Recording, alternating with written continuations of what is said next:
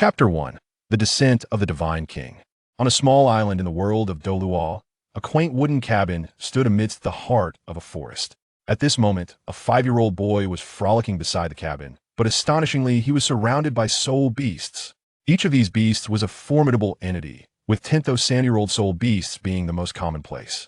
Yet, these creatures were remarkably obedient and even reverent towards a young boy. Suddenly, the clouds above the forest darkened. Whoosh! 2 figures appeared beside the wooden cabin, one male and one female. The man was tall and imposing, standing approximately 190 centimeters tall, with pale blue eyes and short purple hair, clad in a magnificent blue robe. His name was Shing, a divine beast, whose true form was that of a divine dragon. The woman was an exceptionally beautiful maiden, possessing a breathtaking visage that seemed to drain the colors from the very world around her. She stood around 175 centimeters tall, with crimson eyes and flowing red hair, adorned in a striking red gown. Her name was Liu, also a divine beast, her true form being that of a divine phoenix. "Daddy, Mommy," the little boy exclaimed upon seeing the 2 figures. "Xiao Tian." Upon hearing Shing Tian's call, Liu turned and scooped the boy into her arms. "Mommy, is that person chasing us again?" As Shing Tian posed this question, Liu's expression dimmed momentarily, but she quickly regained her composure, smiling as she reassured him, "Xiao Tian, do not worry. Your father and I will protect you."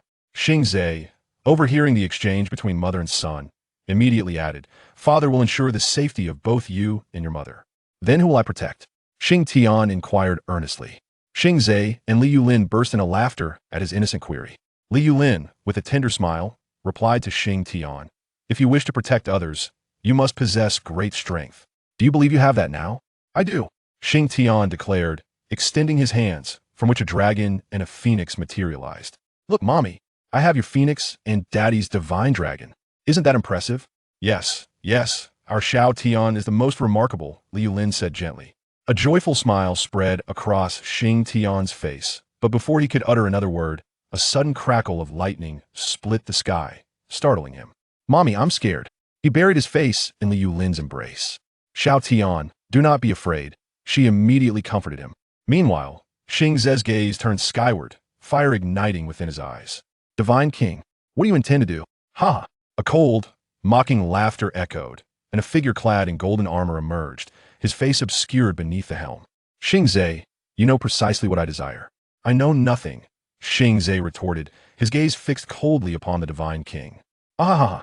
The Divine King laughed heartily at Shing Ze's words, then coldly stated, "Do you not remember the little dragon you raised, the one who calls himself the Dragon God, Xiaolong? He has been stirring restlessly of late. I believe a war within the divine realm is imminent, and as its founder, I must take certain actions, such as eliminating you, his master." Shing clenches fists, roaring in anger, "Do not overreach. Do not think that creating a divine realm makes you invincible. Enough of this banter, let us engage in combat directly." "Very well, I shall oblige." 8 radiant golden rings materialized behind Shing, enveloping him in a layer of blue-purple armor. Ascending into the sky, he pointed at the Divine King, unleashing thousands of purple lightning bolts towards him. Unfazed, the Divine King manifested 9 golden rings behind him, their brilliance outshining Shing Ze's. Thus, their battle commenced, the sky ablaze with dazzling light and the resounding roars of dragons. Divine technique, Dragon's Roar. Shing unleashed a deafening roar that momentarily stunned the Divine King. Seizing the fleeting opportunity, he conjured a golden trident. Raising the trident aloft, a blinding golden light erupted, releasing a formidable energy. In that instant, darkness engulfed the heavens, and the very beings of the Douluo world trembled in fear, desperately seeking escape but unsure of where to flee. Divine technique, Judgment of Death. The trident was hurled by Shing, unleashing a terrifying force that shattered the surrounding space, rendering the world unable to withstand such power. As the trident hurtled towards the Divine King, he suddenly regained his composure, gazing at the incoming weapon with a calm smile. Upon witnessing that smile, Shing heart skipped a beat, sensing an ominous portent. Boom! The trident struck the Divine King, erupting into a towering mushroom cloud centered around him. Yet, with a mere flick of his hand, the tremendous explosion vanished, the trident disappearing without a trace. In the blink of an eye, the Divine King stood before Shing, his right hand piercing through Shing Ze's chest, extracting a vibrant red heart. "Daddy, Liu Lin and Shing Tian cried out in anguish. Xiao Tian, mommy will help daddy, you must hide well. Liu Lin gently set Shing Tian down, her back illuminated by 8 golden rings. Clad in red armor, a pair of fiery wings unfurled behind her. Divine technique, rebirth from flames. Liu Lin transformed into a phoenix, charging towards the Divine King. However, the Divine King merely extended his left hand, forming a grasping motion, causing Liu Lin to freeze midair before plummeting to the ground. Mommy! Shing Tian sprinted towards the direction of his falling mother, but the Divine King's cold snort rendered him motionless. Seeing his son in peril, Xing Zhe kicked the Divine King in the chest, using the force to escape. Divine technique, Dragon's Death Ray. Xing Zhe transformed into a dragon, unleashing a torrent of white light from his massive jaws, shattering the space it traversed and revealing the abyss beyond. Confronted with this onslaught, the Divine King dared not underestimate it, channeling divine energy to defend himself. Boom! The impact of this strike affected the entirety of the Douluo world, causing the land to fracture and the seas to surge violently, threatening to submerge the very island they stood upon. Seizing the moment, Xing Zhe rushed to Liu Lin, cradling her in his arms, before swiftly gathering Xing Tian and holding him close. In one fluid motion, he tore apart the fabric of space, and the family of 3 plunged into the void, escaping. Just as they vanished, the Divine King emerged from the explosion, a gaping hole in his chest that healed in an instant. He cast his gaze upon the rift in space and the crumbling world, and suddenly, he raised his hand, the trident previously wielded by Xing Zhe reappearing in his grasp. Today, I bestow upon you divine consciousness and create the sea god's divine throne. Whoever can harness your power shall be the new sea god. With that, the Divine King cast the trident onto the island, and in an instant, the rising waters ceased, the world on the brink of collapse began to restore, while he pursued the closing rift. Chapter 2. The Boy in the Ice. Countless years later, in the extreme northern reaches, a forbidden zone for humanity. This land was home to innumerable formidable soul beasts, with the Ice Sky Snow Woman clan reigning supreme. Amidst the pristine white snow, a petite figure traversed the snowy expanse. She had long blue hair cascading past her waist, striking blue eyes, and long, fluttering blue eyelashes. To one's astonishment, she was dressed rather lightly, her bare feet sinking into the snow, a sight that tugged at the heartstrings. La la la, the little girl hummed a cheerful tune, bouncing through the snow, muttering to herself, "It seems mommy mentioned something delicious today, I must hurry home." But in the next moment, the girl misstepped, plummeting downward.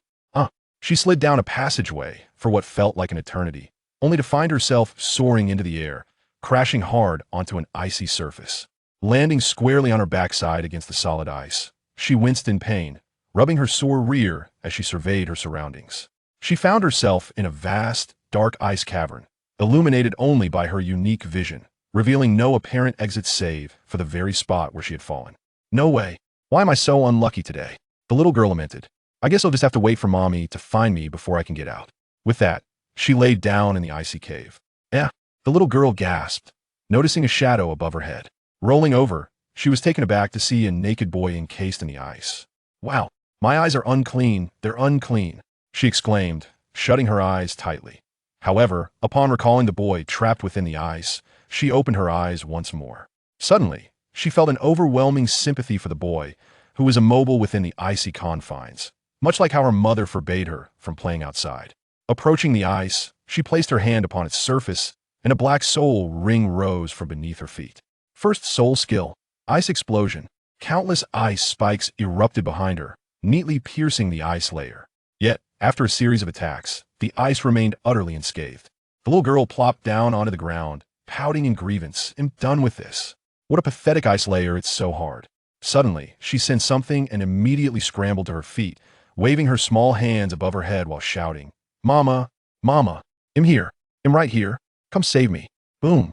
Just as the girl finished her plea, the entire ice cavern exploded, light flooding in alongside a multitude of falling ice shards. "Mom, are you trying to murder your own daughter?" The little girl exclaimed in shock, as a white orb of light enveloped her, turning the ice shards that struck it into steam. "Yeah, what are you doing here?" A remarkably stunning woman descended from above. With a delicate visage, her long blue hair cascaded effortlessly down, and her icy blue eyes exuded an aura of chill, complemented by her sensuously crimson lips that were undeniably alluring. Dressed in a flowing white gown adorned with intricate patterns, her feet were graced with striking crystal shoes that echoed as they touched the ground. From her, one could sense a formidable wave of soul power, alongside a regal authority reminiscent of an emperor. Yet before the little girl, this majesty was rendered inconsequential.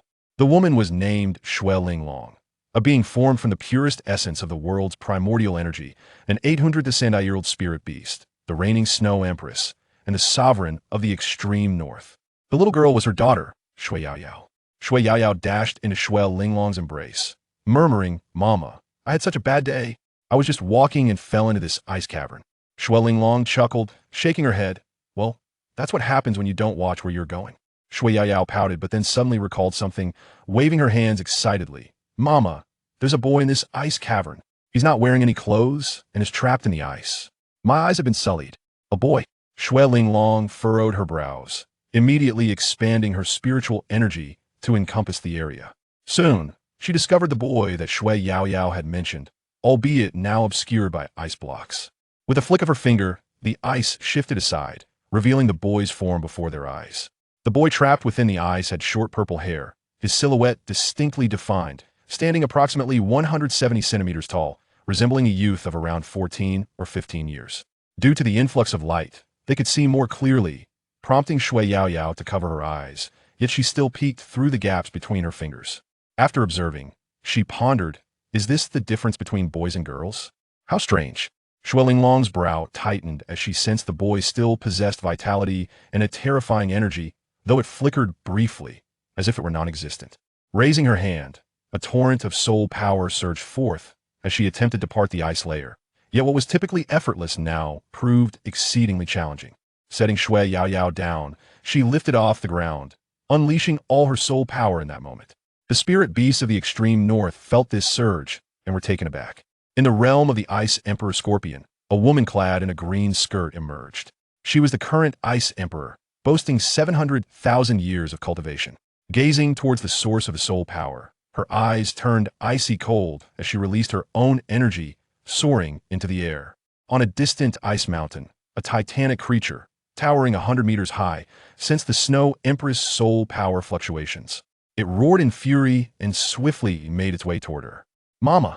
Shua Arrives, witnessing the terrifying soul power emanating from her mother, had already sought refuge aside. Yet she noticed her mother's expression was uncharacteristically grave, igniting a spark of worry within her. At that moment, Shua Arrives realized that despite unleashing such a vast amount of soul power, she could not shatter the ice layer. Recognizing something was amiss, she attempted to retract her power, only to find it utterly futile. Her soul energy seemed to be drawn inexorably into the ice.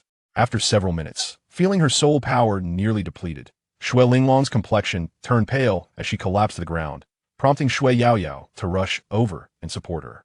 "Mom, are you all right?" Shua Arrives asked anxiously. Shua Arrives shook her head but urgently commanded, "Arrives, we must leave here, quickly." Confused yet compliant, Shua Arrives helped her mother to her feet, preparing to depart. However, they were surrounded by ice walls, rendering escape impossible, and Shua Arrives found herself unable to harness her soul power to lead them away. Crack, crack, crack. At that moment, the ice layer suddenly fissured, unleashing an indescribable sense of oppression.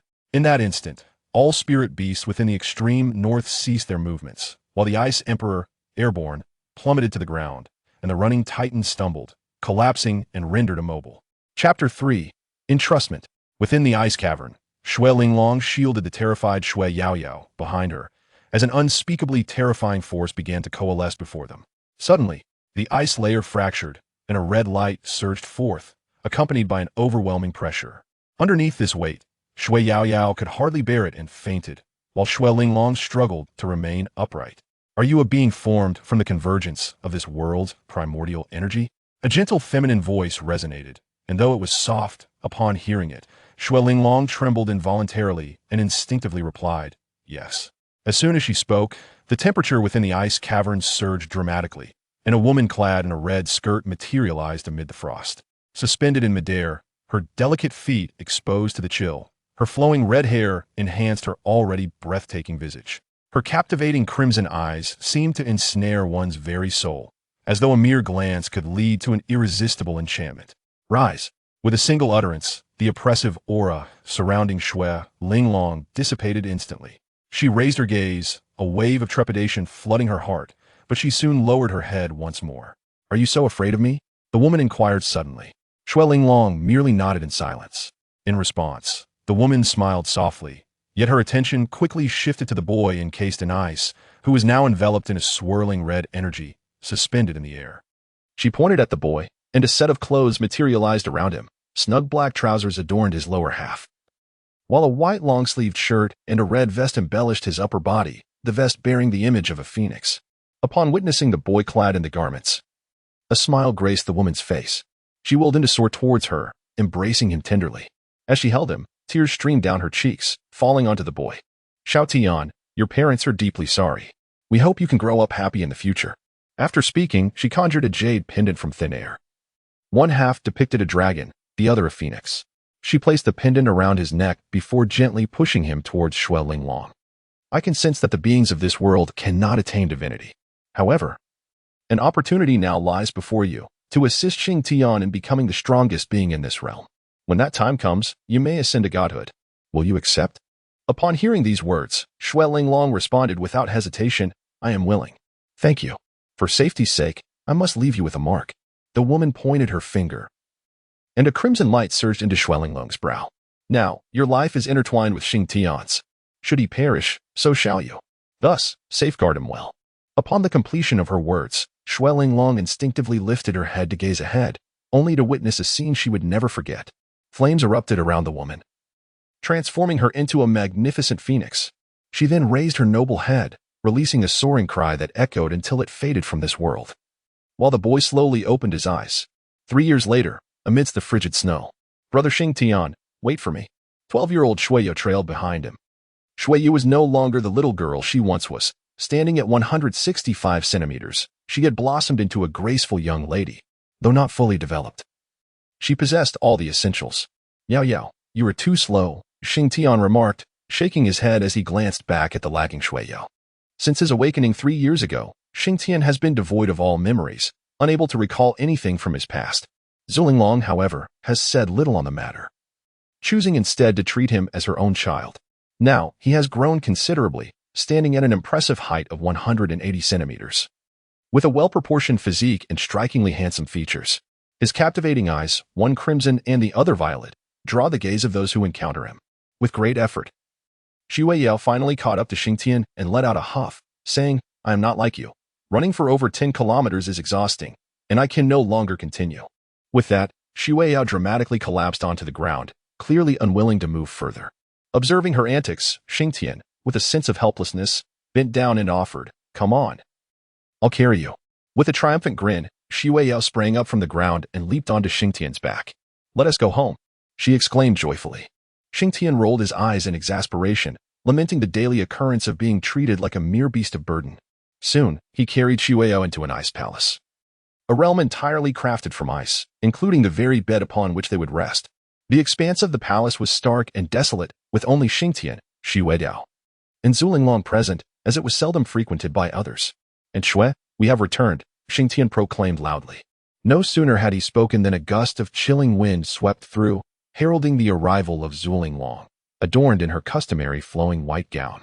She fixed her gaze upon Shueyu, and with a hint of reproach, remarked, "Yao Yao, how old are you now, still requiring your brother Shing Tian to carry you?" With a playful gesture, Shueyu stuck out her tongue at Zhu Linglong, clinging to Shing Tian like a sloth, refusing to let go. Zhu Linglong shook her head in resignation, perplexed by the inexplicable bond Shueyu felt towards Shing Tian. While she too shared a sense of closeness, upon deeper reflection, that sense morphed into an oppressive feeling, reminiscent of the past. "And Shue, there is something I wish to discuss with you," Shing Tian suddenly interjected. "Yes?" Zhu Linglong nodded slightly. "I desire to leave this place and explore the world beyond," he declared. "Why?" Shueyu leapt down, her face contorted with displeasure as she questioned him. Zhu Linglong raised an eyebrow, her gaze piercing into Shing Tian's eyes as she admonished, "Why venture outside? Are you not aware that humanity is a perilous species? What danger do humans pose? Besides, are we not human ourselves?" Shing Tian retorted, "We are merely beings that have assumed a human form, not born of humanity itself. As for the dangers, do you not recall that thousands of years ago, the previous Ice Empress was captured by humans upon leaving the extreme north? Had she not fortuitously encountered that individual? She would have long since become a soul ring. Zhu Linglong's voice brimmed with indignation. Xing Tian fell silent, and after a considerable pause, he finally spoke. I still wish to venture outside. Shui, will you promise me? Shua Linglong, perceiving the resolute glint in his eyes, realized she could not dissuade him. With a sigh, she replied, very well, but you must promise me that each time you transcend your limits, you will return. Furthermore, should you find it impossible to survive out there, you must come back, for this place will forever be your home. All right. Xing Tian nodded with joy. Mother, I wish to accompany him, Shui Yao exclaimed, eager to follow Xing Tian as he prepared to leave. No, Shua Linglong decisively refused. If Xing Tian were to venture out alone, it would be manageable as his true form, even as a titled Douluo, was undetectable. She too had once believed him to be merely human. However, during Xing Tian's breakthrough as a soul master, she had glimpsed his authentic self. Chapter 4. Dragon's Roar. Shui Yao glared at Shua Linglong in discontent, pouting cutely, Mother, if Brother Xing Tian can go, why can't I? Shua Linglong offered no explanation, instead taking Xing Tian to gather his belongings, which only served to puff up Shui Yao's cheeks in frustration, her eyes radiating displeasure. The following day, Xing Tian stood before the Ice Palace, clutching a bundle. Before him loomed the Titan Snow Demon King, majestic as a mountain, alongside the alluring Ice Empress and the elegantly poised Shua Linglong. Shao Tian.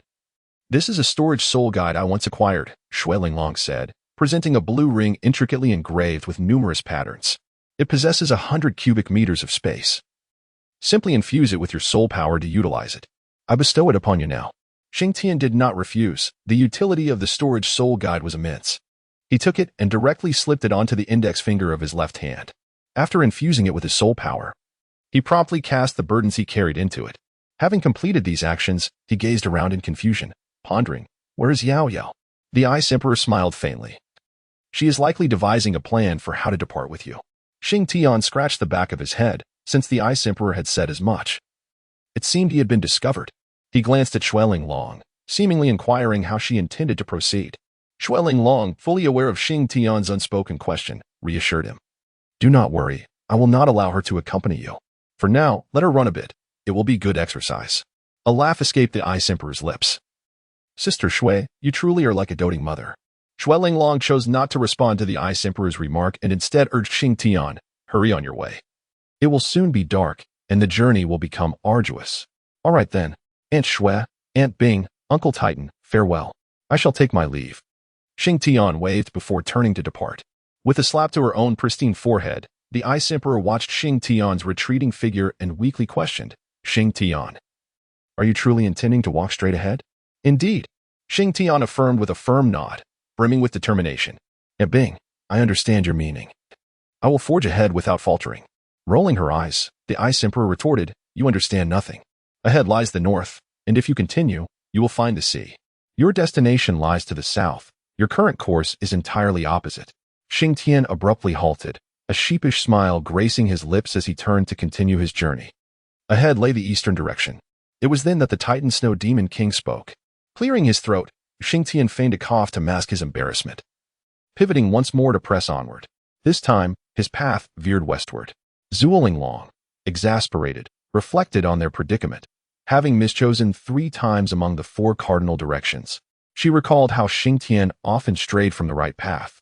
Were it not for Xu Yao's presence, he would have long succumbed to the disorienting vastness of this far northern realm. Xing Tian turned once more, this time finally heading south. However, the 3 companions were concerned that he might lose his way, so the Titan Troll King personally escorted him to the edge of the far north. As they departed, the Ice Emperor sighed, reflecting on their 3 years together and feeling a twinge of reluctance for the little fellow. Why not accompany him? Suggested Shua Linglong casually.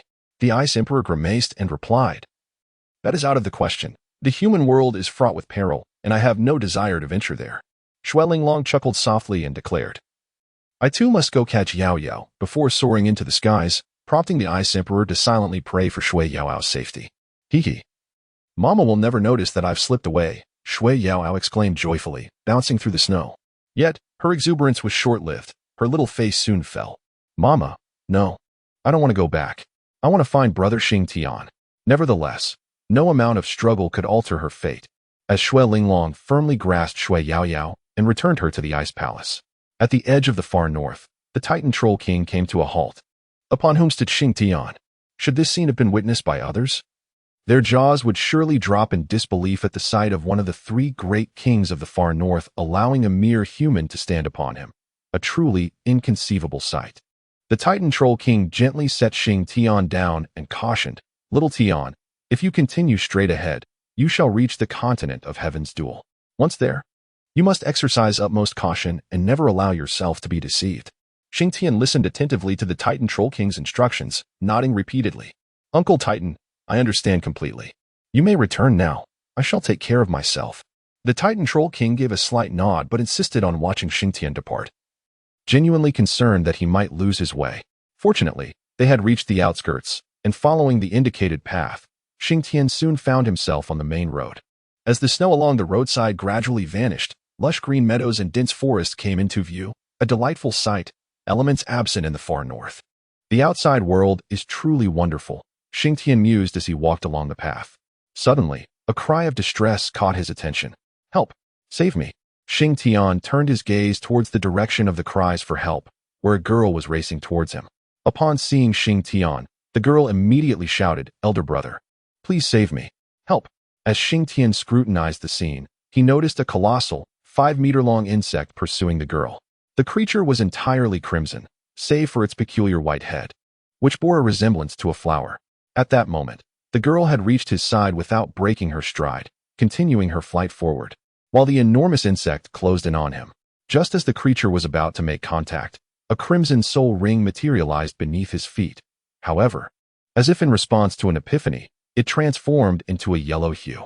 This shift in color was a vivid reminder of his sudden awakening as a soul master, endowing him with such a remarkable ability. Later, he inquired about it with Shua Arrives, who, though uncertain, advised him to employ this power to alter the colors of his first 5 soul rings to yellow or purple whenever encountering humans, warning him against revealing the true color of his soul rings before achieving the rank of Soul Douluo. Presently, he utilized this ability to conceal his authentic crimson soul ring. Fortunate that the girl was too preoccupied with her escape to notice it, otherwise, he would have been troubled anew. However, this was not the time for such concerns. His eyes glinted with a cold light as he unleashed his first soul skill, Dragon's Roar. He opened his mouth and emitted a sound akin to a dragon's roar towards the insect, which immediately began to shrivel and ultimately erupted. As the insect exploded, a yellow soul ring floated into view. 100-year soul beast, perhaps? Shing Tian mused, stroking his chin and scoffing. What a pathetic creature. The girl, who had been fleeing, was momentarily taken aback by the roar. Turning her head, she realized it was the youth employing a soul skill and let out a sigh of relief, having feared the presence of an actual dragon. Upon witnessing the ease with which he dispatched the insect, her eyes sparkled with admiration, prompting her to turn back and run towards him. Chapter 5. Heaven Dou City, thank you for saving me. The girl's voice resonated from behind. Shing Tian turned around to glance, and the girl finally discerned his features. Bathed in sunlight, his handsome visage made her heart inexplicably quicken. How strikingly handsome. Shing Tian was unaware of the girl's thoughts. He merely observed her. Standing at a height of 160 centimeters, she was dressed in unremarkable attire, clad entirely in monotonous black. Her long, single ponytail framed her face, which, although pleasing to the eye, paled in comparison to the breathtaking beauty of Shua Arrives, the Ice Empress, whom Shing Tian encountered daily. Thus, he regarded her appearance as rather ordinary. How rude, Shing Tian remarked coolly. My name is Han Shui, she said with a radiant smile. I am 12 years old. What is your name? Shing Tian, 14, he replied. Shing Tian was, in truth, unaware of his own age. It was only when Shua Arrives assessed his own age that the truth was revealed. Oh, you are 2 years my senior. I shall address you as Brother Shing Tian. Han Shui said with a warm smile, for girls often seek to forge a closer bond with those who possess striking good looks. Shing Tian did not comprehend why Han Shui would say such a thing, yet he did not reject it, allowing Han Shui to assume his acquiescence. Shing Tian, what level are you currently? I am a 13th level soul master. That's quite similar to me. I am a 12th level soul master, and my martial soul is a cat. The phantom cat. Instantly, 2 cat ears sprouted atop Han Shui's head, and she struck a playful pose reminiscent of a cat. Do I need to showcase my martial soul as well? Shing Tian muttered under his breath before unleashing his martial soul. My martial soul is a dragon. A magnificent blue-purple dragon materialized behind Shing Tian, exuding a fierce aura that startled Han Shui, causing her to plop down onto the ground in fright. Upon witnessing Han Shui's fall, Shing Tian promptly retracted his martial soul and rushed to assist her. "I sincerely apologize for startling you. Are you all right?" he said, his face etched with remorse. Han Shui, observing his contrite demeanor, found it difficult to harbor any resentment. "I'm fine, really. It's not your fault," she reassured him as he helped her to her feet. "Shing Tian, I never imagined your martial soul was a dragon. That is indeed a top-tier beast martial soul. Truly remarkable. However, there are numerous dragon martial souls. What is the name of yours?" Upon hearing this question, Shing Tian furrowed his brow slightly, as he had never contemplated such a matter before. However, after a moment's reflection, he realized that no name in this world could possibly do justice to his martial spirit. Indeed, it was simply unworthy, an instinctive realization from the depths of his heart. "My martial spirit shall be called Dragon." "Ah, is that so?" Han Shui appeared somewhat bewildered, yet she was too indifferent to ponder further. "Do you know where the Tiando continent is?" Faced with Shing Tian's inquiry, Han Shui paused for a moment. "The very place you are currently situated is the Tiando continent." "Oh, then where is the city?" "You must be referring to Tiando City. It is quite a distance from here." Upon reaching this point in her explanation, Han Shui cheerfully added, "Fortunately, you encountered me, as I am on my way to Tiando City to find my father, and we are headed in the same direction." Shing Tian nodded in agreement, realizing that if left to his own devices, he would likely wander aimlessly for an eternity. Along the journey, Han Shui posed numerous inquiries, such as Shing Tian's place of origin. He merely responded with the vague mention of a land far to the north, leaving her perplexed. Wasn't the far north a forbidden realm for humanity? How could it possibly harbor inhabitants? "What? You have no place to stay?" Han Shui exclaimed, astonished as she gazed at Shing Tian. "Indeed," Shing Tian affirmed with a nod. "What will you do upon reaching Tiando City?" "I am uncertain," he replied, prompting a surge of frustration within Han Shui. What kind of person was he? Utterly oblivious and lacking direction. Could one truly survive on mere appearances? "Then you may come to my home. I shall inquire with my father about offering you shelter." Shing Tian responded, contemplating for a moment before adding, "Thank you." Han Shui smirked slightly, finding his delayed reaction amusing. Well, she thought, at least she had picked up a handsome companion along the way. The more she looked at him, the more striking he appeared. As night fell, the two finally beheld a radiant sight. "Look, there stands the gate of Tiando City." Han Shui pointed ahead. Before them rose a towering city wall, patrolled by soldiers clad in gleaming silver armor, with similar sentinels stationed below. Behind the wall lay a bustling metropolis, thriving with life. Shing Tian gazed intently at the scene before him and strode forward, with Han Shui promptly following in his wake. Upon reaching the city gate, a soldier clad in armor obstructed their path. The soldier's authoritative voice rang out, "Young ones, please present your identification for inspection." Without hesitation, Han Shui produced a card from her belongings, her identification.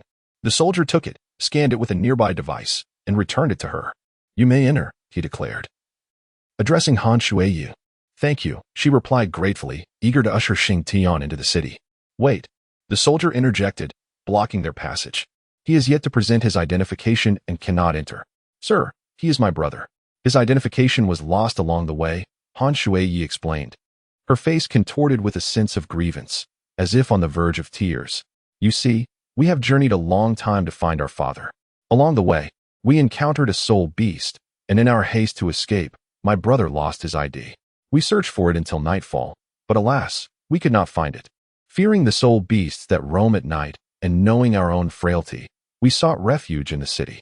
Please, I implore you to let us in." The soldier, taken aback by Han Shui's distress, found himself in a quandary. Just then, a black soul-guiding vehicle approached.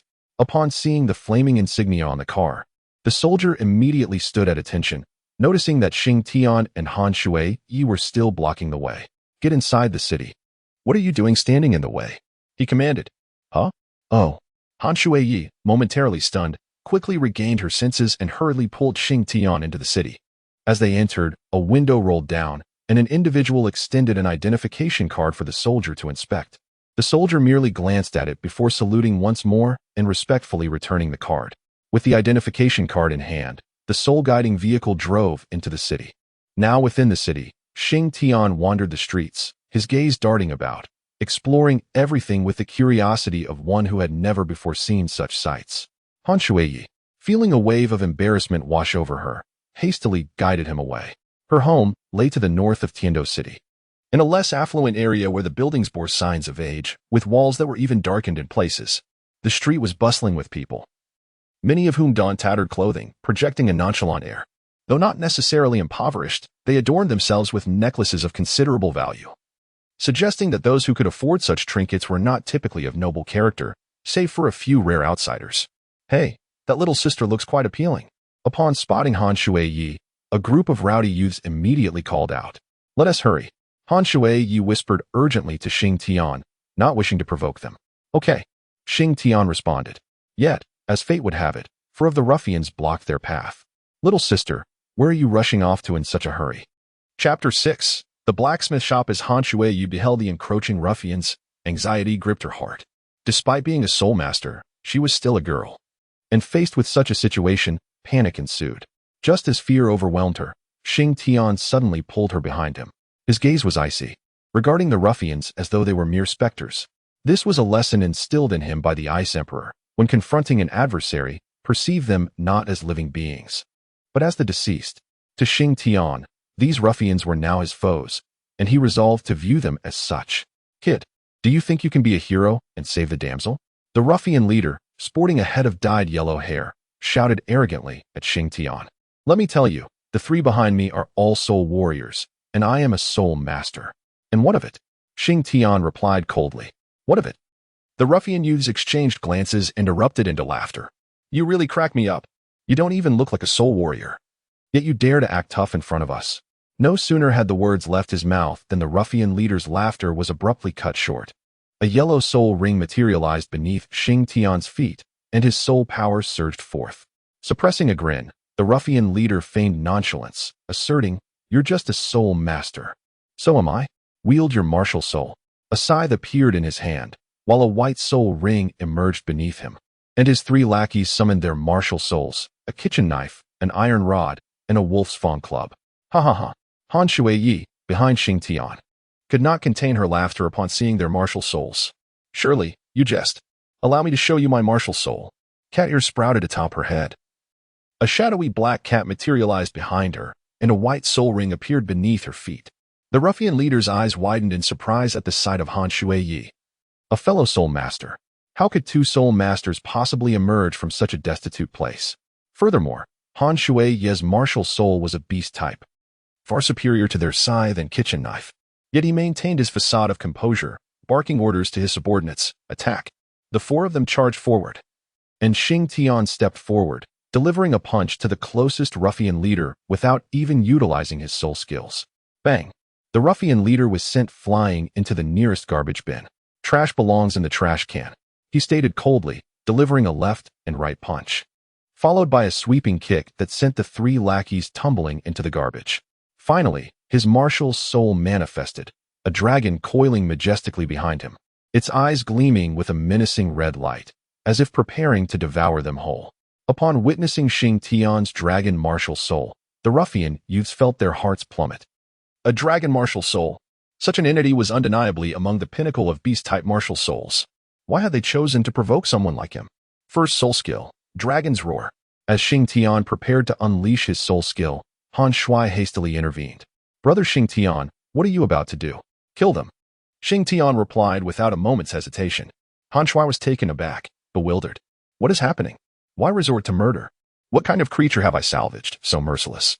The 4 ruffian youths, upon hearing this, were instantly paralyzed with fear, the mingling stench of sweat and refuse overwhelming their senses. Nevertheless, they had little choice. The ruffian leader cried out, Big brother, please, we beg you, do not take our lives. We are willing to serve you in any capacity, just spare us. Silence. Han Shui admonished the ruffians before pulling Shing Tian aside. Brother Shing Tian, you cannot genuinely intend to kill them, can you? If not, then what? Shing Tian's frosty tone left Han Shui momentarily speechless. No, this cannot be. Regaining his composure, Han Shui fervently shook his head. If you take their lives, you will face the penalties of federal law. What does that entail? Is it grave? Shing Tian furrowed his brow. Grave? It is exceedingly serious. You will be apprehended for questioning and ultimately imprisoned. Shing Tian wore a perplexed expression, utterly unaware of the circumstances at hand.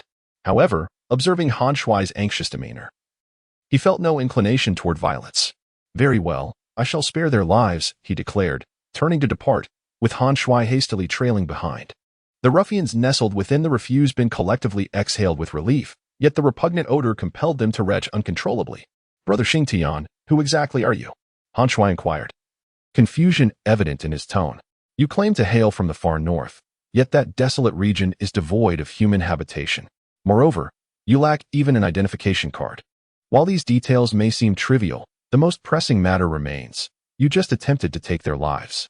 Are you not aware that taking a life indiscriminately constitutes a crime? Shing Tian suddenly halted, turning his gaze towards Han Shuai. Han Shuai, captivated by his enchanting purple and red eyes, felt her cheeks flush. Why are you staring at me? She stammered, a hint of shyness in her voice. I apologize. I am unfamiliar with the customs here. If I have committed any faux pas, please inform me, and I shall adhere to your guidance. With a sincere expression of regret, Shing Tian bowed deeply. Han Shuai hurriedly reached out to support him. Shing Tian, please don't be like this. I only fear that you might be apprehended for committing violence. I shall refrain from harming anyone, Shing Tian assured her. Wonderful, Han Shuai exclaimed, her spirits lifted. She grasped his hand, urging, let us hasten. My home is just ahead. After a brief stroll, they arrived at Han Shuai's residence, a blacksmith shop run by her father. Upon entering, they were immediately greeted by the sharp scent of metal. From a distance, the rhythmic clang of a hammer striking metal resonated. Ding, ding, ding. Father, I have come to see you. Han Shuai called out as soon as she stepped into the room. Receiving no reply, she muttered, I knew he would be engrossed in his work. Entering the smithy, Shing Tian followed closely behind, soon spotting a muscular man standing bare-chested before the forge, hammering away at a piece of iron. Taking a deep breath, Han Shuai mustered her courage and shouted, Dad. The sudden exclamation startled the middle-aged man, who abruptly halted his hammering, prepared to scold the intruder. However, upon recognizing his daughter, his irritation dissipated instantly. Xiaoyi, you've come. He beamed, his face lighting up with joy. Yet, when he noticed Shing Tian beside her, his expression became serious. Who is he? This is Shing Tian, Han Shuai explained, drawing closer to her father and whispering, I found him on my way here. I believe he has some issues. He knows nothing and doesn't even possess an identification card, yet he is a 13th level soul master, and his martial spirit is a dragon. Huh. Han Shuai's father widened his eyes in disbelief. You managed to pick up someone like him? Why not just ascend to the heavens? Though he refrained from voicing his thoughts, his incredulity was palpable. Han Shuai then stepped back to Shing Tian's side, introducing him. This is my father, Han Xian. Shing Tian gazed respectfully at Han Xian, greeting him with, Hello, Uncle Han. Chapter 7. Acceptance. Han Xian nodded slightly, then turned to Han Shuai, perplexed, and asked, What do you mean by bringing him back? Han Shuai's large eyes twinkled mischievously as she chuckled. Dad, look how pitiful he is. I thought we could let him stay with us. Besides, he saved me twice today. This is my way of repaying his kindness. What on earth happened today? How did he save you? Han Xian inquired anxiously. Thus, Han Shuai recounted the events of the day, causing Han Xian to feel a wave of panic. He silently vowed never to allow his daughter to venture out alone again. However, he pulled Han Shuai aside and whispered, Daughter, are you out of your mind? You know our situation. Your grandmother is still ill and needs money for treatment. Once the holidays are over, you must return to school. How can I afford to support this boy? Han Shuai pouted but remained silent. As the holidays were upon them, she had come primarily to assist her father and earn some extra money, while her mother took care of her grandmother in the village. She glanced at Shing Tian, noting how he stood there like a wooden post, and wondered what might become of him if he were sent away. Seeing his daughter's expression, Han Xian sighed and relented. All right, let him stay for a while.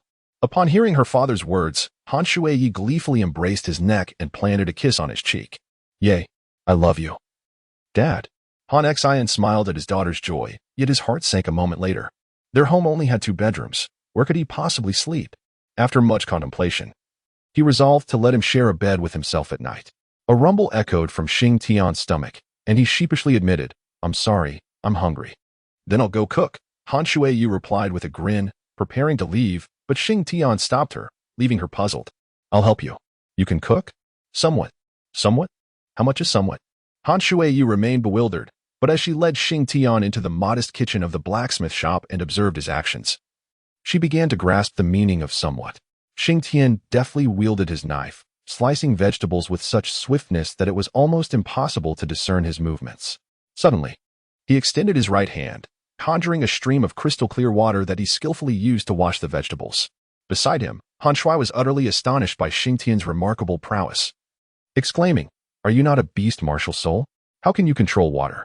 Xing Tian replied, "My martial soul possesses water attributes, thus enabling me to manipulate water." He then proceeded to stir-fry with a level of expertise that belied his mere 3 years of experience, which had been spent in the frigid northern lands. Snowling Long and Snowyo seldom consumed food, while the Ice Emperor and Titan Giant King had peculiar tastes that leaned towards raw, bloodied fare. Consequently, Xing Tian resolved to fend for himself in such unyielding circumstances. However, the initial task of kindling a fire proved to be a formidable challenge. The vast snowy expanse of the extreme north offered no firewood, making the endeavor nearly impossible. Yet, he persisted, and after navigating a series of trials, he finally managed to ignite a flame. Faced with a new dilemma of how to prepare palatable dishes, he dedicated approximately a month to perfecting his culinary skills. Eventually, he succeeded in creating delectable meals, drawing even the usually indifferent Snowling Long and Snow Yadi's culinary creations under his influence. The Ice Emperor and Titan Giant King also transitioned to consuming cooked food. The sizzling sound of the dishes being cooked filled the air as Xing Tian plated the food and presented it to Han Shui. A delightful dinner unfolded. After the meal, Han Xian leaned back in his chair and let out a satisfied belch, complimenting Xing Tian, "Your cooking is truly exquisite." Xing Tian humbly replied, "You flatter me, Uncle Han." Han Xian waved his hand dismissively and added, "Do you still not possess an identification card? Tomorrow, I shall accompany you to obtain one." "Thank you, Uncle Han." Xing Tian responded gratefully. Han Xian nodded in approval, finding satisfaction in Xing Tian's obedience and culinary talents, which made the prospect of sharing meals all the more appealing. That evening, the three of them washed up and retired for the night. The following morning, Xing Tian arose early, not by choice, but due to the clanging of Han Xian's blacksmithing. He dressed and stumbled out with heavy eyelids. "Brother Xing Tian, you seem like you haven't had enough rest," Han Shui playfully remarked, emerging from her hiding place. "Huh." Xing Tian let out a great sigh, his expression somewhat bewildered as he nodded, which elicited a soft laugh from Han Shui. Despite being older than her, he occasionally resembled a child in certain situations. "Brother Xing Tian, without your toothbrush, shall I take you to buy one later? You should wash your face and have breakfast first." "I must go assist father now," Han Shui advised before carrying the basin of water towards Han Xian. Xing Tian nodded and proceeded. The breakfast was quite simple, consisting merely of a bowl of congee, which Xing Tian did not critique and consumed in a single gulp. Subsequently, he approached Han Xian, observing him as he forged iron, while beside them, Han Shuiyu assisted her father by wiping his sweat and moving some items. "Allow me to assist." Xing Tian took a piece of iron from Han Shuiyu, which weighed around 10 or so pounds. However, to him, it felt as light as a feather. "Xiaoyi, hand me the iron," Han Xian shouted. "Quickly, give the iron to my father," Han Shuiyu urged Xing Tian. Xing Tian promptly approached and handed the iron to Han Xian. Upon receiving it, Han Xian placed the iron upon the forging platform, and with a mighty blow, the colossal hammer struck the iron block. The rhythmic clang of metal echoed through the air as he continued to strike. Standing off to the side, Xing Tian remained motionless, observing intently. He noticed that as Han Xian hammered the iron, it gradually diminished in size, which left him in a state of perplexity. Time passed, and the iron block turned a fiery red, its volume significantly reduced from its original form. At that moment, Han Shui brought over a basin of cold water. Han Xian, using tongs, immersed the iron block into the water. With a hissing sound, steam billowed forth. "Uncle Han, I have a question," Xing Tian suddenly spoke. What is your question?" he inquired. "Why does the iron block become smaller with each strike?" "Ah, that is because I am hammering out the impurities within the iron. Without these impurities, the weapons forged will be of superior quality." Xing Tian, feeling a sudden itch of curiosity, gazed at the iron block not far away. His nature compelled him to seek understanding of the unknown, to delve deeply until he had unraveled its mysteries. "Uncle Han, may I strike a piece of iron?" Han Xian, who was sipping water, immediately sprayed it out upon hearing the question. "You wish to forge iron?" Chapter 8. The incredibly strong Xing Tian in response to Han Xian's inquiry. Xing Tian nodded vigorously. Indeed, I wish to forge iron. Han Xian scrutinized Xing Tian. Although he was not particularly muscular, his physique was commendable, prompting him to acquiesce. He stepped aside, selected a 5-pound piece of iron, and handed Xing Tian a 10-pound hammer. Iron must be tempered through relentless effort. Your task now is to hammer out all the impurities from this iron. With that, Han Xian settled onto a nearby bench, observing intently. Xing Tian nodded, firmly gripping the hammer and swinging it twice with a slight furrow in his brow, as if feeling a hint of lightness, though he refrained from voicing his concern. With a resounding crash, he swung the hammer with great force, creating a deafening sound as the iron block began to flatten, even bending the handle of the hammer. By heavens! Han Xian exclaimed, rising abruptly. He hurriedly glanced over, relieved to see that the forging platform remained unscathed, allowing him to breathe a sigh of relief. Xing Tian blinked his large eyes twice and turned to Han Xian. Uncle Han, this hammer is remarkably sturdy and surprisingly light. Han Xian did not respond, inwardly scoffing at the remark. How could it possibly be sturdy? This 10-pound iron hammer feels excessively heavy to me, yet he finds it light. Has this lad consumed some sort of strength potion? Such extraordinary power. With a single strike, he managed to deform the iron, and now the hammer appears battered as well. Sighing, Han Xian ultimately let out a breath of resignation. Xing Tian's immense strength could be harnessed for forging, which would save him considerable effort. Thus, he said, there is no heavier hammer available, so make do with this one. Choose another hammer, and this time, ensure you control your strength properly. Xing Tian nodded, replacing his hammer with another. This time, he mastered the force exerted as he struck down. The resounding clang of the hammer against the iron reverberated, causing Han Xian's heart to quiver momentarily. Fortunately, the hammer remained unscathed, though the iron block had indeed warped. With each blow, Han Xian narrowed his eyes slightly. Xing Tian, although your strength is formidable, have you not realized that much of that power is not concentrated upon the iron? Xing Tian paused to scratch his head and nodded, saying, it seems that way. Previously, I exerted considerable effort and indeed discovered that much of my strength was dissipated. This time, I applied a gentler touch. Yet the force still scattered. Precisely, Han Xian replied with a hearty laugh. You have yet to master the art of controlling your power. If you could concentrate your strength even slightly, achieving an unyielding resolve would not be a mere fantasy. Then how shall I gather my strength into a singular point? Xing Tian inquired. Forge iron. Practice daily, Han Xian advised, as he tossed a pile of unshaped iron beside Xing Tian and placed a bowl of water not far from the forge. Ensure that the water does not spill. Now, commence your forging. Brother Xing Tian, I shall assist you with the bellows. No need. I shall manage it myself. Xing Tian resolutely declined Han Shuai's offer, choosing instead to operate the bellows himself, intensifying the flames. He then grasped the hammer once more and resumed his forging. The rhythmic clang of the hammer echoed through the air, each strike delivered with considerable force, causing the nearby bowl of water to tremble and spill. Observing this, Han Xian merely instructed Han Shuai to refill the bowl, allowing the water to overflow before adding more. Unbeknownst to him, countless iron pieces had been struck throughout the process, continuing until midday. It was only then that Xing Tian, feeling the ache in his arms, was prompted by Han Xian to cease his labors. Are your arms sore? Han Xian inquired. Xing Tian nodded, expressing a hint of soreness. Upon hearing this response, Han Xian couldn't help but smirk, secretly contemplating, after a whole morning of forging. Only a slight ache? Truly, he possesses the makings of a blacksmith. However, while he has strength, the challenge lies in mastering it. I hope this method will aid him in achieving control. Let's prepare a meal. This afternoon, I will accompany you to obtain your identification card. Han Xian said to Xing Tian. Xing Tian, without uttering a single complaint, turned and made his way to the kitchen to commence the preparation of the meal. Meanwhile, Han Xian observed the iron that Xing Tian had forged, noting that the impurities had been largely eliminated. However, it still required a touch more refinement. He continued to work on it for a while longer, striving for perfection. After lunch, Han Xian took Xing Tian to the Federation office to register for an identification card. What? 1,000 Federation coins? Why is it so expensive? Han Xian exclaimed, his face a portrait of shock as he gazed at the clerk at the counter. I apologize, sir. Your child lacks a birth certificate and has no prior records, which makes the process rather cumbersome and consequently costly, the clerk explained. This revelation left Han Xian in despair. For without an identification card, Xing Tian risked expulsion from Dou City. Reluctantly, he paid the steep price of 1,000 Federation coins. As the processing of Xing Tian's identification card would take a week, they returned to the blacksmith shop after completing the necessary formalities. On the way back, Han Xian chided Xing Tian. You've drained me of 1,000 Federation coins. You need to repay me. All right, Xing Tian responded succinctly. For the following week, Xing Tian immersed himself in the life of a blacksmith, honing his craft daily. His forging skills improved significantly, and fatigue was a foreign concept to him.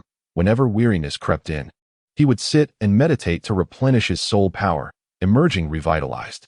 Remarkably, during this period, he ascended to the rank of a level 14 soul master.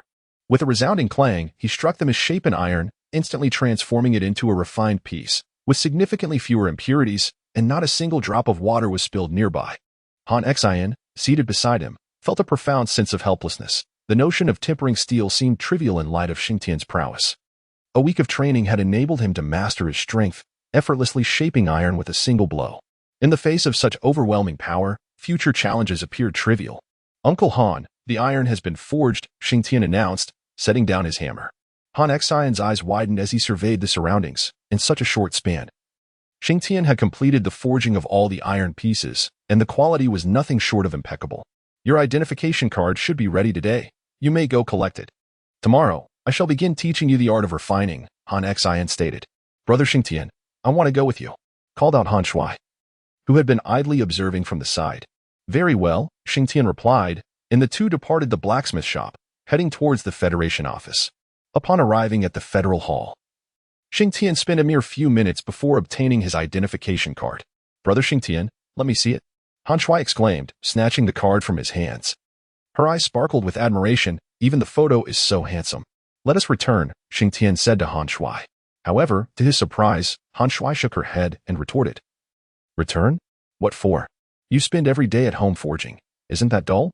Xing Tian shook his head and replied, I do not find anything of interest dull. Han Shui placed her hand on her forehead. She immediately took Xing Tian's hand and led him away from the Federation. Today, she wished to leisurely explore the bustling streets of Tianduching with him. As they walked, numerous soul-guided vehicles passed by, and an array of shops lined the sides of the street. Han Shui was eager to step inside and browse, yet the exorbitant prices deterred her from doing so. Xing Tian naturally recognized the issue. However, he chose not to voice it and instead followed Han Shui. Chapter 9. A Final Strike. Xing Tian and Han Shui had been wandering for quite some time, and as dusk began to fall, they still had not purchased anything, not even a morsel to eat. They had simply strolled about for an entire afternoon, yet despite this, Han Shui felt an overwhelming sense of joy within her heart. Don't you wish to buy something? Xing Tian suddenly inquired. Han Shui rolled her eyes and replied, Xing Tian, I'm afraid I have no money. Xing Tian fell silent as he returned to the blacksmith shop alongside Han Shui. For the following month, he either immersed himself in forging iron or diligently learned the art of crafting weapons under Han Xian's guidance. Uncle Han, I have completed the forging. Xing Tian handed a sword to Han Xian. He took it and examined it briefly before plucking a strand of hair and placing it upon the blade, which severed the hair effortlessly. Excellent. At last, you have forged a truly remarkable sword. Upon hearing Han Xian's praise, Xing Tian revealed a smile. After nearly 1,000 practice sessions, he had finally achieved some modest success. However, had others heard his words, they would undoubtedly scoff.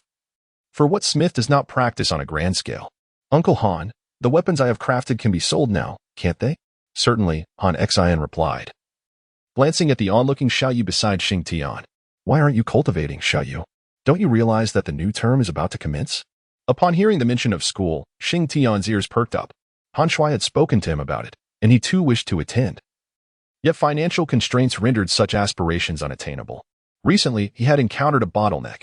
His soul power had seen little advancement, prompting a desire for a brief respite. Han Shui spoke softly, and naturally, Han Xian could hear her. However, he felt powerless in this situation, for he was merely an ordinary blacksmith, lacking any means to assist with the cultivation of soul masters. Xing Tian, you too seem to be a soul master. Do you possess any methods to guide Xiaoyu? Han Xian inquired. In response to Han Xian's question, Xing Tian shook his head. I have no methods. I can only cultivate my soul power. With a sigh, Han Xian realized there was no alternative but to rely solely on Xiaoyu. Uncle Han, if I were to forge 100 weapons in a single day and sell them all, how much could I earn? Xing Tian suddenly asked. 100? Han Xian chuckled. I can manage at most 10 in a day, You think you could forge 100? Shing Tian offered no rebuttal, merely fixing his gaze upon Han Xin. Under such scrutiny, Han Xin felt an inexplicable shiver run down his spine, prompting him to instinctively respond, even if you could engage in 100 battles. We still would not be able to sell such a vast quantity of goods. Shing Tian fell into silence. He had initially envisioned crafting 100 weapons each day, hoping that the profits would afford him the means to pursue his education. However, it now appeared that this dream was unattainable. As he lingered in his thoughts, a voice broke the stillness. Master, do you possess the ability to repair weapons? A tall, lean man entered the blacksmith shop, his face marred by a scar, cloaked in a dark mantle that concealed a formidable blade beneath. Upon witnessing the tall, slender man, Shing Tian sensed a fluctuation of soul power. He was indeed a soul master. Han Xin rose, a smile gracing his face as he courteously inquired, "What weapon would you like repaired?" The tall man retrieved a large blade from beneath his cloak and handed it to Han Xin. The blade measured 110 centimeters in length. As Han Xin unsheathed it for inspection, he noted that half of the blade was already broken. Why not simply replace this broken sword? Han Xin questioned, puzzled. The tall man offered no explanation, merely stating, "If it can be repaired, then repair it. If not, I shall seek assistance elsewhere." Of course, Han Xin hastily replied. However, as he examined the blade's material more closely, his brow furrowed. "This blade is made of cold iron, a material I do not possess. You will need to allow me some time." "How long will it take?" the tall man asked. After a moment of contemplation, Han Xin responded, 3 days. "Very well. I shall return for the blade in 3 days, the tall man said before departing. Once the tall man had left, Han Xin could hardly contain his excitement, exclaiming, "Ha ha ha. Cold iron. A sword of such material could fetch 5,000. Upon hearing the mention of 5,000 eyes, Shing Tian's expression brightened. He was well aware of what cold iron was, yet he hadn't anticipated that weapons forged from such material could command such a price. At that moment, Han Shui cast a sidelong glance at her father, remarking, "Father, you are already contemplating so much without even possessing cold iron." Han Xin found himself interrupted by his daughter, feeling a wave of embarrassment wash over him. He cleared his throat twice and replied, "I am merely preparing to procure some, my dear." Subsequently, Han Xin instructed Shing Tian to forge several pieces of armor, as these were orders placed by others the previous day and were due for delivery the day after tomorrow. Given his need to acquire cold iron, he had no choice but to enlist Shing Tian's assistance for the creation. "I have already laid out the molds for the armor. Please forge them diligently," Han Xin urged. "Rest assured, Uncle Han," Shing Tian assured him. Han Xin nodded and then departed from the blacksmith shop. As his father left, Shing Tian's sister exclaimed, "Brother Shing Tian, may I assist you with the bellows?" Shing Tian initially intended to refuse, but after some contemplation, he acquiesced. As it was his first endeavor in crafting armor, he was determined to concentrate fully and produce the finest quality. With Han Shui operating the bellows, the temperature soared rapidly. Shing Tian placed a block of impure iron into the forge and grasped his hammer, beginning the forging process. His strikes were swift, almost 2 per second. And within mere minutes, a piece of refined iron emerged. He carefully placed the refined iron back into the furnace, waiting for it to liquefy before pouring it into the mold to commence shaping. Approximately an hour later, a pair of ebony gauntlets took form, after which Shing Tian meticulously carved patterns upon them, polished them with care, and washed them clean, resulting in a splendid pair of silver gauntlets. This was the culmination of a month's learning. Initially, Han Xin had been skeptical, having spent 3 years to achieve similar results. Yet he found it hard to accept being surpassed so effortlessly by Shing Tian. However, the evidence lay before him, and he had no choice but to acknowledge it. "Well, Brother Shing Tian, these gauntlets are truly exquisite," Han Shui exclaimed as she arose from the bellows, gazing at the gauntlets in Shing Tian's hands. "They are decent, I suppose," Shing Tian replied modestly, though a joyful smile betrayed his satisfaction. After all, this was his inaugural creation. Next, he aimed to forge the accompanying armor, which would be considerably more time-consuming, likely extending into the following day. At the shop in Dou City, Han Xin approached the shopkeeper, holding a palm-sized piece of cold iron. "How much for this cold iron?" he inquired. The shopkeeper, a balding old man, beamed upon noticing Han Xin's selection of cold iron. "Good sir, this piece is 3,000, quite a bargain. Wouldn't you agree?" Han Xin furrowed his brow at the price. "This cold iron is rife with impurities, and you expect me to pay 3,000? You might as well rob me." The shopkeeper's smile faltered as he realized he had encountered someone knowledgeable. Rubbing his hands together, he replied, "Then how about 2,000? 1,000? Oh dear. At 1,000, I would incur a significant loss. How about 1,009? The shopkeeper implored, his face filled with despair. Not a chance. This cold iron is worth at most 1,000, Han Xin asserted decisively. The shopkeeper scoffed, dream on. 1,000 for my cold iron? If you don't wish to buy, kindly leave and don't hinder my business. Han Xin said nothing further and turned to exit. Considering even 500 too steep a price for such inferior cold iron. Chapter 10. The setting sun forest that night, Han Xin returned to the blacksmith shop. Father. You're back.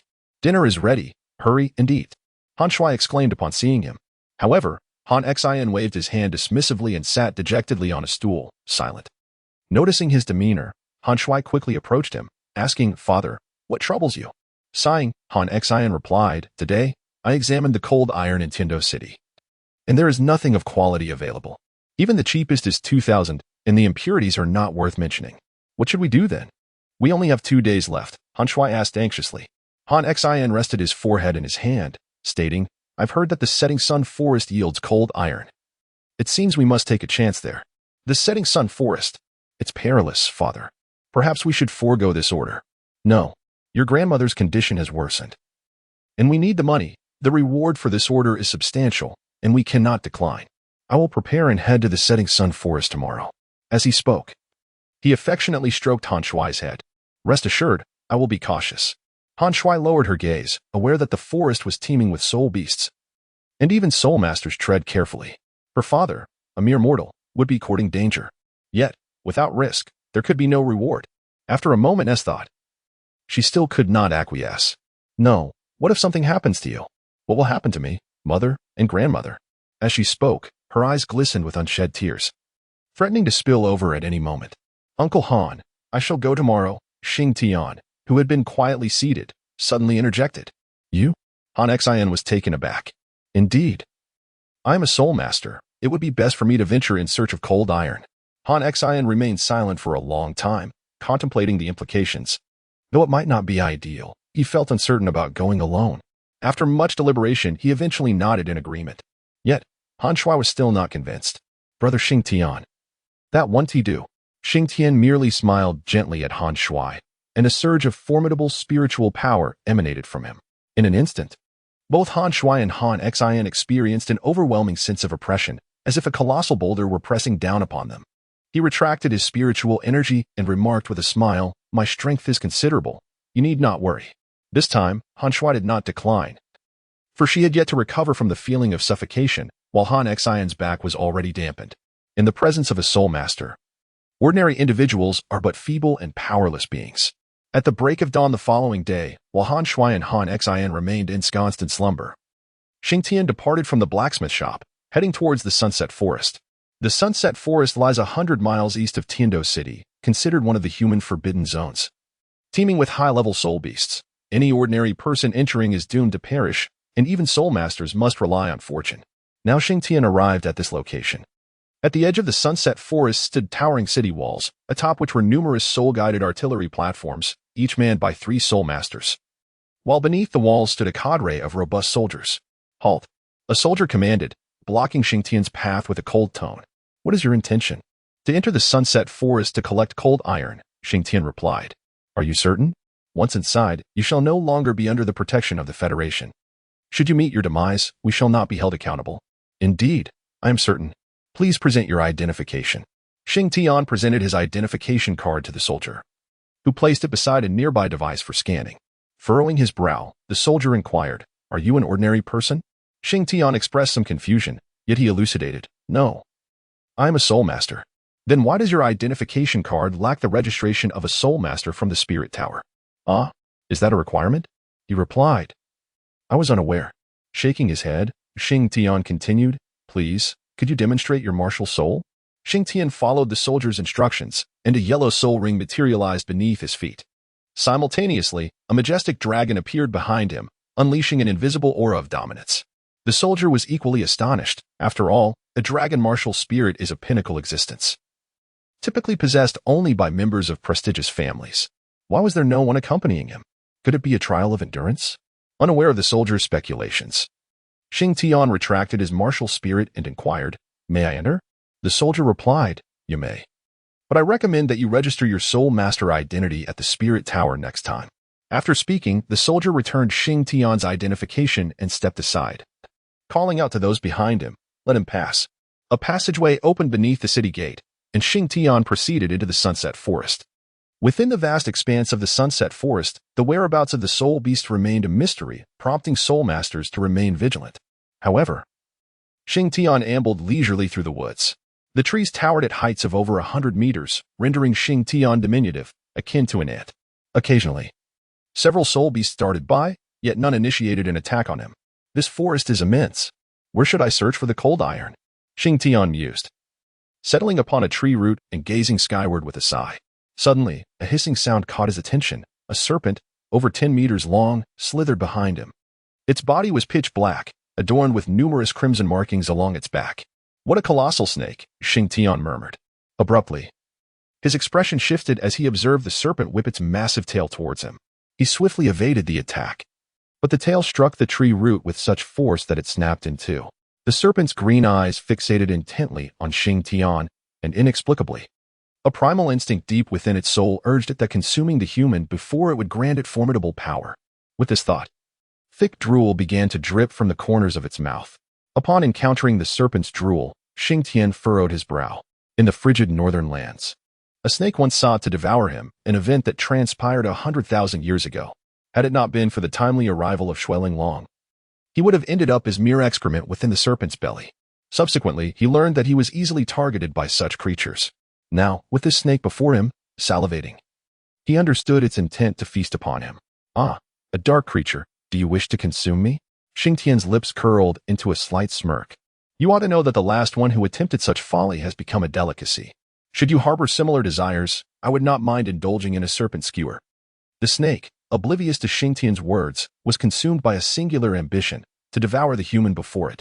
It opened its cavernous maw, lunging toward Shing Tian with ferocity.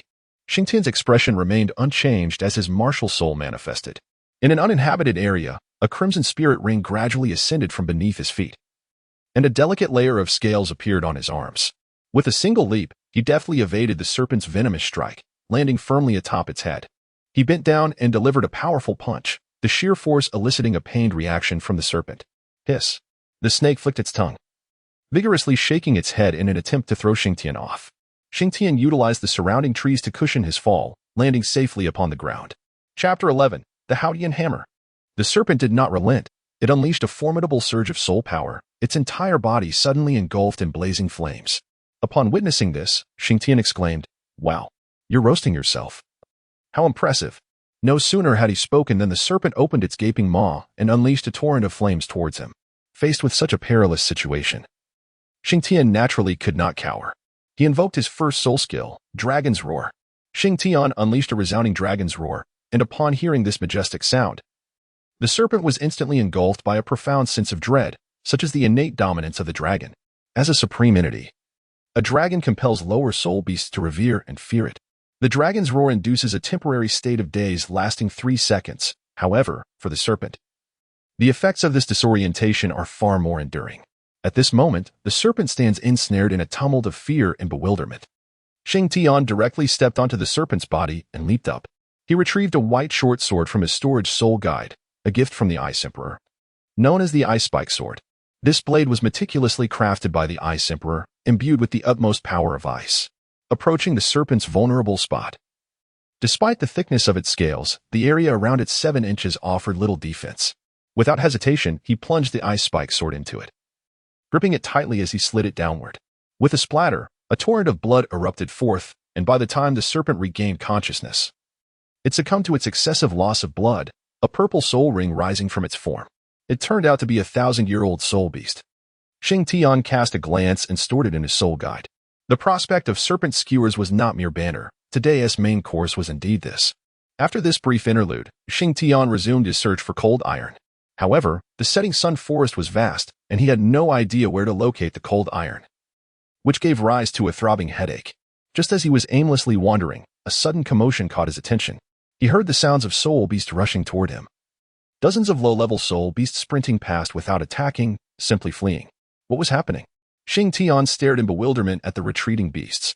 Yet, in the next moment, a powerful surge of soul power erupted from not far away, sending waves of dread coursing through him. What transpired over there? Curiosity piqued.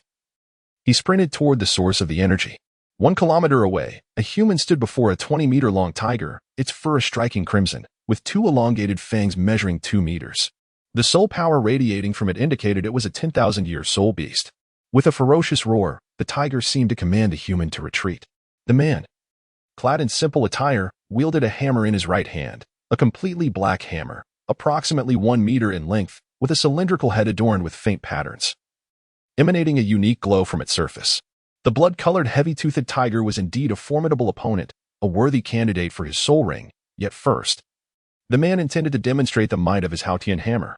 The Haotian Hammer was renowned as the premier weapon spirit in the world. The man proclaimed as 3 purple and 2 black soul rings arose beneath him, revealing him to be a soul king. Let me show you my hammer technique. The chaotic wind hammer technique.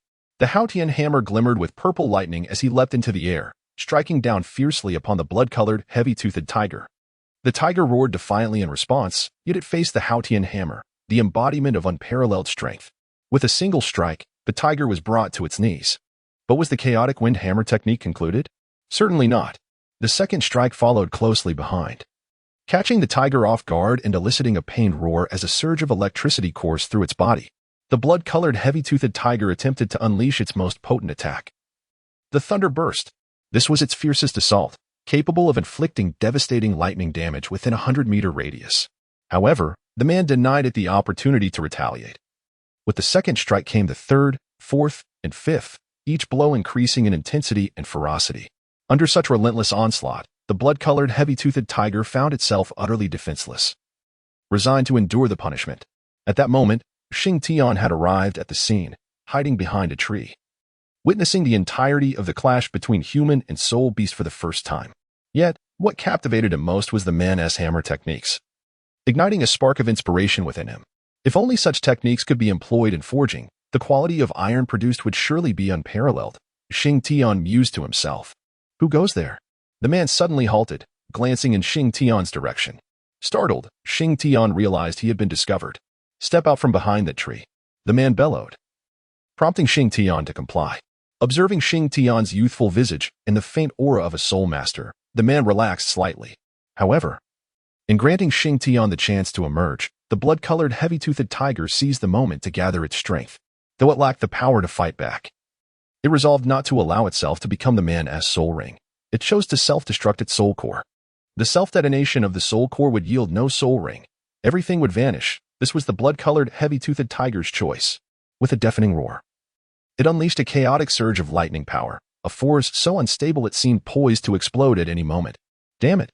It dares to self-destruct, the man exclaimed, hurriedly distancing himself from the tiger. The explosive power of a 10,000-year soul beast was formidable. Anyone nearby would suffer grievously. And the man had no intention of becoming collateral damage. Kid, take cover, he shouted as he fled. Yet, Shing Tian remained oblivious to the impending danger until the moment the blood-colored heavy-toothed tiger was on the verge of detonation. A wave of dread washed over him, as if death itself loomed close. In that instant, the explosion erupted, its radius extending hundreds of meters, engulfing Shing Tian's location. With no time to evade, he braced himself for the impact. Just as the explosion threatened to consume him, the jade pendant at his chest suddenly radiated a soft white light, enveloping him in a gentle power that shielded him from harm. As the explosion subsided, Shing Tian stood unscathed, the white glow of the pendant dimming. He stared at the jade pendant, lost in contemplation. He had once inquired about its origin from Shua Arrives, who had simply stated that it was a gift from his mother, offering no further explanation. The word mother, so foreign yet familiar, escaped his lips as he murmured, "Was it you who protected me?" Chapter 12. The mysterious ability. Shing Tian was intently gazing at the jade pendant when the man unexpectedly appeared beside him. "You little rascal. How is it that you are still alive?" The man was genuinely astonished, for he had just witnessed Shing Tian's failure to flee. He had intended to rush to his aid but was too late. After the explosion, seeing that Shing Tian was unscathed left him bewildered. He then noticed Shing Tian's fixation on the jade pendant adorning his chest and began to speculate, could it possibly be a life-preserving soul guide? After a moment of contemplation, he concluded that this was indeed the only plausible explanation, recalling a flash of light he had seen earlier, likely emanating from this very object. Why do you wish for my demise, uncle? Upon regaining his composure, Shing Tian inquired of the young man, clarifying that he had indeed heard him earlier but chose to ignore it. You dare call me uncle? The young man exclaimed, pointing at himself in utter disbelief. I am but 19 years old. Shing Tian retorted, I am 14. It is entirely reasonable for me to address you as uncle. Having learned much from Han Shui, particularly the fundamentals of interpersonal communication, Shing Tian possessed a rudimentary understanding of social interactions, although the extent of his comprehension remained uncertain. The young man, now flustered, responded indignantly. Then you should address me as brother, not uncle. Shing Tian scrutinized the man before him, clad in trousers and a sweat-stained shirt, his disheveled hair and unkempt beard rendering him a rather unrefined figure. With a sigh, he remarked, Your appearance hardly aligns with the term brother. I shall refer to you as uncle instead. The man tugged at the corners of his mouth, conceding, fair enough. Though I may appear unpolished, my refined visage is still quite commendable. Yet, upon casting a discerning glance at Shing Tian's countenance, an inexplicable pang of jealousy surged within him, for it seemed this fellow was rather more handsome than himself. Hey, kid. What brings you here? That blood-red heavy-toothed tiger just now detonated its soul core because of you, the man exclaimed. Forgive me, it was unintentional, Shing Tian replied, his face awash with remorse as he bowed in apology, which left the man somewhat at a loss for how to proceed. Ah, forget it. The man waved his hand dismissively, but then turned to Shing Tian, puzzled, and inquired, How is it that at 14 you are only just becoming a soul master? Shing Tian pondered for a moment before responding, I only began cultivating my soul power 3 years ago. The man wore an expression of disbelief, asking, Are you jesting with me? You started cultivating your soul power only 3 years ago. What were you doing before that? I cannot recall, Shing Tian replied. You cannot remember? Have you perhaps lost your memory? It seems so. The man was speechless, having concluded that Shing Tian was indeed suffering from amnesia. I am Tang Sect. What is your name? Shing Tian. Ah, are you here to hunt soul beasts? No. Then what brings you here? I am searching for cold iron. And you?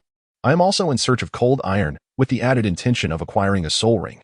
As their conversation unfolded, they discovered a shared objective. Their gazes locking as they simultaneously exclaimed, You are also a blacksmith? Shing Tian nodded and replied, Indeed. I have only just embarked on my journey as a blacksmith for a month.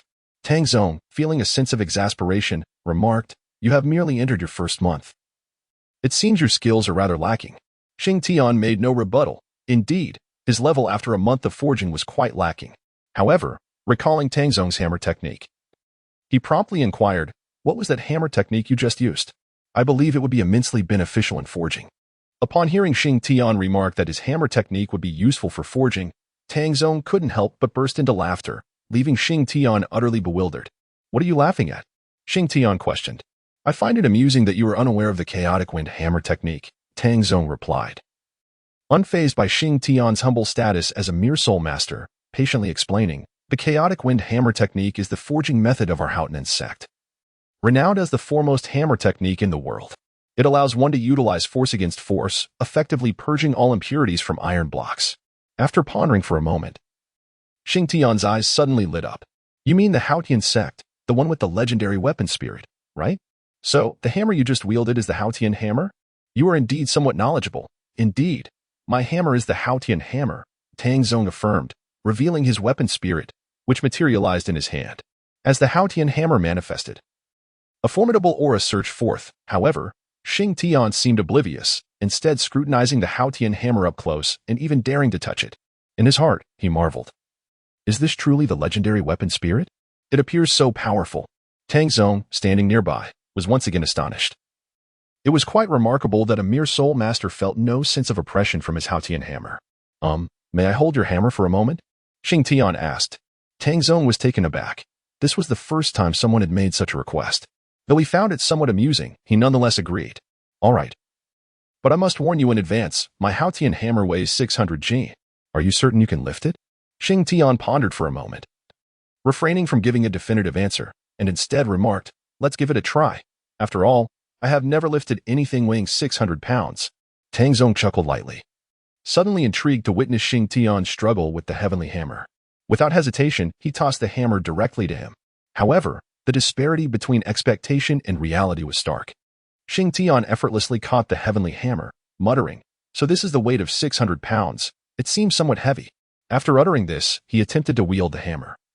Casting his gaze towards a nearby tree, and without any hesitation, he brought it down upon the trunk. Instinctively, he infused his soul power into the hammer, causing it to shimmer with arcs of lightning. Meanwhile, Tang Sect, standing by, realized something alarming. His connection with the heavenly hammer had been severed. He was utterly baffled. How could I no longer control my heavenly hammer? Tang Sect exclaimed in shock. Xing Tian was oblivious to the unfolding events. With a mighty swing of his hammer, the Haotian Hammer, imbued with the colossal force of thunder and lightning, he struck a towering tree, causing it to collapse with a deafening crash. In the next moment, he suddenly realized that his soul energy was rapidly depleting, leaving him somewhat perplexed. What a predicament, he thought. Xing Tian directly tossed the Haotian Hammer to Tang Sect, at which moment Tang Sect realized that his connection with the Haotian Hammer had been re-established. As he caught the hammer, he was struck by the realization of its immense value, quickly retracting it. Approaching Xing Tian with astonishment, he inquired, Xing Tian, who exactly are you? I am simply myself, came the reply. But how is it that you can wield my Haotian Hammer? No one has ever been able to achieve such a feat, I am not certain. It simply feels normal to use your hammer now. This is impossible. What is your martial soul? Show it to me. Oh. Xing Tian responded affirmatively, unleashing his dragon martial spirit. Tang Sect scrutinized Xing Tian's martial spirit, a blue-purple dragon, unlike any he had ever encountered before. However, such a martial spirit should not be capable of wielding his Haotian Hammer. Confusion washed over him. Xing Tian, your abilities are rather extraordinary. Would you be willing to accompany me to a certain location? Where might that be? Xing Tian inquired with curiosity. Tang Sect's expression shifted to one of reverence. Shrek Academy. Chapter 13. Fierce Battle. Xing Tian was momentarily taken aback. Shrek Academy, nestled within the heart of Shrek City, stood as the premier institution of the Douluo continent. It was the dream destination for all soul masters. Now, with Tang Sect proposing to take him there, he found it hard to believe and was filled with curiosity as to why he would go there. Sensing Xing Tian's bewilderment, Tang Sect elaborated. The primary reason for bringing you to the academy is to ascertain why you are capable of wielding my martial soul. Is that truly significant? Xing Tian inquired, perplexed. Tang Sect nodded earnestly. Your ability is unprecedented. Do you not consider it important? Well, it certainly sounded crucial. Xing Tian was preoccupied with finding Han Tai and earning money for his education. Tang Sect fell into contemplation. Though he could forcibly take Xing Tian with him, his sense of dignity would not permit such an action. Thus, he proposed, I will assist you in locating Han Tai and resolving your educational concerns. Once these matters are settled, how about you accompany me to Shrek Academy? After pondering for a moment, Xing Tian nodded in agreement. He was currently unable to locate the cold iron, and he had been at a loss regarding the funds for his education. It seemed more prudent to acquiesce to Tang Sect. As Xing Tian agreed, Tang Sect began his quest for cold iron.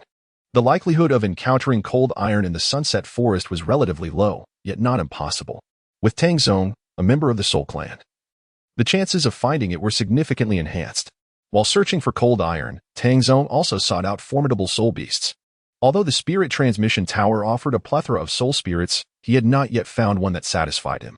He contemplated hunting in the Starry Forest, but the Federation prohibited indiscriminate captures there, leaving him with no choice but to venture into the Sunset Forest. Brother Tang, Xing Tian called out, as he had requested. What is it? I wish to inquire, are you a student of Shrek Academy? Indeed, I am a student of the Inner Court of Shrek, Tang Sect replied, his face radiating pride. Those who gained entry to the Inner Court were undoubtedly geniuses of the Douluo continent. Subsequently, Tang Sect regaled Xing Tian with numerous tales of Shrek, which left Xing Tian in awe, igniting within him a fervent desire to attend Shrek Academy. A low growl echoed, and Tang Sect's senses heightened instantaneously. He felt an impending danger. Xing Tian, too, sensed the threat. As the growl drew nearer, two massive figures materialized before them. It was the blood-red heavy-toothed tigers. Unlike the previous encounter, these two emanated a more potent soul power. One measured 30 meters in length and possessed the greatest soul power, while the other was 25 meters long.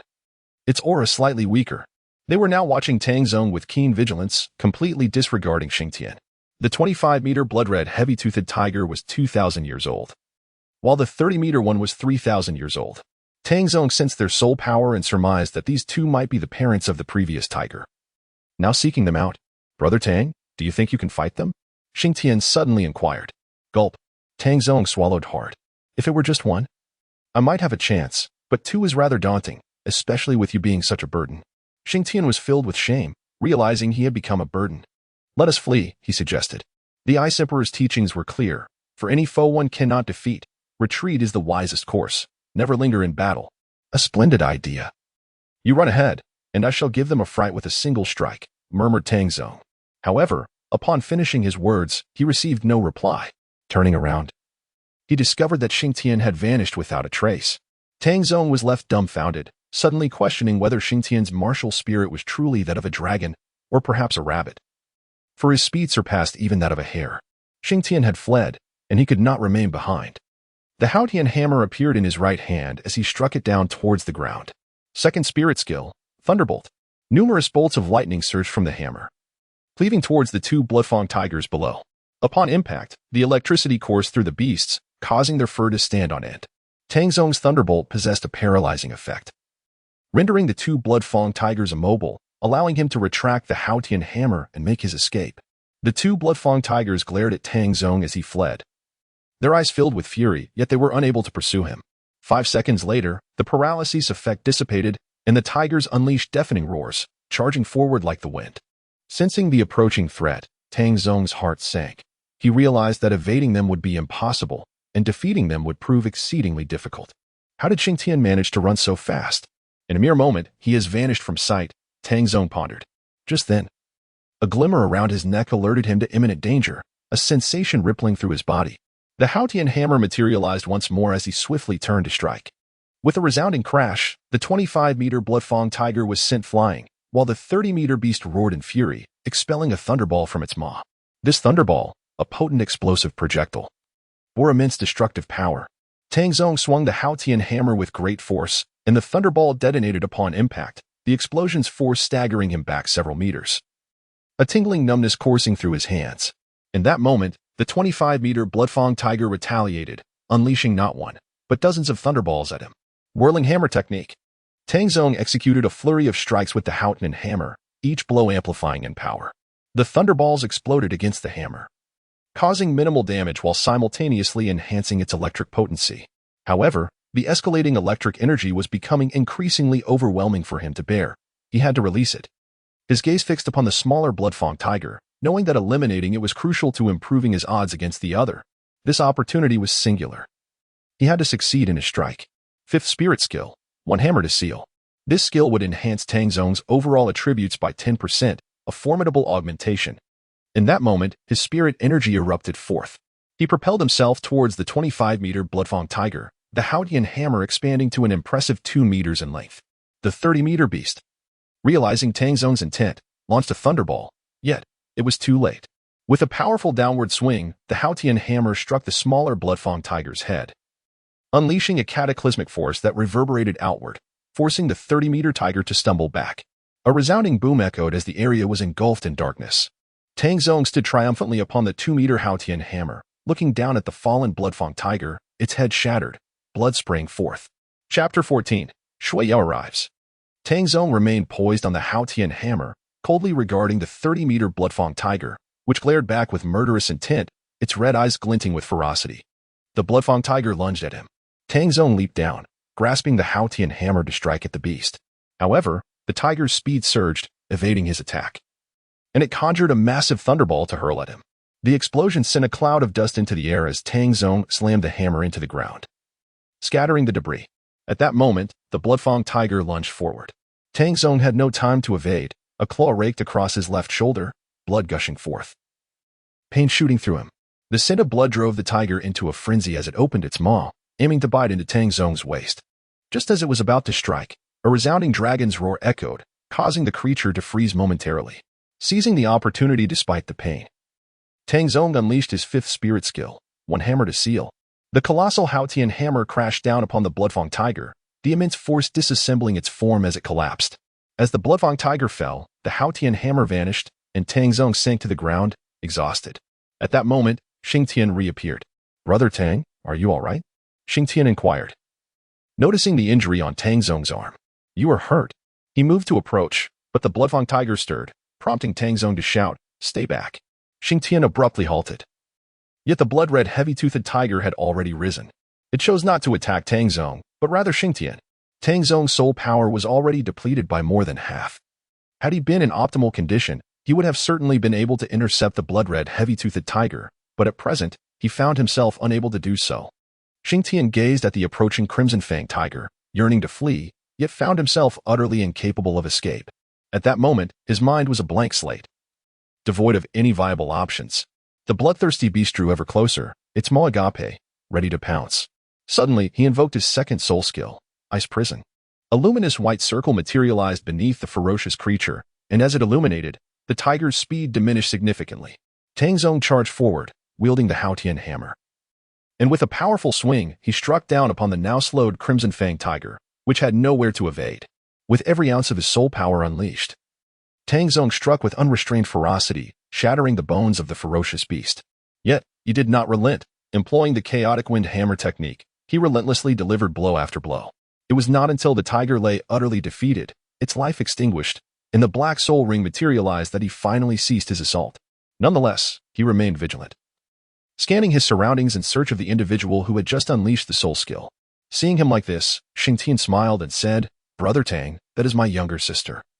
There is no need for you to be anxious." Tang Zong was bewildered. A sister? Yet, he did not wish to ponder such chaotic thoughts at the moment. Instead, he lay flat upon the ground, his soul energy utterly depleted. "Phew, I am utterly exhausted. Xing Tian, you owe me a life." Xing Tian remained silent, his gaze shifting to a figure in the distance. She was adorned in an ice blue dress, her long azure hair fashioned into twin ponytails, and her delicate, charming face bore an expression of profound grievance. Anyone who beheld her countenance would surely feel a pang of heartache, as if they themselves were the cause of her distress. Shueyo fixed her eyes upon Xing Tian, and he, in turn, returned her gaze. After a prolonged moment of silence, Shueyo took a decisive step forward, gathering momentum before leaping into his embrace. "Whoa, brother Xing Tian, are you all right?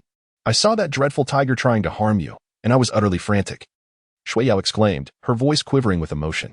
Xing Tian embraced her gently, soothingly stating, All right. See? I am perfectly fine. But tell me, how did you find me?" Shueyo raised her little head, her voice brimming with pride as she replied, "It is because no matter how far you are, I can always trace your scent." "Ah? Doesn't that make me seem like a dog?" Shueyo's large eyes widened in surprise. She leaped down, grasped Xing Tian's left hand, and without hesitation, took a bite. "Oh, that hurts. Let go. Xing Tian exclaimed, nearly jumping in pain. Seeing his reaction, Shueyo released her grip and huffed, "How dare you call me a dog? This is your punishment." Xing Tian gazed at the deep tooth mark beneath his left thumb, his face contorted in disbelief. What tremendous force could have caused such an impression? At that moment, Shueyo spoke up again. "Brother Xing Tian, do you have any idea how arduous it was for me to seek you out? The journey I have traversed has been so exhausting that my legs feel as though they might shatter. I can hardly recognize them as my own." Xing Tian was certainly aware of the situation. He gazed at Shueyo and gently caressed her head, saying, "Now that you have found me, I shall not let you suffer any longer." Shueyo replied with a cheerful nod. Suddenly, Tang Zong, who was lying on the ground, interjected, "Wait. Are you two not siblings?" He had been listening to their conversation and couldn't shake the feeling that he was witnessing a display of affection. Xing Tian explained, "We are not biological siblings. Her mother took me in, which is why we refer to each other as brother and sister." "No wonder," murmured Tang Zong, rising from the ground. "I will first recover my soul power, and then I plan to absorb that soul ring. Will you protect me?" "Absolutely," Xing Tian replied without hesitation. Seeing this, Tang Zong promptly settled into a meditative position to restore his soul power. Once rejuvenated, he approached the formidable 2,000-year-old blood-red heavy-toothed tiger. He intended to absorb this soul ring. Although it was a significant challenge, as a Shrek Academy student, how could he fear such a trial? Thus, he drew in the soul ring, and the miniature Haotian Hammer materialized in his right hand as the soul ring began to be absorbed. Nearby, Xing Tian and Shueyo were engaged in conversation. Upon learning how arduous Xing Tian's past month had been, Shueyo felt her heart shatter. Xing Tian, in turn, discovered that Shueyo had not come here on her own. Rather, she was sent to Heaven Dou City by Shueling, who had also arranged all her documentation. Furthermore, it was Shueling who informed him of his presence here, prompting Xing Tian to give her a playful flick on the forehead. Yo. Doesn't he and Shuai fear that you might be discovered by a titled Douluo?" Xing Tian inquired, puzzled. Shueyo shook her head and explained, "Mother gave me a bracelet that conceals my true identity from titled Douluos." Xing Tian let out a sigh of relief upon hearing this. What about Snow Ant? Mother should have already returned to the far north. Xing Tian nodded, and then his gaze fixated on Tang Zong, whose soul power was surging with an alarming intensity, instilling within him a profound sense of pressure. Alas, why do I cultivate my soul power so slowly? Xing Tian sighed. Although he possessed innate full soul power, after 3 years of cultivation, he had only advanced a single level each year. This year, however, was an unexpected exception, as he had ascended 2 levels. Brother Xing Tian, do not be anxious. The cultivation of soul power takes time, Shua Yao consoled him. Xing Tian could only nod in agreement, yet recently, he had come to yearn for strength himself. Chapter 15, The Dragon and Phoenix Martial Souls. Several hours later, the fluctuations of Tang Zong's soul power grew increasingly intense. Beads of sweat trickled down his forehead, and his facial muscles twitched intermittently, as if he were in great agony. However, this torment did not last long. Gradually, his soul power stabilized, and his taut features relaxed. He opened his eyes, a flash of brilliance gleaming within. 3 purple and 3 black soul rings ascended from beneath him as he stood, the Haotian Hammer materializing in his grasp. Surrounded by crackling lightning, a manifestation of the effect granted by his 6th soul ring. Brother Tang, congratulations on your breakthrough to Soul Emperor. Xing Tian immediately rose to offer his heartfelt congratulations. A smile spread across Tang Zong's face. He had finally ascended to the rank of Soul Emperor. Now, if only he could acquire a 1-character battle armor, his strength would soar dramatically, allowing him to contend with even soul saints. Upon hearing the mention of the battle armor, Xing Tian was momentarily taken aback, for he had little knowledge of it. However, noticing that Tang Zong was still in a state of exhilaration, he refrained from inquiring further. Brother Tang, now that you have ascended to the Soul Emperor rank, let us continue our search for the cold iron. Cold iron? What is that? Shua Yao asked, bewildered. Xing Tian elucidated. It is a type of high-quality ore, suitable for forging weapons and armor. Oh, I see. Brother Xing Tian, I recall you have also become a blacksmith, remarked Shua Yao. Indeed, Xing Tian nodded.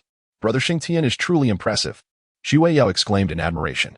Nearby, Tang Zong interjected, your brother has only just taken up blacksmithing. I doubt he has even completed 100 forges yet, so how can he be considered formidable? 100 forges? Xing Tian scratched his head, uncertainly replying. I believe I managed to achieve the effect of 100 forges with just 5 strikes. Did you hear that? 5 strikes achieving the effect of 100 forges? That is remarkable. Tang Zong suddenly paused, then stepped forward, gripping Xing Tian's collar with excitement. What did you say? 5 strikes for 100 forges? Yes. Is there a problem? Xing Tian was bewildered by Tang Zong's fervor. At that moment, Shua Yao forcefully pulled Tang Zong's hand away, but to no avail, and shouted, Let go of my brother. Tang Zong, startled by her outburst, quickly released his grip, feeling a bit embarrassed. I apologize. I was simply taken aback. I hope I didn't hurt you. It's fine, Xing Tian replied. Meanwhile, Shua Yao adjusted Xing Tian's disheveled collar and, upon finishing, glared at Tang Zong, seemingly displeased with his earlier actions.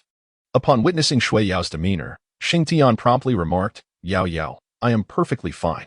After addressing Shua Yao, he turned to Tang Zong and added, Brother Tang, we should hasten our search for the cold iron. Time is of the essence.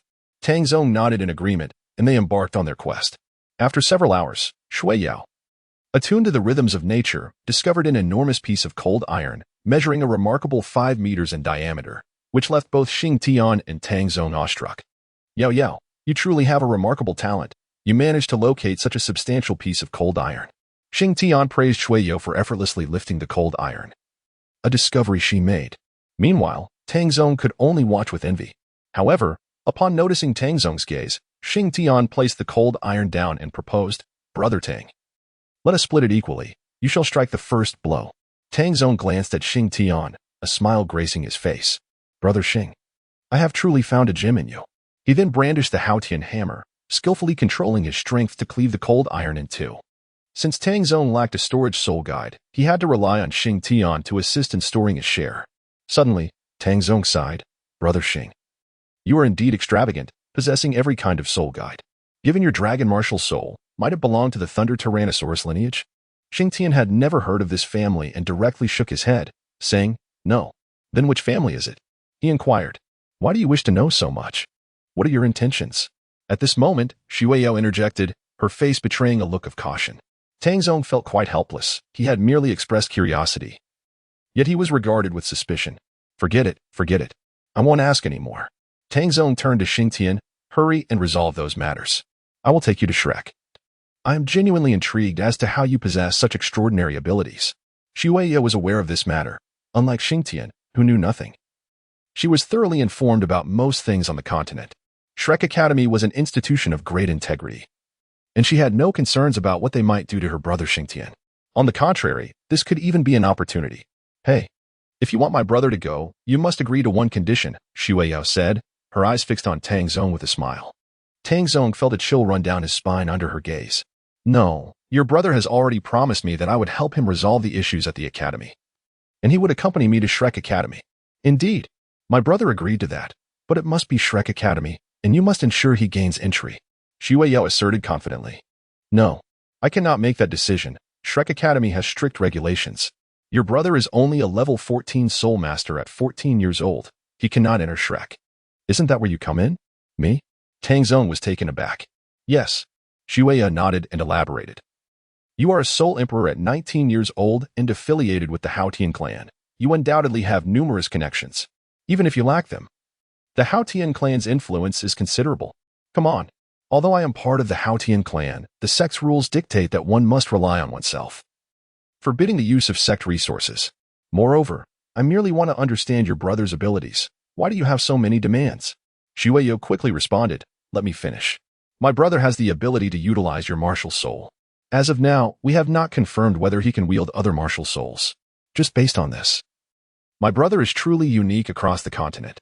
This could be regarded as a remarkable secret. If you wish to understand his capabilities, we agree. However, we need you to formally introduce him to the titled Douluos, allowing them to recognize his prowess.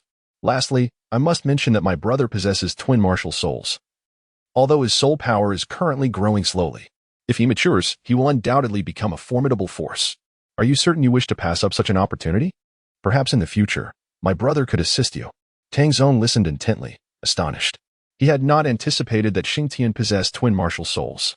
Could it be that his unique abilities were granted by the other martial soul? May I see your other martial soul? Tang Zong inquired of Xing Tian. Xing Tian did not hesitate. He extended his left hand, and in that instant, the atmosphere around him became fervent. A miniature phoenix materialized in his grasp. The dragon and phoenix martial soul. Tang Zong's eyes widened in astonishment, for this martial soul was unprecedented, and to encounter it today was utterly remarkable. Chapter 16. Restoration of the Great Blade. Xing Tian retracted his martial soul, and Shua addressed Tang Zong, asking, what do you think? Can you agree? After pondering for a moment, Tang Zong let out a wry smile and replied to Xing Tian, my dear brother Xing, your sister is truly eloquent. Her words leave me with no choice but to acquiesce. So, do you agree? Xing Tian inquired. Could I possibly refuse? Aside from your somewhat sluggish soul power cultivation, you possess exceptional talent in every other regard. Very well, I, Tang Zong, shall take on the role of your recommender. Upon hearing his agreement, both Xing Tian and Shua beamed with joy. Shua, with a playful embrace around Xing Tian, exclaimed, Brother Xing Tian, am I not remarkable? Indeed, quite remarkable. Xing Tian praised in return. However, he remained perplexed, having never contemplated these matters, while Shua seemed to have foreseen them. Is this the meticulous nature of girls? Let us return to Dou City. I still need to deliver the cold iron back to Uncle Han for forging, Xing Tian suggested to Shua and Tang Zong. Certainly, Shua replied. Tang Zong nodded in agreement. With half a month until school starts, I am not in a hurry. Subsequently, the trio departed from the Sunset Forest. In the Blacksmith Shop, Han Xian gazed in astonishment at the silver wrist guards before him, exclaiming, Heavens! Are these crafted by Xing Tian? The wrist guards were adorned with intricate engravings, surpassing even his own skills, and the iron's texture had reached the realm of 1,000 forging cycles. In merely a month, he had achieved such mastery, truly, a prodigy. Han Xian was filled with profound admiration.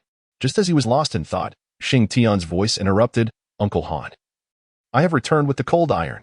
As the words echoed, before Han Xian could fully process them, Han Shui rushed out. Brother Xing Tian, you're back. She called, but her excitement faltered midway as she slowed her pace, observing the beautiful girl linked to Xing Tian's arm. An inexplicable sense of discomfort stirred within her. Had he merely stepped out and returned with a girl? What would happen if he ventured out a few more times? With a gaze of quiet resentment, Han Shuiyu inquired, Brother Xing Tian, who is she? She is my sister, Shuiyu, he replied. Sister? Is Shuya your cousin? Han Shuyi immediately pressed for clarification. No, her mother took me in, so we refer to each other as siblings, Shing Tian explained. Not by blood. Confusion engulfed Han Shuyi's mind as various speculations swirled within. At that moment, Han Xian emerged, calling out to Shing Tian, but upon seeing the two accompanying him, he appeared bewildered. Who are they? Oh, this is my sister, Shui Yao. Shing Tian began to introduce Tang Zong, but Tang Zong interjected, I am Tang Zong, a blacksmith. I encountered Shing Tian and learned he's also a blacksmith, so I wish to engage in discussion. Han Xian's expression shifted to one of understanding. Upon hearing the mention of forging, he excitedly asked, Shing Tian, have you truly mastered the art of 1,000 forges? 1,000 forges? Perhaps, I am not entirely certain.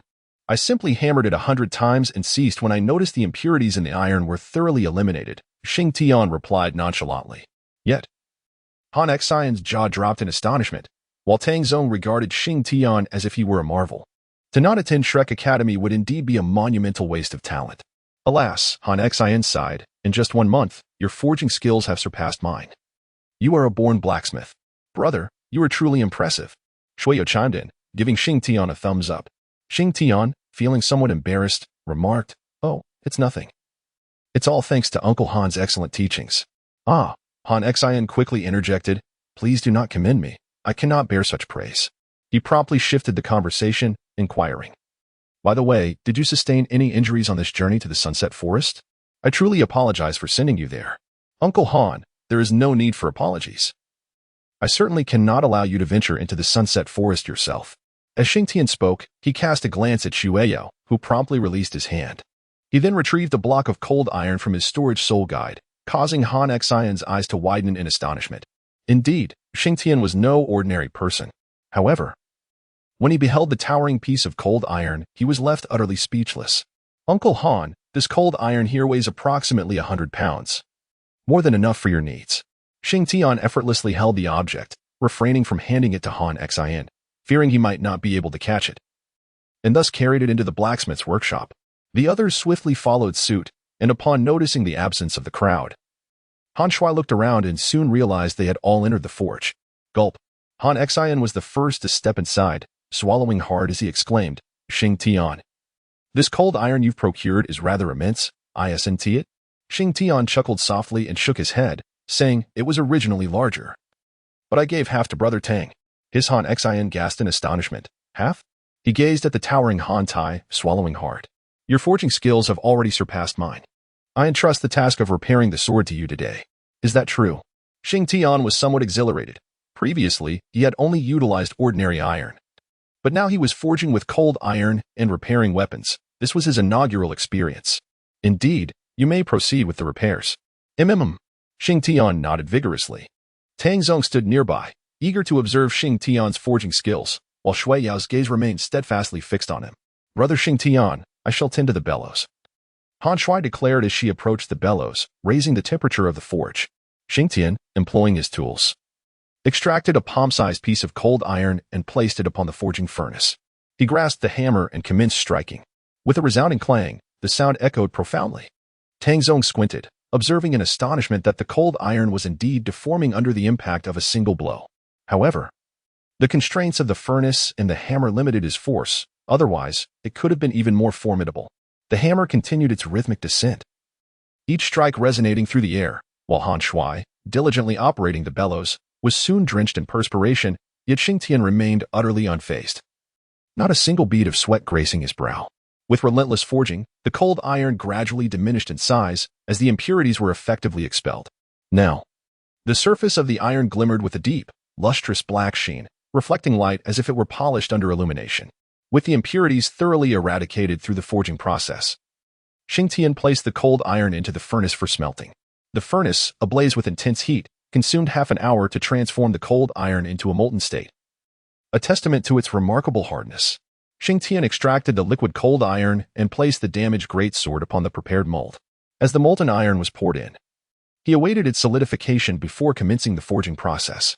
The sound of hammering resonated once more, yet in this environment, silence enveloped the onlookers, all eyes fixed upon Shing Tian. With a resounding clang, the final strike fell, and Shing Tian plunged the sword into water, producing a hissing sound. When he retrieved it, the blade appeared pitch black. and he began to polish its surface. Soon, the great sword was meticulously refined. After being washed by the water, a glimmer of cold light danced along the blade. Xingtian seized a block of iron and struck it, effortlessly cleaving it in two. The restoration of the great sword was complete. Chapter 17, Shrek City. Han Xian gazed at the magnificent blade. Inhaling deeply, he surmised he could not possibly reach such proficiency. The ease with which it sliced through iron was remarkable. Had it not been for the thousandfold tempering, such craftsmanship would have remained unattainable. As for Tang Sect, he held but one sentiment regarding Xingtian. He would undoubtedly surpass him in the future. Remarkably, the cold iron had achieved the effects of a thousandfold tempering after merely 500 strikes.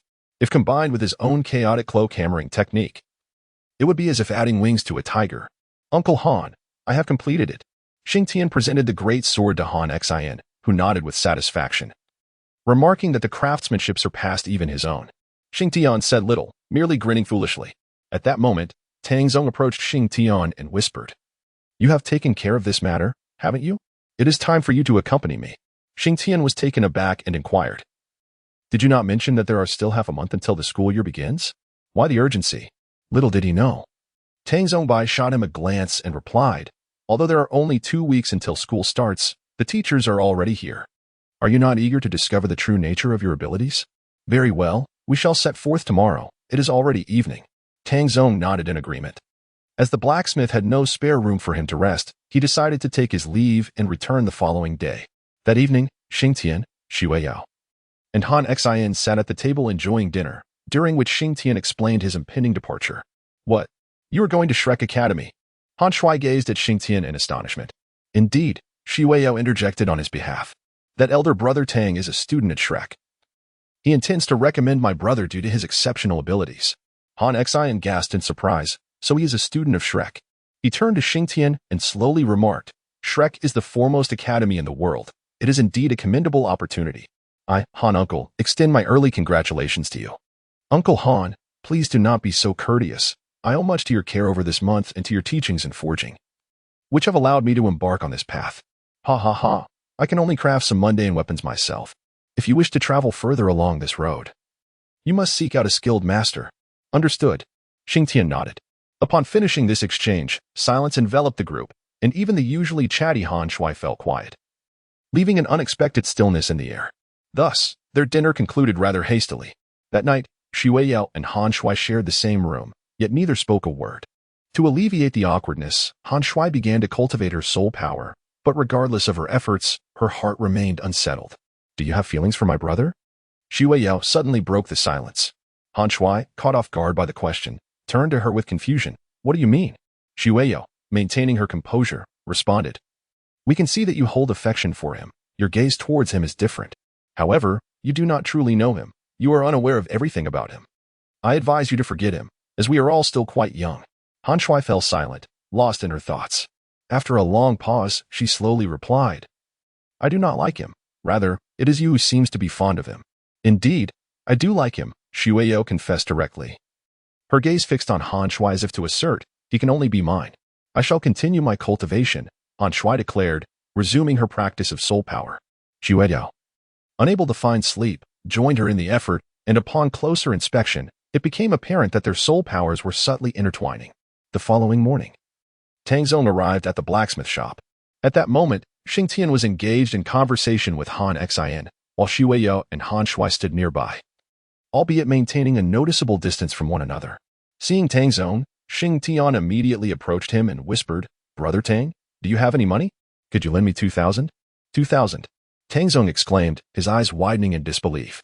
He lowered his voice and replied, "Shing, do not be misled by my formidable strength. I am, in fact, quite impoverished.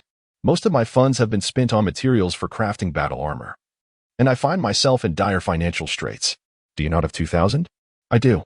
Then please lend it to me." With a reluctant sigh, Tang Sect retrieved 2,000 federal coins from his wallet and handed them over to Xingtian.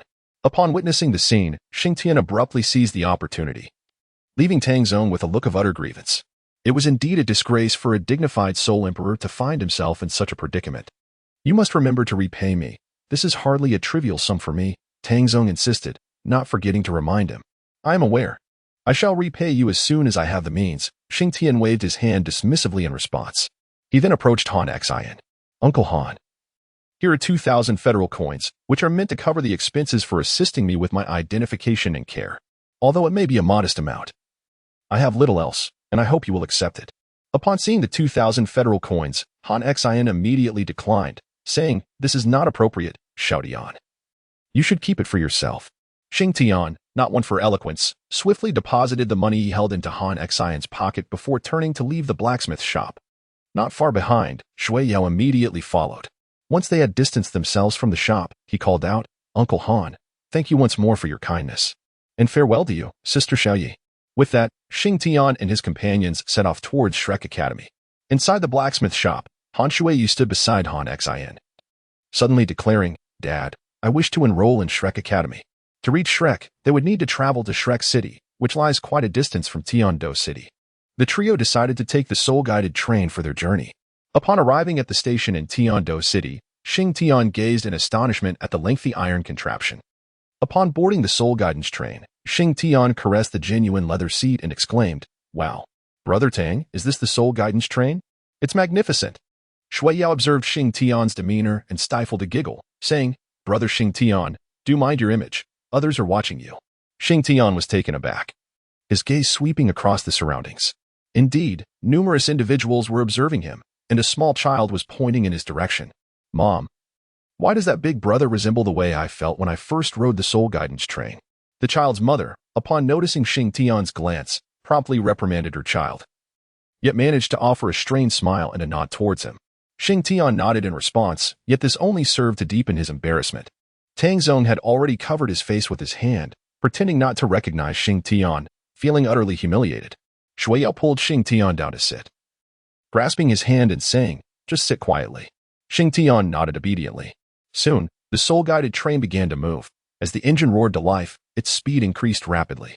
Astonished, Shing Tian watched the scenery whiz by, marveling at the remarkable velocity. After approximately 5 hours, they arrived at Shrek City by midday. Upon disembarking from the soul-guided train, a plethora of soul-guided devices caught his eye. Some individuals held projection devices in their hands, tapping away, while others wore headphones, and small soul-guided patrol drones occasionally soared overhead. "Wow, what are all these?" Shing Tian exclaimed in astonishment. In that moment, he realized that his previously confined world had been dramatically expanded.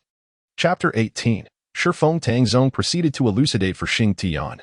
These are soul-guided phones, soul-guided headphones, and the soul-guided patrol drones that ensure our safety. Should any disturbances or incidents arise, an enforcement team will promptly intervene. Lastly, it is worth noting that the vast majority of soul-guided devices undergo initial testing in Shrek City before being distributed across the continent. Shing Tian, filled with a sense of relief, understood why so much could only be witnessed here, things unseen in the city of Tiando. Tang Sect retrieved his soul-guiding phone and dialed a number. "Who is this?" boomed a resonant male voice, accompanied by the sound of metal clanging in the background. "It's me, teacher," Tang Sect replied loudly. "Oh, Tang Sect? What is the matter?" Tang Sect rubbed his forehead, a look of exasperation crossing his face. "Teacher, have you forgotten what I mentioned to you yesterday?" "Yesterday?" The voice on the other end hesitated for a moment. Oh, I remember now. You're referring to that individual with special abilities, right? My memory sometimes fails me. Please bring him to my studio." "Understood. We are on our way," Tang Sect concluded before hanging up the phone. He turned to Shing Tian and said, "Let us go now to my teacher. He is a formidable soul Douluo of level 89 and also an 8th level blacksmith and soul minter." Shing Tian was taken aback. Is there a hierarchy among blacksmiths? And what exactly is a soul minter? Naturally, Tang Sect noticed Shing Tian's lack of understanding regarding this classification system and the soul minter. He elaborated, stating that blacksmiths are categorized into 9 levels. Levels 1 and 2 are blacksmiths, levels 3 and 4 are master blacksmiths, levels 5 and 6 are grandmasters. Levels 7 and 8 are sacred artisans, and level 9 is the divine craftsman. Such a craftsman possesses the ability to forge divine artifacts. As for the soul minter, they are the creators of soul-guiding devices, and their ranks mirror those of blacksmiths, consisting of 9 distinct levels. As Shing Tian listened to the various ranks, particularly the newly acquainted soul minter, an impulsive urge surged within him. "Let us depart now. My mentor awaits us," Tang Sect declared, leading the two away from the station. They hailed a soul-guided vehicle en route to Shrek Academy. Upon their arrival at Shrek Academy, Shing stepped out of the vehicle and took a deep breath. Ah, Shrek Academy truly is splendid. Even the air feels markedly better. As Shing listened to these words, he nodded in agreement, simultaneously sensing a rich aura of life. Though he could not discern the reason behind this perception. Come, I shall escort you inside, Tang Sect said, displaying his student ID as he led the two into Shrek Academy. However, unbeknownst to them, at the very moment Shing stepped through the gates of Shrek Academy, a magnificent statue wielding a trident on a small island within the academy suddenly flickered with a golden light in its eyes, a fleeting glimmer that went unnoticed by all. It was not yet the start of the school term, and Shrek Academy was remarkably tranquil. Nonetheless, a few students had opted to remain. Yet they typically did not wander idly about the campus. Tang Sect guided Shing to a spacious studio, which belonged to his instructor. The studio was brightly lit, filled with scattered odds and ends, and the surroundings were quite untidy, evidently neglected for some time. Upon witnessing this scene, Shua frowned immediately, seemingly disapproving of such an environment. Tang Sect, feeling somewhat embarrassed, explained, "My teacher is like this. He forgets everything when immersed in work, leading to such disorder." Upon hearing this, Shua turned to Shing and said, "Brother Shing, you must not become like Brother Tang's teacher." "Indeed, I promise you," Shing replied with a smile. As Shing and Shua ventured further inside, they encountered a disheveled middle-aged man, who was currently engaged in some task at a table. Tang Sect gestured for Shing and Shua to be silent, and they nodded in understanding. They stood there, observing their teacher, Tang Sect, who was manipulating various devices before him, carefully inserting a red wire into one of them. Suddenly, a loud explosion erupted, causing Shing and Shua to instinctively recoil several steps. It appeared that Tang Sect had anticipated this outcome, as his soul energy shielded the three of them. Tang Sect's face was now smeared with soot, and a plume of white smoke escaped his lips.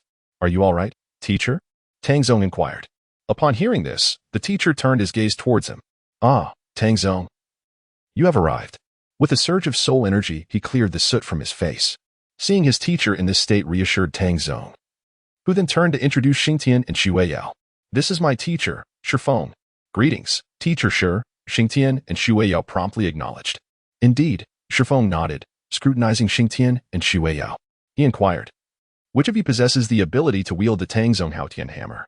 "Teacher, it is I." Shing stepped forward confidently. Shifeng glanced at Shing, his brow furrowing slightly, as he noted that the level of soul energy was indeed as low as Tang Sect had described. "I have heard from Tang Sect that your martial soul is a twin martial soul, the dragon and phoenix, correct?" Yes, Shing affirmed eagerly, nodding repeatedly. "Demonstrate it for me," Shifeng requested. Shing promptly unleashed his dragon and phoenix martial soul, as the formidable essence manifested. A suffocating heaviness and an intense heat enveloped the entire studio. "Reclaim your martial soul," Shifeng remarked. Shing retracted his martial spirit, at which point Shifeng unleashed his own. Before the manifestation of his martial spirit, an overwhelming aura of murderous intent enveloped the entire studio. As the spirit materialized, they beheld an imposing axe. Approximately 80 centimeters in length, its surface awash in a vivid red hue. Intricate patterns adorned the grip, echoing the designs etched along the axe's handle.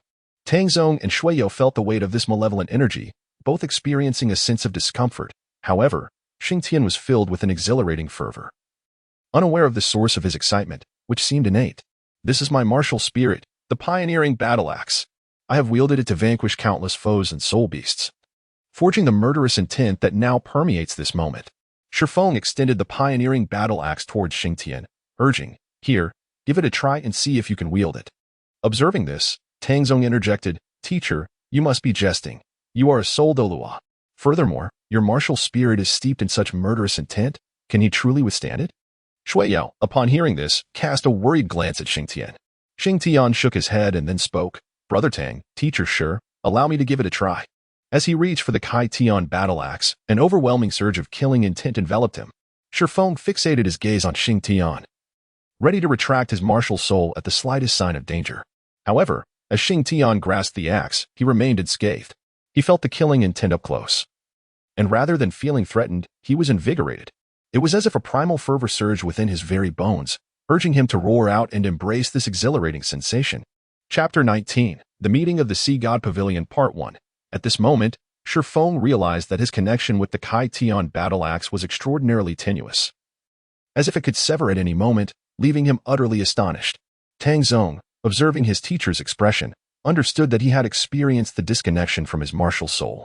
Kill. Suddenly, Xing Tian let out a fierce roar, and the heaven-cleaving battle axe radiated a crimson glow. Shifeng and Tang Zong were left in a state of bewilderment, utterly perplexed by the unfolding situation. In the next moment, Xing Tian raised the heaven-cleaving battle axe, summoning the dragon martial spirit as he infused his soul power into the weapon. Concurrently, he released a resounding dragon's roar, striking the wall of the studio with the axe. The wall was cleaved open, creating a substantial gash. Shifeng, utterly astonished, found himself in a state of complete disbelief. His studio had withstood countless explosions without a single dent, yet today, this young man had managed to breach it with nothing but his own axe. Just as he was grappling with the absurdity of the situation, the heaven-cleaving battle axe slipped from Xing Tian's grasp and crashed to the ground. Xing Tian himself stumbled backward, nearly losing his balance, but fortunately, Shua Yao was there to steady him. "Brother Xing Tian, are you all right?" Shua Yao asked with evident concern. Xing Tian waved his hand and said, "It's nothing, just a depletion of soul power." Shifeng sensed the strong connection with his heaven-splitting battle axe and immediately retracted his martial soul. He gazed at the hole in the wall and then at Xing Tian, his heart still in a state of astonishment. This ability was utterly unprecedented. It confirmed one thing: Xing Tian could freely wield the martial souls of others, although the title Douluo had yet to verify it. "I will contact the dean and the others now," Shifeng remarked, turning to Tang Zong. "You should arrange for Xing Tian to rest. His abilities will likely require a meeting to decide his fate." Upon finishing his words, Shifeng vanished from sight in the blink of an eye. Tang Zong looked at the meditating figure recovering his soul power and inquired of Shua Yao, "Is he going to be all right?" Shua Yao shook her head. "My brother merely exhausted his soul power. He will recover soon." Tang Zong nodded and stood guard nearby. On the Shrek City God Island, in a conference hall, only 4 individuals were present. One was Li Bai, the vice president of the Shrek Inner Academy, dressed in a distinctive white robe, sipping wine alone. Not far from him sat Shue Wu, the dean of the Outer Academy, a striking woman with a long ponytail, clad in scanty fabric that barely concealed her modesty, gently fanning herself with a white fan. The other 2 were identical twins, one in a black suit and the other in white. The elder brother, Long Bai, exuded a composed and mature demeanor, while the younger brother, Long He, appeared carefree and relaxed. Long Bai served as the dean of the Inner Academy, while Long He was the vice president of the Outer Academy. All 4 were high-ranking members of the Academy, each boasting a formidable strength of level 95 or above. At this moment, Shifeng arrived. Upon entering, all 4 gazes turned towards him, causing him to shrink his neck in apprehension. "Shifeng, with the school year still some time away, what brings you here?" "If it's not of great importance, I might just have to give you a good thrashing," Shue Wu remarked, her temperament as fiery as her figure. Shifeng cleared his throat and hurriedly replied, "I have something significant to discuss, something that will surely astonish you." "Then speak quickly, don't dawdle," Shue Wu insisted, slamming her palm on the table. Shifeng nodded, his expression turning serious. "I must tell you that one of my students has brought someone back." "Do you know what his martial soul is?" "If we knew, there would be no need for your theatrics," Long He replied lazily, leaning back in his chair. Shifeng gave an awkward smile and promptly continued, "He possesses twin martial souls, Dragon and Phoenix." "What?" All but the inebriated Li Bai gasped in astonishment. "Dragon and Phoenix? These are top-tier beast martial souls. However, he is currently only 14 years old and at level 14. How could that be possible?" Shue Wu exclaimed. "Even if twin martial souls are difficult to cultivate and their growth is slow, it should not be this sluggish. That, I cannot ascertain. But he harbors an even more astonishing secret. Do you know what it is?" Shifeng intentionally paused, gauging their reactions. "Shifeng, are you itching for trouble?"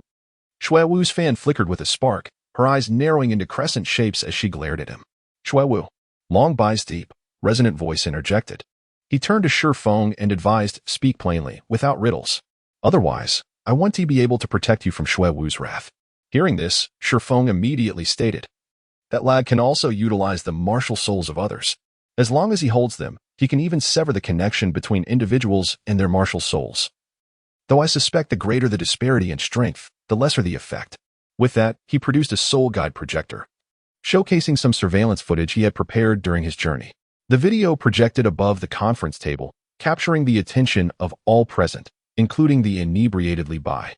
As they witnessed Xing Tian wielding Shifeng's heaven-splitting battle axe, expressions of astonishment adorned their faces, particularly as he swung the axe. When he held my heaven-splitting battle axe, I felt a certain disconnection with my martial soul, though it was not significant. I believe that was due to the vast difference in strength, Shifeng elucidated. After his explanation, a profound silence enveloped the room. After a long pause, Li Bai's nonchalant voice broke through. I find this child quite impressive. Although his soul power is low, I suspect it's due to his unique abilities. I believe we should allow him into the academy for observation. I concur with Li Bai's assessment. What do you think? Long Bai inquired, looking at Long He and Shui Wu. I have no objections, Long He stated. Neither do I. Shui Wu added. Very well, Long Bai nodded, though suddenly recalling something, he continued. His abilities are exceedingly unique, apart from us few. No one else should be privy to his capabilities. Moreover, I believe we should designate one among us to be his mentor. I'll take on the role. Shui Wu volunteered. You three are all men. You lack the attentiveness needed for mentorship. Teaching a disciple is a task best suited for me. Long He chuckled. With your temperament, how could you be attentive? That's amusing. Long He, what do you mean by that? Are you looking for a fight? If so, I'm more than willing. Shui Wu declared, stepping onto the table, her long legs drawing the attention of all present. Attention to decorum. Long Bai coughed lightly, asserting, this is the Sea God Pavilion. At his words, Shui Wu lowered her leg from the table and turned to Long Bai. Long Bai, what do you propose? I see this lad's phoenix martial soul matches my fire attribute. I am perfectly suited to teach him, but he shares the dragon martial soul with me. I believe I would be a more fitting instructor, Long He countered. Long He, are you deliberately provoking me? I was the first to express my desire to teach him. Shui Wu retorted, gritting her teeth. The lad's dragon martial soul complements mine splendidly. If I don't teach him, there truly is no one better suited, Long He insisted. You. Shui Wu clenched her fists, unleashing a terrifying aura. Long He, I have never taken on a disciple in my life, but I must have him as my personal apprentice. If you wish to compete with me for him, it will be a fight to the death. Beside them, Shifeng was drenched in sweat. Caught in the midst of their fierce competition, the atmosphere growing increasingly intense. Enough. Silence. Long Bai commanded, banging his palm on the table. This individual shall be entrusted to Shui Wu. However, do not rush into making him your personal disciple. His martial soul is potent, but his slow soul power growth is a significant drawback. If this sluggishness persists, we cannot predict his future potential. Long He fell into contemplative silence, suddenly recalling that Xing Tian's soul power was indeed progressing slowly. If that were the case, what use were those abilities? Realizing this, he felt less inclined to claim the apprentice, as he had plenty already. All right, no need for further discussion. Every time a promising disciple arises, they are snatched away from you. This child may have slow soul power growth, but I believe I can nurture him well. As for becoming my personal disciple, that is already decided, Shui Wu concluded, turning to Shifeng. Come, take me to meet my apprentice. Shifeng nodded repeatedly, but Blood Dance, displeased with his sluggishness, grasped his shoulder and vanished from the conference hall. As Blood Dance and Shifeng departed, Long Bai cast a glance at Long He, exclaiming in exasperation. What on earth prompted you to provoke Blood Dance? Every time there is a promising disciple, she snatches them away. And now you seek to claim one with martial soul talent but lacking soul power? Is it not glaringly obvious that you are at odds with her? Long He muttered quietly, you haven't claimed many yourself. Long Bai fell silent, while nearby, Li Bai, inebriated, remarked. I truly do not understand why you are so eager to acquire a disciple. Is one not content in the freedom of solitude? With that, he took a swig of wine and staggered out of the conference hall. Shifeng's studio. Xing Tian's soul power had nearly fully recovered, and he noticed a peculiar phenomenon. His soul power seemed to be experiencing a subtle enhancement. Brother Xing Tian, has your soul power returned to normal? Shui Yao inquired, drawing close to him. Yes, Xing Tian replied with a nod.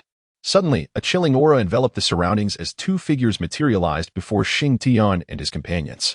When Master Tang Zong saw Shifeng, he was about to speak, but upon noticing the blood-soaked figure behind him, he halted and respectfully greeted, Greetings, Dean. Blood Dance responded coldly, turning her gaze towards Xing Tian. What is your name? I am Xing Tian, he replied. Very well, Xing Tian. From this day forth, you shall be my personal disciple. I shall be your master, Blood Dance. Xing Tian was taken aback, exclaiming, what is happening? Brother Xing Tian, do not delay in paying your respects to your master, Shui Yao urged, nudging him. Xing Tian, regaining his composure, promptly knelt and bowed 3 times, exclaiming, Disciple Xing Tian pays homage to master. Blood Dance responded, her satisfaction evident as a smile graced her enchanting features. She turned her gaze toward Shua, exclaiming in awe. A 23rd level soul master. How old are you now? What is your martial soul? Shua replied without hesitation, I am 12 years old. And my martial soul is the Ice Empress. The Ice Empress? Blood Dance inquired, a hint of bewilderment in her voice.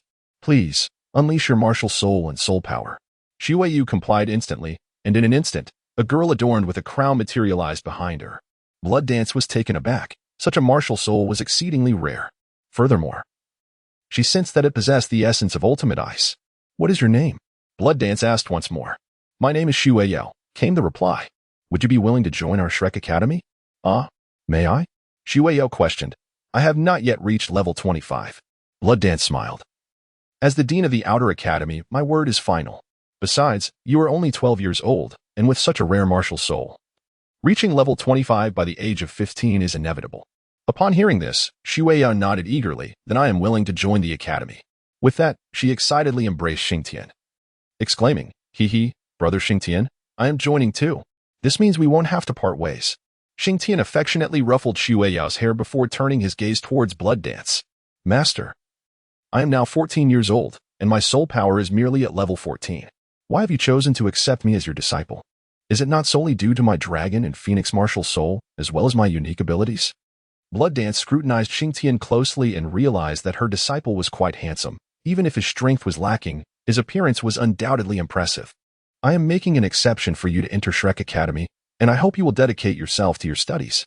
Yes, I certainly will, Xingtian replied, filled with curiosity about Shrek, unwilling to depart so soon. Well then, as the school has not yet commenced and the dormitories are not open, you shall stay with me until the arrangements for your accommodation are made, Blood Dance informed Xingtian. After speaking with him, she turned to Shifeng and said, I will take him with me. Very well, Shifeng nodded in agreement. Blood Dance then addressed Xingtian. Come, let us go. What about my sister? He inquired. She will come along as well.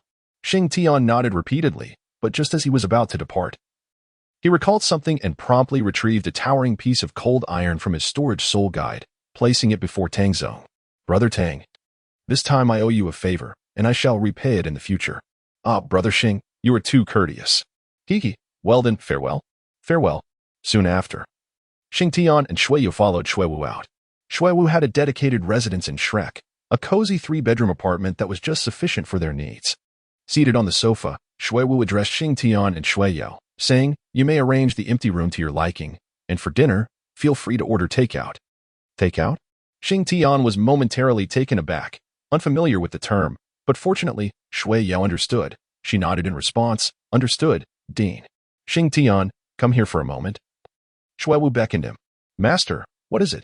Unleash your phoenix martial soul. Oh. Xingtian obediently unleashed the phoenix martial soul, and the searing temperature surged instantaneously.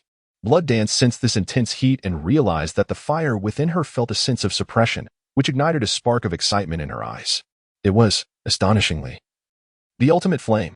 Chapter 21. The astonished Blood Dance Xingtian felt a sense of confusion upon hearing about the ultimate fire. Master, what is the ultimate fire? The ultimate fire is the sovereign of fire attributes, the most potent flame. To possess the ultimate fire means you are immune to fire attributes. In this light, fire-type martial souls of the same rank cannot inflict significant harm upon you. So that's how it is, Xingtian sighed in relief. Seeing his expression, Blood Dance turned to the snow-white figure beside him, Shuayu, and chuckled. You siblings are truly remarkable, one embodying the ultimate ice and the other the ultimate fire. That proves our prowess, Xingtian responded proudly. You boast too much. Your soul power is far too low. You must find a way to elevate it swiftly. What is the age of your first soul ring? 100 years.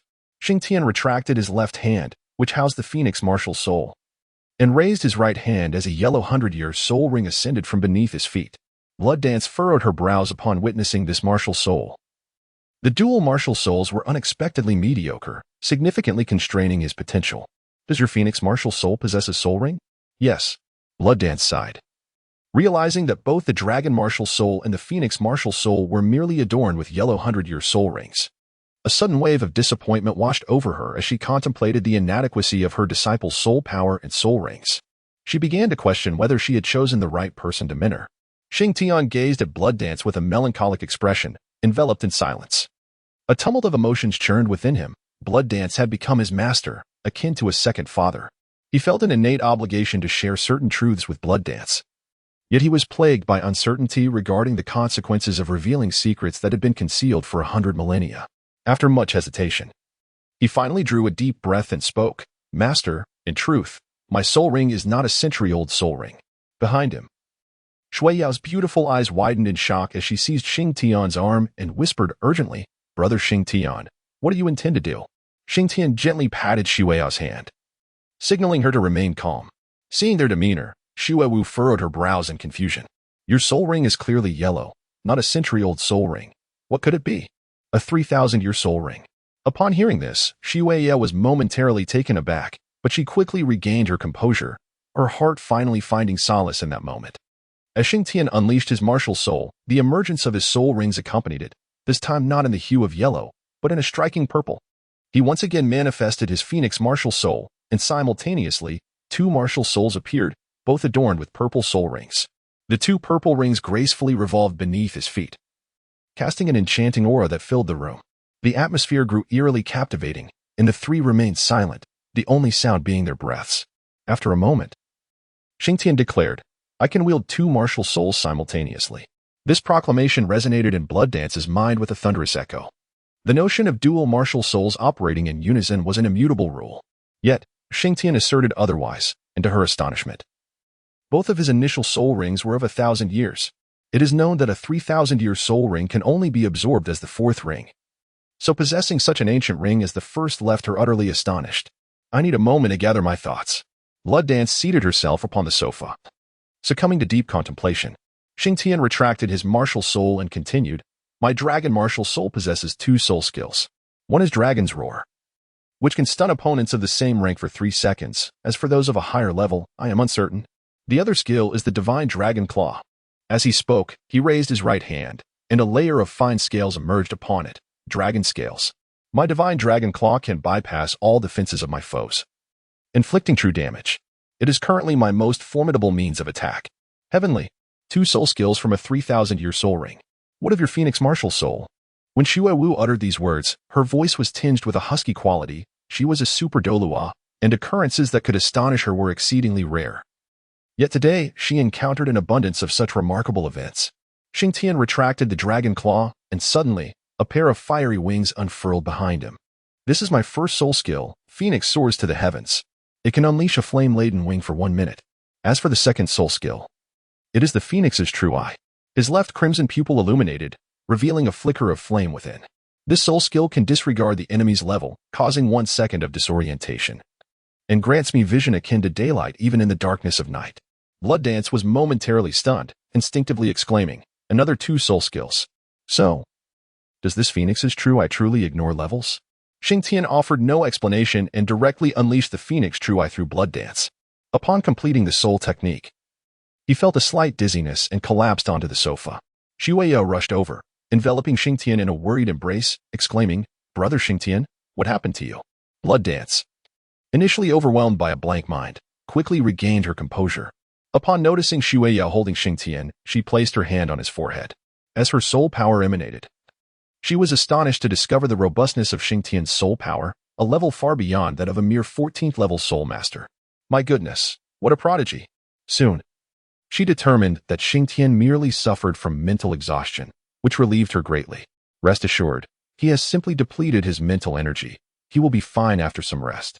Shua Yao felt a wave of relief wash over her. Conversely, Blood Dance experienced a chill at the back of her neck upon realizing the potency of Xing Tian's soul technique. Although he fainted immediately after its release, even a super Douluo like herself was affected. This was an invincible existence. In just 1 second, if she were to assassinate an opponent of equal rank, having Xing Tian employ this soul technique on them would allow her to strike decisively, possibly leading to their demise or severe injury. The most astonishing aspect was that Xing Tian was only a 14th level soul master. What would the effects be if he were of a higher rank? The thought left her both exhilarated and apprehensive. She gazed at Xing Tian, who lay in Shua Yao's arms, feeling a mixture of shock and excitement. She had truly stumbled upon a treasure. Blood Dance had begun to estimate the pace of his soul power enhancement. With such extraordinary innate talents, Xing Tian's capacity for soul power was undoubtedly vast, explaining his current 14th level status despite his potential. This did not daunt her. She dialed a number. Instructing, "Chef, hi, I would like a top-tier luxury meal." Just as she finished her request, a deep voice responded, "Director Blood Dance. That luxury meal has already been ordered by Director Longbai." Blood Dance frowned, sensing that Longbai had taken it upon himself to oppose her today. "Deliver it to me directly.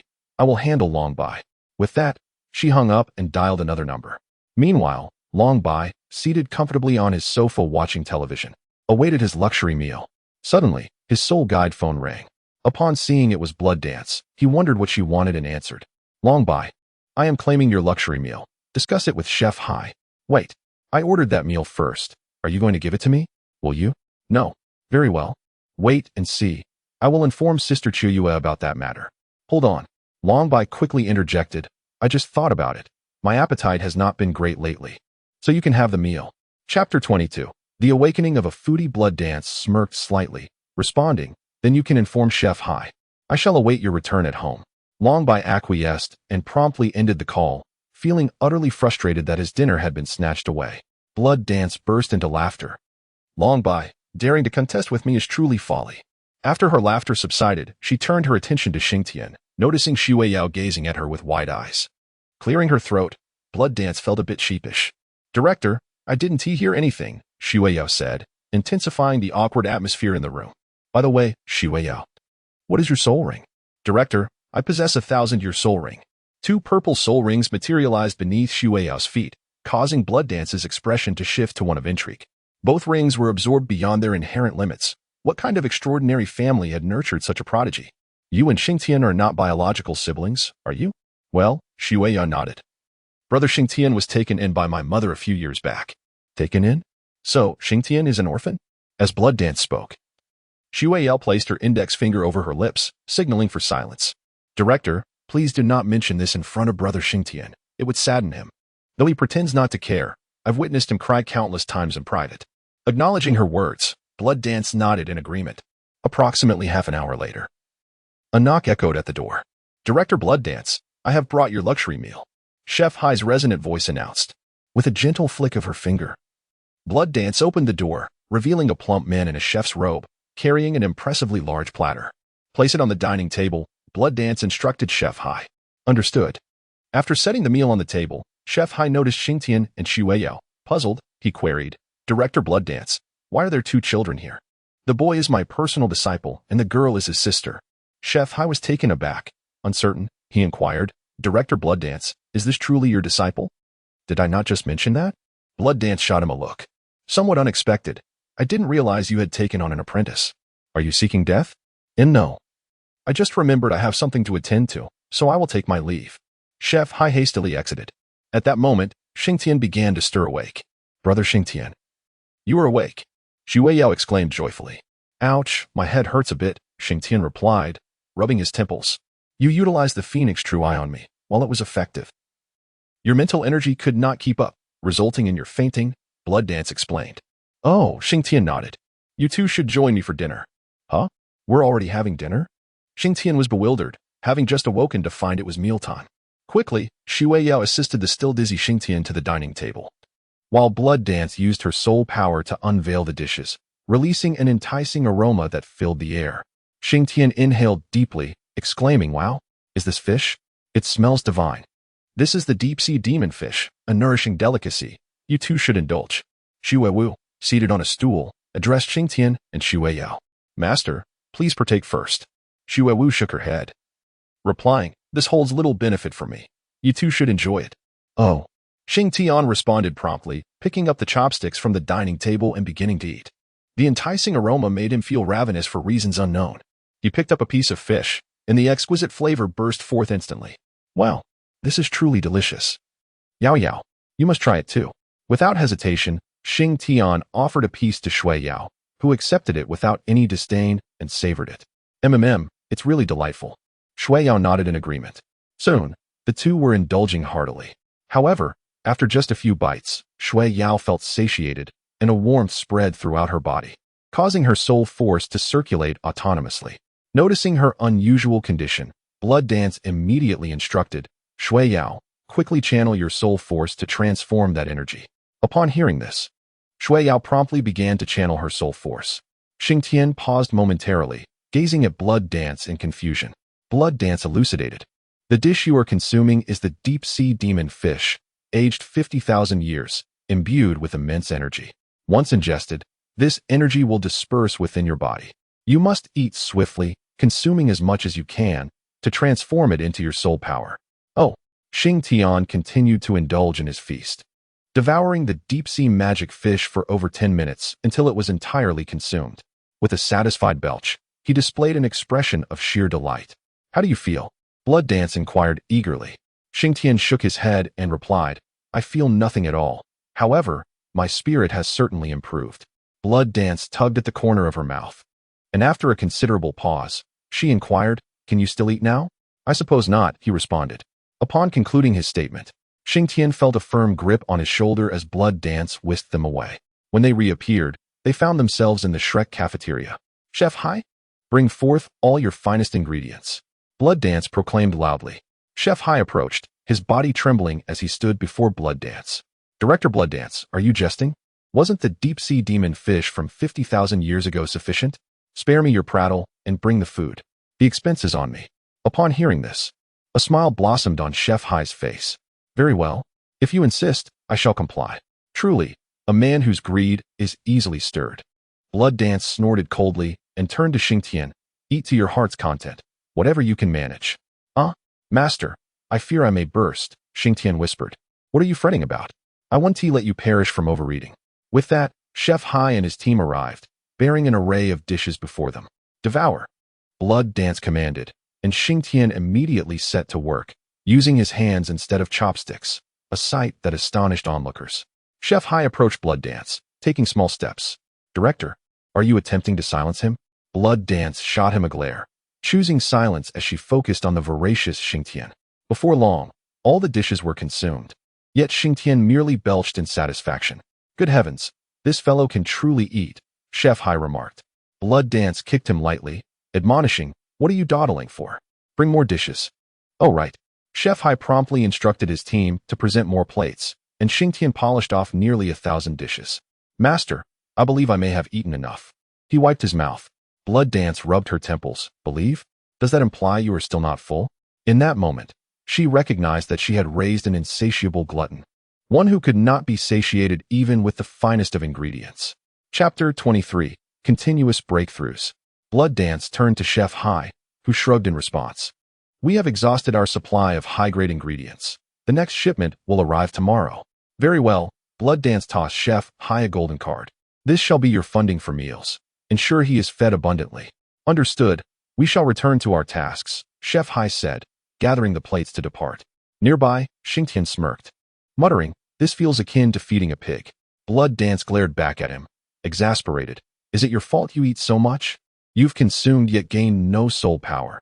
I truly wonder where all that high-grade nourishment has gone. I only feel more invigorated. Nothing else seems amiss. Mental fortitude? Blood Dance pondered, slightly confused. These ingredients were meant to amplify soul power. How could they pertain to mental strength?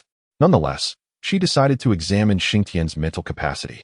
She extended her index finger, pressing it gently between his brows, releasing a soothing wave of soul power that enveloped his head. Soon, she withdrew her hand. Your mental strength has remarkably reached the upper echelon of the spiritual sea realm. It is quite peculiar. Your soul power is so low, yet your mental strength so high. Surely, the energy you consume is not transforming entirely into mental power? I cannot say for certain, but Master, what is this spiritual sea realm? Blood Dance took the opportunity to enlighten him. Mental strength is classified into 6 realms: spiritual origin, spiritual communication, spiritual sea, spiritual abyss, spiritual domain, and divine origin. You currently reside in the 3rd realm, spiritual sea. Reaching this stage at such a young age is indeed astonishing. Xing Tian let out a sigh, pondering the strength of his mental prowess. Yet, it seemed that his soul power was progressing at a rather leisurely pace. Do not underestimate the significance of robust mental strength, she remarked. For instance, once you reach the 20th level, you will be able to absorb even more formidable soul rings. At this point, Blood Dance chose to withhold further comments, as the young man had already obtained a 3,000-year soul ring as his first, a feat that rendered the measurement of absorption strength through mental power rather absurd. She conjured a soundproof barrier with her soul power and inquired, "How did you manage to absorb this 3,000-year soul ring? It is beyond what you should be able to withstand." Shing Tian was, in truth, unaware of the reason behind his possession of these 2 soul rings. He replied, "I cannot recall. My memories from 3 years ago are entirely gone. It was Lady Shua who took me in." Blood Dance pondered for a moment, deducing that the Lady Shua mentioned by Shing Tian must be the mother of Shua Yao. With Shing Tian's memories from 3 years prior vanished, it could be that his soul rings were intertwined with his parents, or perhaps the forcible absorption of the 3,000-year soul ring had led to this loss of remembrance. Nevertheless, the specifics of what transpired back then remained a mystery. "Never mind," Blood Dance muttered. "What matters is that he is my disciple now, and the stronger he becomes, the better." Without further ado, she seized the still bewildered Shing Tian and vanished from their location. When they reappeared, they found themselves by an expansive lake, surrounded by dense woods. The waters were remarkably clear, and to their astonishment, the area was imbued with an overwhelming energy. Shing Tian sensed a subtle rise in his soul power while remaining in this place. "Master, the energy here is so abundant. I can feel a surge in my soul power," he exclaimed, pausing momentarily as his gaze drifted toward the distance. There stood a colossal ancient tree, exuding a potent life force. "Teacher, there is an extraordinary energy emanating from that direction." Blood Dance turned her attention to the ancient tree and explained with a smile, "That is the tree of eternity, harboring immense life energy. One could even say it is the very source of life for the Douluo continent." Shing Tian was taken aback. He had never anticipated that the distant tree he observed could possess such an extraordinary significance. "From today onward, you shall remain by the sea god lake to cultivate until the commencement of the term," Shua Wu instructed Shing Tian. "Master, is this truly the sea god lake?" Shing Tian inquired, his expression one of disbelief. What else could it be? The eternal tree stands not far away. If this is not the sea god lake, then where could it possibly be?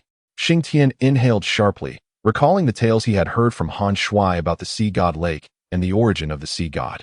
He never imagined he would find himself here today. "Very well, you shall remain here for your cultivation. When mealtime approaches, you will make your way to the cafeteria," Shua Wu instructed before vanishing without a trace. This left Shing Tian bewildered.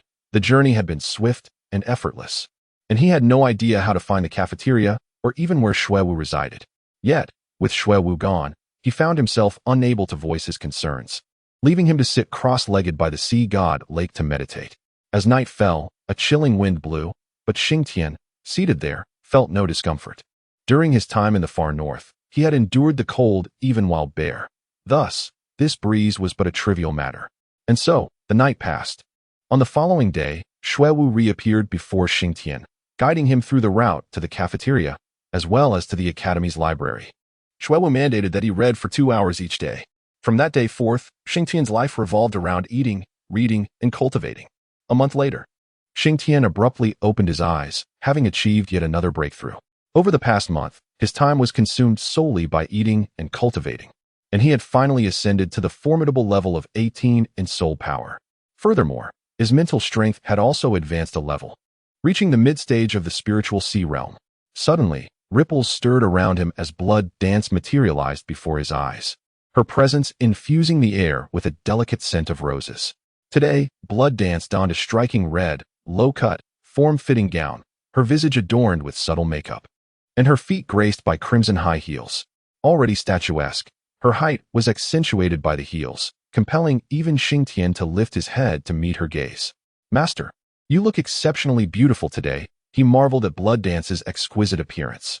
Her face lit up with a smile in response. But as she sensed the surge in Shing Tian's soul power, her smile blossomed even more radiantly. Those who knew her would surely be astonished to witness the notorious and fearsome female demon smiling.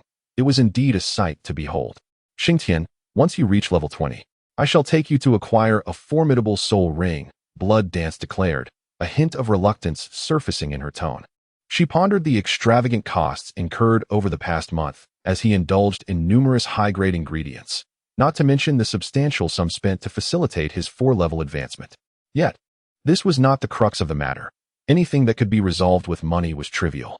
However, as time progressed, Shing Tian's appetite had grown insatiable, rendering even the most energy-rich foods she provided insufficient to satiate his hunger.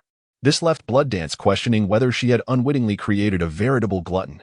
Xingtian did not respond to Blood Dance, for Shui had informed him of her intention to return to the northernmost land to undergo a breakthrough upon reaching level 20.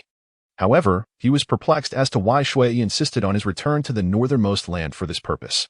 This question eluded him, and he could only await an explanation from Shui once he reached level 20. Chapter 24.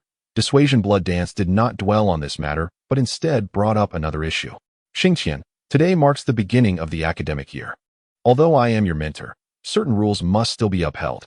For instance, you must pass the newly implemented 10 exams of the Academy to officially become a student.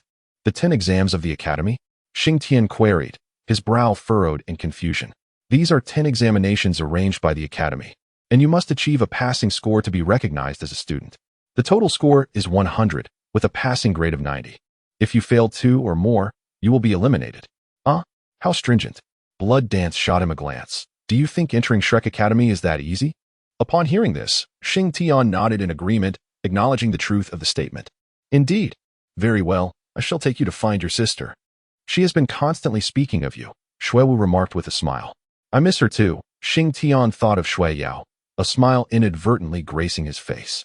Shuewu cast a fleeting glance at him, but chose not to comment further.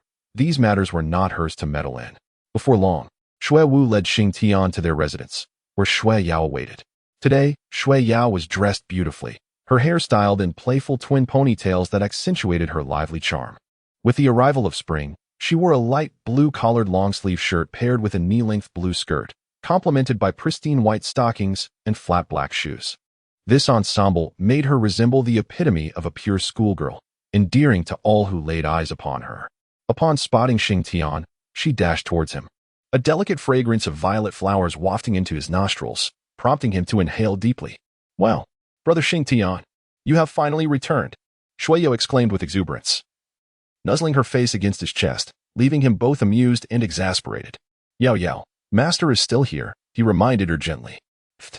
Shui Yao playfully stuck out her tongue and stepped back from his embrace.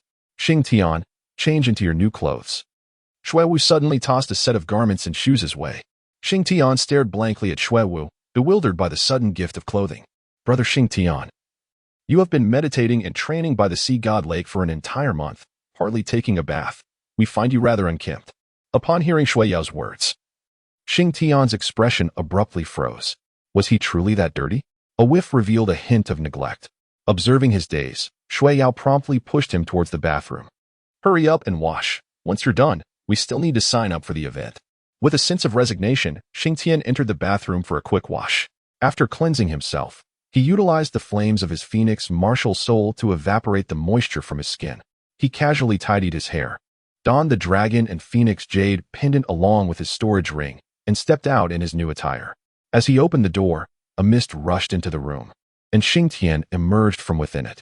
Shua Yao and Blood Dance turned their gazes simultaneously towards him. After his bath, Xingtian's complexion appeared slightly flushed, yet he exuded an invigorated spirit.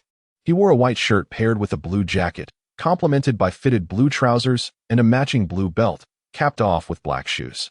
However, his collar was left unbuttoned, and his tousled hair lent him an air of wild defiance.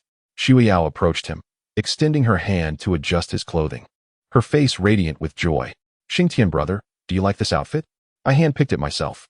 I love it, Xingtian replied, flashing a bright smile that revealed his pearly white teeth. All right, Blood Dance interjected.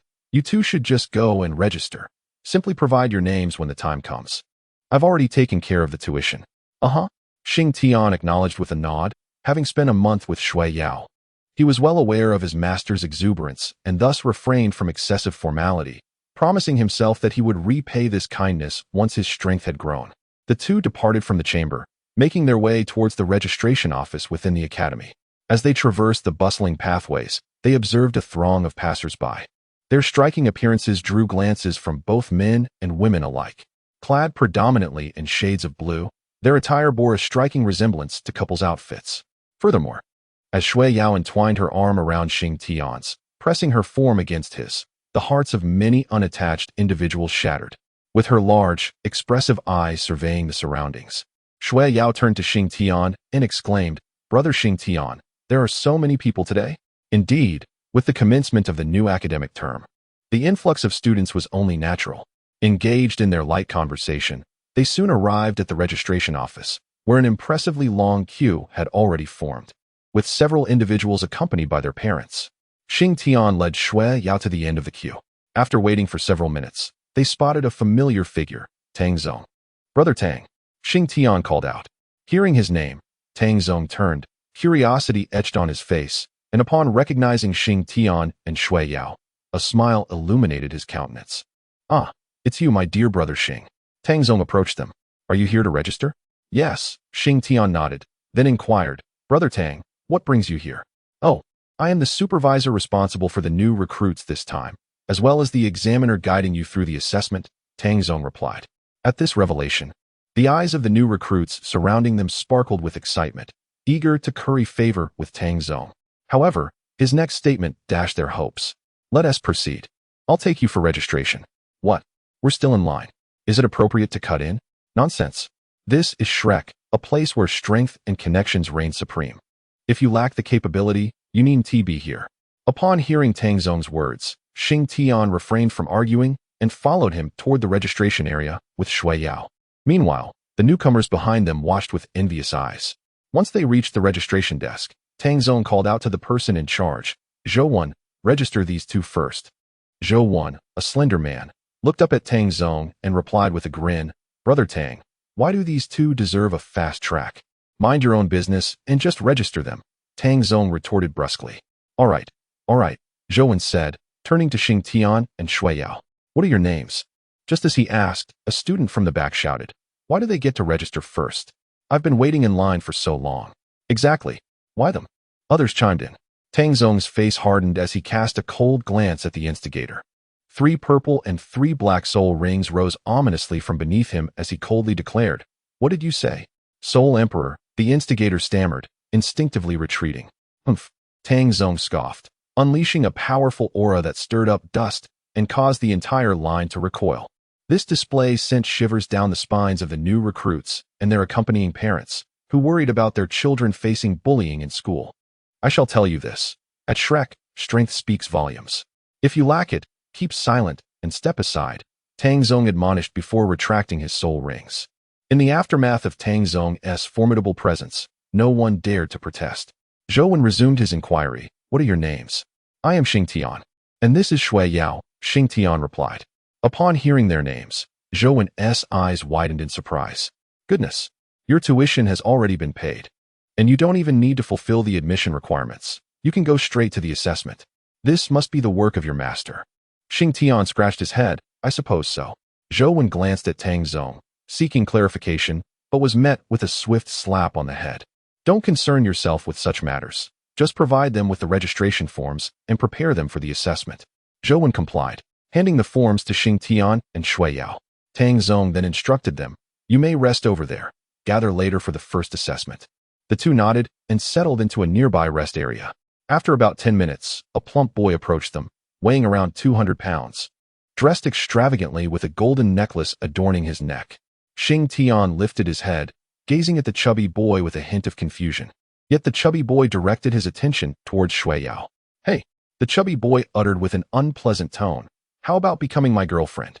Shua Yao remained silent, merely leaning against Shing Tian, which rendered the chubby boy somewhat embarrassed. He glared at Shing Tian and coldly remarked, "You, step aside." Shing Tian lifted his eyelids, the cold light shimmering in his. A hint of displeasure flickered across his features. The plump boy felt an inexplicable chill creep down his spine under Shing Tian's gaze. Yet he mustered the courage to repeat himself. "I told you to get lost, did you hear me?" Shing Tian lightly tapped Shua Yao's hand, signaling her to release her grip. Shua Yao obediently complied, and he rose to his feet. "Could you repeat that?" The little chubby boy, sensing the tone of Shing Tian, instantly felt displeased and reiterated, "I told you." Before he could finish his sentence, Shing Tian delivered a powerful kick, propelling the boy several meters away, rolling a considerable distance of over 20 meters. The onlookers were astonished, their mouths agape at the spectacle, while those unfamiliar with the situation stared at Shing Tian in bewilderment, though they dared not voice their thoughts. Coughing, the little chubby boy spat out a mouthful of blood. Dazed, he raised his trembling hand to point at Shing Tian, exclaiming, "You dare to strike me?" Xing Tian gazed down imperiously at the portly figure before him, a palpable aura of dominance emanating from his being. The chubby boy struggled to his feet, unleashing a furious roar as a black dragon materialized behind him, revealing his martial soul as the dark magic dragon. Simultaneously, 2 violet soul rings ascended beneath him, marking him as a formidable great soul master. Shui Yao immediately rose to her feet, but Xing Tian extended his hand to halt her, declaring, "I shall take this on." With that, he advanced forward, a yellow soul ring spiraling up from beneath him. The onlookers were left in a state of astonishment, utterly bewildered by the sight of a soul master challenging a great soul master with such ferocity. Is this truly Shrek? Ah, how amusing. A mere soul master, wielding a century-old soul ring, dares to confront me? The chubby boy erupted into laughter. Xing Tian's lips curled into a faint smile as he raised his head and inquired, "Then who was it that I kicked over 20 meters away?" The chubby boy fell silent, his expression darkening. "You are inviting trouble upon yourself." Xing Tian shrugged and remarked, "I do not feel that way." The plump young man snorted derisively and dashed out, his speed astonishing. It was almost unfathomable that such a corpulent figure could move with such swiftness. The onlookers could merely catch a glimpse of his fleeting shadow. Xing Tian stood motionless as a cerulean dragon ascended from behind him, its piercing eyes radiating a chilling luminescence. With a thunderous roar, the dragon's cry reverberated throughout the surroundings, prompting everyone to instinctively cover their ears. Even the chubby boy rushing towards Xing Tian halted abruptly, his body frozen in place, rendered immobile by the overwhelming sensation of dizziness. At present, Xing Tian had attained the formidable level of 18, significantly enhancing his soul power, which in turn magnified the potency of his soul abilities beyond measure. The radius of his disorienting effect now extended to 50 meters. After a brief pause of 3 seconds, the chubby boy gradually emerged from his stupor, shaking his head as he turned his gaze towards Xing Tian. For reasons unknown, the dragon's cry had sent a tremor through his entire being, and he sensed an unsettling urge within his martial spirit, as if it yearned to break free from his corporeal form, a sensation that filled him with profound dread. At this moment, Xing Tian approached the chubby boy, who instinctively took a few steps back. However, before he could retreat further, Xing Tian swiftly seized the collar of the boy's shirt, effortlessly lifting him. Despite his weight exceeding 200 pounds, you now face 2 choices: either apologize or suffer a beating so severe that even your parents will not recognize you. Xing Tian stated coldly. Upon hearing this, the chubby boy struggled and shouted defiantly, "Impossible. Apologizing is out of the question. If you wish to fight, then come on." "Do you really think I, a great soul master, fear you?" "Very well." Xing Tian uttered a single word, and with a fierce motion, he hurled the chubby boy to the ground, causing the very stones beneath to crack. The impact left the boy's face bruised, yet seizing the opportunity, he scrambled to his feet. His appearance was utterly disheveled. His clothes were in tatters, blood trickled from the corner of his mouth, and he looked pitiable in his predicament. "If I do not kill you today, my heart shall never find peace," he declared, summoning his first soul skill, Wild Claw. With his hands transformed into claw-like appendages, he swiftly lunged towards Xing Tian, ready to strike. Xing Tian swiftly evaded, yet for reasons unknown, the rotund adversary exhibited remarkable speed. In a fleeting moment, he failed to dodge a strike and felt a claw scrape across his chest, tearing his garment and revealing the solid muscles beneath. A frown creased his brow. This was the attire chosen for him by Shui Yao, now marred by the chubby figure before him. His ire surged to new heights. A contest of claws, is it? Very well. He invoked his first soul skill, the Divine Dragon Claw. Xing Tian's hands were adorned with a delicate layer of scales as he sprinted forward, his right hand morphing into a claw aimed at the chubby boy. Upon witnessing the formidable claw, accompanied by a fierce gust of wind, the chubby boy was so terrified that he dared not confront it directly, hastily evading the attack. The force of Xing Tian's strike left a colossal pit in the ground, with a striking claw mark etched at its center. Gawking at the imprint, the chubby boy exclaimed, "What the hell? You must be a fake soul master. How could you possess such overwhelming power?" However, Xing Tian offered no explanation. He swiftly pivoted and lunged forward again, faced with the might of Xing Tian's claw. The chubby boy had no courage to withstand it and fled in a panic. As Xing Tian observed the little chubby boy attempting to flee, he promptly unleashed the Phoenix True Eye. The boy, inadvertently locking eyes with Xing Tian, fell into a daze once more. Harnessing his soul energy, Xing Tian prepared to deliver a decisive blow to the boy. However, just as he was about to strike, Tang Zong's voice resonated, urging, "Xing, hold your hand." Yet, it was too late for Xing Tian to halt his momentum. His right hand lunged towards the boy's head. In that very moment, a surge of soul energy enveloped the chubby boy, sending Shing Tian hurtling backward. "Brother Shing Tian!" Shueyu exclaimed in alarm as she rushed to his side. Chapter 26. The dual. Shueyu swiftly reached Shing Tian, aiding him to his feet while her face reflected concern. "Brother Shing Tian, are you all right?" "I'm fine," Shing Tian replied, shaking his head. His gaze shifted towards the little boy, who was now accompanied by a man. This individual appeared to be in his 30s or 40s, boasting a robust physique and an imposing demeanor. "Teacher's son," Tang Sect addressed him with respect as he approached. Sun Tianyi nodded slightly, fixing his gaze upon Shing Tian. He questioned, "I noticed the intense killing intent in your previous strike. What was your intention?" Seeing that Shing Tian remained bewildered, Tang Sect promptly clarified. "This is Teacher Sun Tianyi, a formidable soul master of the assault system at level 82. Upon hearing this, Shing Tian immediately bowed and said, "Hello, Teacher Sunday." Sun Tianyi nodded lightly, his gaze still fixed on Shing Tian, indicating that he sought an explanation. Shing Tian understood the situation immediately and began to explain. "Just now, this rotund fellow attempted to provoke my sister and told me to leave. How could I possibly endure such insolence? I certainly could not. Thus, I retaliated and struck him. In the midst of our scuffle, he tore the garment I had meticulously chosen for my sister, which incited my wrath further. I had no intention of killing him. After all, I never imagined I would encounter such a feeble soul master, one who couldn't even best me, a mere junior soul master." Suddenly, Tang Sect erupted into laughter, prompting Sun Tianyi to glare at him and inquire, "What do you find amusing?" Clearing his throat, Tang Sect quickly suppressed his laughter and replied, "It's simply humorous that a senior soul master cannot surpass a junior soul master." Sun Tianyi shifted his gaze back to the portly individual and coldly remarked, "You're pathetic. You can't even defeat a soul master. Truly disgraceful. Shrek is not suited for you. Pack your belongings and depart." "Ah," the chubby fellow exclaimed in alarm, "Teacher, please don't. I can defeat him. I merely didn't use my full strength before. If we were to battle again, I would undoubtedly triumph." He then turned to Shing Tian and shouted, "Boy, how about a one-on-one duel? If you win, I will leave." "Oh."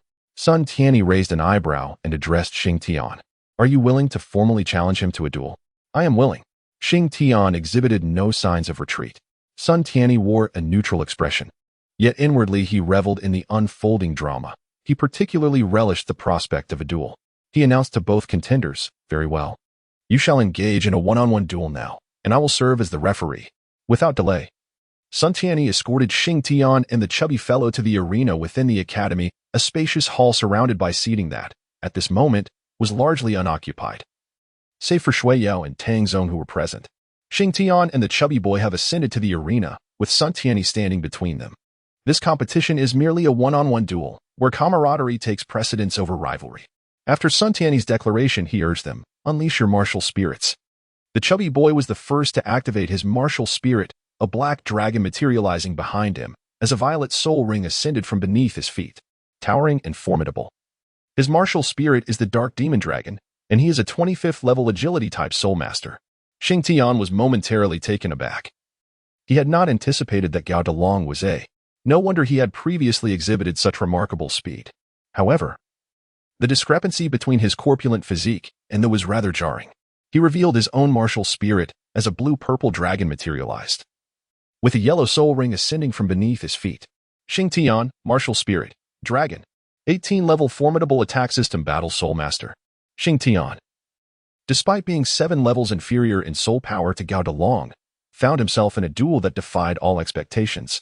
It was intended to be an effortless victory for Gao Dalong. However, he insisted on facing Shing Tian one-on-one, altering the dynamics of the contest.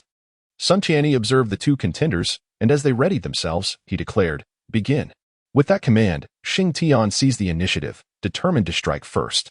Aware that Gao Dalong's soul power surpassed his own, he recognized that he could not afford to grant him the opportunity to counterattack, as he had done in their previous encounters.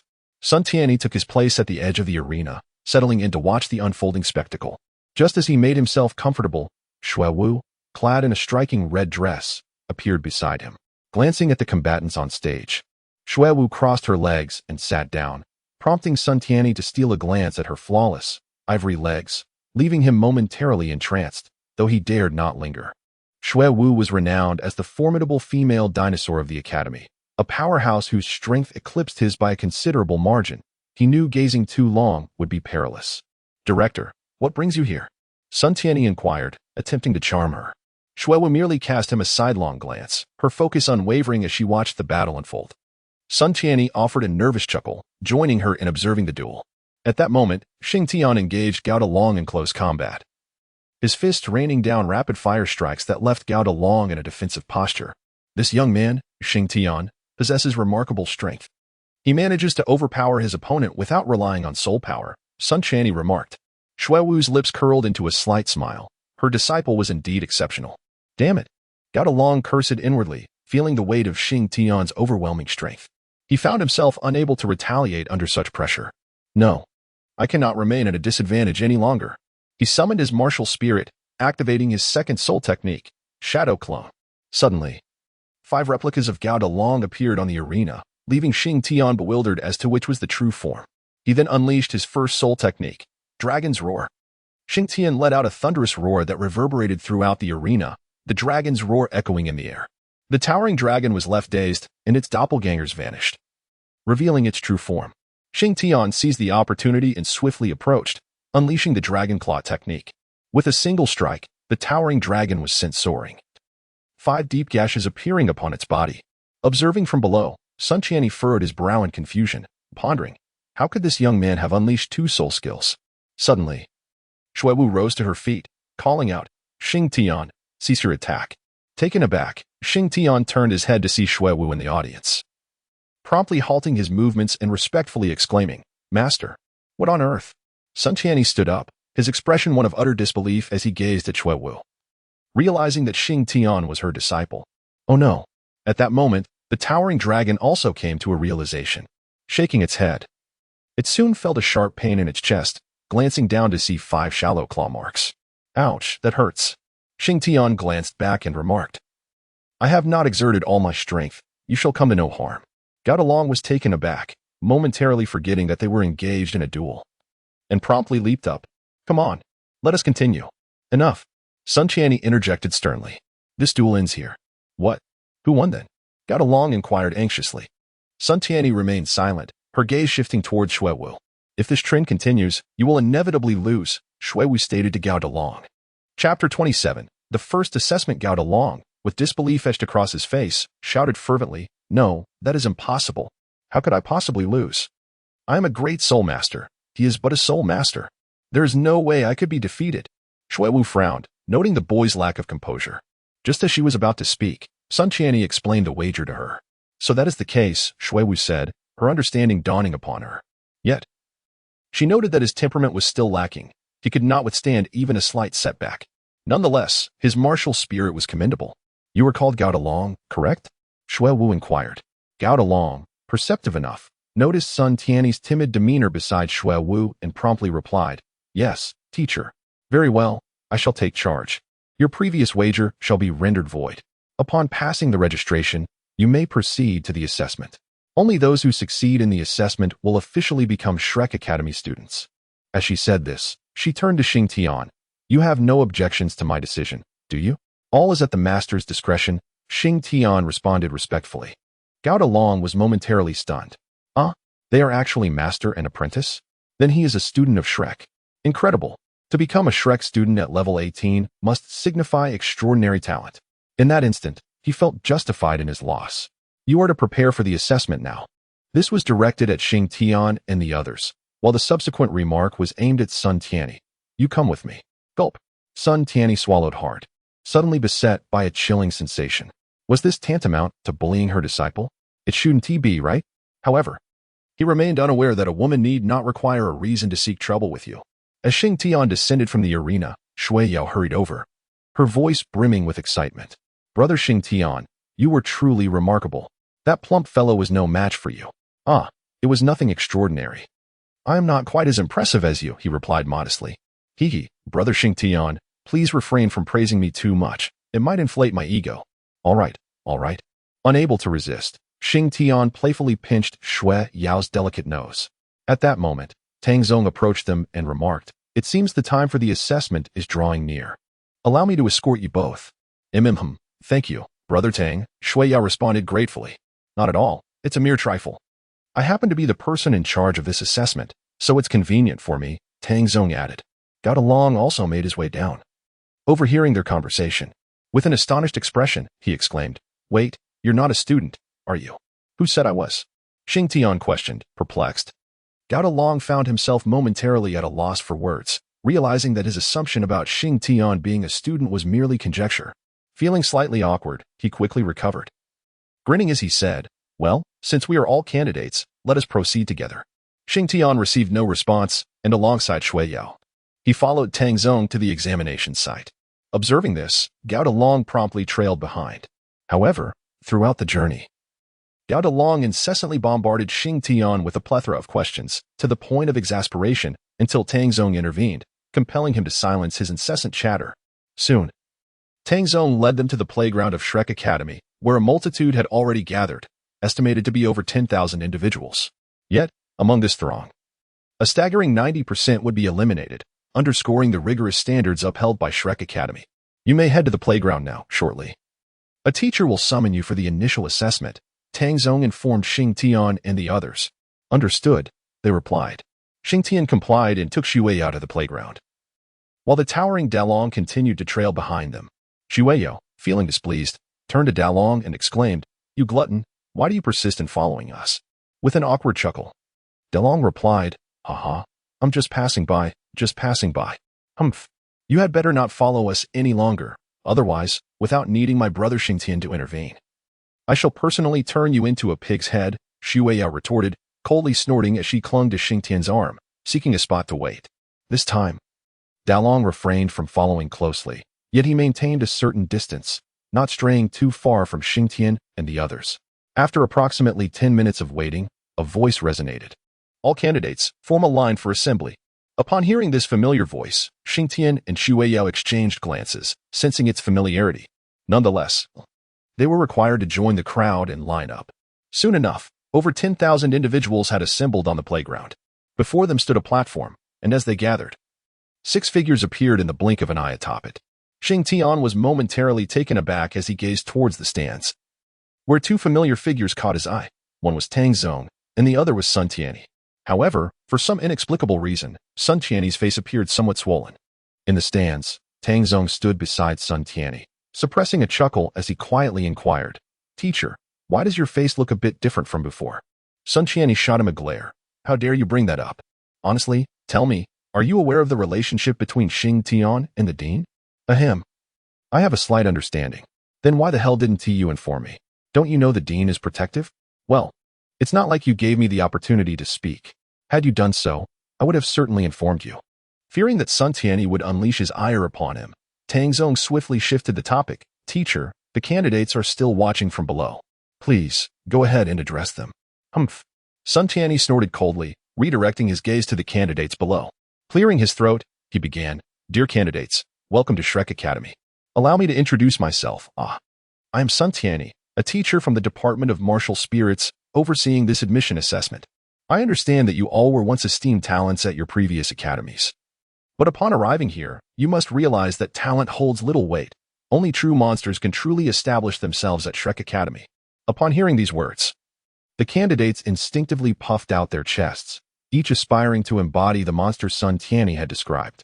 Sun Tianyi surveyed the crowd and continued, "This assessment comprises 10 segments.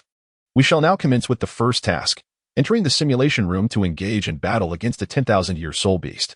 Those who fail will be eliminated on the spot. Now, 5 senior students will escort you to the simulation room." Over 1,000 candidates, organized into 5 groups, followed their leaders to the simulation room. However, upon their arrival, they discovered that the senior students had vanished without a trace. Shing Tian and Shui accompanied Tang Sect as they approached their destination. Tang Sect's voice resonated in Shing Tian's ear.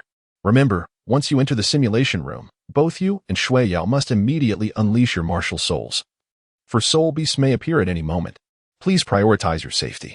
Shing Tian was momentarily taken aback as he surveyed his surroundings, realizing that Tang Sect had vanished from sight. They had arrived in a simulation chamber, an expansive hall capable of accommodating thousands. Suddenly, the entire area was shrouded in darkness, prompting Shing Tian to become alert in an instant. "Yao, unleash your martial soul."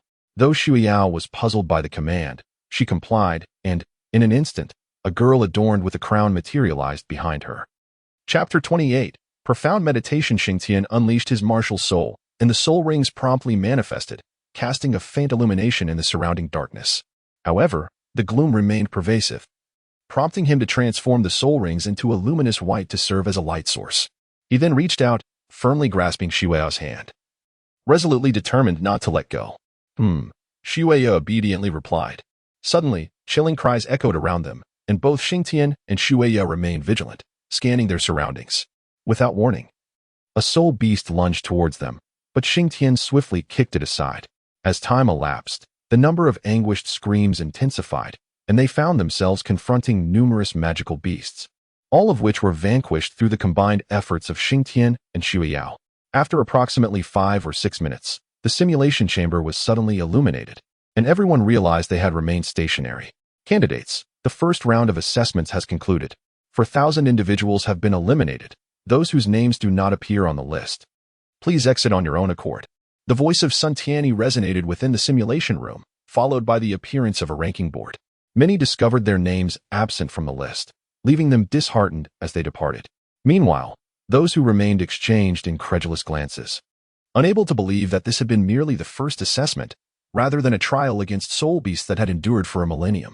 Xingtian and Shuai were utterly astonished, as they only then realized that the preceding scene was merely an illusion. They had directly entered a simulated world, confronting the very soul beasts they were destined to challenge, those that had existed for a millennium. However, the sheer audacity of over 10,000 individuals being seamlessly ushered into this simulated realm was nothing short of terrifying. Following this, the second assessment commenced. Sun Tian's voice resonated once more, instructing all participants to sit still and meditate for an hour. It is worth noting that if one does not enter a meditative state within 10 minutes, they shall be disqualified. Xingtian and Shuai exchanged a glance, each gracefully settling into a cross-legged position to commence their meditation. However, scarcely had a minute passed before a jarring cacophony erupted, only to dissipate shortly thereafter. What on earth was that? My ears. A chorus of exclamations arose as the abrupt noise shattered their meditative tranquility. Xingtian suddenly comprehended that during this hour of meditation, the Academy would employ noise to disrupt them, preventing their entry into a meditative state, thereby testing one's willpower.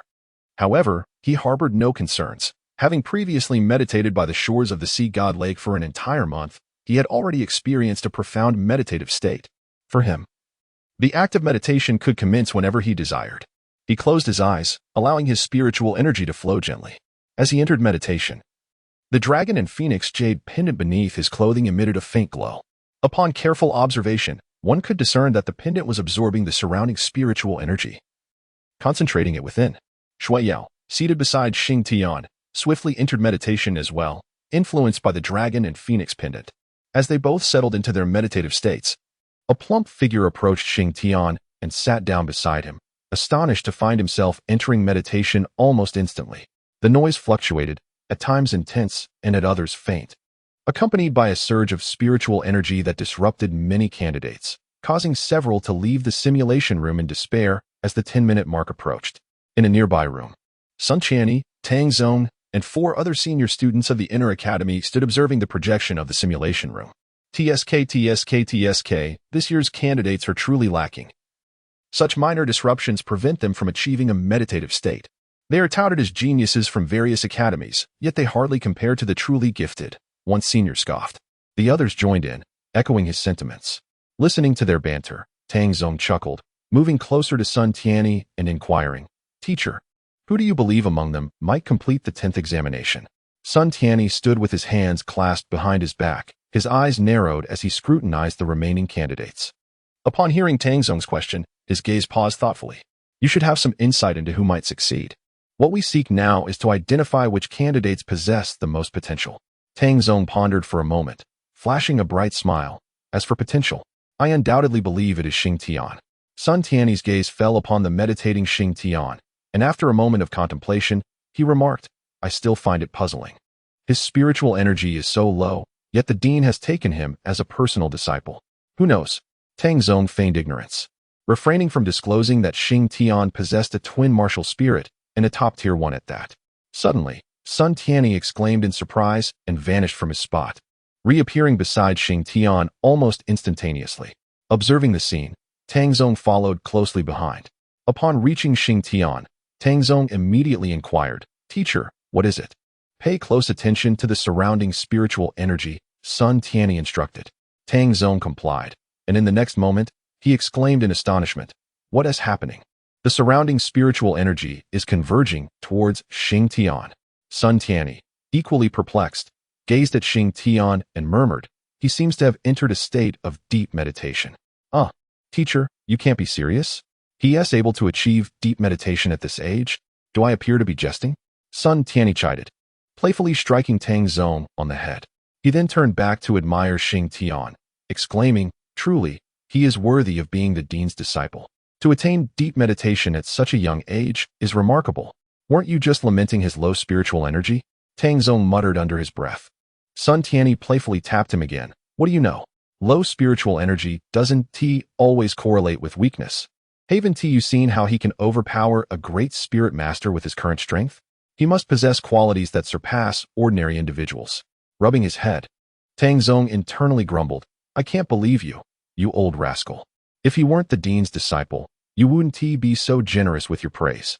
Achoo! Sun Tianyi suddenly sneezed, rubbing his nose and muttering, "Which rascal is cursing me?" Tang Zong shivered at the remark, addressing Sun Tianyi, "Teacher, I will arrange for the eliminated candidates to leave the academy." "Very well," Sun Tianyi nodded, allowing Tang Zong to proceed while he remained beside Xing Tian. An hour later, Xing Tian abruptly opened his eyes, leaping up and letting out a dragon's roar that startled Sun Tianyi. However, once the roar subsided, Sun Tianyi realized that Xing Tian's spiritual energy had undergone a breakthrough. Goodness, are you serious? A single roar and he breaks through? Must it be so disheartening? Yet, as he reflected on the duration of Xing Tian's deep meditation, he couldn't help but sigh. Only an hour. What a pity. After the completion of the dragon's roar, he finally noticed Sun Tianyi standing before him. He promptly exclaimed, "Master, what brings you here?" Sun Tianyi, with a look of regret on his face, replied, "I came to check on you upon noticing you had entered deep meditation. Alas, it is a pity that you only meditated for an hour." Chapter 29. Forming the team. Xing Tian was momentarily taken aback by Sun Tianyi's words. How could 1 hour of meditation be deemed regrettable? Typically, he would engage in meditation for an hour without much thought. Driven by curiosity, he inquired, "Master, why is 1 hour of meditation considered unfortunate?" As a disciple of blood dance, Sun Tianyi patiently elucidated, "The duration of your first deep meditation significantly influences your future growth. Generally, the longer the meditation, the more formidable your future self becomes." "Oh," Xing Tian understood, "but this is not my first deep meditation." "Well, if it is not your first, that is a relief." Sun Tianyi nodded in agreement. However, a realization struck him as he stared at Xing Tian in disbelief. "You mean to say this is not your first deep meditation? When was your first, and how long did it last?" In response to Sun Tianyi's barrage of questions, Xing Tian explained, "My last deep meditation occurred about half a month ago, and I believe it lasted approximately 16 days, as per my master's account." 16 days, Sun Tianyi exclaimed, struggling to comprehend this revelation.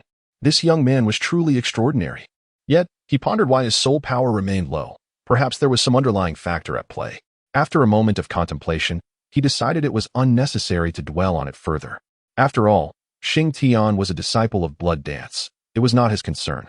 Though he couldn't help but feel a tinge of regret that Xing Tian was not his own disciple. Brother Xing Tian. Shua Yao had awakened from her meditation and noticed Sun Tianyi conversing with Xing Tian. She called out, "Hello, master." Sun Tianyi nodded lightly. With the hour now concluded, it was time to prepare for the next assessment. He did not linger with Xing Tian and the others, turning to leave. "Brother Xing Tian, why has the master come over?" Shua Yao inquired, a hint of confusion on her face. However, upon realizing that Xing Tian had risen before her, she wore a look of concern. "Could it be that you did not pass the meditation assessment, and the master has come to find you? What are you thinking?"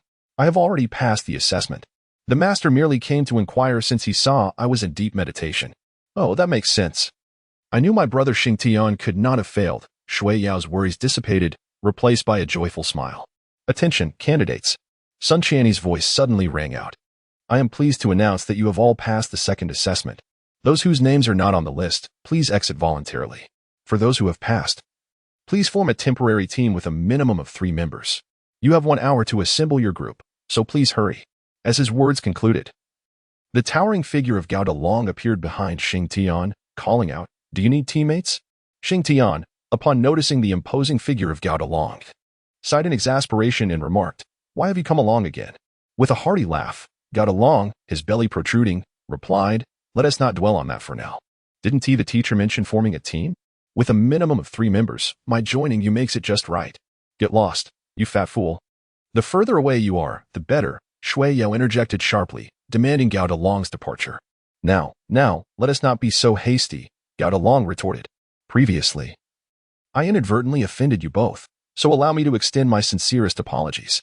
He then bent at the waist, offering a courteous bow, and with a tone imbued with regret, exclaimed, "I am truly sorry." Upon encountering the sincerity of Gao Dalong, Shing Tian contemplated for a moment and replied, "Very well, it is not a matter of great consequence. Let us let it pass." Hearing these words, Gao Dalong's face instantly brightened with a smile, albeit his corpulence rendered the expression rather endearing. He then playfully draped an arm around Shing Tian's neck and, with a broad grin, declared, "Brother, there is a saying that one does not truly know another until they have engaged in conflict. Henceforth, you shall be my elder brother. As for me, dear brother, I possess little beyond my finances. Should you ever require monetary assistance to resolve any issues, do not hesitate to entrust them to me." Shing Tian was taken aback. Could such a connection truly be forged? Just then, a sweet voice interrupted their conversation. A young girl with twin ponytails stood before them, clad in a white, form-fitting dress, her hands gracefully resting on her crossed abdomen. Her adorable face and sparkling, doe-like eyes blinked curiously at Shing Tian and his companions. Gao Dalong's eyes lit up at the sight of her, as if a ferocious wolf was roaring within his heart. He released Shing Tian and quickly stepped forward, drawing closer to the girl, prompting her to instinctively take a step back. "Excuse me, fair lady, our team is in need of someone as lovely as yourself," Gao Dalong declared with a rather foolish grin. "Get lost, you fatso," Shui retorted, kicking Gao Dalong aside. She then approached the young girl and inquired, "May I ask which department you belong to?" The girl looked at Shui with surprise, noting that she was even more beautiful than herself, which sparked a tinge of jealousy, albeit a fleeting one. She replied, "I am from the support department. Do you need someone?" "Indeed. We are in need of a support member," Shui Yao responded with a smile, introducing herself. "My name is Shui Yao, a control department soul master, with the martial spirit of Ice Goddess." As Shing Tian approached, Shui Yao immediately linked her arm with his and introduced him to the young lady. "This is my brother, Shing Tian, a powerful assault-type soul master, whose martial spirit is a dragon." The young lady's beautiful eyes turned toward Shing Tian, and they sparkled with admiration. He was undeniably handsome. However, upon noticing Shui Yao entwined with his arm and recalling their shared surname, she instinctively averted her gaze, as if she had deduced something. "Hello. My name is Gao Dalong, a swift attack-type soul master, and my martial spirit is the dark magic dragon." Gao Dalong suddenly appeared, grinning as he introduced himself, though his smile bore a somewhat lecherous quality that instinctively caused the young lady to step back. "I am Tongxi, and my martial spirit is the 9 Treasures Glazed Tower." As Tongxi spoke, she summoned her martial spirit, a crystalline tower shimmering in her right hand, accompanied by 2 violet soul rings that appeared in succession. "The 9 Treasures Glazed Tower?" Gao Dalong remarked with a hint of confusion on his face, finding it somewhat reminiscent of the 9 Treasures Glazed Tower. "Hey, my glazed tower is quite different from the glazed tower," Tongxi retorted. Upon hearing Tongxi refer to him as fatty, Gao Dalong felt an inexplicable pang, yet he dismissed it, thinking, no pain, no gain, and forced a smile. What is the difference? Is it perhaps more formidable than the 9 Treasures Glazed Tower? Tongxi chose not to respond this time, simply retracting her martial spirit. Noticing her silence, Gao Dalong pressed with numerous inquiries, but Tongxi remained unresponsive. Observing his persistence, Shui Yao directly told him to move aside and not bother them, while she engaged in lively conversation with Tongxi. Before long, they were laughing and even affectionately addressing each other as sisters. "Hey, are you still looking for someone?" Another voice resonated, strong and robust, instilling a sense of reassurance merely through its sound.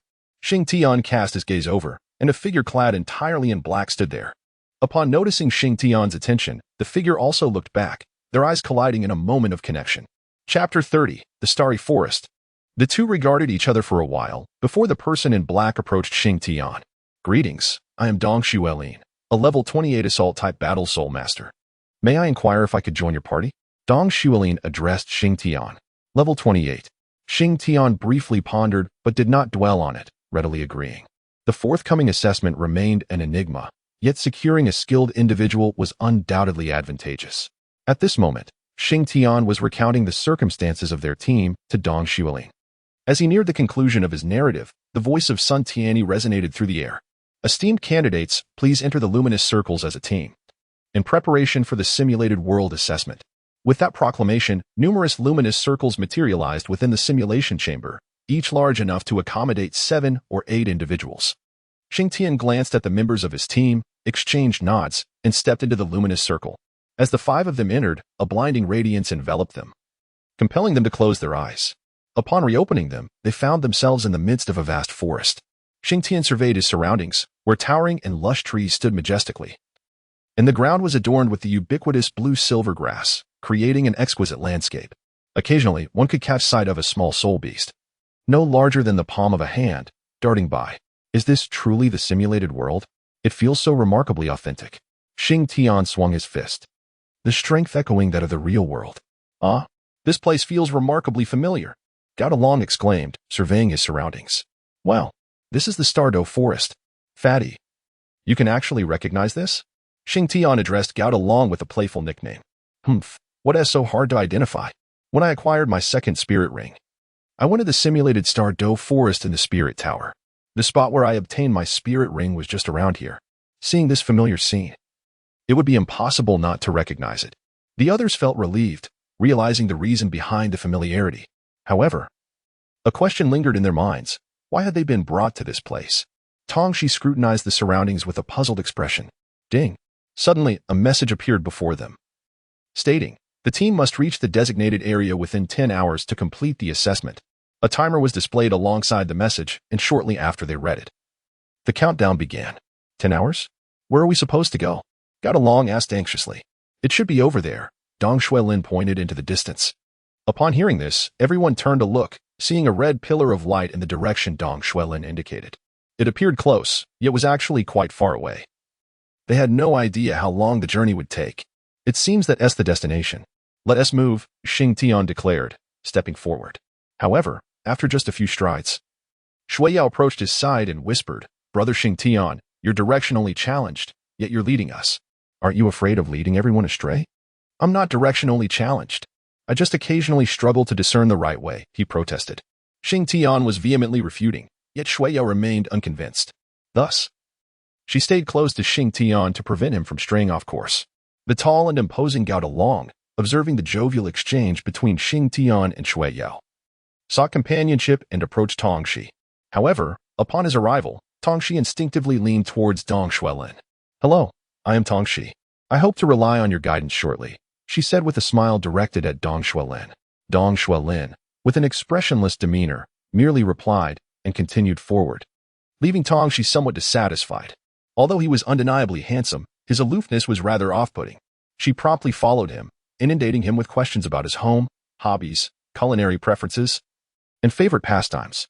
Yet, Dong Xuelin only offered nods or vague affirmations, resembling a wooden puppet, which incited Tongxi's frustration. Meanwhile, the solitary Gao Dalong watched this scene with envy. Why was it that they could be a pair while he remained alone? Little Pang felt disheartened and wished to offer comfort. In the observation room, Sun Tianyi and Tang Zong stood by. TSK. This fellow Shing Tian has beautiful companions during his assessment. How enviable, Tang Zong remarked wistfully. Your mind is filled with such base thoughts, Sun Tianyi retorted. He scrutinized Shing Tian's group and analyzed their data. Overall, their team composition was quite remarkable, featuring 2 powerful assault-type soul masters, alongside one each of control, agility, and support types, significantly superior to other candidates' arrangements. However, a stronger team warranted special scrutiny. Sun Tianyi called out, Tang Zong. Release a 9,000-year-old soul beast to test their capabilities. Come on, teacher. Starting with a 9,000-year-old soul beast seems rather harsh. Harsh? Aside from Shing Tian, all these youngsters are at least level 25, especially that one in black. He's a level 28 assault-type soul master. If they can't handle a 9,000-year-old soul beast, They need not bother enrolling. Our Shrek Academy cannot afford such a disgrace. Is their team truly that formidable? Tang Zong exclaimed in astonishment. Did you think otherwise? Hurry. Release a 9,000-year-old soul beast to evaluate their strength. Understood. Aware of the overall strength of Shing Tian's team, Tang Zong wasted no time and promptly unleashed a 9,000-year-old soul beast. As Shing Tian and his companions traversed the Starry Forest, all but Gao Dalong engaged in spirited banter. Suddenly, they all came to an abrupt halt. Before them loomed a soul beast, a serpent, over 30 meters in length. Its entire body a deep purple, adorned with a gem-like purple stone atop its head. Upon observing the serpent, Shing Tian immediately recognized the soul beast before him. It was the purple diamond viper, a soul beast renowned for its lethal venom, its scales exceptionally sturdy. Judging by its length, it should be a 9,000-year-old soul beast. Shing Tian elucidated. Over the past month, he had devoted himself to meditation and the study of every soul beast on the continent, allowing him to identify any soul beast with ease. A 9,000-year-old soul beast? Are you certain you are not mistaken? Dong Xuelian inquired, furrowing her brow. Shing Tian nodded gravely, declaring, I am certain this is the 9,000-year soul beast. Instantly, a sense of dread enveloped the group. A 9,000-year soul beast equates to the Soul King realm of the Fifth Ring. How could they, a mere assembly of Grand Soul Masters, possibly contend with such a formidable foe? The purple diamond viper, flicking its forked tongue, surveyed the 5 individuals with its piercing violet eyes. Now endowed with a measure of intelligence, it refrained from acting rashly, opting instead to ascertain whether the 5 posed a lethal threat. However, after a brief assessment, it discerned that their powers were rather unimpressive, prompting a sinister smile. A delectable feast had presented itself. Chapter 31. The battle begins. Hiss. The purple diamond viper emitted a sound as its colossal head advanced towards Shing Tian and his companions. Everyone, scatter. Shing Tian commanded without hesitation. He immediately unleashed his martial spirit, a powerful dragon's roar resounding forth. The purple diamond viper was momentarily stunned by this roar. Inexplicably, fear gripped its heart, causing its massive form to come to an abrupt halt. Seizing the opportunity, Shing Tian unleashed the dragon claw, his talon piercing the scales of the amethyst viper with disregard for its defenses. A patch of scales was effortlessly torn away. You are a soul master. Dong Xuelian's astonished voice echoed, disbelief washing over him as he beheld Dong Xuelian's yellow soul ring. Tongxi, equally bewildered, could hardly fathom that a soul master existed within her team. How could such power possibly be registered at Shrek Academy? Hey, do not doubt my elder brother. Though he is merely a soul master, his prowess is formidable enough to easily overpower me, Gao Dalong declared. Summoning his martial spirit, the dark dragon, 2 purple soul rings spiraling upwards from beneath him. As Dong Xuelian and Tongxi gazed upon Gao Dalong's martial spirit and its elite rank, they found it hard to reconcile the notion that he could be effortlessly bested by Shing Tian, sowing seeds of confusion in their minds. Brother Shing Tian, be cautious. Shuya suddenly cried out. The amethyst viper, recovering its mobility, was gripped by an inexplicable fear of Shing Tian, its primal instinct driving it to eliminate him in order to quell its terror. As Shing Tian observed the purple diamond viper approaching, he immediately retreated to create distance. However, its speed was far too swift, rendering him incapable of widening the gap. With a flourish, Snow-Yo raised her right hand and lightly tapped towards the purple diamond viper, invoking her second soul technique, Frozen Confinement. A white circle materialized beneath the creature. With a sharp crack, the sound resonated as ice rapidly spread across the viper's body. Its strength exceeded Snow-Yao's by a significant margin, preventing her from fully encasing it in ice. She could merely allow Shing Tian to escape its striking range. The purple diamond viper suddenly quivered, shattering the ice that enveloped it. Growing cautious after being restrained twice, it was reluctant to face further control. Dong Xuelian turned to Tongxi, inquiring about her soul abilities. My first soul technique is Resurrection of all things, capable of healing wounds. My second is Power Amplification, which enhances strength by 50%. Dong Xuelian was taken aback. Such support was even more formidable than the 7 treasures, glazed tile pagoda. Nonetheless, given the battle's intensity, he refrained from further questioning and shouted, Quickly grant me Power Amplification. Upon hearing this, Tongxi summoned her martial soul, a crystalline tower appearing in her grasp, with a purple soul ring rising from beneath her feet. 9 treasure glazed tile, strength. A crimson beam shot forth from the tower, infusing Dong Xuelian with newfound vigor. In that instant, he felt his soul power surge dramatically, his strength enhanced by half. Shua Sword, Arise. He bellowed, his palm facing downward as a blood-red sword gradually materialized. The blade was black, with an eerie purple aura swirling along its edge and a blood-red line running through its center. Glancing upward, he noted a blood-red eye below the hilt, which opened momentarily before shutting again. Gripping the hilt firmly, Dong Xuelin propelled himself towards the purple diamond viper. As he neared, he leapt, landing behind the serpent. First soul technique, Bloodthirst. The Shura sword, infused with purple energy, pierced the viper's back. Astonishingly, the seemingly impenetrable scales yielded under the force of his strike. As the Shura sword penetrated the viper's body, the purple aura transformed into a vivid crimson.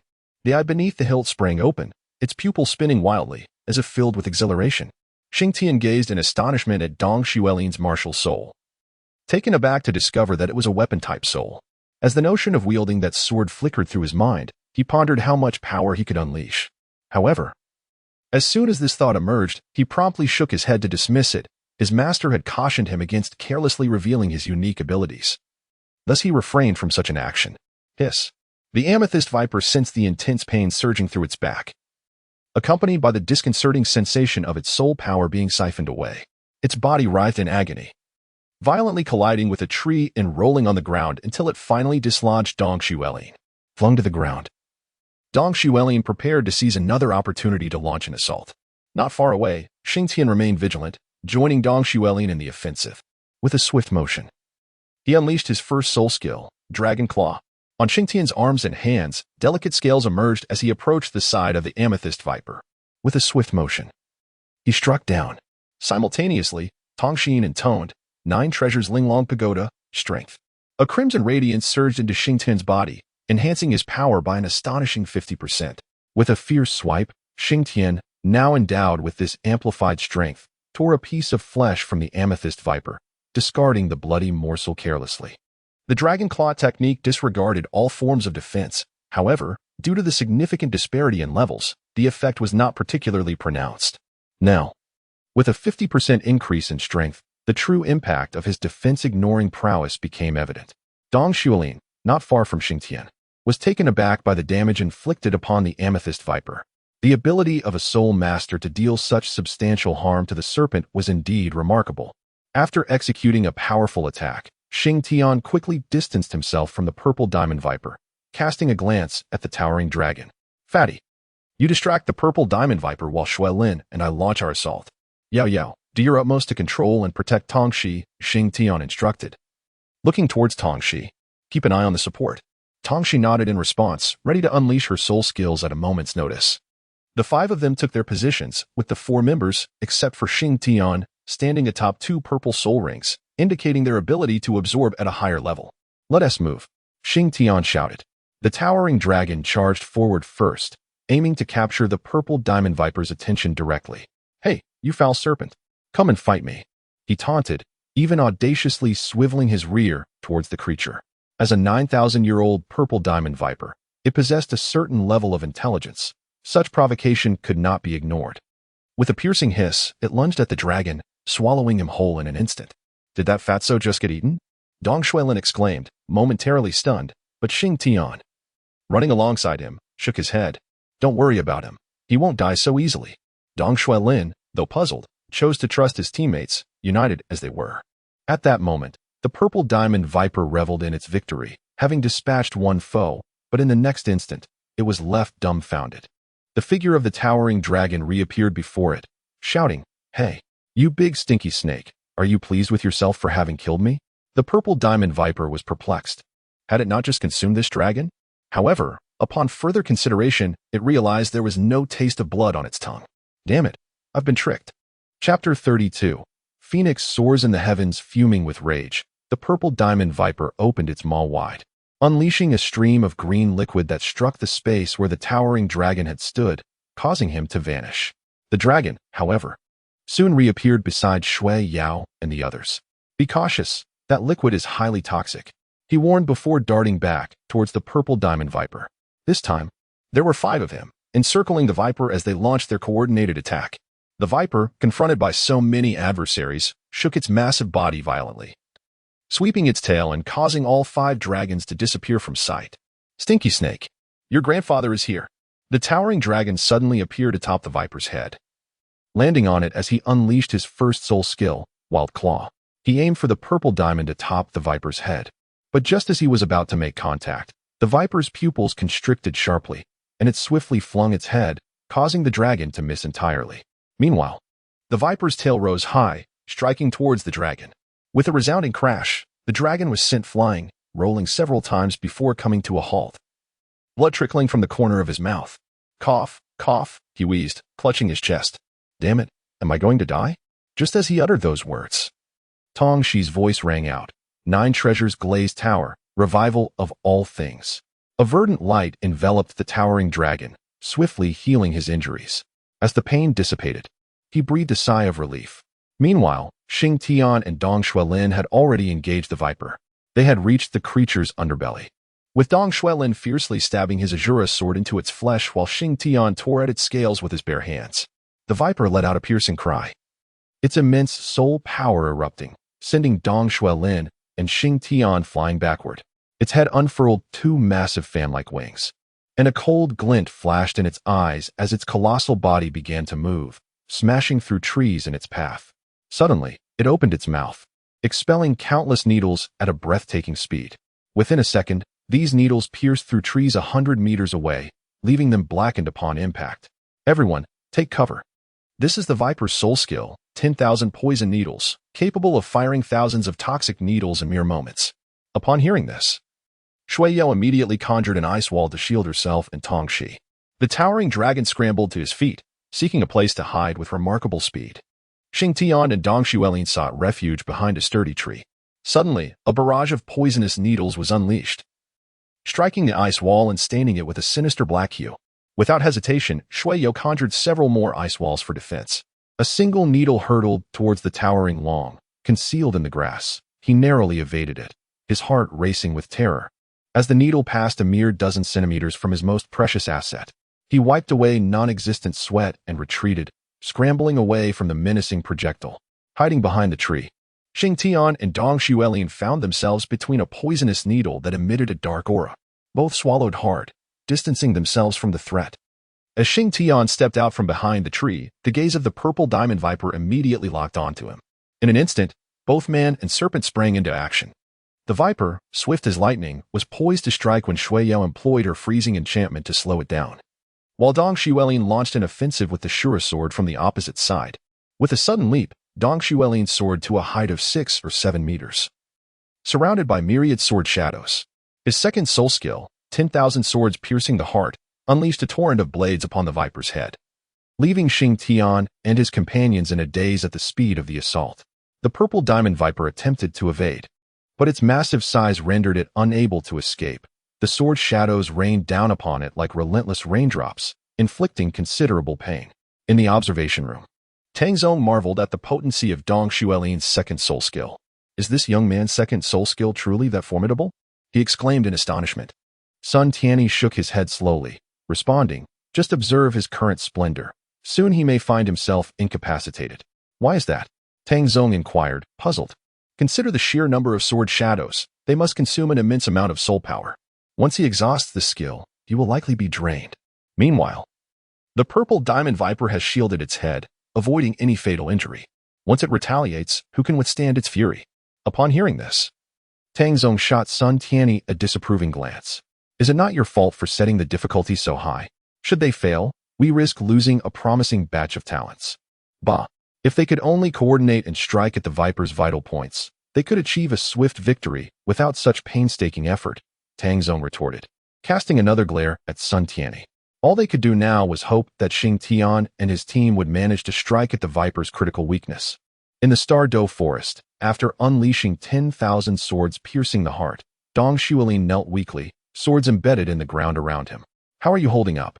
Xing Tian inquired, helping him up. Dong Xuelin shook his head and replied, I can no longer continue.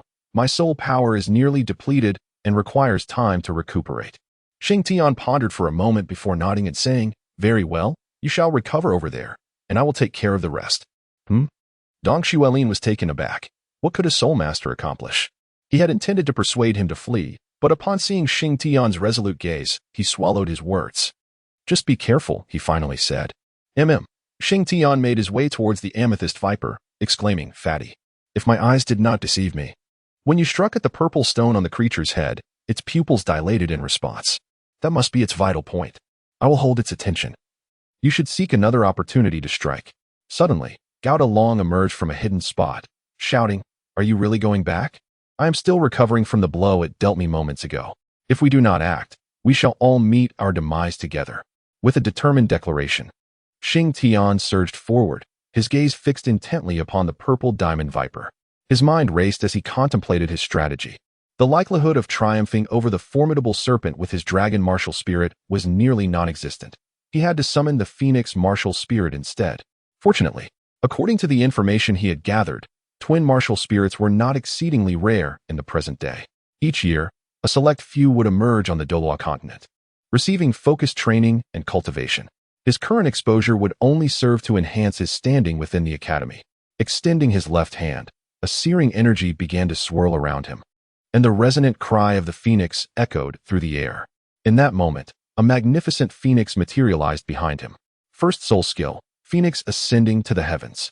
As Shing Tian's garments were instantaneously reduced to ashes, fiery wings unfurled majestically from his back. With the emergence of these wings, he soared into the air, directly ascending above the head of the purple diamond viper. At that moment, everyone was left utterly astonished. Goodness! It turns out that the elder brother possesses a dual martial soul. Moreover, it is a supreme beast martial soul, that of a dragon and a phoenix.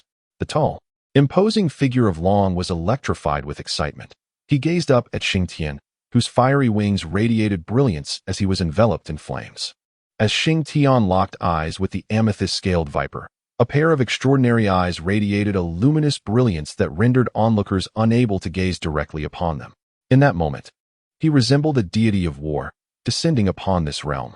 Meanwhile, Dong Shulin, who was in the midst of restoring his soul power, felt the atmosphere around him grow increasingly fervent. He opened his eyes in confusion, and upon perceiving Shing Tian's form, he was momentarily taken aback. Who was this being? Resembling a divine entity? Chapter 33, The Amethyst Viper, Perished. In the observation room, Sun Tiany's small eyes widened in astonishment, his mouth agape as he incredulously inquired, "Tang Zong, I must be mistaken, right?" Tang Zong, with a wry smile, shook his head, taken aback by Shing Tian's sudden display of his other martial spirit.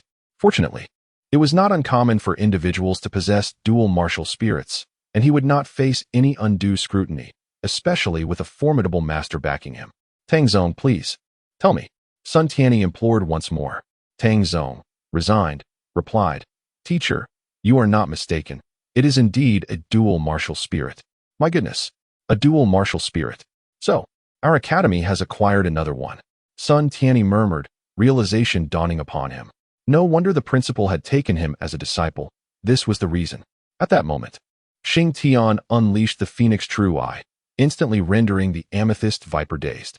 Shing Tian flapped his wings and soared towards the crown of the purple diamond viper, reaching out to grasp the shimmering gem.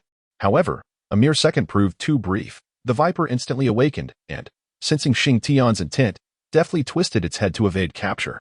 Simultaneously, its massive tail lashed out towards him. Fortunately, endowed with wings, Shing Tian moved with remarkable speed, narrowly avoiding the tail as it swept past him. The colossal appendage struck the ground with tremendous force, creating fissures in the earth and raising clouds of dust. Having failed to land a hit, the purple diamond viper unleashed a torrent of venomous needles, which hurtled towards Shing Tian. Drawing a deep breath, he raised his left hand, conjuring a barrier of flames that materialized before him. As the poisonous needles collided with the fiery shield, they evaporated into steam. While Shing Tian occupied the viper, Shuya called out to Tongxi, urging her to amplify their strength. With a resolute yes, Tongxi summoned the 9 treasure tower, invoking its power. Strength. A crimson radiance surged into Shui Yao's being, causing the ice goddess behind her to expand in size. Imprisoning ice.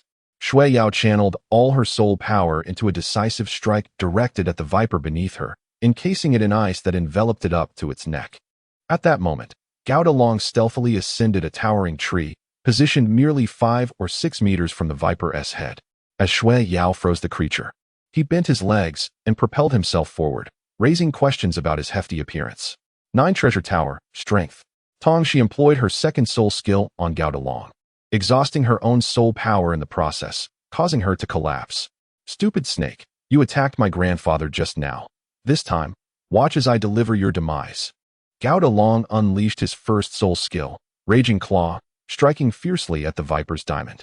The gem bore several new scratches, leaving him momentarily stunned. What in the world is this?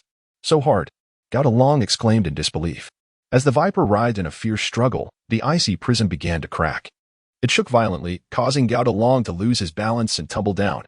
The Viper, eyeing the descending Gao Dalong, opened its gaping maw, revealing sharp fangs that sent him into a state of panic. In this critical moment, Shing reached the apex of the Viper's head. Clasping his fists together and summoning all his strength to strike down upon the diamond. With a resounding crack, the gem fractured, and the Viper's eyes narrowed, reflecting its evident agony.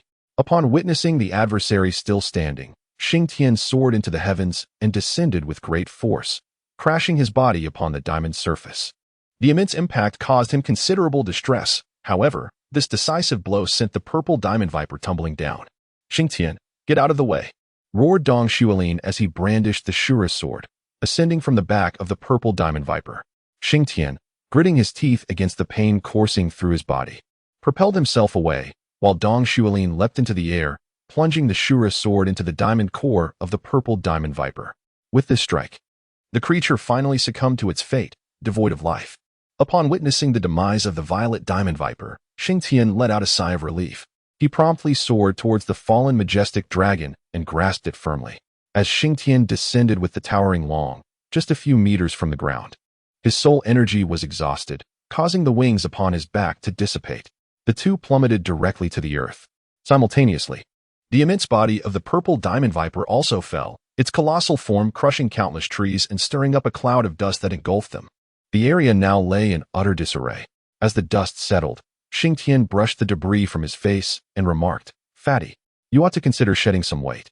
Long, lying on the ground, replied wearily, "Losing weight is an impossibility. It will never happen in this lifetime." Shing shook his head, his gaze sweeping around until it landed on Shui Yao's figure, at which point he let out a sigh of relief. Shui Yao approached Shing helping him to his feet while examining him closely. Upon noticing his bare torso, her cheeks flushed a deep crimson, and she playfully chided, "Shing dear brother, please put on some clothes at once." Shing was momentarily stunned, then glanced down at himself before recalling that his upper garments had been incinerated by the flames. This realization plunged him into profound embarrassment. Hastily retrieving spare attire from his storage soul tool, he dressed himself with urgency. Once properly attired, Shui Yao inquired softly, "Brother Shing are you injured anywhere? Haven't you already examined me thoroughly? Do I appear wounded to you?" If you continue speaking like this, I shall ignore you henceforth," Shui Yao retorted, her delicate cheeks flushing crimson. Very well. I understand your concern for me," Shing replied tenderly, affectionately ruffling her hair before shifting his gaze toward the amethyst Viper. With a sigh, he lamented, "Alas, we struggled so mightily against a mere 9,000-year soul beast. If only Aunt Bing were present, she would have crushed it effortlessly with a single strike." "Brother Shing lower your voice," Shui Yao whispered urgently. Shing understood what Shui Yao meant, smiled at her, and then proceeded towards the purple diamond Viper. "Snow Lin, are you all right?" "I'm fine," came Dong Xuelin's deep voice as he emerged from behind the purple diamond Viper. However, it appeared that his leg was injured, causing him to walk with a noticeable limp. Upon witnessing the scene, Shing promptly rushed over to support him. Upon closer inspection, he noticed a deep wound on Dong Xuelin's right calf, from which blood was flowing profusely. "You are grievously injured, yet you claim to be fine," Shing remarked, his brows furrowing in concern. Lacking any means to dress Dong Xuelin's wound, he resolved, "Wait here, I shall summon Tong Shi." Observing Dong Xuelin's injury, Shui Yao hastened to find Tong Shi, who was currently recuperating his soul power. In no time, Shui Yao returned with Tong Shi in tow. "Oh dear, how could you sustain such a severe injury?" Tong Shi exclaimed, upon seeing the wound. He immediately summoned his martial soul, the 9-treasure glazed tower, invoking the revival of all life. A verdant glow enveloped Dong Xuelin's calf, and the deep gash began to heal at an astonishing pace. Shing was taken aback by the sight. He had not anticipated that Tong Shi, an auxiliary soul master, possessed healing abilities. Chapter 34. the fourth assessment in the observation room. Sun Tianyi continuously dialed the soul communicator to reach Blood Dance. At that moment, Blood Dance was overwhelmed, buried under a towering pile of documents. Suddenly, the phone rang, exacerbating her already foul mood. "Hello, Director," she answered. Upon recognizing Sun Tianyi's voice, her irritation flared. "If this call is not of utmost importance, you are in grave trouble." Sun Tianyi, initially brimming with excitement, instinctively recoiled at her words. "Director, your disciple possesses twin martial souls. However, his soul power is still rather low. Should we consider granting him special privileges?" Blood Dance was momentarily stunned. Twin martial souls? This young man has already exhibited his dual abilities. His impatience is palpable. "Tianyi, please inform Shing Tian about this. While twin martial souls are no longer as rare as they once were, they remain an exceptional phenomenon. Advise him to maintain a low profile. As for everything else, I trust you to handle it appropriately." With that, Blood Dance abruptly ended the call, leaving Sun Tianyi no opportunity to respond. Staring blankly at the soul communicator in hand, Sun Tianyi felt perplexed. Shouldn't you be the one to address him? Yet, such thoughts remained unspoken. For Blood Dance's strength and rank surpassed his own. "Tang Zong, keep an eye on things here. I shall return shortly," Sun Tianyi declared before exiting the observation room. In the Starry Forest, the wound on Dong Shualin's leg had healed, leaving only a scab behind. Tong Shi retracted her martial soul, but her complexion was notably pale. "Are you all right?" Shua Yao inquired, steadying her. Tong Shi shook her head and settled down to meditate. Shing Tian and the others stood guard nearby. After a brief interval of about 10 minutes, the scene before Shing Tian suddenly transformed, and the people around him vanished without a trace. He found himself in a room, elegantly adorned, but presently seated at a table. What was happening? Confusion etched on his face. He noticed that Shui Yu was nowhere to be found and called out, "Yao Yao, Yao Yao, brother Shing Tian, I'm here." Shui Yao's voice resonated as she emerged from the kitchen, carrying a platter of dishes. Shing Tian gazed at the scene before him, a hint of bewilderment in his expression. "How is it that you emerged from the kitchen and have taken to cooking?" "Oh, it's simply because you've been feeling so weary lately, dear brother Shing Tian. I thought I would prepare some dishes to nourish you," Shui Yao replied, placing the ingredients she held onto the table. "There are also pig kidneys in the kitchen. I shall bring them out for you to enjoy." "What? Pig kidneys?" Shing Tian exclaimed, utterly perplexed. In the next moment, however, his attention was captivated by a dish on the table, his all-time favorite, braised chicken drumsticks. Gulp. He found himself involuntarily swallowing. Yet a thought lingered in his mind, preventing him from indulging. Shui Yao emerged from the kitchen carrying a large pot of pig kidneys, noticing Shing Tian still standing there. She inquired curiously, "Brother Shing Tian, why have you yet to partake in your beloved braised chicken drumsticks?" Shing Tian gazed at the vividly colored braised chicken leg, his body trembling with recollection. He remembered how he once mentioned that braised chicken legs were his favorite dish, prompting Shui Yao to immediately seek lessons from Aunt Shua. Yet, how could Aunt Shua possibly know how to cook? Bound by pride, she forcibly instructed Shui Yao, resulting in a disastrously inedible version of the dish. That memory remained fresh in his mind, how he had nearly met his demise at the hands of a plate of chicken legs. "Brother Shing Tian, why aren't you eating?" "Fine. I'll feed you myself." Shui Yao picked up her chopsticks, lifted a chicken leg, and brought it to his lips. "Come now, open wide." Shing Tian gazed at the chicken leg before him, torn between indecision. Consuming it might lead to his demise, yet refraining would surely sadden Shui Yao. Such dilemmas are perplexing, and he found himself seeking guidance in this moment of uncertainty. "Wait," Shing Tian interjected. "Why have we suddenly found ourselves in this house, and why are you still cooking?" Upon hearing his words, Shui Yao promptly placed her hand on Shing Tian's forehead, her expression tinged with concern. "Brother Shing Tian, you haven't lost your memory again, have you? We have successfully passed the Academy's assessment and are now residing in the accommodation arranged for us by the Dean." Shing Tian felt a sense of bewilderment wash over him. How could he possess no recollection whatsoever? Had he truly lost his memory once more? "Brother Shing Tian, do not overthink it. Come and enjoy the chicken leg I prepared for you. After eating, we can go shopping," Shui Yao cheerfully urged, bringing the braised chicken leg to Shing Tian's lips. However, just as she was about to feed him, the dragon and phoenix jade pendant upon his chest suddenly radiated a brilliant light. To her astonishment, the succulent chicken leg transformed into a pitch-black object. Upon closer inspection, she gasped in disbelief. It was a bat. Shing Tian immediately pushed Shui Yao away and took a few steps back. He sternly exclaimed, "You are not Yao Yao." In response, Shui Yao, with a pitiful expression, pleaded, "Brother Xing Tian, if I am not Yao Yao, who else could I possibly be?" Xing Tian remained silent, his eyes shimmering with a glimmer of light.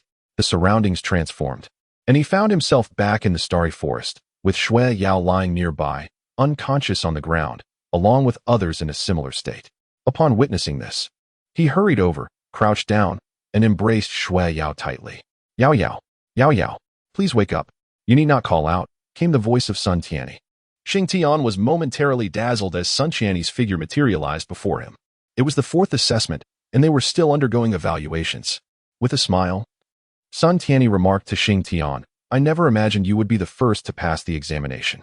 Xing Tian gently set Shu Yao down and stood up, inquiring, "Teacher, what on earth is this fourth assessment? I find myself utterly bewildered." The teacher chuckled and explained, "The fourth assessment is designed to test your character. The simulation chamber will conjure a comforting environment tailored to your latent memories. Should you become ensnared and unable to extricate yourselves from that ambience, you shall face elimination."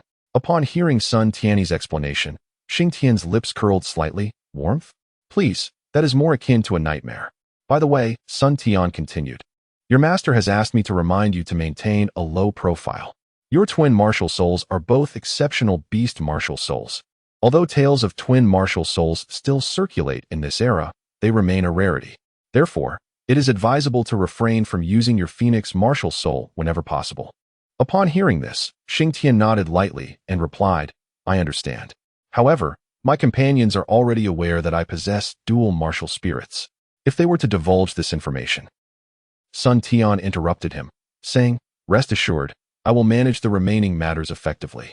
Xing Tian, upon hearing Sun Tianyi's words, felt reassured and harbored no further worries. However, he found himself puzzled by one matter. Why did your martial soul possess two soul skills? Well, Xing Tian scratched his head.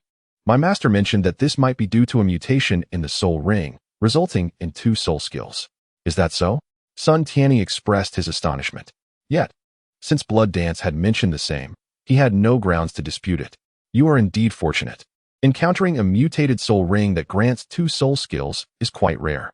"Haha, I've always been lucky," Xing Tian replied awkwardly, scratching his head. Sun Tianyi chose not to inquire further, exchanged a few more words, and then took his leave. In the office of the Dean of the Outer Court at Shrek Academy, Blood Dance, engrossed in reviewing documents, suddenly sneezed. Rubbing her nose, she murmured, "Who is speaking of me?" Chapter 35. The conclusion. Xing Tian gazed at the sprawled figures of Shu Yao and the others on the ground, a headache beginning to form as he pondered the nature of their predicament. "Give it to me. I can still eat. Don't take it away," suddenly shouted Jade along. Xing Tian turned his attention to him, bemused by his seemingly tranquil slumber. "How can one be asleep in such a situation?" "You are truly remarkable," Xing Tian quipped. Just after his jest, Jade along abruptly sat up, his eyes still clouded with sleep, leaving Xing Tian utterly astonished by his sudden awakening triggered by mere banter. "Fatty, how did you wake up?" Xing Tian inquired. "Huh," Jade along replied, still somewhat dazed. "I think I just saw my parents. They were feeding me. But when a piece of meat fell to the ground, I didn't want to waste it and was about to pick it up. However, they insisted that I shouldn't and that's when I lost my temper and woke up." Xing Tian felt a tinge of embarrassment. How could this be possible? What was their situation? Why were they all lying on the ground? Gao Dalong gradually approached, surveying the surroundings with a sense of bewilderment. This was the fourth phase of the assessment, and they were all undergoing evaluation. What? Hadn't we just been in the third phase? How could it have progressed to the fourth? Gao Dalong appeared utterly perplexed. Xing Tian shrugged, indicating his lack of understanding. Wu Shuiyu let out a soft groan, opening her eyes to see Xing Tian, and weakly called out, "Brother Xing Tian. Yao Yao, you're awake." Xing Tian immediately crouched down and lifted Shu Yao into his arms, inquiring, "What trials have you undergone?" "Trials?" Shu Yao paused for a moment, but soon regained her composure. Casting a glance at Xing Tian, a hint of blush appeared on her cheeks. "What does it matter to you what trials I faced? How annoying." Shu Yao wriggled free from Xing Tian's embrace and stood up, leaving him utterly bewildered. What had just happened? Before long, Dong Xuelin and Tong Shi also regained consciousness. What transpired? Tong Shi asked, still dazed as he stood up. Dong Xuelin followed suit, his expression equally perplexed. We were just undergoing the fourth trial, Shing Tian explained. The fourth trial? Weren't we still in the third trial? Tong Shi and Gao Dalong shared the same confusion. I understand now, Dong Xuelin suddenly remarked. The third trial must have involved slaying soul beasts, while the fourth trial immerses us in a unique environment. Didn't you all just encounter your deepest desires? Yes. I encountered my most desired food and just kept eating. If it weren't for a piece of meat falling to the ground, I reckon I would still be indulging, Gao Dalong reminisced with a look of delight. Exactly. If one gets trapped in such a scenario without escaping, elimination is likely, Dong Xuelin stated. Upon hearing Dong Xuelin's explanation, everyone except the already informed Shing Tian experienced a moment of clarity. Behind Shing Tian, Shuya recalled her own encounter, her face becoming even more flushed. She mumbled softly, I can't believe I was thinking about that. As Shing Tian observed that everyone had no further inquiries, he smiled and said, since we have successfully passed the fourth assessment, let us proceed towards our destination. However, upon his utterance, all eyes turned towards him, and feeling the weight of their gaze, Shing Tian became somewhat embarrassed. Why is everyone looking at me? He stammered with a chuckle. Gao Dalong approached Shing Tian and gave him a hearty pat on the shoulder. Brother, how could you keep the fact that you possess a twin martial soul from me? You truly do not regard me as one of your own.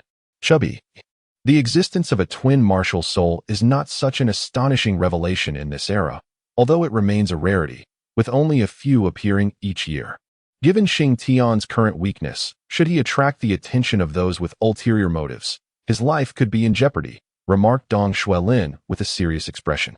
Oh, I see.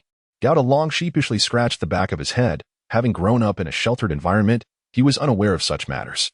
However, Dong Xuelin turned his gaze to Shing Tian. It seems your soul abilities are 2 in number? Ahem. Shing Tian cleared his throat. Well, these are 2 soul abilities that arose from the mutation of my soul ring, so please do not be astonished. What on earth is a soul ring mutation? Tong Shi inquired.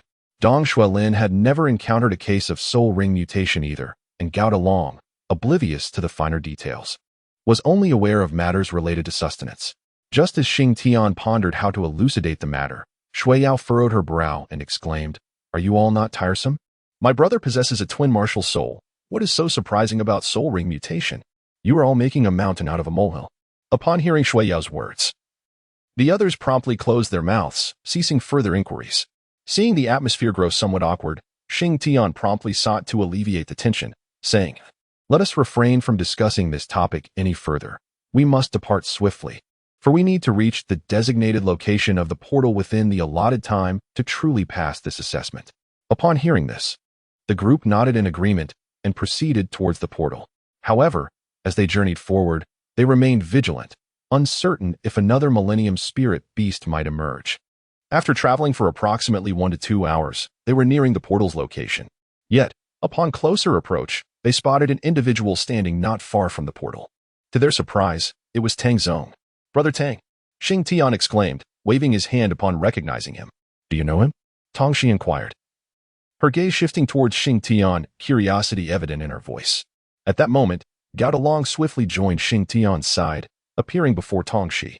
Sister Tong Shi, he is our senior. As far as I know, he is also my elder brother's elder brother, making him my eldest brother. Tong Shi acknowledged Gao Dalong's explanation with a nod, choosing not to elaborate further, which left Gao Dalong feeling somewhat embarrassed. Shing Tian and his companions approached Tang Zong. Upon seeing them, Tang Zong's face broke into a smile as he remarked, Brother Shing Tian, I never anticipated that you would be the first to arrive here. I must say, your fortune is indeed remarkable. Merely a stroke of luck, Shing Tian replied modestly. What luck? I witnessed your battle against the soul beast of 9,000 years. For you, that was an extraordinary challenge. Throughout the contest, you may have faced some difficulties, yet you emerged victorious, which deserves commendation. As the others listened to Tang Zong's generous praise, they felt somewhat bashful. Gao Dalong, ever the familiar one, chimed in, Big brother, please don't say such things. It might make us too proud. Big brother? Tang Zong expressed his confusion upon hearing Gao Dalong's address. Gao Dalong slapped his forehead, realizing he had forgotten to explain. I have already acknowledged Shing Tian as my elder brother. Since you are the elder brother of my elder brother, that makes you my big brother. Tang Zong chuckled at this clarification, shaking his head. You too. Having engaged in a duel prior to this competition, now refer to each other as brothers. Truly, it is in conflict that one finds kinship. Indeed. It is precisely through strife that we become acquainted. Otherwise, how could we have forged such brotherhood? Gao Dalong grinned widely. Shing Tian pushed him aside and inquired, Brother Tang, what brings you here? Chapter 36. Unceasing assessments. Upon hearing Shing Tian's question, Tang Zong elucidated. The reason for my presence here is to bestow rewards upon the first individual to arrive. Rewards? Shing Tian's face revealed a look of perplexity, and the gazes of the others swiftly converged upon him. Indeed, the reward entailed the exemption from the assessments of the 5th, 6th, and 7th rounds. Tang Zong, having articulated this, refrained from further elaboration, instead observing the expressions of Shing Tian and the others, who now displayed palpable excitement. Brother, is this truly the case? Gao Dalong inquired, his voice brimming with exhilaration. It is indeed genuine, Tang Zong replied, deliberately prolonging his tone before continuing. However, only one individual may receive this reward. There are 5 of you, so ponder whom it should be allocated to. Upon hearing this, the fervor that once illuminated their faces dissipated, replaced by hesitant glances exchanged among them. Let the spot be granted to you all. I wish to undergo the assessments alongside Yao Yao, Shing Tian declared resolutely. I, too, wish to be with Brother Shing Tian, Shui Yao immediately added. Are you certain? Tang Zong questioned, shifting his gaze towards Shing Tian. Your soul power is the weakest among the group. The forthcoming assessments may pose considerable challenges for you. To conserve both stamina and soul power, I believe this reward is most suitable for you. What are your thoughts?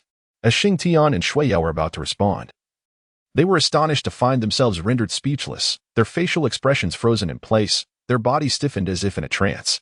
At that moment, Tang Zong cast his gaze over Tong Shi, Dong Xuelin, and Gao Dalong, seemingly inquiring about their thoughts.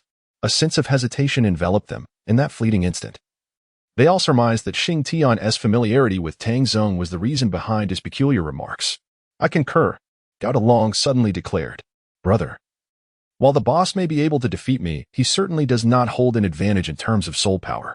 I believe it would be reasonable to exempt him from the 3 trials. Oh, are you certain? Tang Zong inquired. Absolutely, Gao Dalong affirmed. And what are the 2 of you?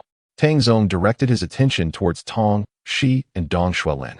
Dong Xuelin pondered for a moment, glancing at Shing Tian before finally stating, I have no objections. Tong Shi echoed, I too have no objections. I shall ask once more, are you all certain? Tang Zong's tone grew more insistent. Brother, please do not press further. We are indeed certain. Gao Dalong interjected, with Dong Xuelin and Tong Shi nodding in agreement. Ha ha. Tang Zong erupted into laughter. With this outburst, Shing Tian and Shui Yao discovered they could move again. Tengu, what is the meaning of this? Why did you prevent me and Yao Yao from speaking and moving?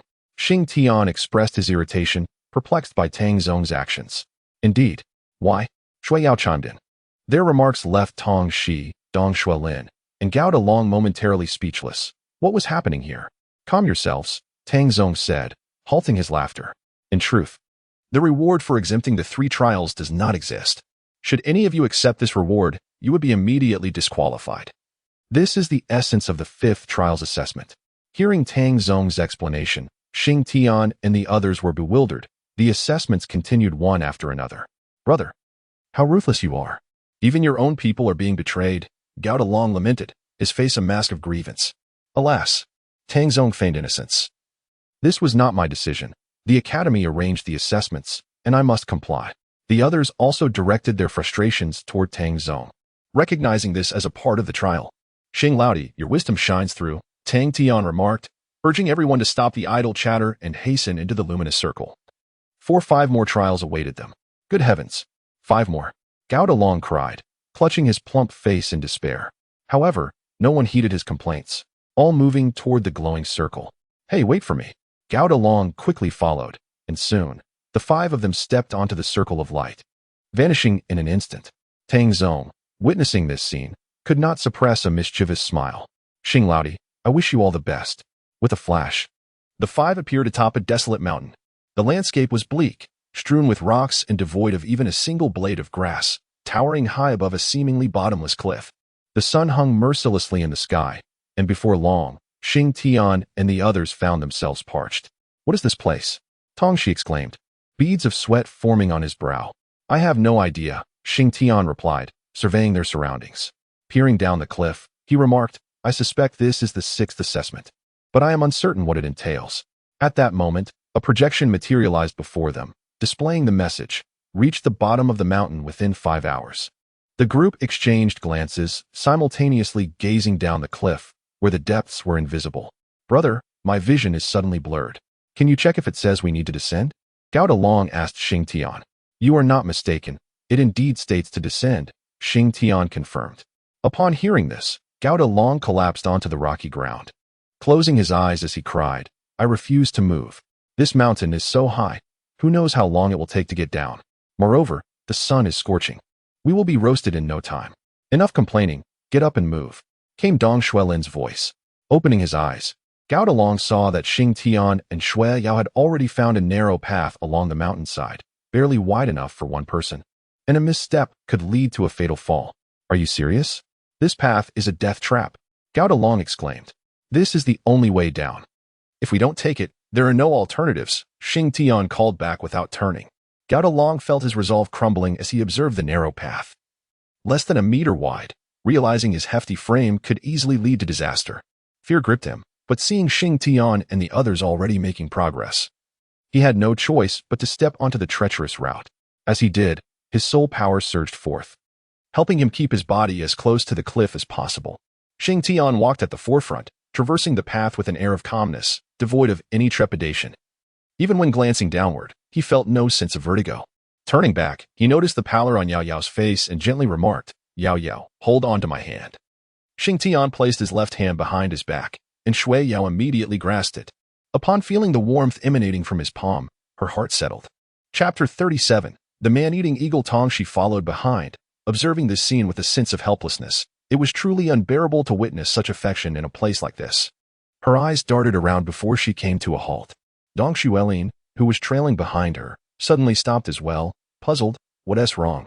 Tongshi began to tremble, her voice quivering. I'm a bit scared. Dong Xuelin furrowed his brow, unsure of how to respond. Not hearing his reply, Tongshi puffed up her cheeks in frustration. What kind of person was he, lacking even a modicum of emotional intelligence? But in the next moment, she gasped as Dong Xuelin swept her into his arms. What are you doing? She exclaimed, flustered. You said you were scared, so I'll carry you, he replied as he moved forward. Tongshi felt a wave of panic. Being carried at such a height made her feel as though her life rested in another's hands, leaving her agitated. My life is in your hands now. You better be careful, she said, her face a mask of anxiety. Seeing her distress, Dong Xuelin felt a mischievous urge rise within him. Wrap your arms around my neck. Or else if you fall, don't blame me. Upon hearing this, Tongshi quickly wrapped her arms around his neck, bringing them so close that a mere inch would bridge the gap between their lips.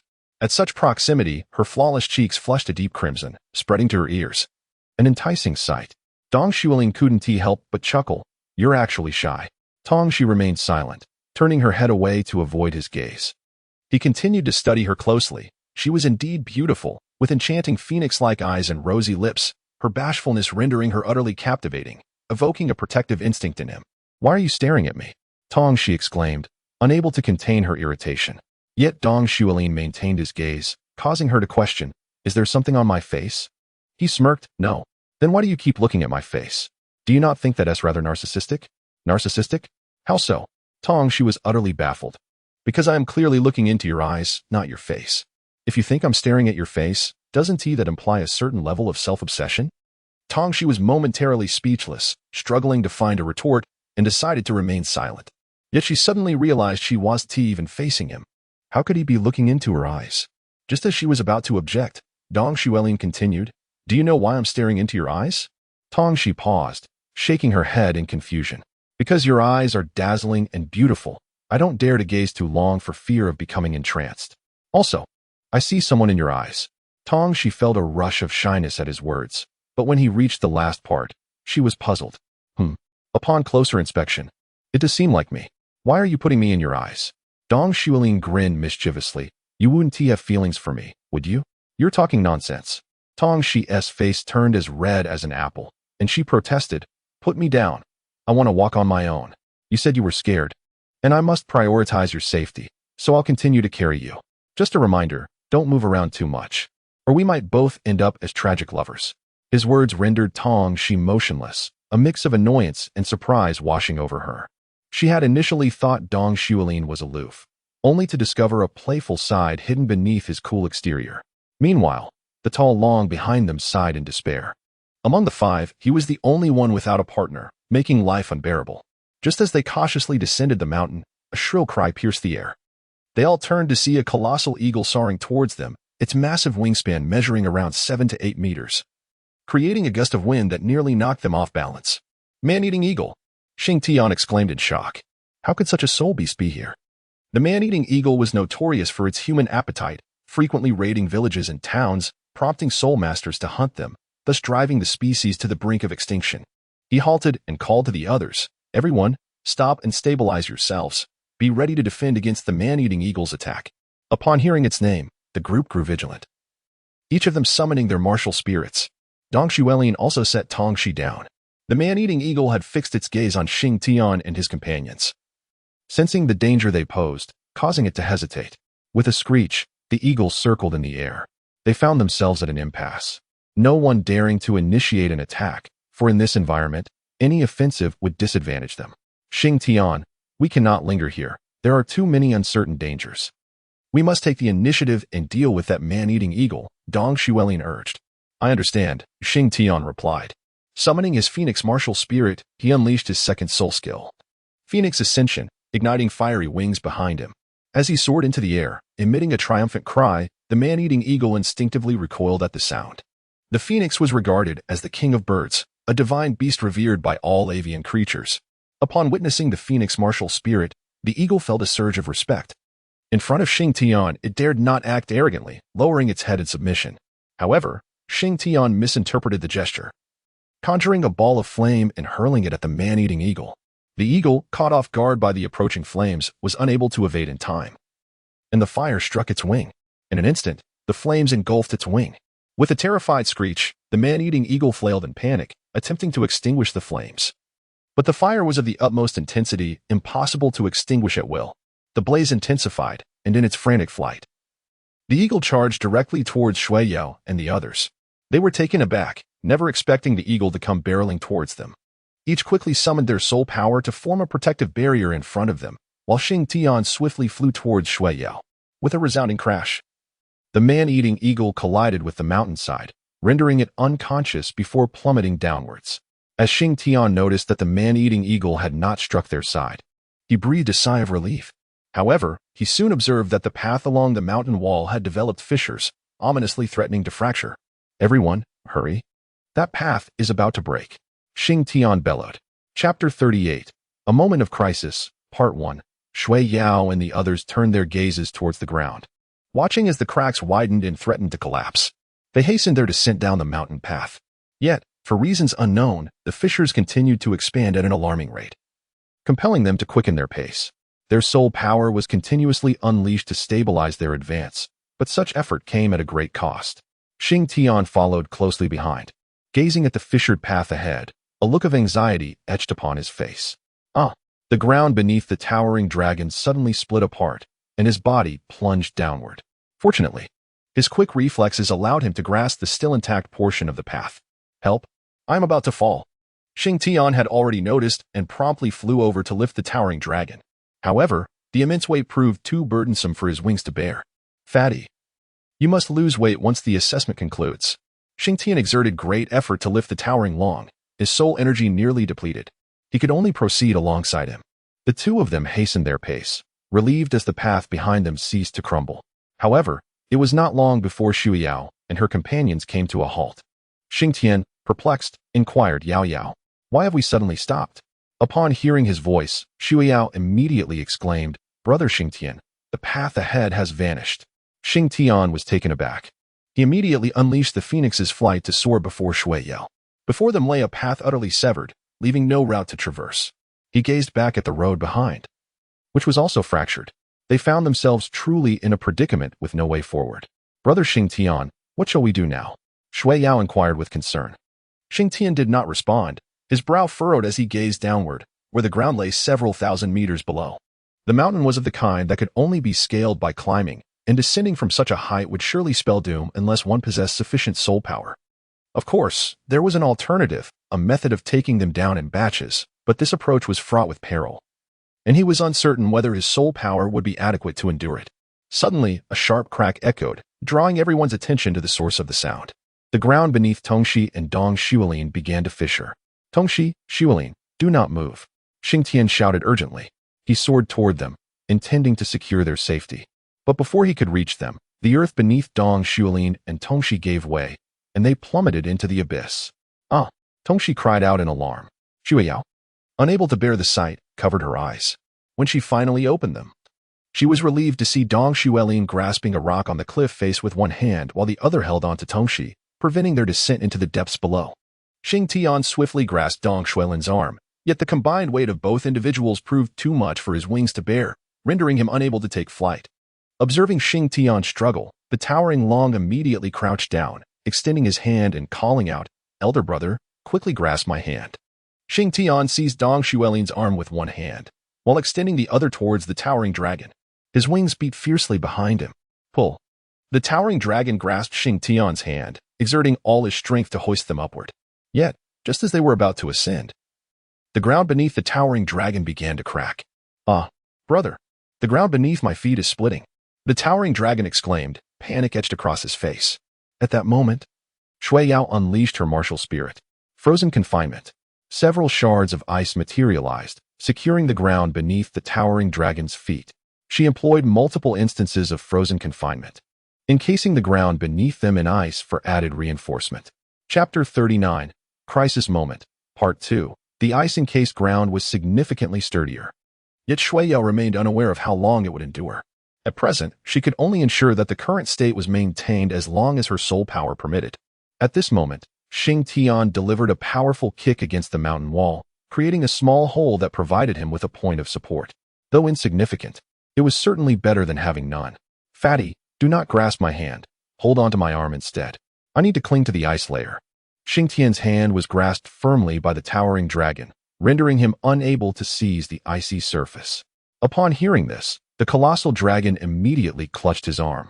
As Xing Tian's hand drew near the ice layer, he seized the opportunity, his fingers penetrating deep into the frost. In that moment, he exerted his strength. Ha! He bellowed. The muscles in his arms surging with power, propelling Dong Xuelin and Tongxi upwards. With the weight of the two individuals lifted, his fiery wings flapped vigorously, allowing him to ascend effortlessly. Standing atop the ice, the wings behind him vanished as he collapsed onto the surface. He had already exhausted nearly all of his soul energy and was now completely depleted. He needed to meditate to replenish his soul energy. With this in mind, he promptly rose to begin his recovery.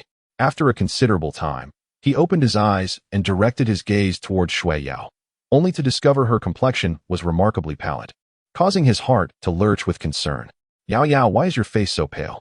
Xing Tian inquired, his expression filled with worry and urgency. Xueyao shook her head, managing a smile as she replied, Brother Xing Tian, I'm fine. It's just that I expended too much soul energy all at once. Upon hearing this, Xing Tian could not help but inquire, how long have I been meditating? Approximately half an hour, Xueyao replied. Xing Tian gently tapped his head, pondering the sweltering heat. Even the most extreme ice would eventually melt given enough time. Surely, it was Yao who had been continuously reinforcing the ice layer, preventing it from completely thawing. He caressed Xueyao's head and said softly, You have worked hard. I am not weary, Xueyao replied, shaking her head. She gazed down the mountain and sighed. Now we should contemplate how to descend. Xing Tian turned his head, gazing towards Dong Xuelin and the others, who were all observing their surroundings, seemingly contemplating how to descend. Everyone. Xing Tian spoke. I possess a method that will enable us to descend, albeit the process will be rather gradual. Gao Dalong, wearing a despondent expression, replied, Brother, regardless of how slow it may be, the important thing is that we can get down. Xing Tian nodded and expressed his thoughts. I can utilize the second soul skill of my Phoenix martial soul to descend, and then carve out an opening at a certain distance, one that can accommodate all five of us. As he spoke, Xing Tian glanced at Dong Xuelin. You'll be responsible for the excavation task once it's time. Is that acceptable?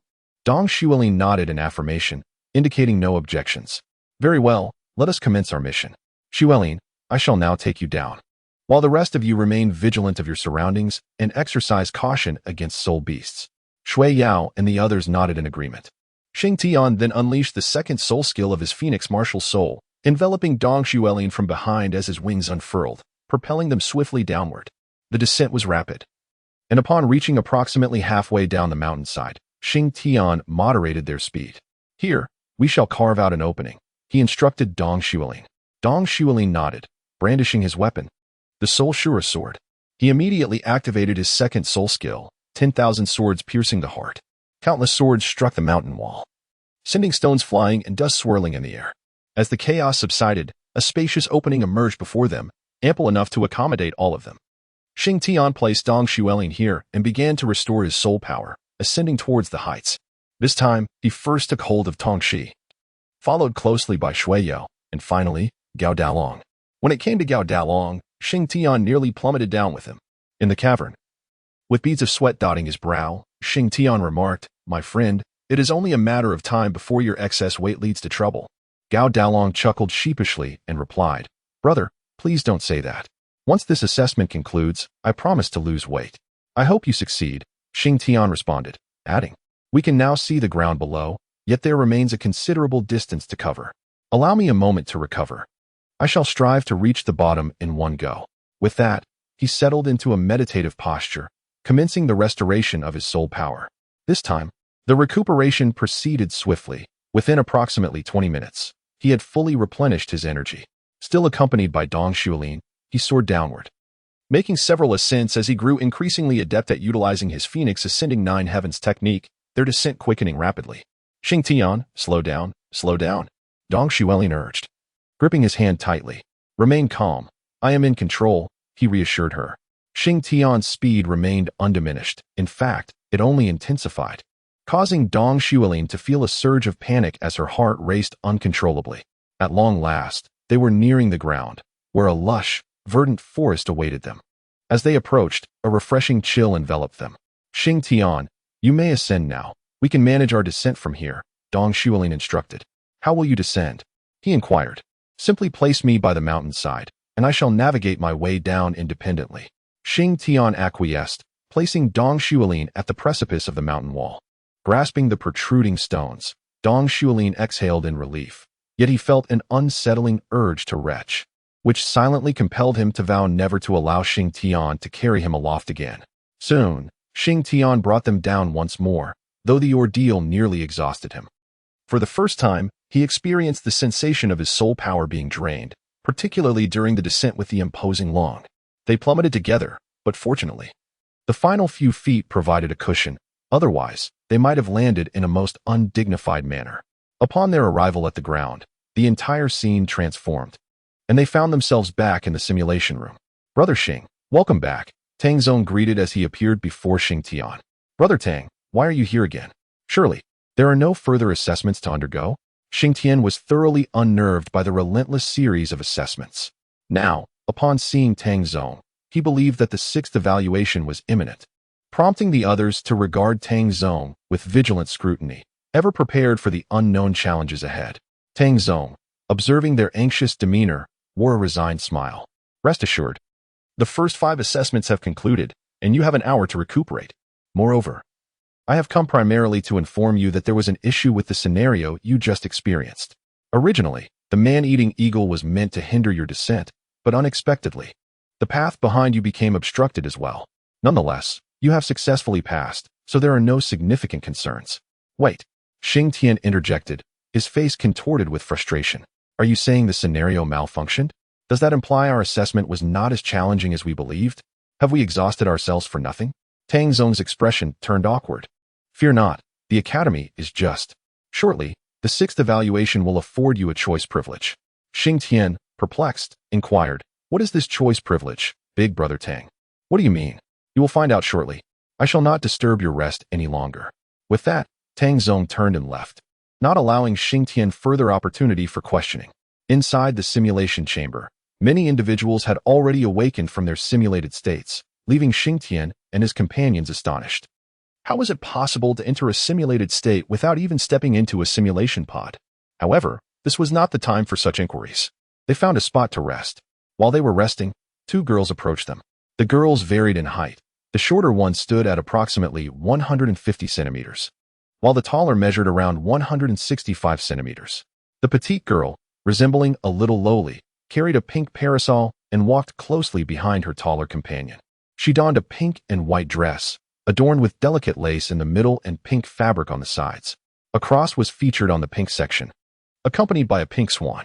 A large pink bow grazed her abdomen, while the hem of her dress was embellished with lace.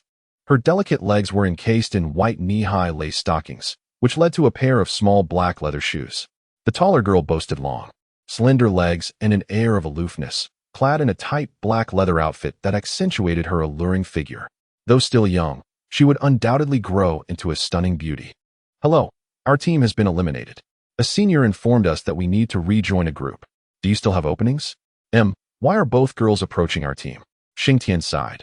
We are just 2 members short of being fully staffed, but we require individuals in the defensive and culinary specialties, though a healer would also suffice.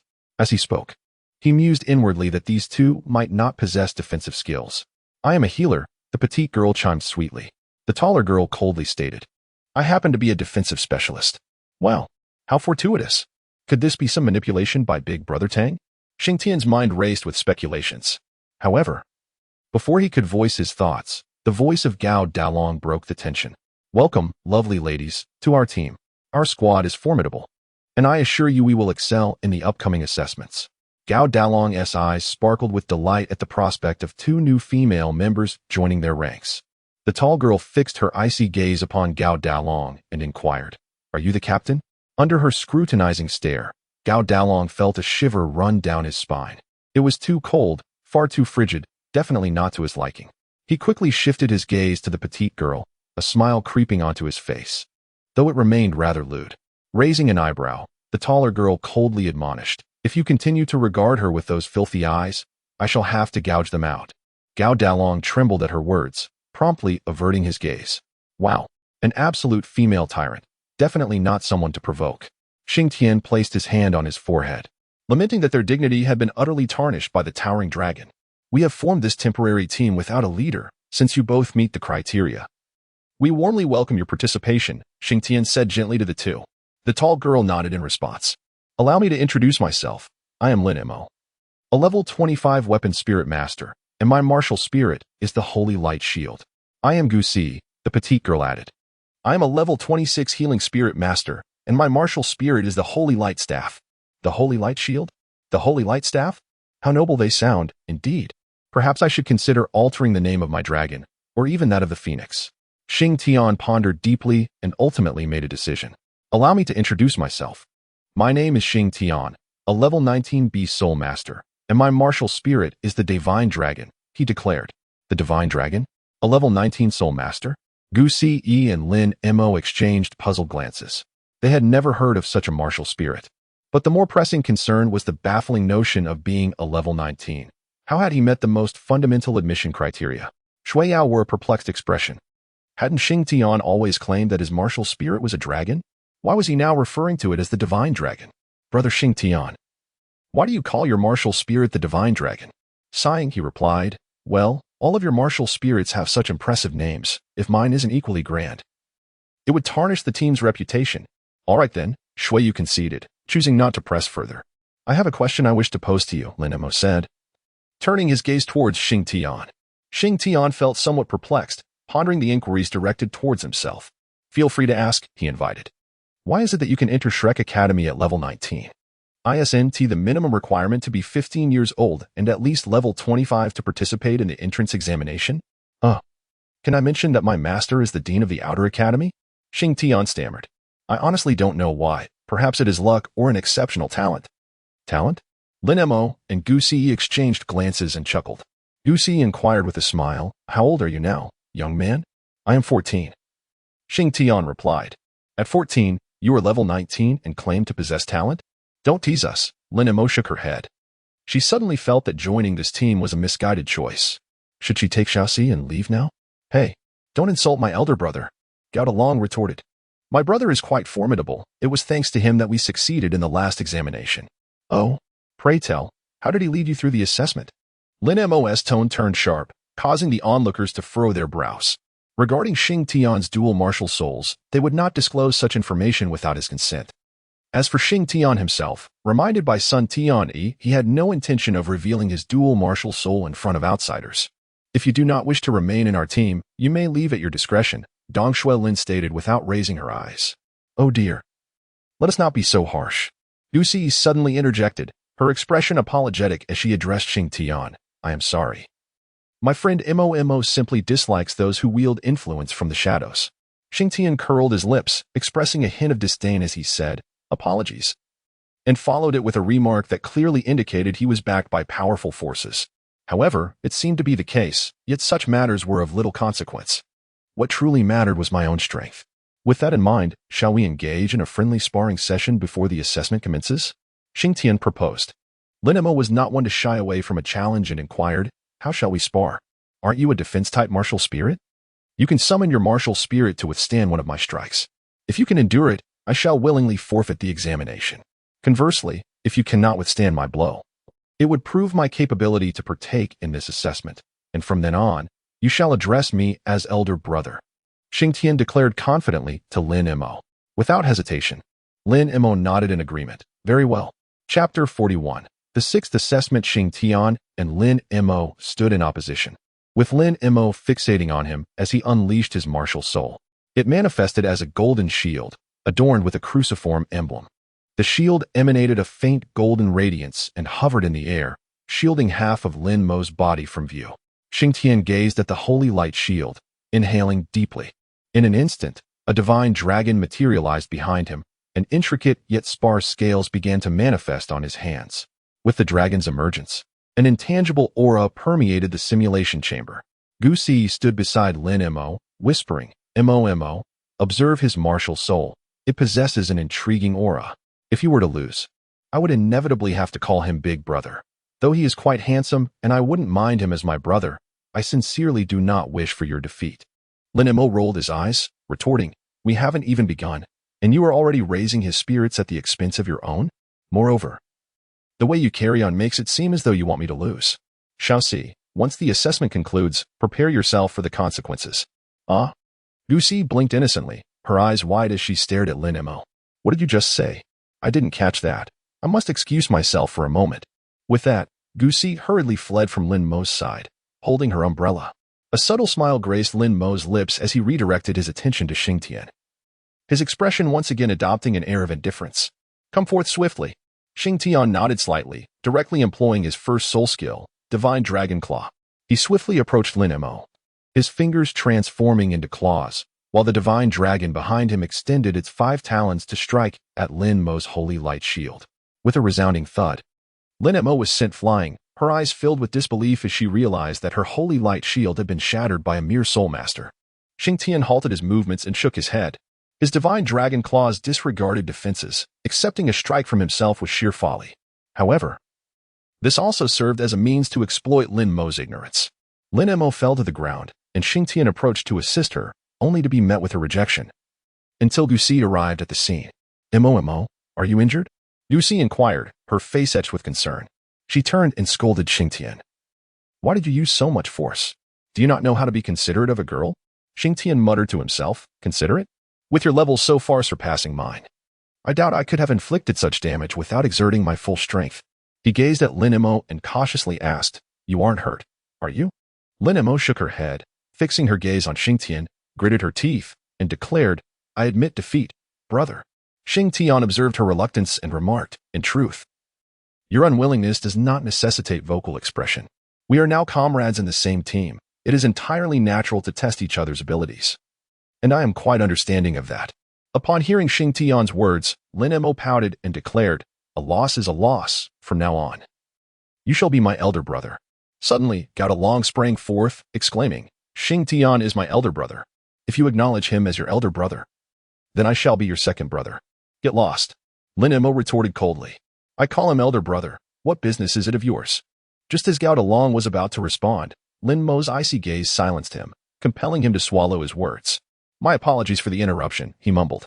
Subsequently, Lin Mo and Dou City acquainted themselves with the martial souls and strengths of the others. Realizing that their current team surpassed their previous one significantly in both martial soul and soul power, with the sole exception of Shing Tian, the soul master. After approximately half an hour, everyone had rested sufficiently when Sun Tianyi's voice resonated. Esteemed candidates, there remain precisely 1,288 individuals, conveniently forming teams of 7.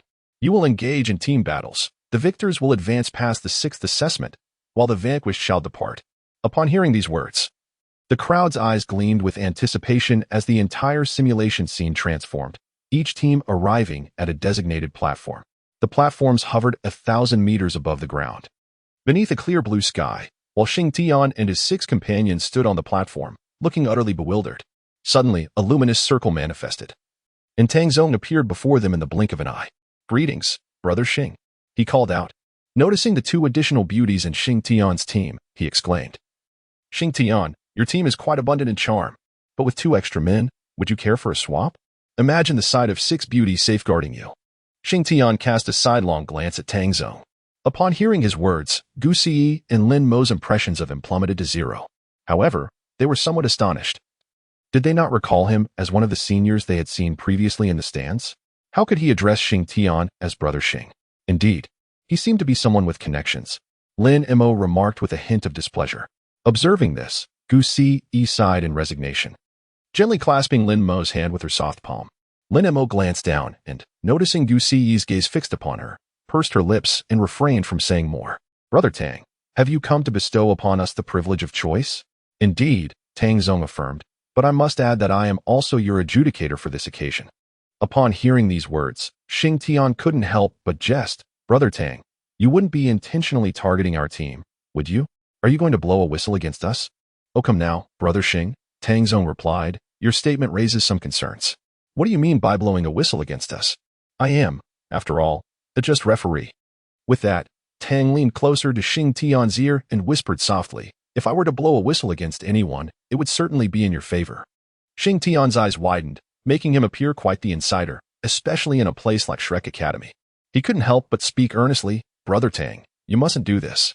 Tang Sect chuckled, reassuring him, "Rest assured, you will effortlessly secure victory in this competition without any assistance from me." "Why is that?" Shing Tian inquired, puzzled. "This assessment is based on a random selection. However, since you possess a privilege to choose, you can simply select a weaker team and achieve an easy triumph." Upon hearing Tang Seng's words, Shing Tian's eyes brightened, but he soon recalled a matter of concern. How could they ascertain which team was lacking in skill? "Brother Tang, do you have any reference materials regarding the teams?" Shing Tian inquired with a mischievous grin. "What are you thinking? There are none." Shing Tian's expression darkened. "Are you toying with us? What if someone carelessly chooses the most formidable team?" Tang Sect shrugged, indicating that it was not his concern. Dou City and Lin Mo, listening to their exchange, were bewildered expressions. "What is this selection privilege?" Dou City promptly inquired. Before anyone else could respond, Gao Long interjected. "In our previous match, we encountered some issues, and this selection privilege is offered as compensation. From the conversation between our elder brother and the elder, it seems this privilege allows us to select a designated team for our battle." Dou City and Lin Mo felt relieved. Now they understood the reason behind it. However, Lin Mo pointed out a critical issue. But isn't the utility of this selection privilege rather limited? Upon hearing Lin Mo's words, everyone exchanged glances. They had all heard the conversation between Shing Tian and Tang Sect and understood that this selection privilege held little significance for them. Shing Tian turned his head with a look of resignation and addressed the crowd. "Let us choose a representative to draw the teams. I shall forfeit my right to participate, and I hope you all have the fortune to select a team of lesser strength. I too shall forfeit." Shua declared as she approached Shing Tian and turned to the others. "I do not hold much faith in my own luck. It rests in your hands now." The remaining individuals exchanged glances, and after deliberation, Dou City was chosen to draw the team. Approaching Tang Sect, Dou City found herself before a pile of names. Selecting one at random, she closed her eyes and pointed. "Luffy." Tang Sect, upon hearing this name, accessed information about the corresponding team and could not help but smile wryly. "Unfortunately, you have encountered a formidable team." A bitter expression crossed Dou City's face as she apologized to Shing Tian and the others. "I'm sorry. My luck seems to have abandoned me." "It is not your fault," Shing Tian replied with a smile. "Our team's strength is not to be underestimated. How strong could they possibly be? We shall prevail." As he spoke, 7 beams of light flashed, revealing 7 individuals before them. At the forefront stood a boy wearing a straw hat, a scar adorning his left cheek. With large eyes that were now surveying the surroundings, he was none other than Luffy. To his right stood a green-haired youth with 3 earrings adorning his left ear, bearing an expression of disdain. This was Zoro. To Luffy's left, a golden-haired young man with slightly curled eyebrows named Sanji had his hands tucked into his pockets, gazing intently at Shing and his companions. Beside Sanji was a small figure wearing a pink hat emblazoned with an X, known as Chopper, whose face radiated a cheerful innocence. Next to Zoro was a girl with orange hair, a tattoo of a windmill and an orange gracing her left shoulder. She was Nami. Furthest left was a boy donning a skull mask named Brook, whose obscured eyes behind the mask scrutinized Shing and the others. On either side was a boy named Usopp, wearing a sniper's goggles and a light brown scarf, his nose slightly elongated. "Ha! Are you the team we shall face in this competition? You look quite formidable," Luffy exclaimed with a broad grin. Introducing himself, "I am Luffy, destined to become a legendary figure. These are my companions, Zoro, Nami, Sanji, Usopp, Chopper, and Brook."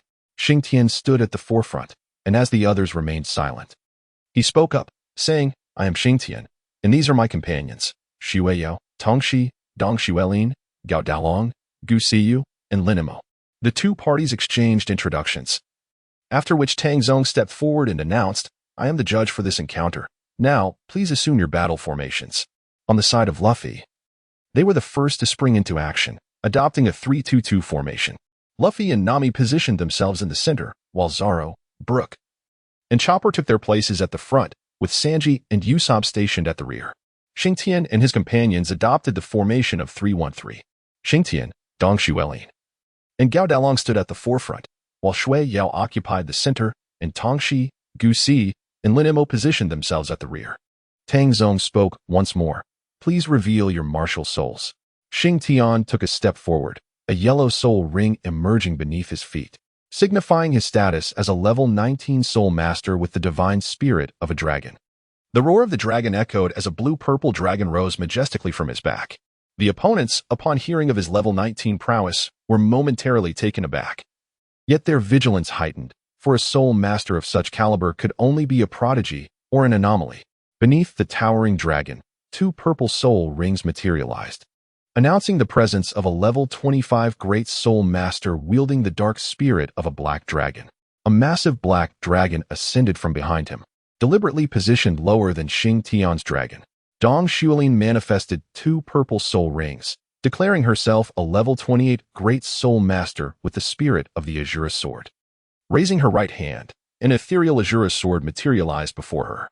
Shui Yao, adorned with a crown, summoned 2 purple soul rings, proclaiming her status as a level 25 great soul master with the spirit of the ice goddess.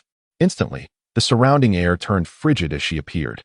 Tongshi conjured 2 purple soul rings, announcing her as a level 25 great soul master with the spirit of the 9 treasure tower. She raised her right hand, revealing a crystalline tower that sparkled in her grasp. Gu Si summoned 2 purple soul rings, identifying herself as a level 26 great soul master with the spirit of the holy light staff. A dazzling golden staff descended from above, which she seized, its radiance intensifying. Lin Mo manifested 2 purple soul rings, declaring her a level 25 great soul master with the spirit of the holy light shield. Slowly, she raised her right hand, coalescing golden light into a shield that floated before her. Luffy and his companions gazed in astonishment at this formidable lineup. Each spirit was exceptional, with the dragons representing the pinnacle of beast spirits. Furthermore, their soul rings were indicative of extraordinary absorption capabilities. Yet, they quickly identified the weakest link in this formidable array, Shing. Luffy summoned 2 purple soul rings, proclaiming himself a level 27 great soul master with the spirit of the rubber tree. A diminutive rubber tree appeared in his hand. Zoro manifested 2 purple soul rings, asserting his status as a level 27 great soul master with the spirit of the phantom blade. A dark and ominous katana materialized, which he grasped firmly, unleashing a wave of black energy. Nami summoned 1 yellow and 1 purple soul ring, declaring herself a level 25 great soul master with the spirit of the weather stick. A blue stick descended before her, which she caught and twirled into a combat stance. Usopp manifested 1 yellow and 1 purple soul ring, announcing his status as a level 25 great soul master with the spirit of the galaxy slingshot. A silver slingshot appeared in his hand, flames dancing atop it. Sanji summoned 1 yellow and 1 purple soul ring, declaring himself a level 27 great soul master with the spirit of the cake. With a snap of his fingers, A delectable cake appeared in his grasp. Chopper manifested 1 yellow and 1 purple soul ring. Asserting his status as a level 25 Great Soul Master with the spirit of the reindeer, a reindeer leaped from behind him, and in an instant, Chopper transformed. Towering as a 9-foot-tall reindeer man, complete with majestic antlers, Brooke summoned 1 yellow and 1 purple soul ring. Proclaiming himself a level 25 Great Soul Master with the spirit of the Soul Reaper sword. A peculiar sword materialized, its hilt resembling an umbrella handle. While the blade was slender, Tang Zong, observing both sides unleash their spirits, soared into the air and shouted, "Commence battle!" Dragon Claw. On Xing Tian's arm, dragon scales manifested, prompting him to charge forward immediately. Zoro's eyes gleamed with excitement as he whispered, "First soul skill, 1 sword style." A swirling vortex erupted beneath his feet, and he vanished from sight, only to reappear directly in front of Xing Tian, his sword, Ghost Slash, aimed to strike. The first soul skill, Bloodthirst. Dong Xuelian appeared before Xing Tian in the blink of an eye, his attire rustling with the sound of rapid movement. The clash between Ghost Slash and the Azura sword emitted an eerie aura, dimming the once bright sky, as distant thunder rumbled ominously. Chapter 43. Fierce Battle. Dong Xuelian engaged Zoro, while Xing Tian circled around them toward Nami, his right hand reaching out with a fierce gust of wind. Just as he was about to strike Nami, Chopper intervened to block Xing Tian's blow. However, Xing Tian's dragon claw pierced through defenses, sending Chopper staggering backward. Chopper's eyes widened in astonishment, despite his spirit being that of a reindeer. He possessed formidable defensive capabilities, akin to a tank within their group. Yet, Xing Tian's attack had effortlessly shattered his defenses, leaving him in disbelief. Behind him, Nami observed the scene with mild surprise but seized the opportunity without hesitation. She revealed her spirit, brandishing her weather staff, and unleashed her first soul skill. Sweeping across the armies, Nami leaped over Chopper, her staff slicing through the air with astonishing speed. Xing Tian, caught off guard, raised his hands to withstand the blow. Unbeknownst to him, at that moment, the scales on his hands converged, absorbing the impact entirely. Nevertheless, Xing Tian was still propelled backward, landing firmly on his feet. Straightening his posture and moving his arms, perplexed by the absence of significant pain. Witnessing Xing Tian's strike, Gusi promptly employed his first soul skill, Healing Technique. This technique could restore 50% of injuries and bolster battle spirit for 1 minute. A golden radiance enveloped Xing Tian, a sensation of indescribable comfort spreading throughout his being. A glimmer of determination flashed in Xing Tian's eyes, igniting within him an impulse akin to facing 10 adversaries at once. The roar of the dragon reverberated through the air, causing the heads of all present to tremble. This was the drawback of the dragon's roar. Within its vicinity, allies would also succumb to a state of disorientation. In the midst of this disarray, Xing Tian exhibited no hesitation, swiftly approaching Nami and delivering a powerful blow to her abdomen. By the time Nami regained her senses, she was already propelled backwards, the pain coursing through her body eliciting a grimace of agony. The power of Xing Tian was immense. This strike was merely restrained, or else it could have left a deep scar on Nami. "I have a small cake." Sanji's voice rang out as he produced a cake in his hand. He hurried over to Nami, his face etched with concern. "Nami, please eat my cake."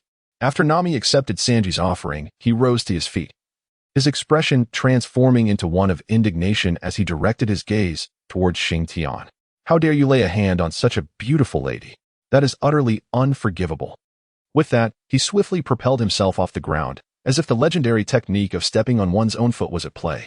Fortunately, he did not take flight, or else it would have astonished everyone present.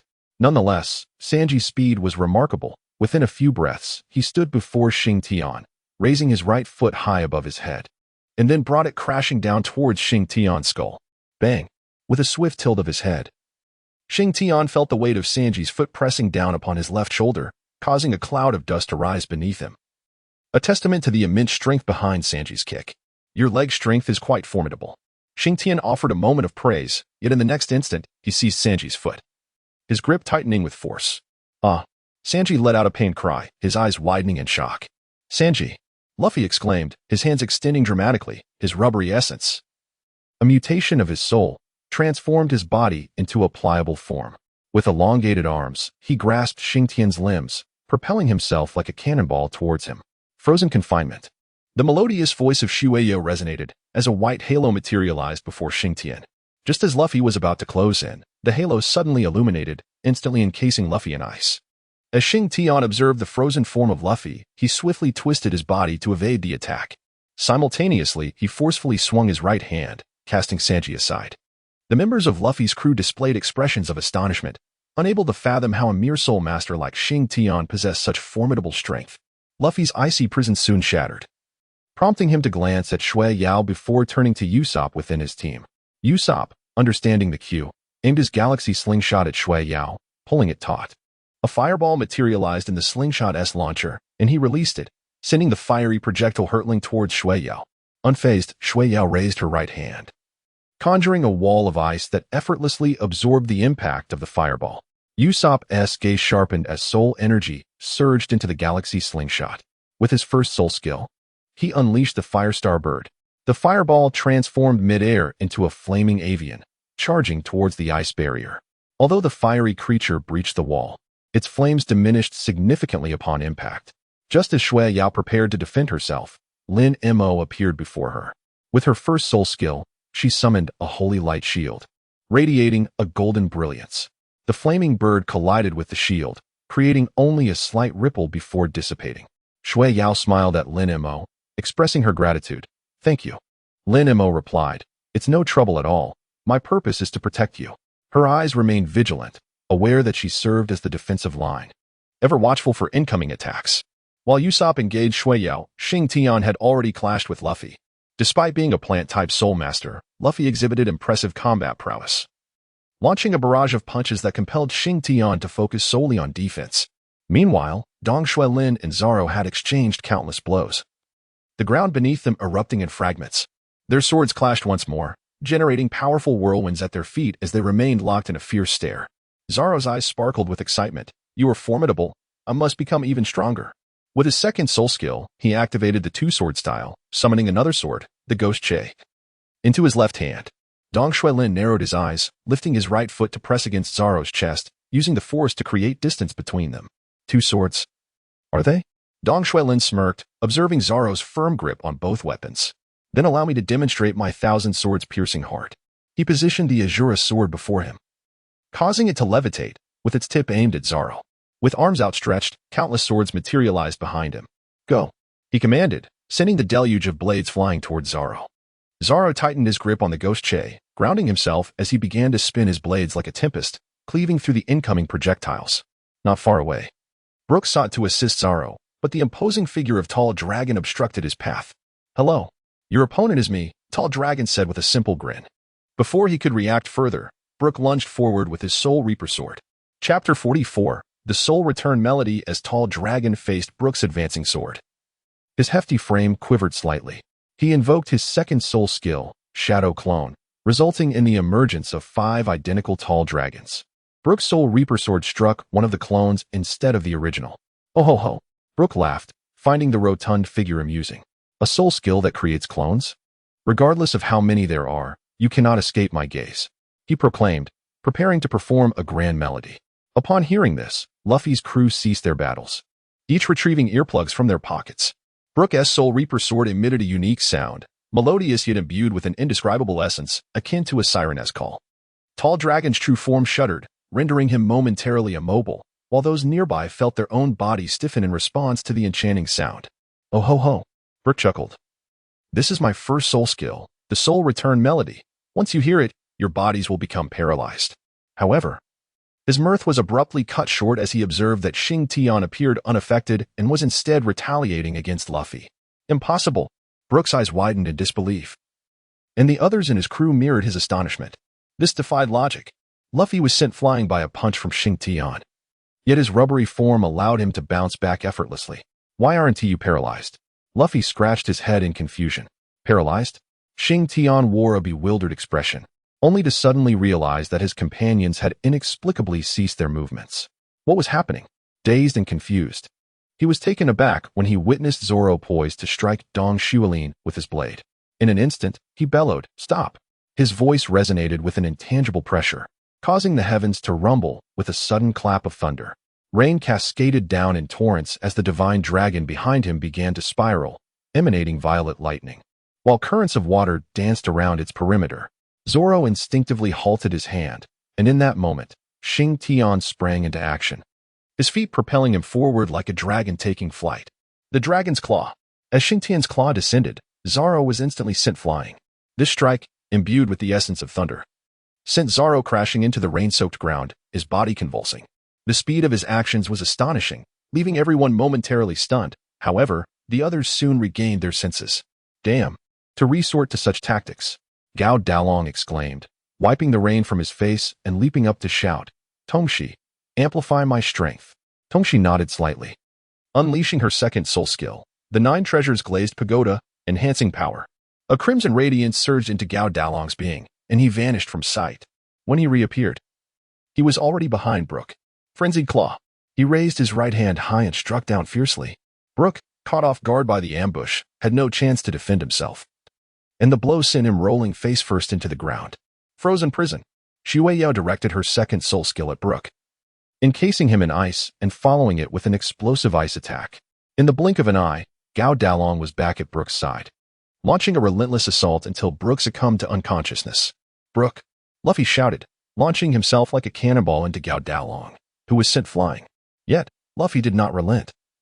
He latched onto Gao Daolong's body. First soul skill, Gum Gum Gatling. Luffy's fist ballooned to the size of sandbags, rapidly pummeling Gao Daolong's face. His blows so swift they were nearly imperceptible. Within mere moments, Gao Daolong's visage was bruised and battered, blood streaming from his nose. Divine Light Envelop. Lin Mo unleashed his second soul skill, a beam of golden light illuminating Gao Daolong, instantly bolstering his defenses. 9 treasures glazed pagoda, revitalization. Tongshi immediately initiated healing for Gao Daolong. Healing technique. Gu Siyu also cast a healing spell.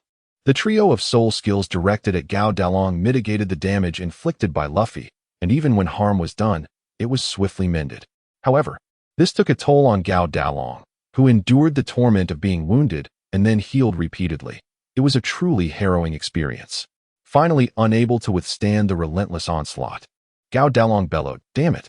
Just because Fat Master doesn't unleash his power, you think I'm easy to bully? Big brother, come save me."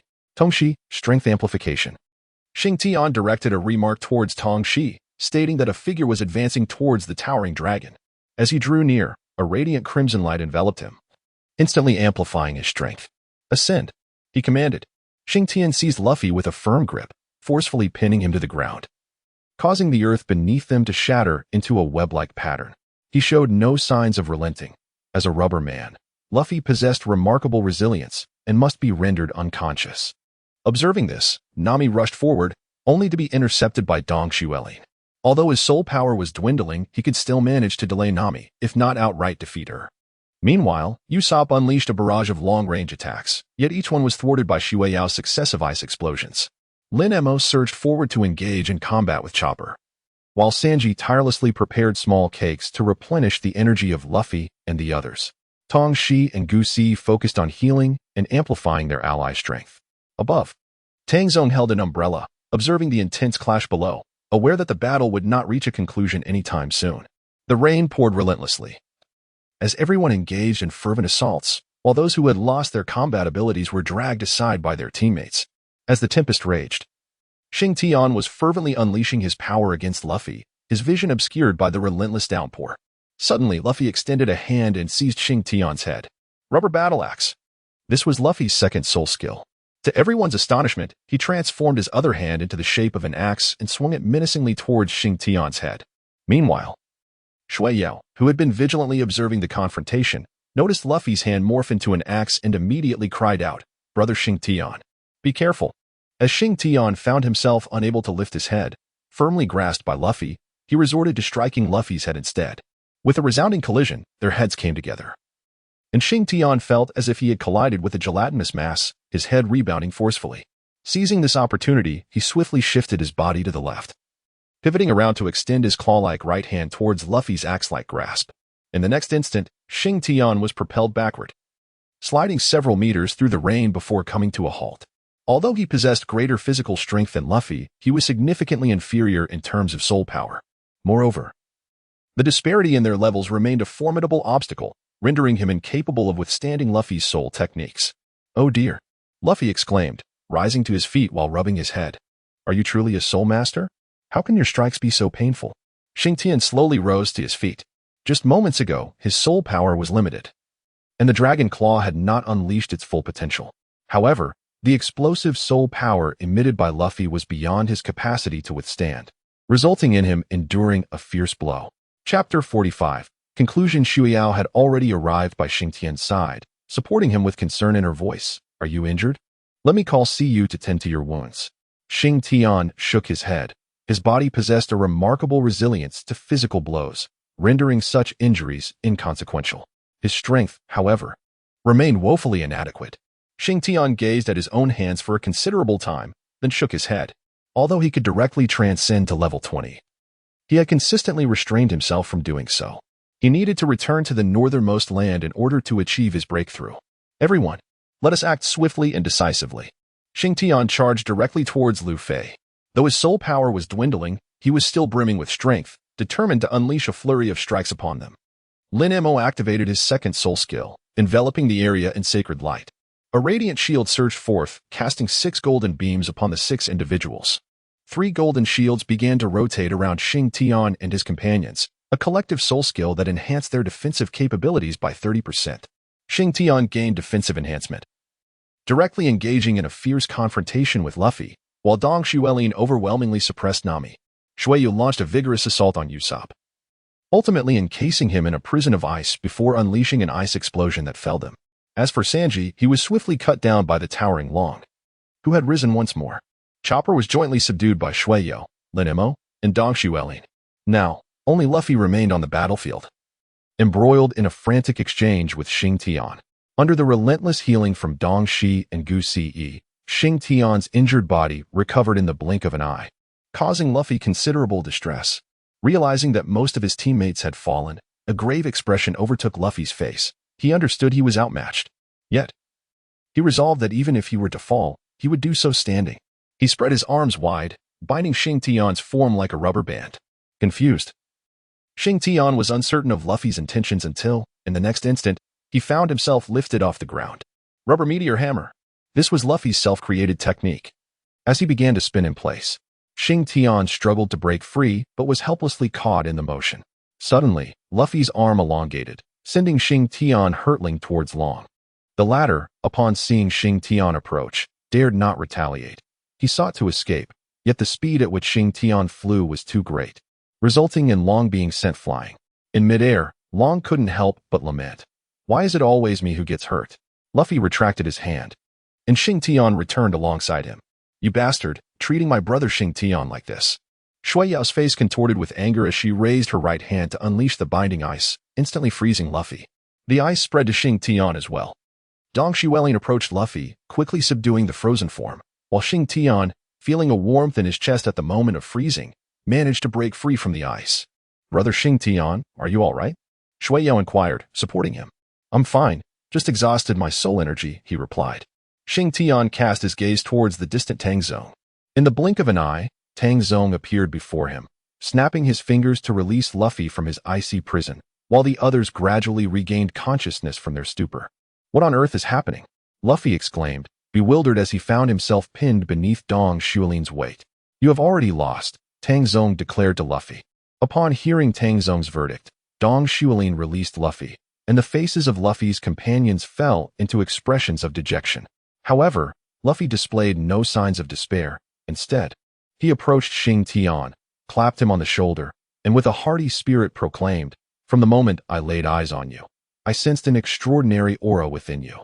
In the future, you will undoubtedly radiate the most brilliant light. Hence, I am honored to call you my friend. Luffy extended his hand, and Xing Tian hesitated momentarily. Yet, upon witnessing the radiant smile on Luffy's face, he instinctively reached out and clasped his hand. Ha ha ha, what a fortuitous encounter. Luffy released his hand and returned to his team, waving goodbye to Xing Tian as he vanished from sight. Xing Tian and the others soon exited the simulation. Congratulations on passing the 7th assessment, Tang Zong said with a smile to Xing Tian and the others. At last, you have succeeded. Xing Tian let out a sigh of relief. After this assessment, he realized that he had a significant disadvantage in soul power, and he must return to the extreme north to make a breakthrough as soon as possible. Chapter 46. Astonishing mental strength. With the conclusion of the 7th assessment, they once again had a brief respite, but this time it lasted only half an hour. As the rest period drew to a close, the 8th assessment was imminent. Sun Channy quickly informed everyone via broadcast about the content of the upcoming evaluation. However, when they heard the details, they were left in stunned silence. The 8th assessment was a mental strength evaluation, and anyone who reached the Lingtong realm would automatically pass. Upon hearing this, everyone became excited, as it essentially meant a guaranteed success. After all, everyone present was indeed at least at the Lingtong level. Before long, dozens of individuals arrived at the simulation room, bringing with them 10 machines designed to measure mental strength. In an orderly queue, it soon became Shing Tian's turn. The first to be tested was Dong Xuelin. He took his place in the designated seat of the machine, and the technician placed a helmet upon him. After 5 seconds of waiting, the display screen illuminated with the number 460. Reached the Lingtong realm. Dong Xuelin observed his mental strength with satisfaction and nodded approvingly.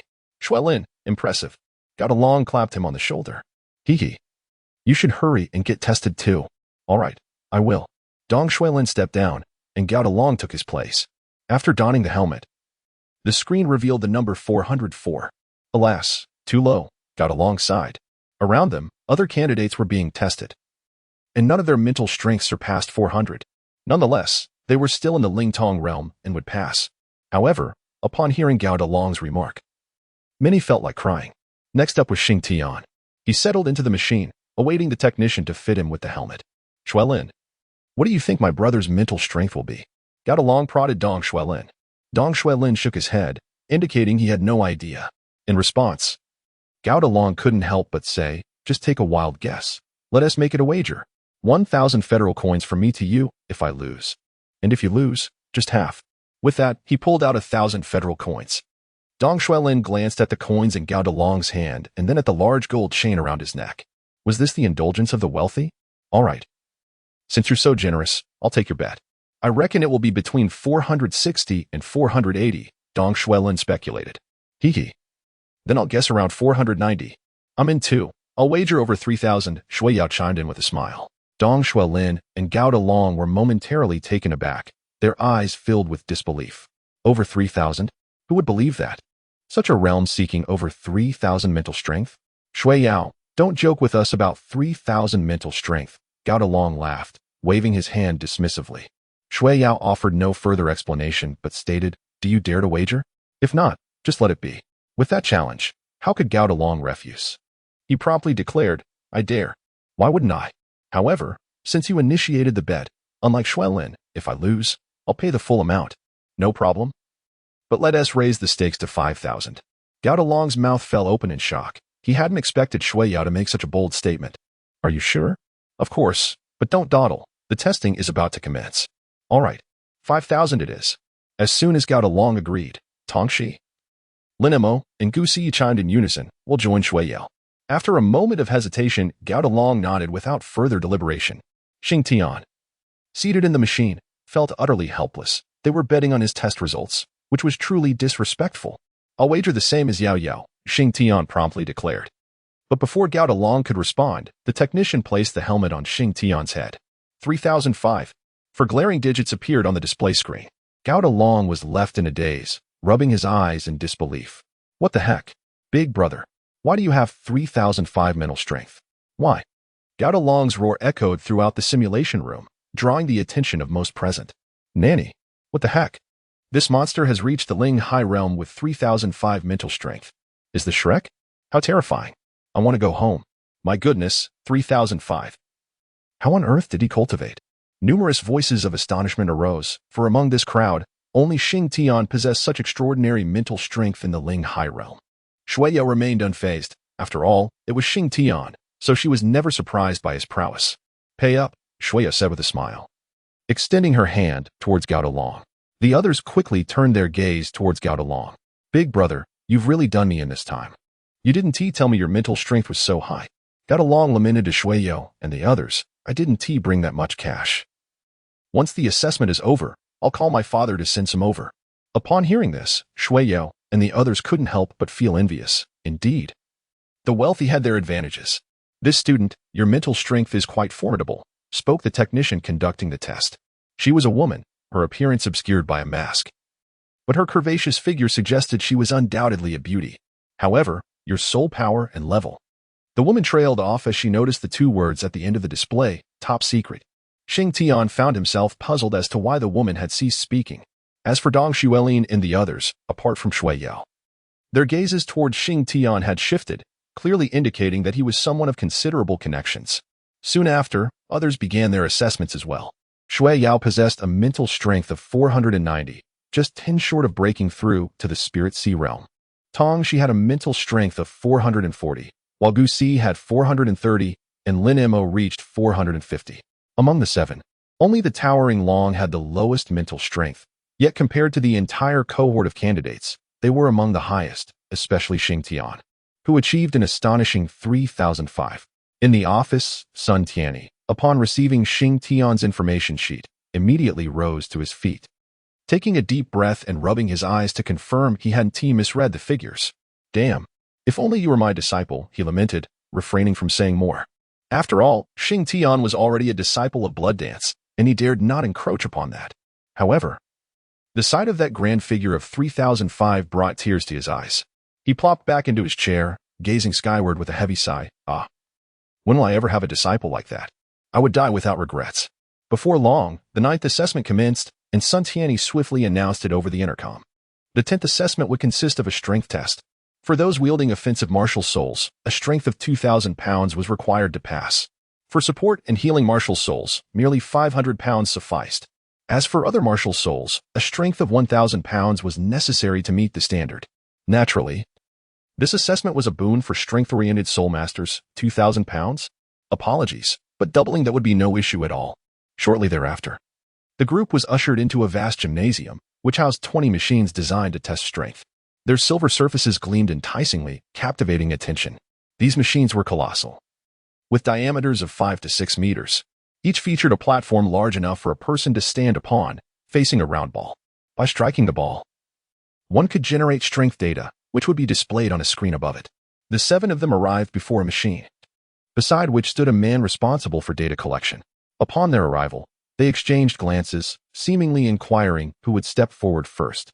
I shall go last, Shing Tian declared.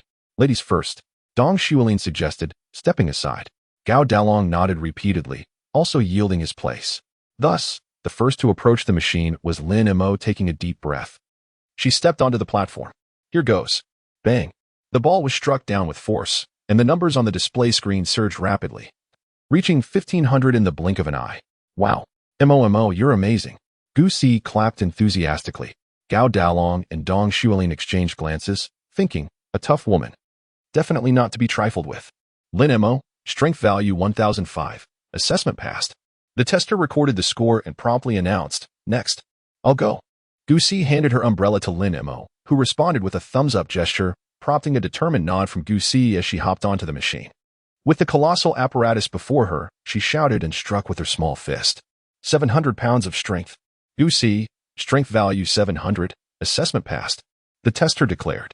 Hearing the news of her success, Gu Si leaped for joy. She rushed to Lin Mo, beaming, and planted a kiss on her cheek. Mo, I passed. MHM. Lin Mo nodded happily. Here, let me reward you. With that, Lin Mo also kissed Gu Si on the cheek. Onlookers were left dumbfounded by the scene. What do we call such behavior? Gao Dalong inquired of Shing Tian. Shing Tian gazed at Gao Dalong with a look of incredulity, as if to say, Do you truly believe I am aware? Ahem. Shui Yao cleared her throat softly. Gu Si and Lin Mo turned their heads, and upon realizing that everyone was staring at them, their faces flushed with embarrassment. Oh dear, we are genuinely in love, Gu Si said bashfully, her cheeks tinted crimson. The crowd fell into a state of bewilderment. They had yet to inquire, yet she had already confessed. Especially Gao Dalong, who initially thought with the addition of 2 young ladies to the team, he might have a chance, but it now seemed that such prospects were mere illusions. Next, the examiner's voice broke the spell, bringing everyone back to reality. They no longer pondered the matters concerning Gu Si and Lin Mo, as those affairs were not theirs to manage. The next to be assessed was Tong Shi. Without a moment's hesitation, she struck the machine with her fist. Bang. 1006. Dong Xuelin exclaimed, unable to contain his expletives. He had previously teased Tong Shi, but upon reflection, he realized that was akin to courting disaster. The examiner glanced at the data, a smirk playing on his lips. What immense strength. Tong Shi, strength value 1006, assessment passed. Tong Shi stepped away from the machine, her expression remaining composed, as if the powerful strike had not originated from her. Next was Shuai. She approached the machine and unleashed a powerful punch. 2000. Dong Shuai and Gao Long exchanged glances with Shing Tian, concern and sympathy evident in their eyes. Hiki. Shuai descended joyfully and approached Shing Tian. A beaming smile gracing her features as she inquired, Brother Shing Tian, how do you find my strength? Shing Tian pondered for a moment before rendering his judgment. The matter of self-protection was no longer in question. Shuai blinked her eyes a couple of times, then, after a brief contemplation, her head began to shake like a rattled drum.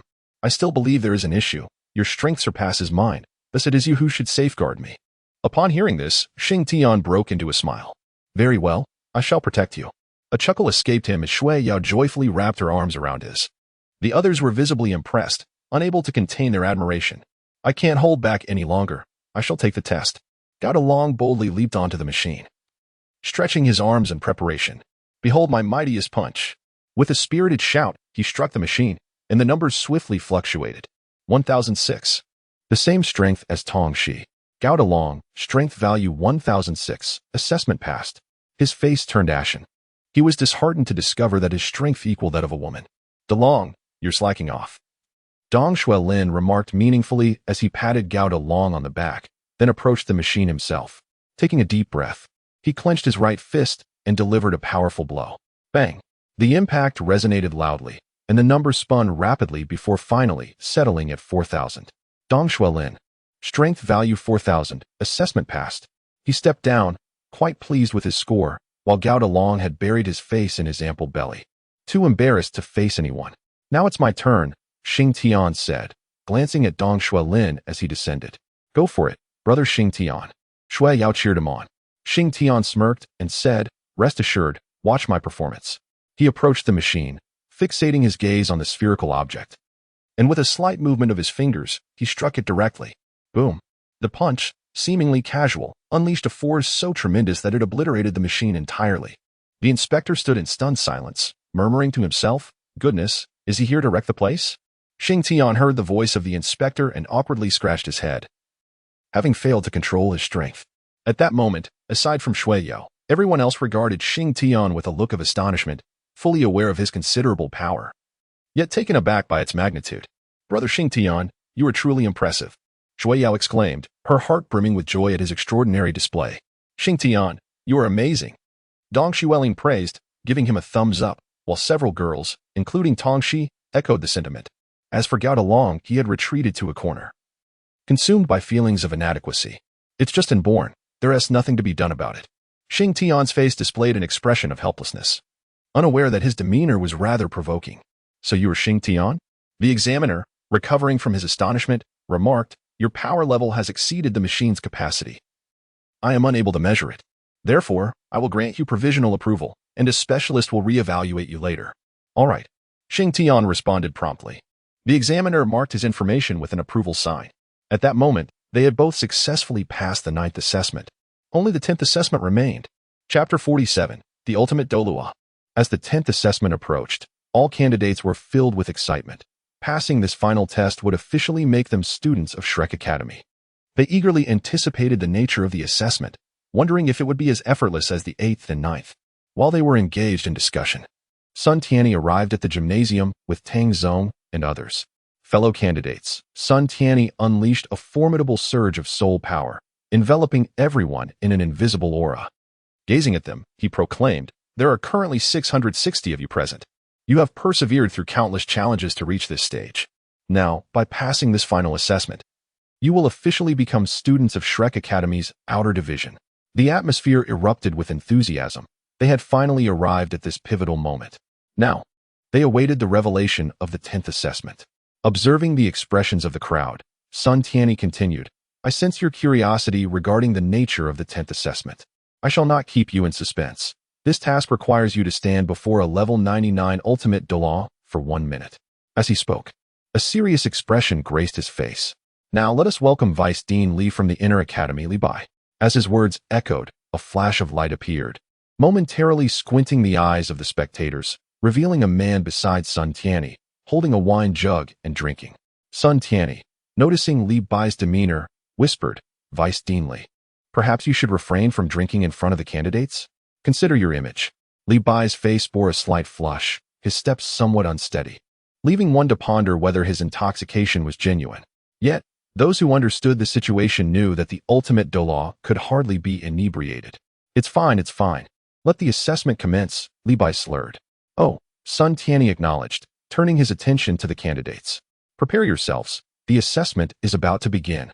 Upon hearing this, an overwhelming sense of oppression enveloped the candidates, emanating from Li Bai, a terrifying pressure befitting a level 99 ultimate Douluo. In that instant, Xing Tian felt as though a colossal mountain bore down upon him, his legs buckling slightly as he struggled to maintain his stance. His soul power surged uncontrollably in a futile attempt to resist the oppressive force.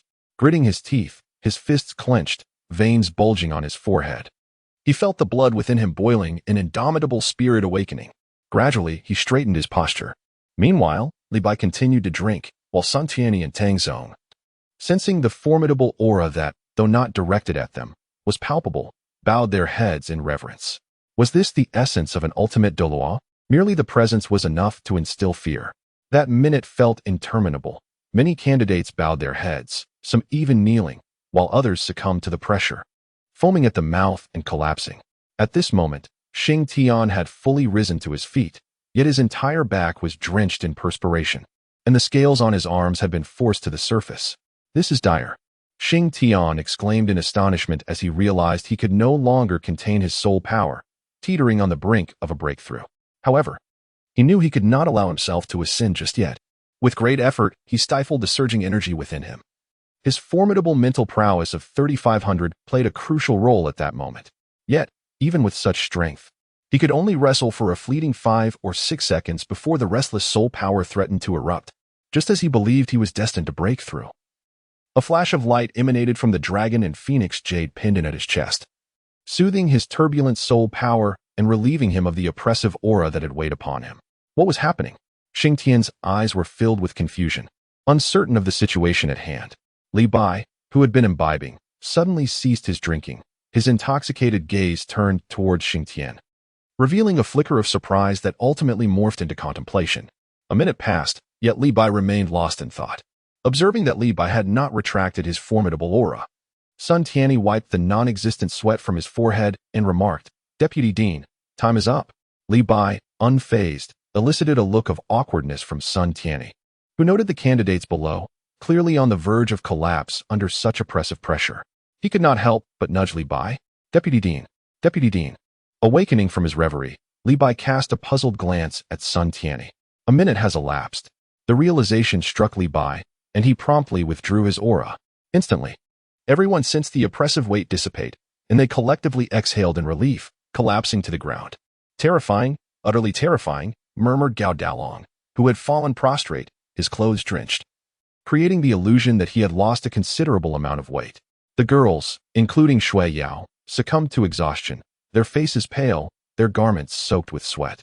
Gasping for breath, clearly at their limits. Dong Xuelin, however, managed to remain upright for a moment longer before he too succumbed to gravity after a few labored breaths. Amongst the crowd, only Xing Tian stood resolute.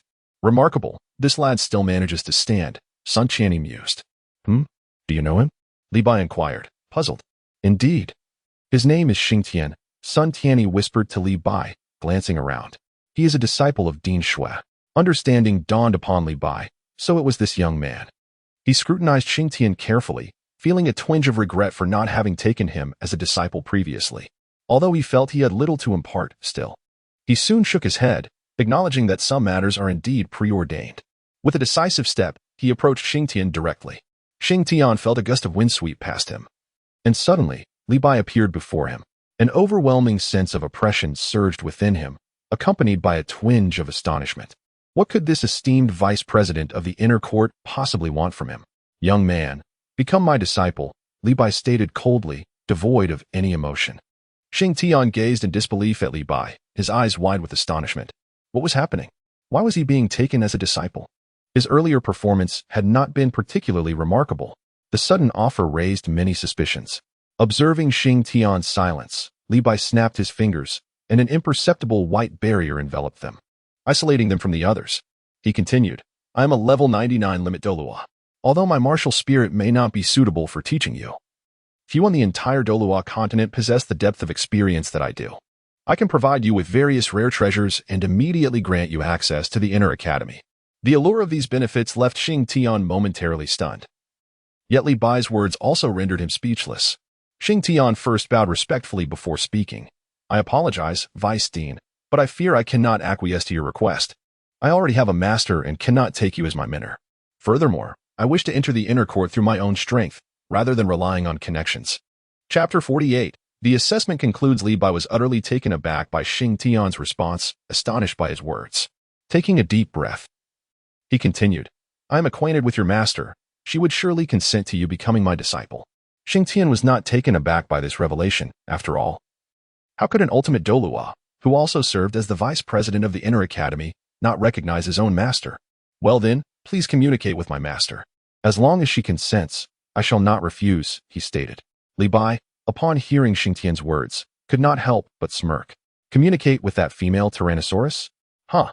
Unless one wishes to invite death, given the current circumstances, it appears that he cannot afford to be meek. You claim your master will agree. Now, hasten to acknowledge me as your mentor. An aura of undeniable authority emanated from Li Bai, compelling Shing Tian to kneel, unable to maintain his stance. Bow and pay homage to your master, Li Bai commanded. However, Shing Tian clenched his jaw, striving to keep his body upright. Yet the formidable might of an ultimate Douluo was insurmountable, and resistance was futile. Just as he was about to bow in submission, an unexpected figure materialized before him. Li Bai, what are you doing? If you do not provide me with an explanation today, we shall not be finished. The furious voice of Blood Dance pierced the air. She had anticipated that the assessment would have concluded and approached to check on Shing Tian, only to witness Li Bai coercing him into submission. Li Bai was equally bewildered. What is that female Tyrannosaurus doing here? Why was I not informed in advance? I find myself in a bit of a predicament. I urgently seek assistance. Stand up. What does he intend to do with you? Blood Dance addressed Shing Tian, her back turned to him, causing the oppressive atmosphere to dissipate instantly, allowing him to rise. Master, the vice president desires me to become his disciple. Shing Tian, in a feeble voice, uttered a word, yet his tone seemed imbued with a sense of grievance. Coupled with his pitiable expression, it was as if he were overwhelmed by a profound sense of injustice. Shua merely cast a fleeting glance at Shing Tian. Upon witnessing his forlorn demeanor, her heart ached with compassion. As his sole treasured disciple, the thought that someone would dare to usurp him ignited a fierce anger within her. Without hesitation, she seized Li Bai by the collar and declared, Come with me. Hey, where are you taking me? Li Bai replied with an air of despondency. In an instant, the two vanished, leaving Shing Tian to take a seat. Brother Shing Tian, are you all right? Shuo exclaimed as she rushed over. Earlier, she had seen Li Bai approach Shing Tian and utter a phrase, after which their conversation became inaudible to her. She attempted to draw near, but found herself thwarted by an invisible barrier, preventing her from reaching him. When she later witnessed Shing Tian kneeling, she was alarmed until she saw Shua arrive and escort Li Bai away, allowing her to finally breathe a sigh of relief. Shing Tian gently held Shua and spoke in a tone only they could hear. Rest assured, I am fine. It is merely that the vice president wishes for me to become his disciple. Shua's expression was one of surprise. Why would Li Bai want to take Shing Tian as his apprentice? However, seeing Shing Tian's weary countenance, she refrained from further inquiries. The others, witnessing this exchange, were equally curious. Yet Shing Tian offered no further elaboration, and so they remained silent. In a section of Shrek Academy's artificial forest, Blood Dance brought Li Bai to this secluded spot.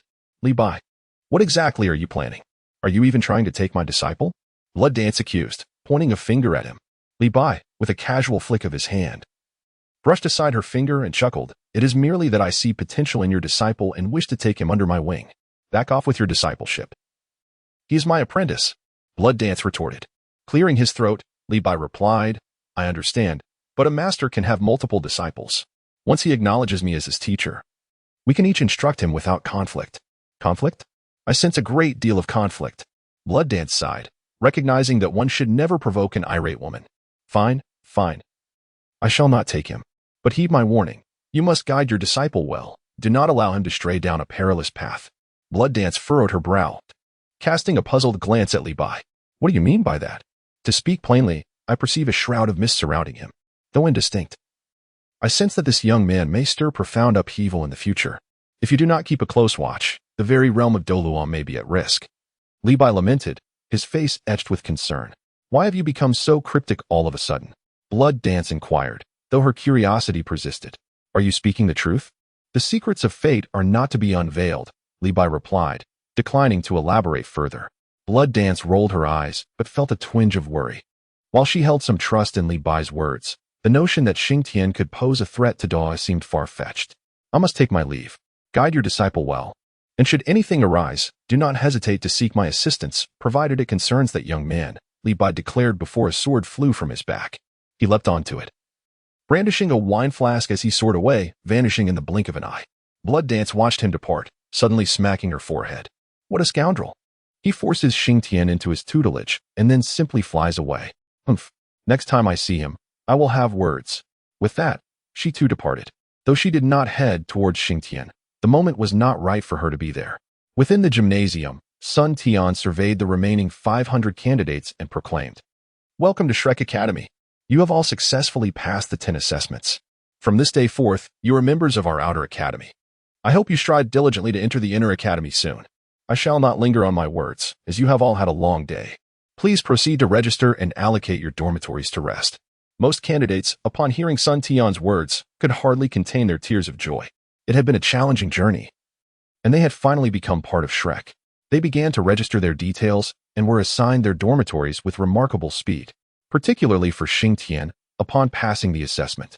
He was granted a single occupancy dormitory. In Shrek, having a single room was a luxury, yet Xing Tian had been bestowed with one.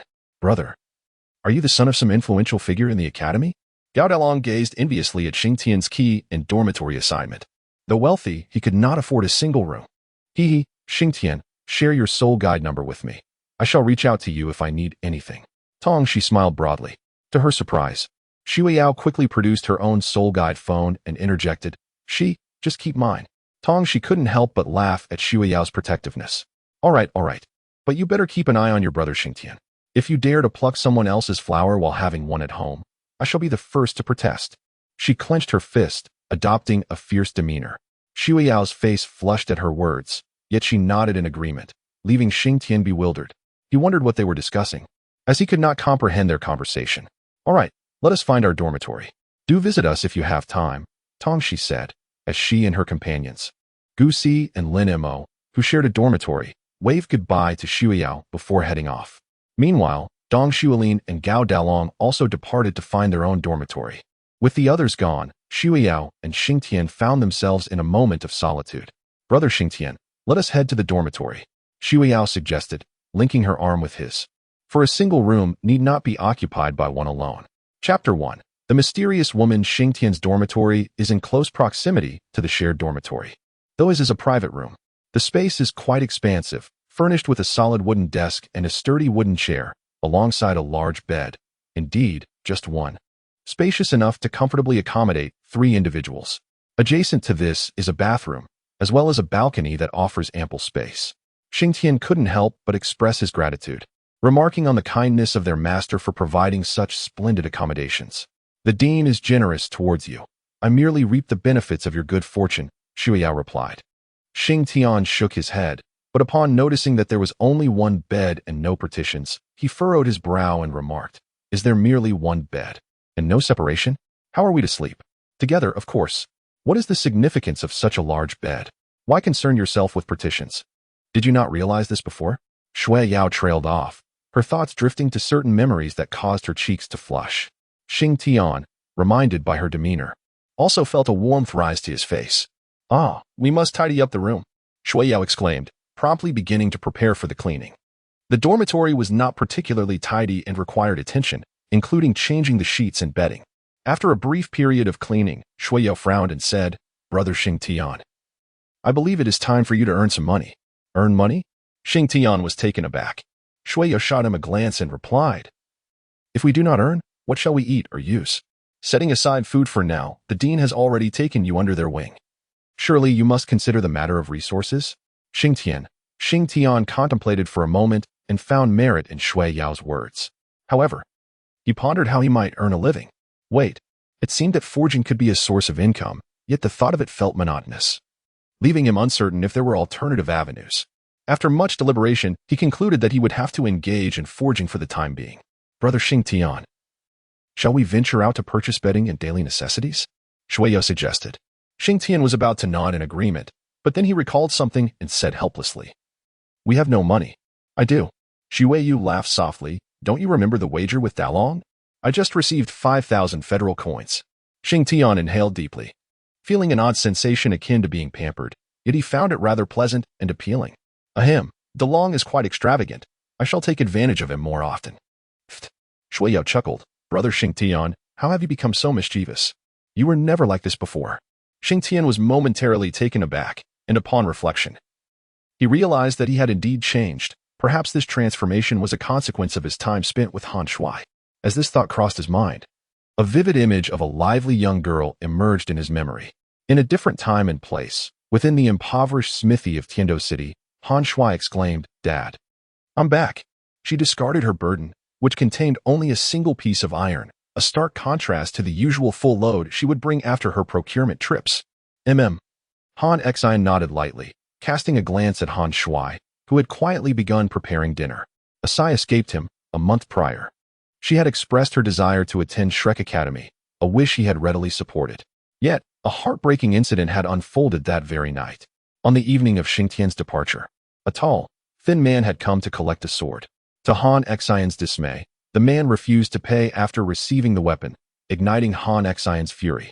But as an ordinary man, he could not contend with a soul master, and he was left to endure his wrath in silence as the man departed. Unbeknownst to him, Han Shui had witnessed this encounter. She had rushed out to confront the man, resulting in the crippling of her meridians. In the aftermath, Han Xian had taken Han Shui to countless hospitals, only to discover that her injuries were beyond repair, save for the intervention of a Tidal Douluo level healing soul master. But who among the Tidal Douluo would extend their aid to them? From that day forth, Han Shui lost all hope for life. And Han Xian had to intervene several times to prevent her from taking her own life. An hour later, Han Shui called out, "Dad, dinner is ready." Han Xian set down his forging hammer and approached the table, his heart aching at the sight of his daughter, whose eyes lacked any glimmer of joy. He was suddenly filled with self-loathing, resenting his inability to be a soul master. Han Shui lifted her gaze to meet her father's guilty expression. After a moment of silence, a smile broke across her face. "Dad, let's eat. Otherwise, the dishes will go cold." She stood and served her father, while she too began to eat heartily. Recounting the day's events in vague terms, her lingering melancholy obscuring the details. However, Han Xian, witnessing her attempt to maintain a semblance of normalcy, chose to remain supportive, and they shared a meal in this somber atmosphere. As the night deepened and silence enveloped the world, Han Xian succumbed to slumber. Alone, Han Shui stepped out of the smithy, gazing up at the moonlit sky, tears welling in her eyes. Why must it be like this? She murmured to herself, her voice choked with emotion. "Heaven, if you could grant me the chance to resume my training, I would do anything." "Oh, is that truly so?" A sharp female voice echoed. In the glow of the moonlight, Han Shui beheld a naked woman advancing toward her. The woman was entirely bare, save for her flowing white hair that draped over her body, concealing her modesty. Her beauty was beguiling, and any man who laid eyes on her would undoubtedly be captivated. A blue flower-shaped beauty mark rested at the corner of her right eye, adding an enchanting touch to her already alluring appearance. Under the moon's luminescence, the sight of such a woman was undeniably tempting. Yet, Han Shui, as a girl, found herself perplexed by why such a figure would appear before her in this state. "Who are you?" Han Shui asked warily, an inexplicable sense of unease gnawing at her. The woman chuckled softly, closing the distance between them in an instant. Her face mere inches from Han Shui's. Her skin was smooth yet chilling, sending a shiver down Han Shui's spine. "What do you want?" Han Shui stammered, her voice trembling. The woman delicately caressed Han Shui's cheek with her slender fingers, whispering, "Did you not say you would do anything to regain your training?" Upon hearing this, Han Shui's heart raced with excitement. "You can help me train." The woman covered her mouth with a soft laugh. "I can do more than that. I can make you powerful, even beyond the level of a Tidal Douluo." This declaration heightened Han Shui's enthusiasm, but then a thought struck her, and she eyed the woman with suspicion. "You wouldn't make me do anything inappropriate, would you?" The woman, momentarily taken aback, soon understood Han Shui's implication and laughed again. "Of course not. Your beautiful form belongs to me. I would never allow another to defile it." Han Shui furrowed her brow at the woman's words, poised to inquire further. When the woman suddenly fixed her gaze upon her, those eyes sparkled with an unusual purple light, and as Han Shui met that gaze, a wave of dizziness washed over her. Sleep now, sleep, the woman whispered. As Han Shui listened to her voice, her eyelids grew heavy, and she succumbed to slumber. The woman watched as she fell, a sly smile curving her lips. What a beautiful form, perfectly meets my desires. Bending down, she pressed her lips against Han Shui's. Their bodies gradually merging together. Oblivious to this surreal encounter, Han Shui remained in a profound sleep. In her dreams, a flower-shaped beauty mark appeared beneath her right eye, mirroring the woman's, while a flame-shaped mark emerged between her brows. Chapter 2. The Arrival of the Divine Dragon, Part 1, in Shrek City. Xingtian and Shuya strolled through the streets, marveling at the grandeur of their surroundings. It was their first visit to Shrek City, and they were truly awestruck by its magnificence. Towering buildings and a plethora of wondrous sights greeted them. Brother Xingtian, one cannot truly grasp the enormity of this place without exploring it. Shuya exclaimed in astonishment. Indeed. Xingtian replied. Xingtian nodded lightly, his gaze sweeping over the unfamiliar surroundings, his heart filled with incessant wonder. Suddenly, a deafening sound reverberated through the air, prompting him to turn towards its source. To his astonishment, a colossal figure soared overhead. It was a mech, patrolling the city of Shrek. What is that? It's enormous. And it can fly. Xingtian gazed at the mech, inexplicably overcome by an urge to mount it.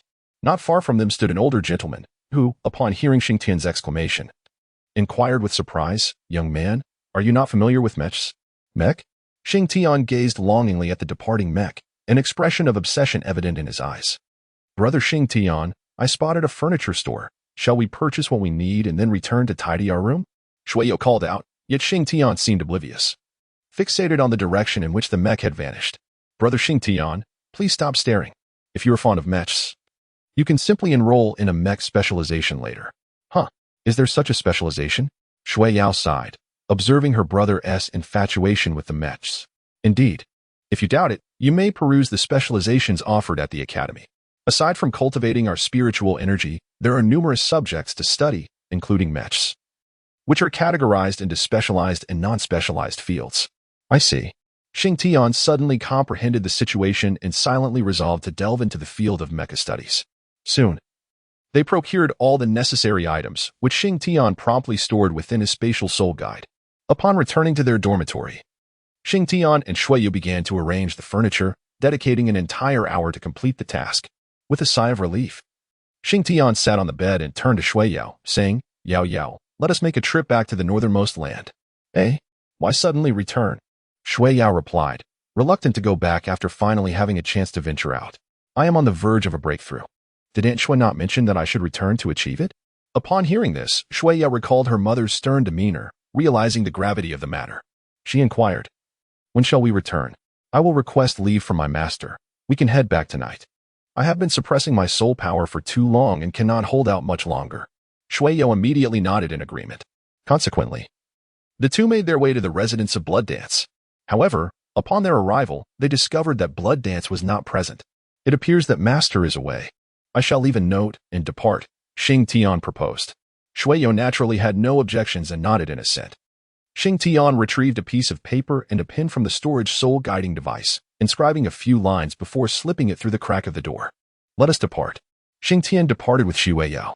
On their journey home, they boarded a soul-guided train. However, the train did not head towards the northernmost region, prompting them to disembark nearby. As twilight descended, they approached the frigid expanse, the temperature dropping steadily and the ground becoming increasingly blanketed with snow. Striding upon the snow-laden earth, they felt no chill, but rather an overwhelming sense of warmth and familiarity. We have arrived here. Mother must sense our presence. I believe she will come to fetch us shortly, Shuya remarked, entwining her arm with Xingtian's, resting her head upon his shoulder, relishing their solitary moments together. At Shrek Academy, Blood Dance returned to her dwelling. Upon opening the door, her keen perception immediately caught sight of a note on the floor. A mere glance was sufficient for her to recognize Xingtian's handwriting, which read, Master, I feel I am on the verge of breaking through to level 20. I have now left the academy with Yao Yao to return home and, coincidentally, to visit the Spirit Tower for a soul ring. Disciple Xingtian. After reading the note, Blood Dance closed the door, reducing the paper to ashes in her hand, accompanied by a sigh. Alas, that Xingtian, always taking matters into his own hands. Recalling Li Bai's words, she deemed it necessary to instill some discipline in him. Indeed, I must ensure he is properly guided. Xing Tian and Shui Yao traversed the snowy expanse for over half an hour. Suddenly, a fierce blizzard swept through, and descending from the heavens was Shui Linglong, clad in a pristine white fur garment. "Mother!" Shui Yao exclaimed upon seeing her. Shui Linglong replied, her icy countenance softening with a hint of a smile. "What brings you back?" Immediately, her gaze shifted to Xing Tian, a look of urgency etched upon her face. "Xiao Tian, are you on the verge of a breakthrough?" "Yes, but I have been suppressing my soul power to prevent it," Xing Tian responded. Hearing this, Shui Linglong swiftly seized both of them and returned to the ice palace. Her speed was remarkable. In no time, they arrived at their destination. Setting them down, she conjured 2 snowbirds from thin air and commanded, "Bing bing, a tie. Come to me." As the snowbirds took flight, Shui Linglong turned to Xing Tian and said, "You may begin your breakthrough now. I will guard you." Xing Tian nodded and sat down on the spot. Although he had been weary from a day of exertion, the suppression of his soul power had rendered him even more fatigued. It would be more beneficial to directly break through. As soon as he settled, he ceased to restrain his soul power, which surged and flowed vigorously within his body. In his abdomen, a faintly discernible orb materialized, enveloped by crackling lightning and surrounded by a flowing current of water. What could this be? Xing Tian felt a profound sense of perplexity as he contemplated the moment, the jewel shimmering before him. After a spell of contemplation that yielded no clarity, he resolved to set aside his thoughts, intending to inquire with Aunt Shui later. Unbeknownst to him, at that very moment, his body was undergoing a remarkable transformation. A pair of fiery wings unfurled from his back, while a violet and azure horn sprouted from his forehead. These were the horns of a dragon. A robust crimson tail emerged from the base of his spine, and an exquisite array of red scales materialized upon his form, each scale imbued with soul energy. These were dragon scales. The scales continued to spread until they reached his neck, where they came to a halt. His hands, too, were transforming, growing robust and adorned with perfectly aligned red dragon scales. These were dragon claws, specifically 5-clawed ones. Beside Shui Linglong, Shui Yao gazed in astonishment at the unfolding spectacle, her eyes wide with disbelief. Could it truly be that her brother Xing Tian was indeed a dragon? At that moment, the Ice Emperor and the diminutive Titan Giant King appeared within the Ice Palace, their faces betraying a grave expression upon witnessing Xing Tian's transformation. "Sister Shui. This time he has manifested wings and a tail, increasingly resembling that esteemed individual," remarked the Ice Emperor in a hushed tone. "Might that person reappear?" Shui Linglong shook her head, indicating her uncertainty. As they deliberated, a surge of immense power erupted from within Xing Tian. Had a tidal Douluo been present, they would have discerned that this energy did not belong to this realm. With its emergence, all soul beasts in the extreme north prostrated themselves, bowing their heads toward the Ice Palace. The closest to them, Shui Linglong and her companions, felt as though a colossal stone weighed upon their hearts, rendering them breathless. "Mother, I feel so dizzy," Shui Yao exclaimed before collapsing to the ground. Shui Linglong swiftly enveloped her with her soul energy. At that moment, a colossal figure materialized behind Xing Tian, resembling him closely, save for the difference in color. This being, enshrined in violet scales and possessing powerful muscles, bore pale blue eyes that shimmered with an infinite sadness. One glance into those eyes would ensnare any onlooker in a web of sorrow. A magnificent golden throne appeared behind him, and without a glance, he seated himself upon it. As he did, an imperial aura radiated forth, compelling Shui Linglong and her companions to kneel. They trembled slightly. The dragon was eternally the king of soul beasts, and any soul beast that beheld a dragon could only feel fear and submission. "Ah, it is you again." The voice of the figure was deep and resonant. He merely cast a glance at Shui Linglong and the others before redirecting his attention to the seated Xing Tian. A fleeting smile graced his lips, barely perceptible. He has grown once more, his strength has increased, and now he can awaken his bloodline. As the words left his mouth, a powerful surge of soul energy erupted from Xing Tian, a wave of blood essence emanating from him.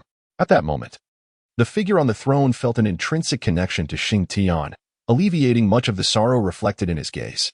Chapter 3, The Descent of the Divine Dragon, Part 2. The figure on the throne turned his gaze to Shui Linglong and her companions, softly instructing, "You may rise." Instantly, the oppressive weight upon them lifted, and they stood, but their eyes remained cast downward, save for the Titan Giant King, who dared a furtive glance. The figure on the throne suddenly closed his eyes, and a stream of white energy burst forth from the Dragon Phoenix jade pendant at Xing Tian's chest, entering his brow. After a lengthy pause, he abruptly opened his eyes wide. I had not anticipated so many events had transpired in this world. He then regarded Shua Long and her companions. You are all noble guardians. Upon my resurrection, I shall reward you. Haotian Long. At this, Shua Long instinctively trembled, kneeling in deference. What is that command? O Lord Dragon? You cannot remain by Haotian's side indefinitely, the figure on the throne paused, leaving Shua Long bewildered. What dost thou mean? Your daughter, he continued. I shall bind her life to Haotian's, ensuring she can never betray him. In times of danger, she will instinctively protect him, even at the cost of her own life. Do you consent to this? Shua Long stood frozen, her gaze involuntarily shifting toward Shui Yao. After a prolonged moment, she nodded in agreement. I consent.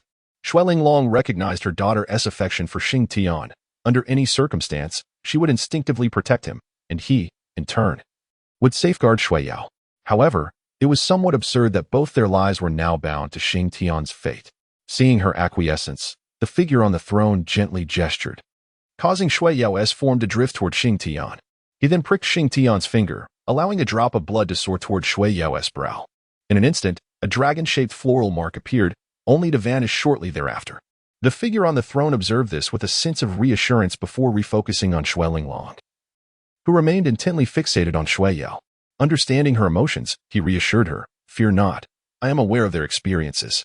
Shui will be safe with Haotian, and her cultivation will even accelerate in his presence. Shua Long was slightly taken aback. She could not fathom how the Dragon King knew such things. Yet she dared not question him. Suddenly, the figure on the throne added, I sense a familiar aura within this extreme north. Inform Haotian that he can sense it. You will require that person's strength. Shua Long was filled with confusion. Why had she not perceived any external presence? Yet, given the Dragon King's directive, she could only comply. Very well, I must take my leave now. Take good care of Haotian. As the figure began to fade, he left behind a final proclamation. Haotian's strength will gradually awaken over time. Your presence beside him during his cultivation will aid him immensely in overcoming tribulations. With that, he vanished from the ice palace. The pervasive, invisible pressure that had lingered dissipated with his departure. My goodness, that was terrifying. The Ice Emperor wiped the sweat from her brow, glancing at the Titan Giant King beside her. Why do you tremble, Atai? Is that so? The Titan Giant King managed a weak smile, attributing it to the trembling ground. However, as he took a step forward, he collapsed to the ground, his legs giving way beneath him. The Ice Emperor and Shua Long exchanged glances, exasperated by his display. What a disgrace! The Ice Emperor scoffed. The Titan Giant King offered a rueful grin, explaining, I merely stole a glance at the Dragon King, and suddenly my head ached, as if pierced by needles. And my strength regressed by a year, resulting in this predicament. Shua Long and the Ice Emperor exchanged knowing looks and, in unison, remarked, Serves you right. Indeed. When I first encountered the Dragon King, only Shua Long and the Ice Emperor were present. The Titan Giant King was absent. The two of them had engaged in actions similar to those of the Titan Giant King, which resulted in a significant reduction in their cultivation.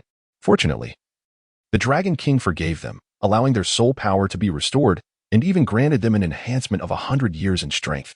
Suddenly, a powerful surge of soul power erupted from Shing Tian, as 2 crimson soul rings ascended around him. Upon closer inspection, one could discern that the edges of these 2 red soul rings were adorned with a golden pattern, indicative of a 200,000-year soul ring. Shua Long was astounded. The Ice Emperor was left in a state of bewilderment, and the Titan Giant King stood in shock. Not only did the breakthrough to the 20th level yield a 200,000-year soul ring, but the preceding soul ring also upgraded to that remarkable age. One could only imagine what would transpire when Shing Tian reached the 30th level. Upon contemplating this, Shua Long and the others dared not pursue the thought further. For sometimes the distinctions between individuals are not measured by effort, but rather by the very essence of their genes. Shing Tian opened his eyes, and a radiant glow of red and purple emanated from them, only to fade away swiftly. The dragon horns, tail, wings, and scales adorning his body vanished as well. HM? He furrowed his brow, gazing at the newly appeared red soul ring and the 2 soul skills that manifested in his mind, perplexed as to when he had acquired these soul rings. Yao Yao! Shing Tian exclaimed in alarm as he spotted Shua Yao lying on the ground not far away. He hurried over and lifted her into his arms. Shua Long had already approached. Upon glancing at Shui Yao, she noted that she was merely asleep and felt a wave of relief wash over her. Haotian, Yao Yao is fine. She is simply asleep. Shing Tian was filled with confusion. pondering whether he had actually fallen asleep. It was astonishing that he had been in the midst of a breakthrough for such an extended period that it had lulled Shui Yao into slumber. Xuelinglong did not offer an explanation. Instead, she inquired, "How do you feel after the breakthrough? To what level has your soul power ascended?" After a moment of contemplation, Xingtian remarked, "I feel a surge of strength. It seems my power has intensified beyond what it was before. Moreover, there is a peculiar sensation at my back. As for my soul power, it appears to be at the threshold of level 23, nearing a breakthrough to 24. Upon hearing this, Xuelinglong and the others exchanged glances, their expressions betraying a mix of disbelief and amusement. Is it customary to level up at such a pace? One either progresses slowly or experiences an exponential rise akin to cheating. By the way, Shui, may I pose a question? Are you aware of an object resembling a bead that has manifested in the lower abdomen? A bead? Xuelinglong furrowed her brow, her astonishment rapidly mounting. A bead-like entity? Could it be the soul core that one attains only upon reaching the title Douluo rank? No wonder your soul power is escalating so swiftly. It must be attributed to this soul core. However, I have never encountered a case where a soul core was formed at the Great Soul Master level. Observing this phenomenon leaves me at a loss for an explanation." She exchanged a knowing glance with the Ice Emperor, confirming their shared suspicions. Truly, the son of the Dragon King is exceptional. Achieving a soul core at level 20 is a testament to the disparity in their abilities. Chapter 4. Side Story 1. Shing Zhe, accompanied by his wife and child, found themselves within a tumultuous passage illuminated by flashes of lightning and beset by countless storms. This was a spatial tunnel, yet they were unfortunately ensnared by the chaotic currents of time and space. Such temporal turbulence is a formidable force of the universe, one that even deities find exceedingly challenging to withstand. Shing Zhe is currently gravely injured, his heart in the chest slowly mending. Yet it will require considerable time for complete recuperation. Now, confronted by the chaotic currents of time and space, a look of anxiety inevitably crosses his face. "Shing Zhe, you cannot escape." The voice of the god king reverberates from behind. "Damn it, this wretch has actually followed me." Shing Zhe silently cursed under his breath, hastening his pace. However, having sustained injuries and burdened with 2 companions, his speed was undoubtedly inferior to that of the Divine King. Just as the Divine King was about to close the distance, a bolt of lightning struck Shing Zhe, casting him and his wife and child out of the temporal tunnel. The pursuing Divine King came to an abrupt halt, his gaze fixed on the location where Shing Zhe had fallen, his brow furrowing at the presence of something that instilled fear within him. Time passed, though its duration remained uncertain. Shing Zhe gradually regained consciousness, his eyes fluttering open to reveal he was reclined upon a bed. "Zhe, you are awake." The melodious voice of Li Yulin resonated as she hurried to his bedside. "Yulin, are you and Xiaotian unharmed? And where exactly are we?" Shing Zhe inquired. "We are all safe, though you have sustained quite severe injuries," Li Yulin replied, glancing at his chest. "Your heart has fully healed, but the recovery took an entire month." "A month?" Shing Zhe exclaimed, sitting up abruptly. "What about that scoundrel? The God King?" "Rest assured, he cannot reach us," she assured him. "Why not?" Li Yulin rose, her gaze drifting towards the darkness beyond the room.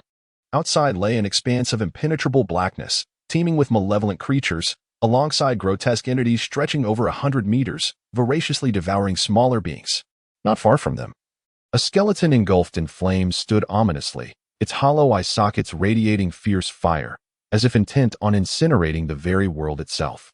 As Shing Zhe observed Li Yulin's expression, he rose from the bed to gaze out the window alongside her. Upon witnessing the scene beyond, his pupils abruptly contracted.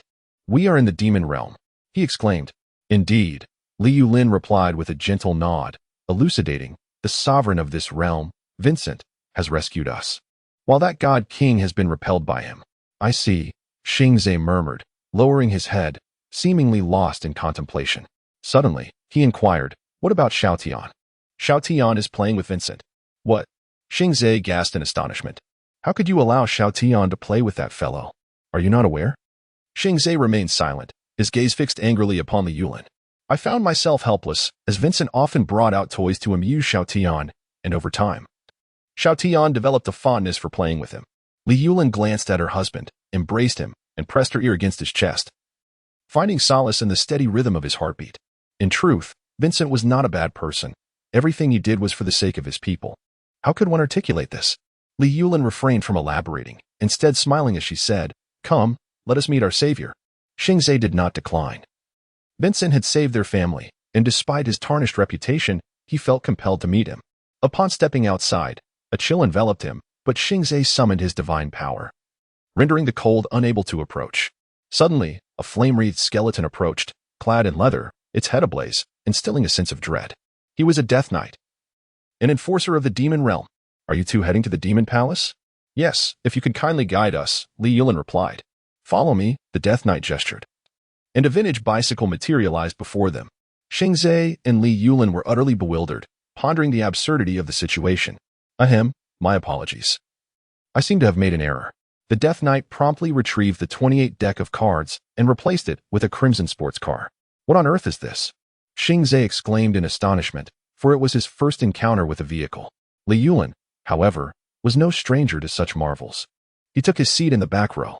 Though Xingzhe was taken aback, he followed suit and joined him. As for the Death Knight, he assumed the role of the driver, the car's rear belching forth flames that soared towards the heavens as it sped towards the Demon Palace. Chapter 5, Side Story 2. The Demon Palace is situated at the heart of the demon realm, a place teeming with myriad demonic beings. Their forms may be grotesque, yet their combat prowess is truly formidable. Xingzhe and Li Yulin, under the guidance of the Death Knight, arrived at the grand entrance of the Demon Palace. The towering gate, soaring to a height of 100 meters, was adorned with sinister patterns that, when gazed upon, seemed to whisper in an infernal tongue. Flanking the gate stood colossal giants with ghastly visages and menacing fangs, wielding formidable swords. As Xingzhe and his companions approached, the giants turned their fierce green eyes upon them, radiating an aura of menace. These are guests of the king of the underworld.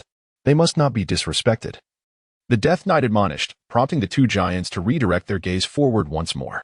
The couple, Xingzhe, guided their way into the main hall of the ominous Demon Palace. The atmosphere was chilling as they passed by 108 pillars, each adorned with the grotesque visage of a terrifying figure. At the pinnacle loomed a throne fashioned from skulls, casting an eerie shadow over the already desolate palace. Yet, amidst this foreboding decor, the laughter of a child and a man infused the space with an unexpected warmth. Upon hearing the delightful laughter of a child, Xingzhe and Li Yulin immediately recognized it as their own son, Xing Tian. The other boisterous voice belonged to the king of the underworld. He possessed a strikingly handsome visage, albeit with a hint of mischief, embodying a roguishly charming demeanor. Clad in casual attire and sporting an unkempt appearance, he starkly contrasted with Xingzhe, who was meticulously groomed daily by Li Yulin. At that moment, the young Xing Tian was perched atop the king of the underworld's neck, joyfully exclaiming, "Giddy up! Giddy up!" rather than exhibiting annoyance at Xing Tian's exuberance. The king of the underworld responded with a smile, saying, "Hold on tight. The horse is about to move." With that, he soared into the air, gliding through the vast expanse of the demonic palace, while Xing Tian laughed merrily atop him. Xingzhe tugged at the corner of his mouth, glancing at the figure beside him, Li Yulin, as if inquiring about the situation. He had always heard tales of the king of the underworld, a merciless reaper known for slaying entire planets without a flicker of hesitation. It was said that he once annihilated a whole world, until one day, before a cerulean planet. As he prepared for another massacre, a being who called himself the Bone King appeared. Following that encounter, the king of the underworld vanished without a trace. And by the time he re-emerged in conversation, he had ascended to the throne of the demon realm. Ahem, the Death Knight cleared his throat, announcing, "The king of the underworld, Xingzhe, and his spouse have arrived. Mom and Dad." Upon hearing the names of his parents, Xing Tian immediately glanced around, until his gaze fell upon the figures of Xingzhe and Li Yulin. "Uncle Wen, please let me down. I wish to find my father and mother." Vincent smiled, and in the blink of an eye, he appeared before Xingzhe and the others, while Xing Tian leaped from his neck toward Xingzhe. "Father, hey." Xing Tian's previously expressionless face suddenly blossomed into a smile as he embraced Xiao Tian. "Little Tian, have you missed your father?" Replied Xiao Tian, his small hand clutching at Xingzhe's chest, lifting his little head to reveal a look of reproach. "Every time I come to see you, you are just lying there, which truly worries me. If you get hurt again, I won't pay any attention to you." Xingzhe chuckled softly, gently rubbing his face against Xing Tian's small cheek, affectionately assuring, "Daddy promises you." Witnessing this heartwarming scene, Vincent felt an inexplicable pang in his heart. He too yearned for a child. With this thought, he could not help but approach the Death Knight and whisper, "Death Knight, when will Bone King return? He cannot abandon the affairs here, can he?" I am uncertain, the Death Knight replied. I contacted Bone King recently, and he mentioned he would return soon. Countless expletives raced through the mind of the Underworld King. If his memory served him correctly, he had heard the same statement a decade ago. Xing Zhe and Xing Tian shared a moment of intimacy before handing him over to Li Yulin, while he turned his gaze towards Vincent. Thank you for saving my family. I owe you a debt of gratitude, he expressed. Vincent waved his hand dismissively, saying, This is all at the behest of the Bone King. The Bone King? Xing Zhe's face revealed a look of perplexity. Upon noticing this, Vincent chuckled and said, Come, let us sit down and discuss the matter of the Bone King. Chapter 6. The Departed Douluo. The narrative unfolds below. Shua Linglong began to explain to Xing Tian. Little Tian, this orb is likely the soul core, which can only be condensed by a tidal Douluo. Given your circumstances, I cannot provide an explanation. I can only urge you that this matter must remain confidential. Do you understand? Shua Linglong's expression was exceedingly grave, and Xing Tian recognized the gravity of the situation. Nodding in agreement repeatedly. By the way, you mentioned there was something behind you. Could you try to sense what it might be? Shua Linglong inquired once more. I will give it a try. Xing Tian removed his outer garment and gently laid Shua Yao down on the ground, using his clothing to cushion her head. Observing this scene, Shua Linglong couldn't help but smile. After completing this act, Xing Tian stood up and closed his eyes, intently sensing what lay behind him. Suddenly, a pair of fiery red wings unfurled, adorned with exquisite feathers that were both soft to the touch and radiated warmth.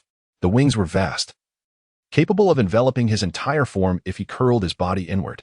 Is this an external soul bone? Both Shua Linglong and the Ice Emperor were taken aback. Goodness. Little Tian can generate soul bones on his own. How terrifying. The Ice Emperor whispered softly to Shua Linglong. She wholeheartedly agreed with his sentiment. Not only did he possess inherent soul rings, but now he also had an external soul bone. Reflecting on his progress, she noted that prior to reaching level 20, aside from the noteworthy soul rings, all else seemed rather mundane. However, beyond level 20, the soul rings advanced to 100,000 years, the soul core condensed, and the emergence of soul bones felt almost otherworldly. Naturally, Shua Linglong only pondered this internally, for the stronger Xing Tian became, the better it was for everyone. Suddenly, Shua Yao emitted a soft moan, rubbing her head as she sat up. Upon seeing Xing Tian with his wings spread wide, she was momentarily taken aback. What is happening? Why am I lying here? Hey, Brother Tian, why are you using Feng Xiangju Tian? I did not employ any soul skill, according to Aunt Shua. This appears to be an external soul bone, Xing Tian replied, looking puzzled as he turned to Shua Linglong. Aunt Shua, how is it that I have obtained soul rings and soul bones without acquiring them? Shua Linglong wished to explain but found herself at a loss for words. She recalled that Lord Dragon King had once instructed her not to disclose his existence to Xing Tian. Clearing her throat, she said, Little Tian, you must understand that we are all soul beasts, and soul beasts do not need to acquire soul rings. I am a soul beast? Xing Tian was utterly bewildered. He had not realized what he could transform into. How had he become a soul beast? Shua Yao also looked at her mother in confusion. Recalling a time when her mother told her that Xing Tian was human and that she should not develop feelings for him. Now, however, she was being told he was a soul beast. Bewilderment, confusion, and excitement coursed through her. After a flurry of emotions, Shua Yao finally grasped the crucial point. If Brother Xing Tian was a soul beast, then it was indeed possible for her to harbor feelings for him. Haha. I truly am a little clever one. The strategic plan for Brother Xing Tian is now in motion. Ahem. Shua Linglong found the explanation rather awkward. If her memory served her correctly, she had always referred to Xing Tian as a human. However, in truth, he does not entirely fit that classification. Xiaodian, do not dwell on these matters any longer. Quickly reveal your soul skill to Aunt Bing, the Ice Emperor interjected, eager to diffuse the situation. Shua Linglong discreetly gave the Ice Emperor a thumbs up, her gaze shifting towards Xing Tian, seemingly expressing her own desire to witness it as well. Very well then. Xing Tian retracted his wings, yet the garment on his back was marred by two unfortunate tears, leaving him in a state of mild dismay. Perhaps he ought to consider crafting a specially tailored outfit? Nevertheless, he decided to set such thoughts aside for the moment. First, he would unveil his dragon martial soul. My second soul ring bestowed upon me 2 soul skills, the first of which is the 9 Heavens Divine Thunder. It unleashes a tempest of lightning, inflicting substantial damage upon foes, with a chance to induce paralysis. Xing Tian extended his right hand, unleashing several arcs of purple lightning that struck down, creating immense craters wherever they landed. The second soul skill, named Drowning in 3000, released a torrent of water to assault his foes, slowing those struck by 30%. With a snap of his fingers, a stream of water surged from his index finger, directed towards the icy wall of the ice palace. In an instant, the water gushed forth, growing in volume until it coalesced into a colossal water sphere. The sphere crashed against the ice wall, shattering it completely. Upon completing the Divine Dragon Soul skill, his martial spirit transformed into that of a phoenix, still adorned with 2 soul rings of 200,000 years each. The phoenix martial spirit granted him 2 additional skills. The first, Starfire Scorching Earth, boasted an intense combustion effect, impervious to ordinary water. Extending his left hand, a flame shot forth, striking the icy wall and instantly melting a large hole into it. The second skill, Flame Fist, augmented his attack damage. His fists ignited with flames as he struck the ground with a powerful punch, leaving a profound imprint in the earth. Zhuo Linglong observed the soul skills unleashed by Xingtian, nodding in satisfaction. Most of the skills from his first soul ring were control-oriented, while those from his second soul ring were purely offensive, perfectly compensating for his previous shortcomings. However, gazing at the destructive potential of these skills, she furrowed her brow, resolving that he must never be allowed to release his soul skills within the Ice Palace again. Wow, Brother Xingtian, you are truly amazing, Shua Yao exclaimed, clapping her hands in delight. It's pretty average. I feel like there's still room for improvement. Xingtian uttered a remark that prompted both Zhuo Linglong and the Ice Emperor to exchange glances once more.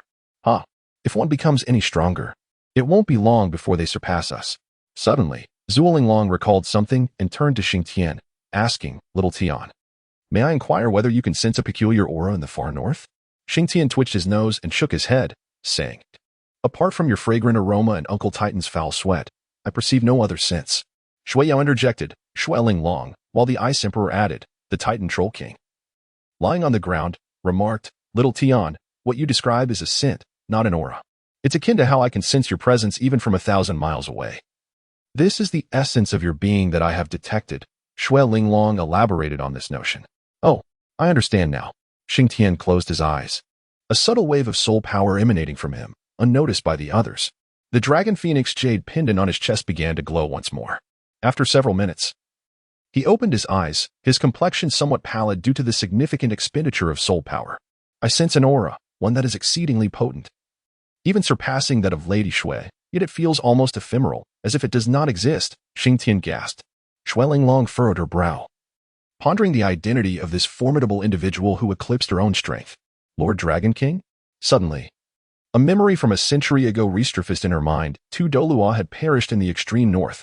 One was the son of the sea god, Dragon Emperor Douluo Tang Sect, and the other, the sovereign of beasts, Silver Scale Douluo. Chapter 7. Tornado Dragon Emperor Douluo Tang Sect, once a prodigy of the Douluo continent, had entangled himself in a love-hate relationship with Silver Scale Douluo due to their divergent allegiances, culminating in mutual destruction. Silver Scale Douluo Guyana, the Silver Dragon King and an avatar of the Dragon God, chose her mission over her beloved. Such a leader inspired Shua Linglong to unite the soul beasts of the extreme north under her banner, yet with her fall, that ambition vanished entirely. Both of their existences were paramount within the Douluo continent. If there were any strength to leverage, it would only be from Guyana. But were they not both deceased? Could there be some hidden truth behind this? Moreover, what was the nature of the relationship between Guyana and Lord Dragon King? Shua Linglong's beautiful eyes widened in realization. Guyana was an avatar of the Dragon God, and Lord Dragon King must be acquainted with her. The thought was too daunting to pursue further. Shao Tian, can you roughly sense the location of that aura? Shua Linglong inquired of Xingtian. I can, though it may take some time, he replied. That is acceptable. For now, let us rest, for you have all toiled throughout the day. As Xingtian listened to Shua Linglong's words, he indeed realized the weariness in his body from a day spent in rigorous assessments, followed by a hurried return at night under tight constraints. He nodded in acknowledgement, but before addressing his fatigue, he needed to consider the matter of dinner. Upon searching his storage soul guide, he discovered with embarrassment that a few months-old snake meat remained, a remnant forgotten since his encounter with Tang Sect in the Sunset Forest. Fortunately, his storage soul guide possessed preservation capabilities, and given that the meat of soul beasts does not spoil easily, they could feast on snake skewers for their evening meal. By the time the meal was prepared, the night had deepened significantly. After indulging in Xingtian's culinary skills, the group retired for the night. Within the Ice Palace, everything was crafted from blocks of ice, including Xingtian's bed, yet he felt no chill, which struck him as rather peculiar. to enhance comfort. Shua Linglong gathered some heavenly dream-eyes silkworms, allowing them to spin silks to serve as bedding and covers. As Xing Tian lay upon the bed, enveloped in the warmth of the silk, he quickly succumbed to slumber. However, as he drifted into dreams, a delicate fragrance of violet wafted into the air, soon followed by the sensation of something snuggling under the covers with him, soft and fragrant. Being quite fatigued, he felt no sense of danger and fell into a deep sleep. Midday of the next day, Xing Tian awoke from his slumber, only to discover that he was unable to move, with a twinge of pain in his shoulder. As he opened his eyes and gazed around, he found himself in a state of bewilderment. Before him, Shui Yao clung to him like an octopus, her teeth gnawing at his shoulder. Xing Tian's face revealed a look of helplessness as he carefully recalled that something had crawled into his bed last night, none other than Shui Yao. He shifted his shoulder slightly to inspect it, discovering a perfect set of bite marks, deeply imprinted, though he could not ascertain how long the biting had lasted. He then attempted to gently detach Shui Yao's hands and feet, but soon abandoned the effort. Her grip was far too tight, rendering him incapable of movement without the risk of waking her. Resigned to his predicament, he chose to lie back and meditate on his soul power. Since the emergence of his soul core, he had found that he could cultivate while lying down or even while asleep, significantly accelerating his training speed by several folds. After approximately an hour, Shui Yao finally stirred awake. She blinked her eyes open, glancing at the still slumbering Xing Tian and muttering to herself about his laziness. What a great little pig, she huffed, resting her head against his chest, listening to the steady rhythm of his heartbeat, her cheeks gradually flushing with warmth. At that moment, Xing Tian was indeed awake. He found himself at a loss for words upon hearing Shui Yao's remark, pondering who the true sloth was. Moreover, how had her head ended up resting so comfortably against his chest? In a bid to liberate himself from this awkward situation, Xing Tian opened his eyes and turned his head to speak. However, their proximity was far too close, and his lips inadvertently brushed against Shui Yao's forehead. Upon feeling the softness and warmth against her skin, Shui Yao's eyes widened in astonishment, her face transforming into a radiant shade of red, leaving her momentarily incredulous. Xing Tian quickly regained his composure and promptly distanced himself from Shui Yao. Ahem, I did not mean to, Xing Tian explained awkwardly. Shui Yao was taken aback. She had not anticipated that Xing Tian would awaken. However, she felt somewhat exasperated, for her brother Xing Tian was rather naive, unable to feign sleep convincingly. Nevertheless, this was not entirely unwelcome. Shyly, she rose to her feet, clad in a minimalistic nightgown, the fabric revealing subtle hints of her form, causing Xing Tian to catch a glimpse of certain details. Gulp. Xing Tian swallowed nervously, unsure of how to face Shui Yao. Upon noticing the expression on her brother Xing Tian's face, Shui Yao couldn't help but chuckle softly. Xing Tian Gidge, hurry and get up. I am eagerly awaiting your culinary delights. With that, she gracefully leaped off the bed and left the room barefoot. Watching her retreating figure, Xing Tian exhaled in relief, though an unsettling feeling of having done something wrong lingered in his heart. After a moment of contemplation, he shook his head, dismissing the thought. Soon, he was dressed and had prepared breakfast for Shui Yao. Not long after they finished eating, Zhu Linglong arrived.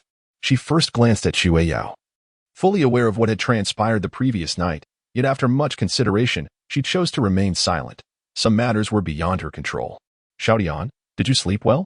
She inquired. Xing Tian nodded, understanding what Zhu Linglong wished to convey. He promptly responded, and Shui, shall we proceed now? Indeed, Zhu Linglong affirmed, though a sense of unease welled within her. Logically, Tang Wuling and Guyu should have perished, leaving her uncertain about how to harness their powers. After a brief moment of contemplation, she resolved not to dwell on the matter. It was best to heed Lord Longwang's command. With that, she led Xing Tian and Shui Yao in search of their destination. And Shui, it's just ahead. Xing Tian and his companions had arrived at the very heart of the extreme north, where a colossal iceberg stood majestically, encircled by a ceaseless whirlwind. The origin of this tempestuous vortex remained a mystery to Shui Linglong. She only knew that it had emerged decades ago and had yet to abate. Once, she had endeavored to breach its swirling barrier, only to discover that she was utterly incapable of penetrating it. Xiaotian, are you certain this is the place? Shui Linglong inquired, her brow furrowed with concern. Indeed, I am quite certain, he affirmed. With a sigh of resignation, Shui Linglong reflected, if this is indeed the location, then entry is beyond our reach. It appears we must await Xing Tian's return. Xiaotian, remember this place. In the future, when your strength has grown, you shall return. Listening to Shui Linglong's words, Xing Tian seemed to grasp something profound. And Shue, are you unable to enter this storm? Shue Linglong revealed a bittersweet smile. Yet she nodded in affirmation, saying, Indeed, I attempted to enter when this storm first arose, but not only did I fail to succeed, I was also severely injured by its force. Shing Tian took a sharp breath, astounded by the sheer terror of the storm before him. Chapter 8. The Astonishment of Han Xian. Confronted with an impenetrable barrier, Shing Tian and his companions had no choice but to retreat. Shing Tian and Shui Yao were set to return to Shrek Academy, and Shui Linglong graciously escorted them to the fringes of the far north. Yao Yao, be sure to heed Shing Tian's words, Shui Linglong advised Shui Yao. Turning to Shing Tian, she added, Little Tian, there are matters I cannot decline. But you are still young. Do not act impulsively, and take good care of Yao Yao. Shing Tian wore a puzzled expression. He did not perceive himself as small. Moreover, what was there to be impulsive about? Yet, he refrained from voicing these thoughts. And Shui, rest assured, I shall take good care of Yao Yao, he assured. Shui Linglong refrained from elaborating further, urging them to return swiftly to Shrek Academy. Consequently, the two made their way towards the nearest soul-guided train station. However, midway, Shing Tian suddenly remarked, I wonder how Shui Yi and Uncle Han are doing. Shall we pay them a visit? Shui Yi did not decline his suggestion. But the mere thought of Han Shui Yi gave her a slight headache, as she was aware that Han Shui Yi had been concerned about her brother Shing Tian. After confirming their route, the pair proceeded towards Dou City. In a humble blacksmith shop within Dou City, Han Xian scrutinized the tear-shaped flower tattoo beneath his daughter's right eye, demanding, Daughter, please tell me, when did you get this tattoo? Oh, Dad. I've mentioned it several times. I truly don't know how it came to be, she replied. Han Xian frowned. It was implausible that such a mark would appear without reason. His curiosity piqued. He sought to delve deeper into the matter. Dad, let's not dwell on that. I have good news. I've discovered that my meridians have recovered, and my speed has significantly improved. I believe it won't be long before I break through to level 20. What? Han Xian exclaimed, astonished at the revelation of his daughter's meridian recovery. How did this happen? Didn't the doctor say only a title Douluo in the healing category could assist you? Han Shui Yi giggled, a mysterious glint in her eye. Dad, I've stumbled upon a certain herb that has facilitated my recovery. An herb? Han Xian was perplexed. What kind of herb could heal such an injury? Just wait a moment. I have some more herbs to show you. Han Shui Yi hurried to her room, rummaging through a drawer to retrieve a red plant with 3 leaves. Holding it, she murmured to herself, Are you certain this 3-leaf herb will enable my father to become a soul master? Her demeanor shifted from cool detachment to alluring charm, her voice taking on a languid tone. Why would I deceive you? If your father consumes this, he will awaken his martial soul and soon become a soul master. As she spoke, the fiery tattoo on her brow vanished, though a flicker of hesitation lingered in her gaze. Steeling herself, she stepped outside with the herb in hand. Dad, this is the herb. It restored my meridians. You should try it too. Han Shui Yu cheerfully extended the 3-leaf herb to Han Xian. Han Xian took a moment to examine the herb, skepticism etching his features. Can such a trivial thing truly mend my meridians? It feels like something out of a fairy tale. Dad, just swallow it. I did the same, she urged. You consumed this mysterious substance without hesitation? Han Xian's displeasure was evident, stemming from his daughter's recklessness. Well, I heard it from someone else. Desperate times call for desperate measures, and it has proven effective, she countered, moving behind him and massaging his shoulders. Please, Dad, consume it. This marvelous herb will bolster your health. Han Xian chuckled, shaking his head as he returned the herb to her. At my age, what use is there in consuming this? Since you speak so highly of it, why don't you take it instead? Han Shui Yu pouted, feigning anger. If you don't eat it, I want to talk to you. Oh. So you've learned to threaten your old man now? Han Xian couldn't help but laugh. Silently, Han Shui Yu sulked, her lips pursed. Han Xian sighed. Yet warmth enveloped his heart. All right, I shall eat it, he declared, placing the herb into his mouth and chewing. The taste was somewhat bitter and unpleasant. After a laborious swallow, he turned to Han Shui Yi and said, Father has consumed it. Are you satisfied now? Han Shui Yu observed him intently, her smile returning. Hee. Dad, what do you feel? After a moment of contemplation, Han Xian shook his head. He felt nothing. Just as he finished speaking, he suddenly clutched his chest. Why is it suddenly so warm? Han Shui Yu was taken aback, turning to him with a hushed inquiry. What is happening? Fear not. This is a normal reaction. Soon, he shall possess a martial soul, she reassured him in a different tone. Han Shui Yu steadied herself, her eyes filled with anxiety as she watched her father, This process lasted several minutes, during which Han Xin let out a low groan as a white spear manifested in his right hand. The spear measured 190 centimeters, adorned with an image of a white dragon, its mouth agape at the tip, seemingly roaring. Han Xin jumped up in astonishment. Gazing at the spear in his hand, while sensing the surge of energy within him, he had become a level 3 soul master. Han Shui covered her mouth in disbelief, not expecting such success. Observing her father, she noted the wrinkles around his eyes had vanished, his skin appeared taut, and he looked a decade younger. His previously stooped posture now upright and spirited. "Dad, congratulations on becoming a soul master," Han Shui exclaimed excitedly. Han Xin remained in a daze, marveling at his newfound identity as a soul master. It was truly miraculous and beyond comprehension, defying any explanation based on current knowledge. "I have become a soul master?" he stammered, still struggling to believe it. However, as he glanced at the spear in his right hand, he whispered, "Martial soul, white dragon spear." He retracted his martial soul.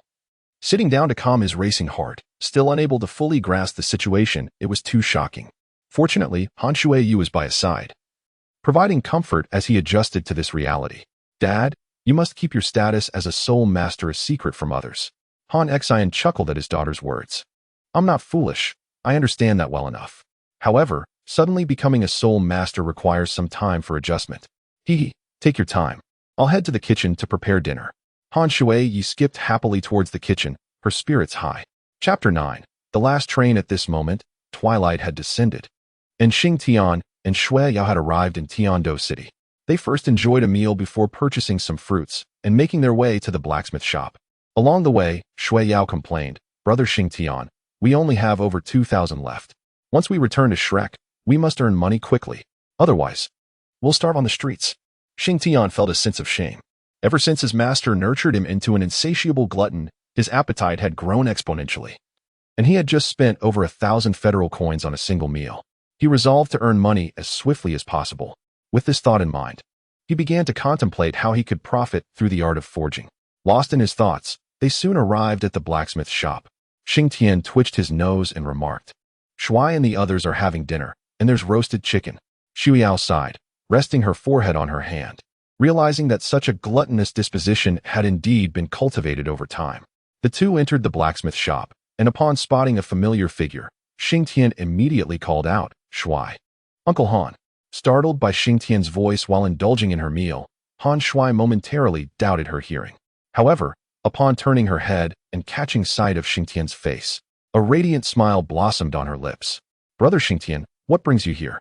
Han Shuai promptly set down her utensils and rose to greet him, completely disregarding Shua Yao, who stood nearby. Shua Yao curled her lips in disdain. Ever since that fateful night when she and Han Shuai exchanged those words, Shuai had consistently treated her with cold indifference. As Xing Tian beheld Han Shuai's visage, he noticed the teardrop resting at the corner of her right eye, stirring a sense of perplexity within him. Why had Shuai chosen to adorn herself with such a symbol? Yet, he refrained from voicing his inquiry, recognizing that this was a matter of her personal concern. Instead, he addressed her question, stating, "I happened to pass by and thought I would come and see how you are faring. How have things been?" "Not particularly well," Han Shui replied, casting a fleeting glance at Shua Yao, her expression tinged with a semblance of pity. "Ever since you departed, there has been no one to assist with the household duties. It has been quite arduous for me." Xing Tian found himself in a state of helplessness, for he could not remain here indefinitely to assist. Beside him, Shua Yao clenched her teeth in frustration, deeply regretting her decision to accompany Xing Tian to this place. Han Shuai's demeanor was unmistakably one of rivalry, clearly intent on vying for his favor. Observing Shua Yao's displeasure brought Han Shui a sense of satisfaction. Ever since her meridians had been severed, she had come to realize how profoundly painful it was to lose something dear. She was unwilling to part with Xing Tian. As for Shua Yao, she scoffed at the notion of proximity, granting an advantage. With the help of that individual, she was determined to catch up to Xing Tian. "Brother Xing Tian, have you been accepted into Shrek Academy?" "Yes, both Yao Yao and I have been accepted." As Xing Tian spoke, he began to chatter incessantly. "Alas, you have no idea. The entrance examination demands a soul power of 25 levels, and one must pass through 10 rigorous assessments, just to illustrate the difficulty of each stage." Han Shui listened patiently to Xing Tian's slow narration without any sign of annoyance. However, Han Xian interrupted their dialogue, saying, Xiao Yi, why haven't you brought a stool for Xiao Tian and his sister to sit on? It is rather unkind to leave them standing. Han Shui Yi, momentarily taken aback, stuck out her tongue, realizing that in her excitement at seeing Xing Tian, she had forgotten to offer them seats. Yet, Xing Tian raised a hand to halt her, saying, Shui Yi, no need for that. We are about to catch the soul-guided train back to the academy. Han Shui Yi cast a subtle glance at Xing Tian, feeling as though a bucket of cold water had been splashed on her face. In a hushed tone, she inquired, Is it really so late? Won't you stay for the night? As Xing Tian observed the expression of reluctance on Han Shui's face, he contemplated suggesting they stay for the night. However, having only just passed their assessments, it was imperative for them to return to the academy promptly. At that moment, Shui Yao interjected, saying, Sister Shui, I apologize. We have only just completed our evaluations and must hurry back to the academy, or we shall face penalties. Hearing Shui Yao's words, Han Shui sighed inwardly. She too yearned to accompany them. Yet, this year, Shrek Academy had already concluded its enrollment assessments, and her soul power had yet to reach level 25. Curiously, she pondered how Xing Tian had managed to pass the initial registration without achieving that level. Shui, Uncle Han, these fruits are for you to enjoy, she added. Xing Tian retrieved the purchased fruits from the soul-guiding device and placed them upon the table before approaching Shui Yao. Since you are all well, I can rest easy. Yao Yao and I shall now head to catch the evening soul-guiding train. Allow me to accompany you, Han Shui promptly replied. Xing Tian shook his head and said, There's no need to see you off at this late hour. It would be unfortunate if you were to encounter any ill-intentioned individuals on your way back. So it is best for you to stay at home. Brother Xing Tian, I have now reached the 18th level of soul power. I can protect myself well. Han Shui Yi replied with a cheerful smile. 18th level. Xing Tian was slightly taken aback. It was astonishing that Han Shui had advanced to the 18th level in just over a month. However, he overlooked the fact that he himself had experienced a continuous breakthrough of 9 levels during the same period, and recently he had been sensing an impending breakthrough. No, it wouldn't do. Even if you were a Grand Soul Master, it would not suffice. Xing Tian resolutely declined, aware that in this impoverished neighborhood, numerous ill-intentioned individuals lurked. For instance, when he and Han Shui first arrived, they encountered many ruffians with ulterior motives regarding her. Thus, it was imperative that she not venture out alone. At this moment, Han Xian also spoke up. Xiao Yi, please do not cause Xing Tian and the others any worry. Remain at home and behave. Han Shui, feeling dejected, nodded in agreement. Seeing Han Shui in such a state, Xing Tian reached out to gently stroke her head, which caused Shui Yao beside them to pout in mild annoyance. Rest assured, we will return to visit you when we have the time. Han Shui lifted her head once more, nodding emphatically, her eyes regaining their sparkle. You promised. So you must come. You need not worry. We will certainly visit when we can, but for now, we must take our leave. Be careful on your journey. Xing Tian nodded slightly, releasing his hand as he departed with Shui Yao. Han Shui Yi gazed intently at Xing Tian's retreating figure, quietly resolving to make a decision in his heart. The Spirit Engine train station of Dou City. Xing Tian and Shui Yao were exceedingly fortunate to catch the last train to Shrek City.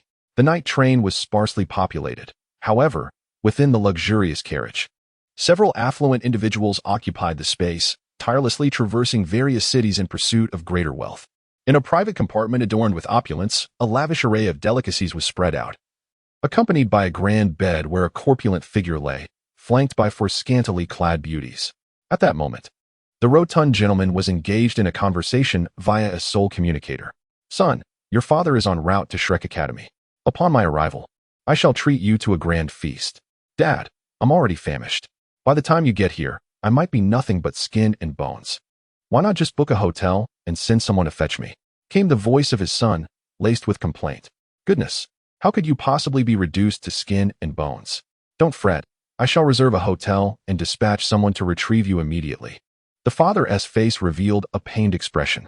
Just as he prepared to end the call and give instructions, a series of gunshots echoed through the compartment. Ah, who are you? The rotund figure exclaimed, and the soul communicator clattered to the ground. Chapter 10. Kidnapping. Within Shrek Academy, Gao Dalong's face was etched with alarm. Hello, Dad. Dad. Dong Shualin, who had been meditating, opened his eyes at Gao Dalong's outcry and inquired, Dalong, what is the matter? I was just speaking with my father when I heard gunfire and his cries. The call has been disconnected, and I am in the dark regarding what transpired. Panic was evident on Gao Dalong's face. His father had numerous enemies in business, many of whom wished him harm. It seemed he had likely fallen victim to an attack, and the mere thought of his father being in peril made him shudder. Dong Xuelin rose from his bed and approached Gao Dalong. "My friend, where is your father? Have you contacted the authorities?" "My father is aboard the Seoul train and has yet to alert the police. There should be dedicated security personnel aboard the Seoul train to protect the passengers. In the event of danger, they will certainly notify the Federation, and I trust that a mechanical brigade will come to the rescue promptly. Let us hope for that outcome." Gao Dalong silently prayed. On the Seoul-guided train where Xing Tian was aboard, a sudden explosion reverberated, followed by a violent jolt of the carriage. Almost instantly, the entire train was filled with the sound of urgent alarms. "Dear passengers, intruders have been detected ahead.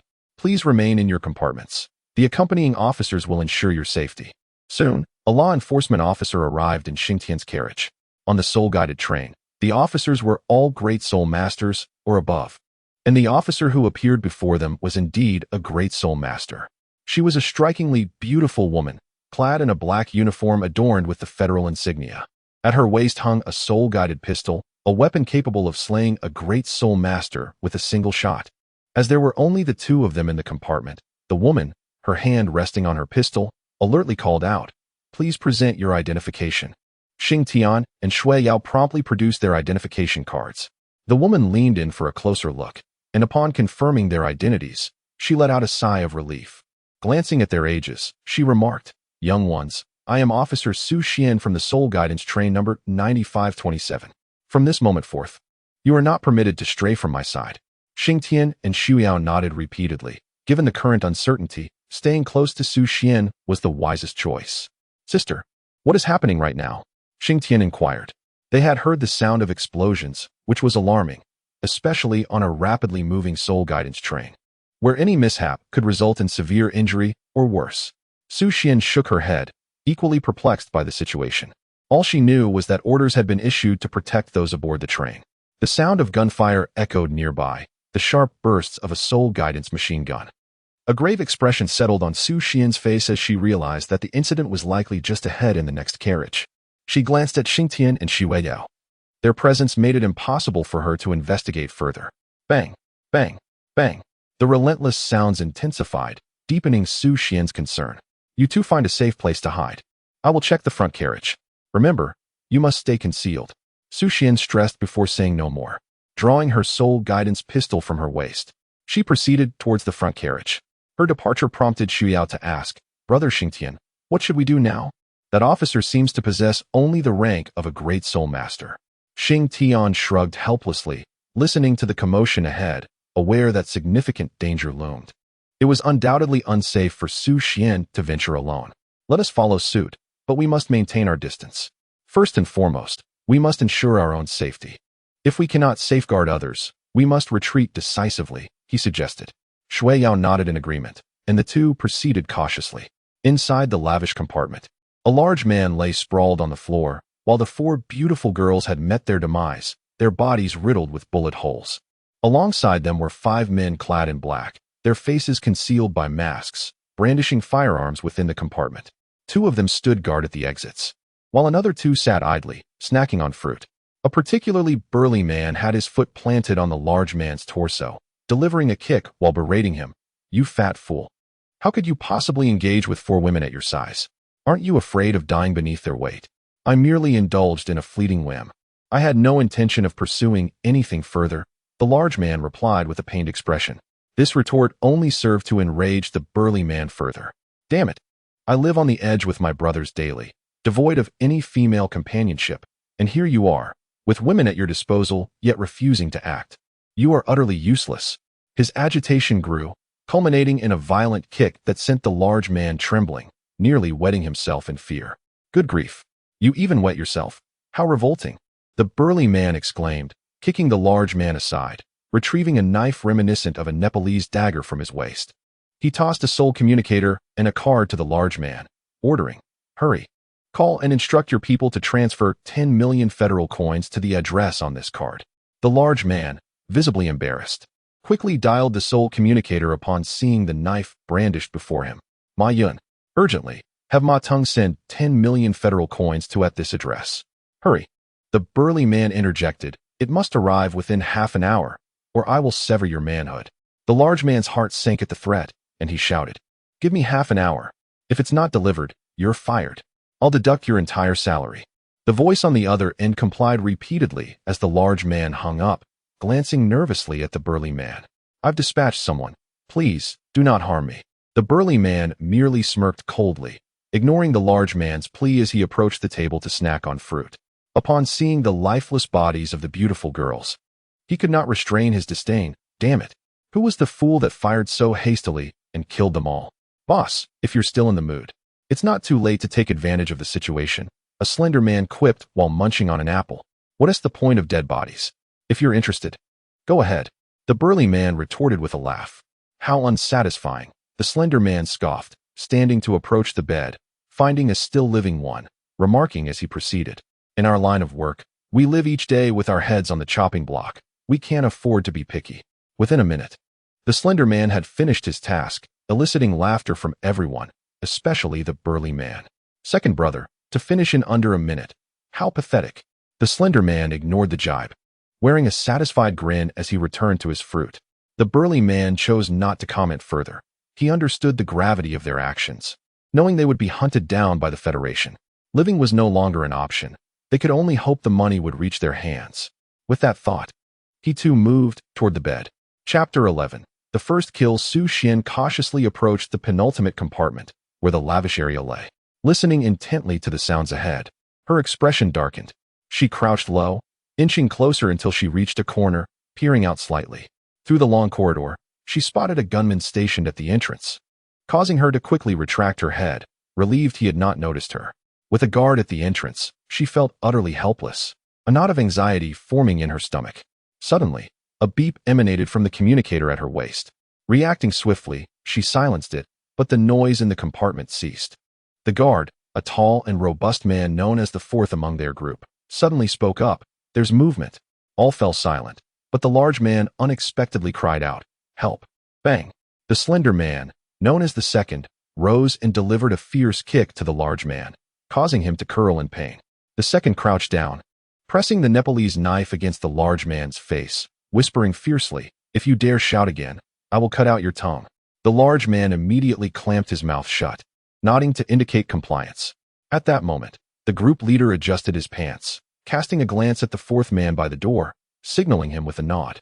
The fourth man acknowledged and raised his soul-guided rifle, advancing stealthily down the corridor, his steps nearly silent. Su Xian, holding her soul-guided pistol, crouched in place, gripping the weapon tightly as she listened intently to the corridor's sounds, beads of sweat forming on her forehead.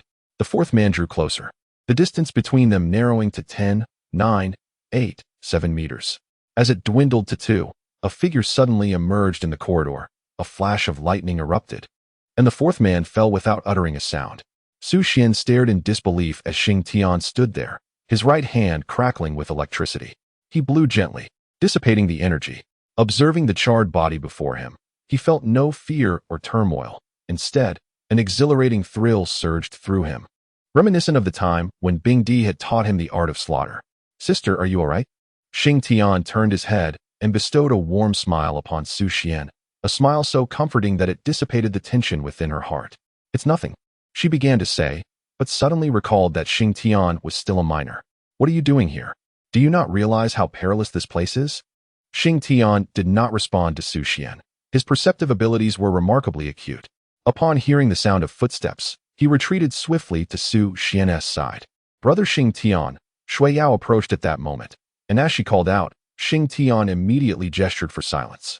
Meanwhile, on the other side, the leader shouted, Fourth brother, respond if you hear me. After a tense wait of several seconds without any reply, the group's vigilance heightened, and they promptly armed themselves. The leader moved closer to the entrance of the carriage, quickly peeking out before retreating once more. After confirming that there was no immediate threat, he cautiously extended his head again. Fourth brother, he exclaimed in shock, as he beheld fourth brother lying motionless in the corridor, shrouded in darkness. Fourth brother was an ordinary man. Aside from his slightly enhanced physique, he possessed no remarkable traits. Now, having suffered Xing Tian's blow, he had succumbed to death. Upon hearing their leader's voice, the others rushed over. As they beheld fourth brother lying there, their eyes instantly filled with rage. Damn it! It must have been those accompanying the officers. Second brother bellowed, a surge of anger compelling him to grab his soul-guiding gun and confront them. Yet, he understood that the officers were all formidable soul masters, while he himself was merely an 18th-level soul master, and thus refrained from acting recklessly. What should we do now, leader?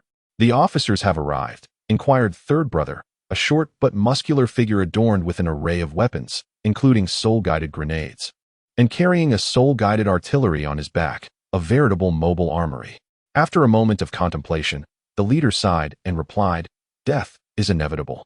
Fourth brother has merely departed before us. Our current task is to wait for this rotund man to deliver the money into our hands. Fifth brother, keep a close watch on this fat man." Fifth brother, the only great soul master among the five, nodded at the leader's command and moved beside the hefty individual, keeping a vigilant eye on him. The sounds of movement indicated there were approximately 4 individuals, along with one whose breathing was faint, presumably a hostage. Shing Tian attentively listened to the sounds emanating from the opposite side and spoke to Su Xian. After hearing him, Su Xian stared at Shing Tian in astonishment. The distance was at least several meters, yet he could still perceive the commotion from that far away. Shing Tian seemed to have anticipated Su Xian's thoughts, and with a smile, he explained, "I am a grand soul master, endowed with heightened perceptual abilities, which enable me to hear."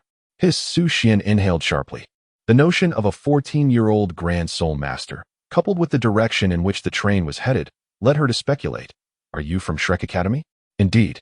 Shing Tian nodded in acknowledgement, and then proceeded to introduce himself and Shui Yao. "I am Shing Tian, a 23rd rank Great Soul Master, and this is my sister, Shui Yao, a 25th rank Great Soul Master." Su Xian gazed at Shui Yao in astonishment. If her memory served her correctly, Shui Yao was only 12 years old. A 12-year-old at the 25th rank was undeniably a prodigy among her peers. "Hello, sister," Shui Yao greeted Su Xian with a sweet smile. Su Xian responded with a smile of her own, yet her mind was racing with thoughts. Both Shing Tian and Shui Yao were undeniably gifted, and so young at that. If anything were to happen, it would be dire indeed. Alas, even though you both are great soul masters, you are still merely children. You have faced far too little of the harsh realities of life. It would be wise for you to hide. The rescue team from the Federation will arrive shortly," Su Xian advised, a bitter smile creeping onto her lips. In the face of such circumstances, she too felt the weight of vulnerability. Yet her duty compelled her to stand firm. "Sister, why don't you hide with us?" Shing Tian suggested. Su Xian shook her head upon hearing his words. With a resolute expression, she declared, "There are hostages inside, and as the accompanying officer, I must go rescue them, no matter how slim the chances may be." Shing Tian said little more. "Perhaps this is a form of spirit. Then we shall remain here with you. Rest assured, we are quite formidable. At the same time, we will safeguard ourselves. Trust me." As Su Xian listened to Shing Tian's words, she felt an inexplicable sense of reassurance, especially upon hearing the final statement. And she did not refuse. Chapter 12, Mecca Squad. Hearing the silence from that direction, Shing Tian turned to Su Xian and inquired, "Has the Federation dispatched reinforcements?" "Yes," she replied. "They are already en route." Shing Tian nodded, glancing at the time displayed on the soul-guided train, and remarked, "We have 1 hour remaining until we arrive at Shrek City. I will contact my master and request her presence." "Your master?" Su Xian replied, somewhat perplexed. "Indeed, my master possesses remarkable abilities." With that, he retrieved his soul-guided phone to call Shui Wu. At that moment, Shui Wu, immersed in reviewing documents, was interrupted by the sudden ring of her soul-guided phone. Upon seeing that it was Shing Tian calling, a cold smile crept across her face. "This little brat still remembers to call. I thought he had forgotten about me," she muttered to herself as she answered the phone. Before she could speak, Shing Tian's voice resonated through the line. "Master, I am currently aboard the soul-guided train heading to Shrek City. The train number is 9527, and it has been hijacked." Shui Wu immediately sprang to her feet, her expression tightening with concern. "Are you unharmed?" "I am fine, but there are individuals in the carriage ahead who have been taken hostage." Shui Wu visibly relaxed, saying, "As long as you are safe, that is what matters. Now, find a place to hide. I will be there shortly." With that, she ended the call and exited her room. The moment she stepped outside, flames erupted around her, transforming her into a being of fire as she soared into the sky, vanishing in the blink of an eye. Meanwhile, in another part of Shrek, Levi leaned against a tree, enjoying a drink. Upon witnessing a streak of fire streaking across the sky, he shook his head and disappeared. Shing Tian gazed at the disconnected phone, then shrugged at Su Xian and said, "My master will arrive shortly. For now, we must bide our time. How long will your master take?" "I cannot say. That won't do. The hostage is undoubtedly in grave danger in their hands. I must proceed with the rescue." Shing Tian was rendered speechless. Rescue? What kind of rescue? Without a clear understanding of the opponent's strength, charging in recklessly would be tantamount to courting death. Yet, witnessing Su Xian's demeanor, he realized that he could not intervene. Sigh. With a sigh, Shing Tian approached the adjacent window. Though sealed, it was no match for a soul master. With a swift motion, he clawed at the glass, shattering it effortlessly. The soul-guided train sped along at an astonishing pace, and his action allowed the fierce wind from outside to surge in, yet it could not budge Shing Tian. He leaned out into the night, his eyes emanating a faint glow, enabling him to see clearly amidst the darkness. "Stay here. I shall investigate the situation," he declared. "Be careful, brother Shing Tian." Xian Yao expressed her concern. Shing Tian nodded slightly and leaped out, the forceful wind striking against him. Utilizing his spiritual energy, he managed to adhere to the exterior of the swiftly moving train. However, the velocity proved overwhelming, making it quite strenuous to maintain his position. Shua Yao leaned out to gaze at Shing Tian clinging to the outside, her eyes brimming with concern. Shing Tian gradually ascended to the adjacent carriage. Approaching a window, he cautiously peered inside to observe the situation. Inside, he spotted a large, corpulent man sprawled on the floor, accompanied by another individual. Flanking the carriage on either side were two guards, one a gaunt figure, the other a short individual burdened with an array of firearms, while another sat idly nearby. However, his gaze was suddenly drawn to a particular sight.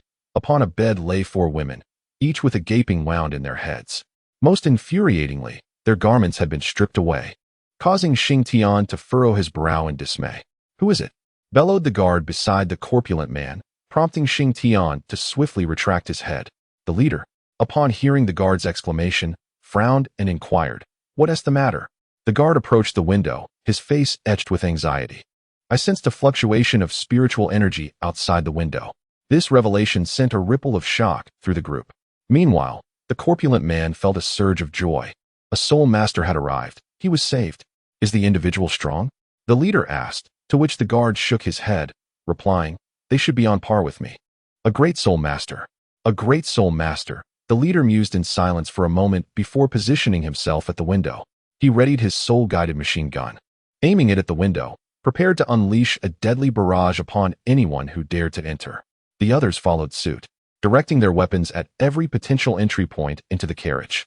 At this juncture, Shing Tian had retreated back to the carriage where Shua Yao was located. Upon entering, he collapsed onto a seat, panting. There are indeed 5 individuals inside, 4 armed men, a large man sprawled on the ground, and a bed with 4 deceased women. Upon hearing Shing Tian's words, Su Xian was instantly consumed with rage. "Damn it, they have killed."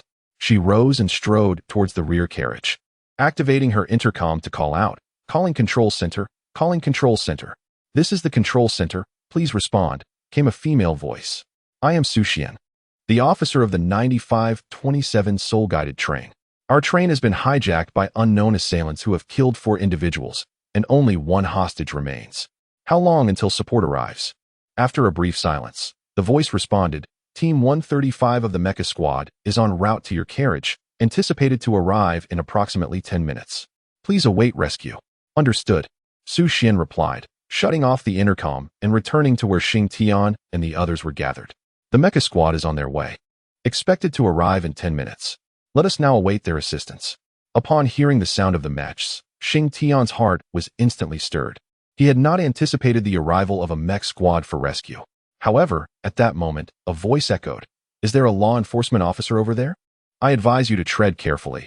We have placed numerous explosives aboard this train. If you provoke us, we will not hesitate to perish together." Shing Tian and Su Xian exchanged a glance, their eyes reflecting a mutual understanding. Soul-guided explosives. If detonated on the soul-guided train, it would undoubtedly lead to derailment and catastrophe, endangering the safety of all passengers aboard. For reasons unknown, Su Xian instinctively inquired of Xing Tian. Do you believe what that person said is true? Xing Tian pondered for a moment, recalling a previous encounter with an individual burdened with weapons, who gravely nodded and remarked, I believe it to be true. Just now, I witnessed one of them armed with heavy weaponry. Dreadful. Su Xian then clutched her walkie-talkie and moved to the rear compartment, exclaiming, calling control station. Calling control station. Calling control station. Control station received. Came the reply. I am Su Xian, the law enforcement officer of the soul-guided Train 9527. Those robbers have made a sound. They claim to have planted numerous explosives on this train. What? The voice on the other end gasped in astonishment. Please hold. I will transfer you to the approaching Mecca Squad immediately. Expeditiously, Su Xian urged, and after a few breaths, a deep male voice resonated, albeit with a sense of urgency. I am Su Tong, captain of the 135 Mecca Squad. Could you inform me of your situation, brother? Su Xian exclaimed in surprise, recognizing the voice of her elder brother. Su Tong. Chapter 13. Hostage. Hearing his sister's voice on the line, Su Tong was initially taken aback, then filled with excitement. Xiao Xian, are you unharmed? I am fine. Su Xian replied, shaking her head. Brother, when will you arrive? The robbers have already taken a life, and there is still one hostage in their grasp. Is the hostage a portly individual? Su Tong inquired anxiously. How do you know? Su Xian asked. With a sigh, Su Tong explained, that portly man is Gao Kai, the wealthiest individual in the Xinglua Empire. These robbers must have targeted his wealth. Oh my, if anything were to happen to him, the entire continent's economy would be jeopardized. Indeed, hence the higher-ups dispatched us for rescue. Brother, how long until you arrive? Approximately 5 more minutes. The railway is currently adjusting.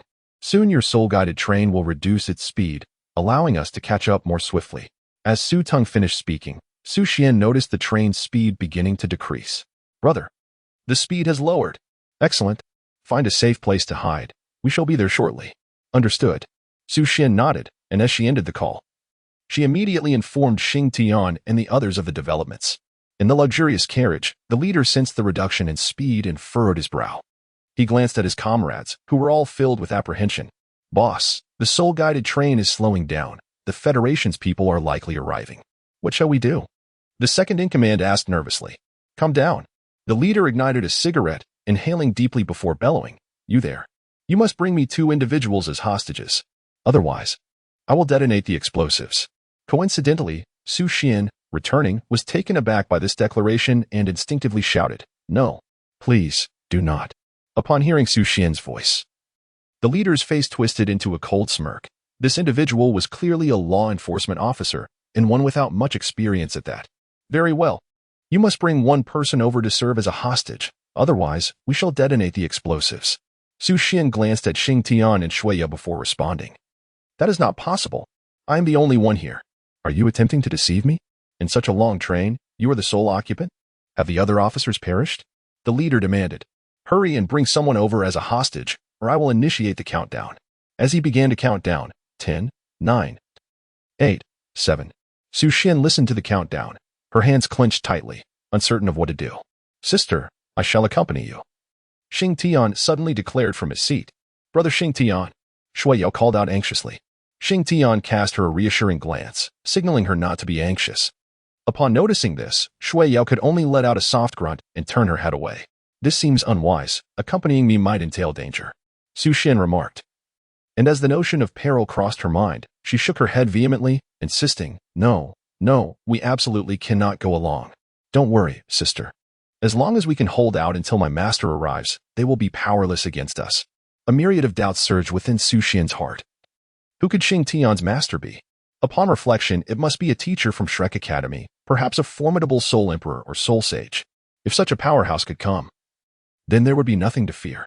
How much longer do you think your master will take to arrive? Xing Tian shook his head, uncertain of when Shui Wu would arrive.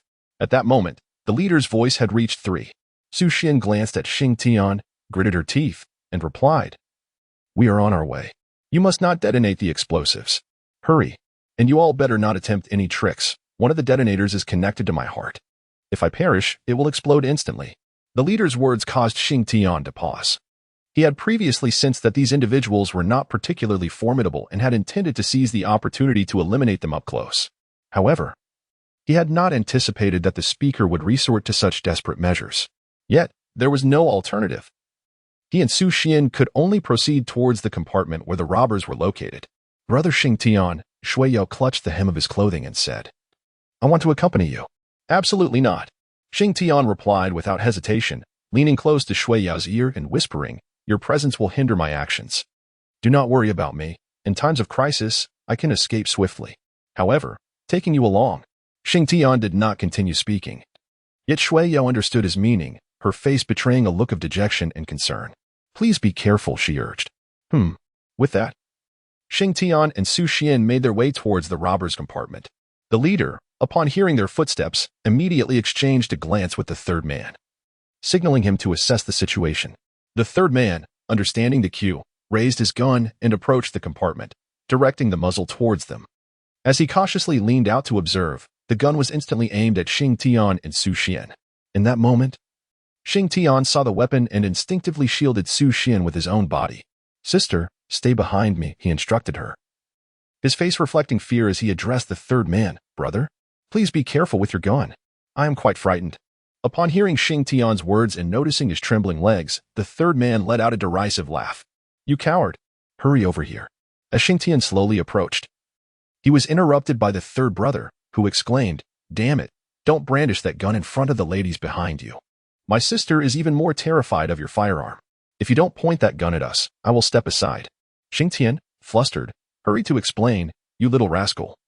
If you utter another word, believe me, I will unleash a barrage upon you, leaving you no place to weep." No. Xing Tian hastily gestured, "Big brother, this is no trivial matter. I shall step aside at once."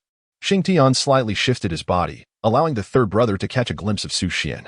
However, when the third brother carefully observed Su Xian's features, he instinctively licked his lips and murmured, "Goodness, what a stunning beauty."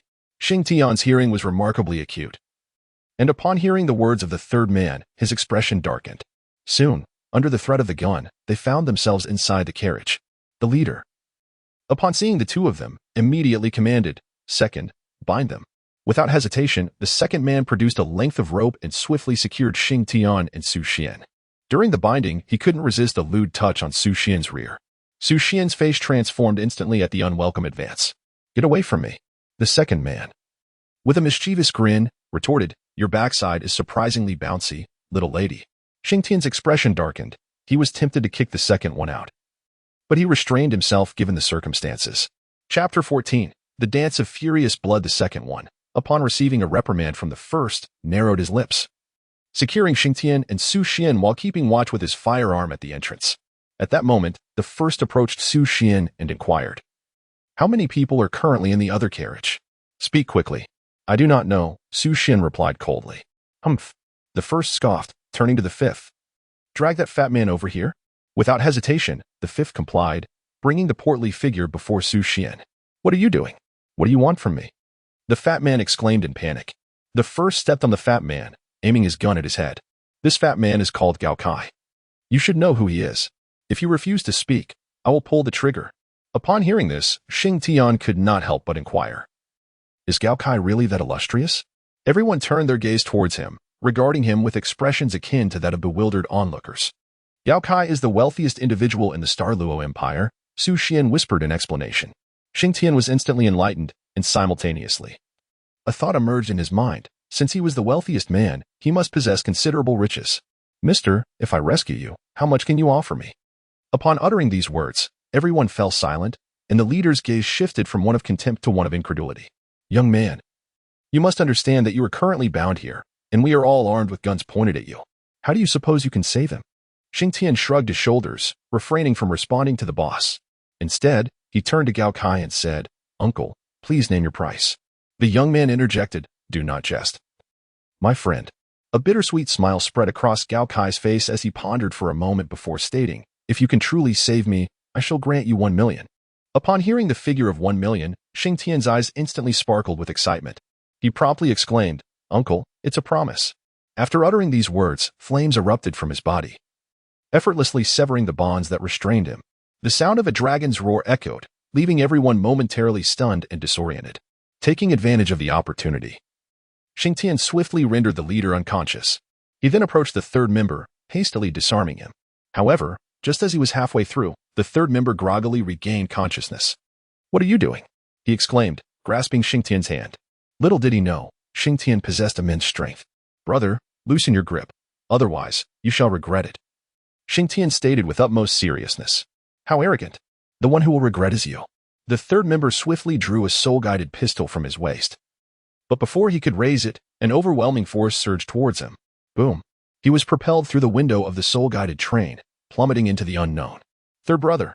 The second and fifth members, now awake, gasped in unison at the sight of Xing Tian casting the third member out of the train. "You scoundrel. You have killed the third brother. I shall avenge him." The second member raised his soul-guided machine gun, aiming it at the unyielding Xing Tian. Xing Tian stood with his back to the second elder, yet at the moment the latter raised his firearm, a sharp pang of foreboding pierced his brow, an instinctive warning of impending danger. Reflexively, he darted to the right just as the gunfire erupted, sweeping across his previous position. The soul-guided train carriage was riddled with numerous holes, with the wind howling through the breaches. The second elder, realizing his shot had missed its mark, felt his fury intensify. His gaze fell upon a soul-guided grenade launcher discarded on the ground not far away, and his eyes gleamed with renewed purpose. However, just as he prepared to retrieve it, the fifth elder intervened. "There must not be a grenade launcher inside the carriage. You go awaken the first elder while I deal with him." Having spoken, the fifth elder seized a soul-guided rifle and aimed it at Xing Tian, who sensed the imminent peril and swiftly evaded. The second soul skill activated, a shot directly into the soul. The fifth elder discarded the rifle, and a wooden bow materialized in his grasp, a manifestation of his martial spirit. He drew the bowstring taut with his right hand, conjuring a wooden arrow from thin air, which he released, sending it soaring straight towards Xing Tian. As Xing Tian beheld the incoming wooden arrow, he promptly unleashed his second soul skill, Nine Heavens Divine Thunder. His martial soul manifested, a divine dragon raising its head. Emitting a resonant roar, its luminous eyes fixated upon the fifth brother. "A supreme dragon martial soul," the fifth brother exclaimed in astonishment. Not far away, Su Xian was equally taken aback. She had not anticipated that Xing Tian's martial soul would be of such esteemed, beastly lineage as the dragon. At that moment, Xing Tian pointed his right index finger at the flying wooden arrow, and bolts of lightning erupted from his fingertip, incinerating the arrow into ashes upon contact. The lightning did not cease its course. Instead, it surged towards the fifth brother. Struck directly, the fifth brother convulsed, emitting a crackling sound. Witnessing this, the second brother recognized he stood no chance against Xing Tian, especially with their leader now unconscious. Gritting his teeth, he dashed towards the location of the soul-guided grenade launcher. Upon seizing the grenade launcher, he rose and aimed it squarely at Xing Tian, bellowing, "Bastard, die." With a whoosh, the grenade launcher discharged, producing a resounding blast. "Watch out," Su Xian exclaimed, her eyes widening in alarm. However, by the time Xing Tian reacted, the grenade was alarmingly close. Just a few meters away. A small missile soared through the window, detonating instantaneously. Everyone ducked down, utilizing their soul power to shield themselves from the shockwave of the explosion. As the distance between them dwindled, the soul power barrier had yet to manifest when the explosive shockwave hurled him from the soul-guided train. Boom. The carriage of the soul-guided train shimmered with brilliance before erupting with a powerful aftershock, causing the entire train to tremble violently. "Brother Xing Tian," Xuanyao's voice rang out. Upon hearing the gunfire, she rushed over, only to witness Xing Tian being thrown out by the blast. She yearned to rescue him, but it was too late. Instead, she hurried to the side of Su Xian and Gao Kai, conjuring a multitude of ice walls to shield against the explosive force. Once the shockwave subsided, she gazed at the gaping hole in the carriage, tears streaming uncontrollably down her face. "Brother Xing Tian," Xuanyao dashed towards the opening of the carriage, but before she could escape, a figure embraced her tightly. "Yao Yao, what are you doing?" Xing Tian rushed into the carriage, embracing Shui Yao, accompanied by none other than his master, Blood Dance. Shui Yao, sensing a familiar scent and hearing a well-known voice, lifted her head to behold a visage she recognized all too well, and tears once again cascaded down her cheeks. She buried her tear-streaked face into Xing Tian's embrace, sobbing, "Brother Xing Tian, it is such a relief to see you safe." Xing Tian gazed at the sorrowful visage of Shu Yao, his heart heavy with compassion. He gently patted her back in a comforting manner, reassuring her, "I am fine. Please do not weep. Your master is still here." Shu Yao stifled her sobs and turned her gaze towards the nearby Xu Wu, choked with emotion as she greeted, "Good day, Dean." Xu Wu nodded, her countenance marred by fury. How dare someone bombard her disciple with artillery? Such audacity was beyond comprehension. Had she not arrived in time, Xingtian might have faced a life of disability. Who dared to show my disciple?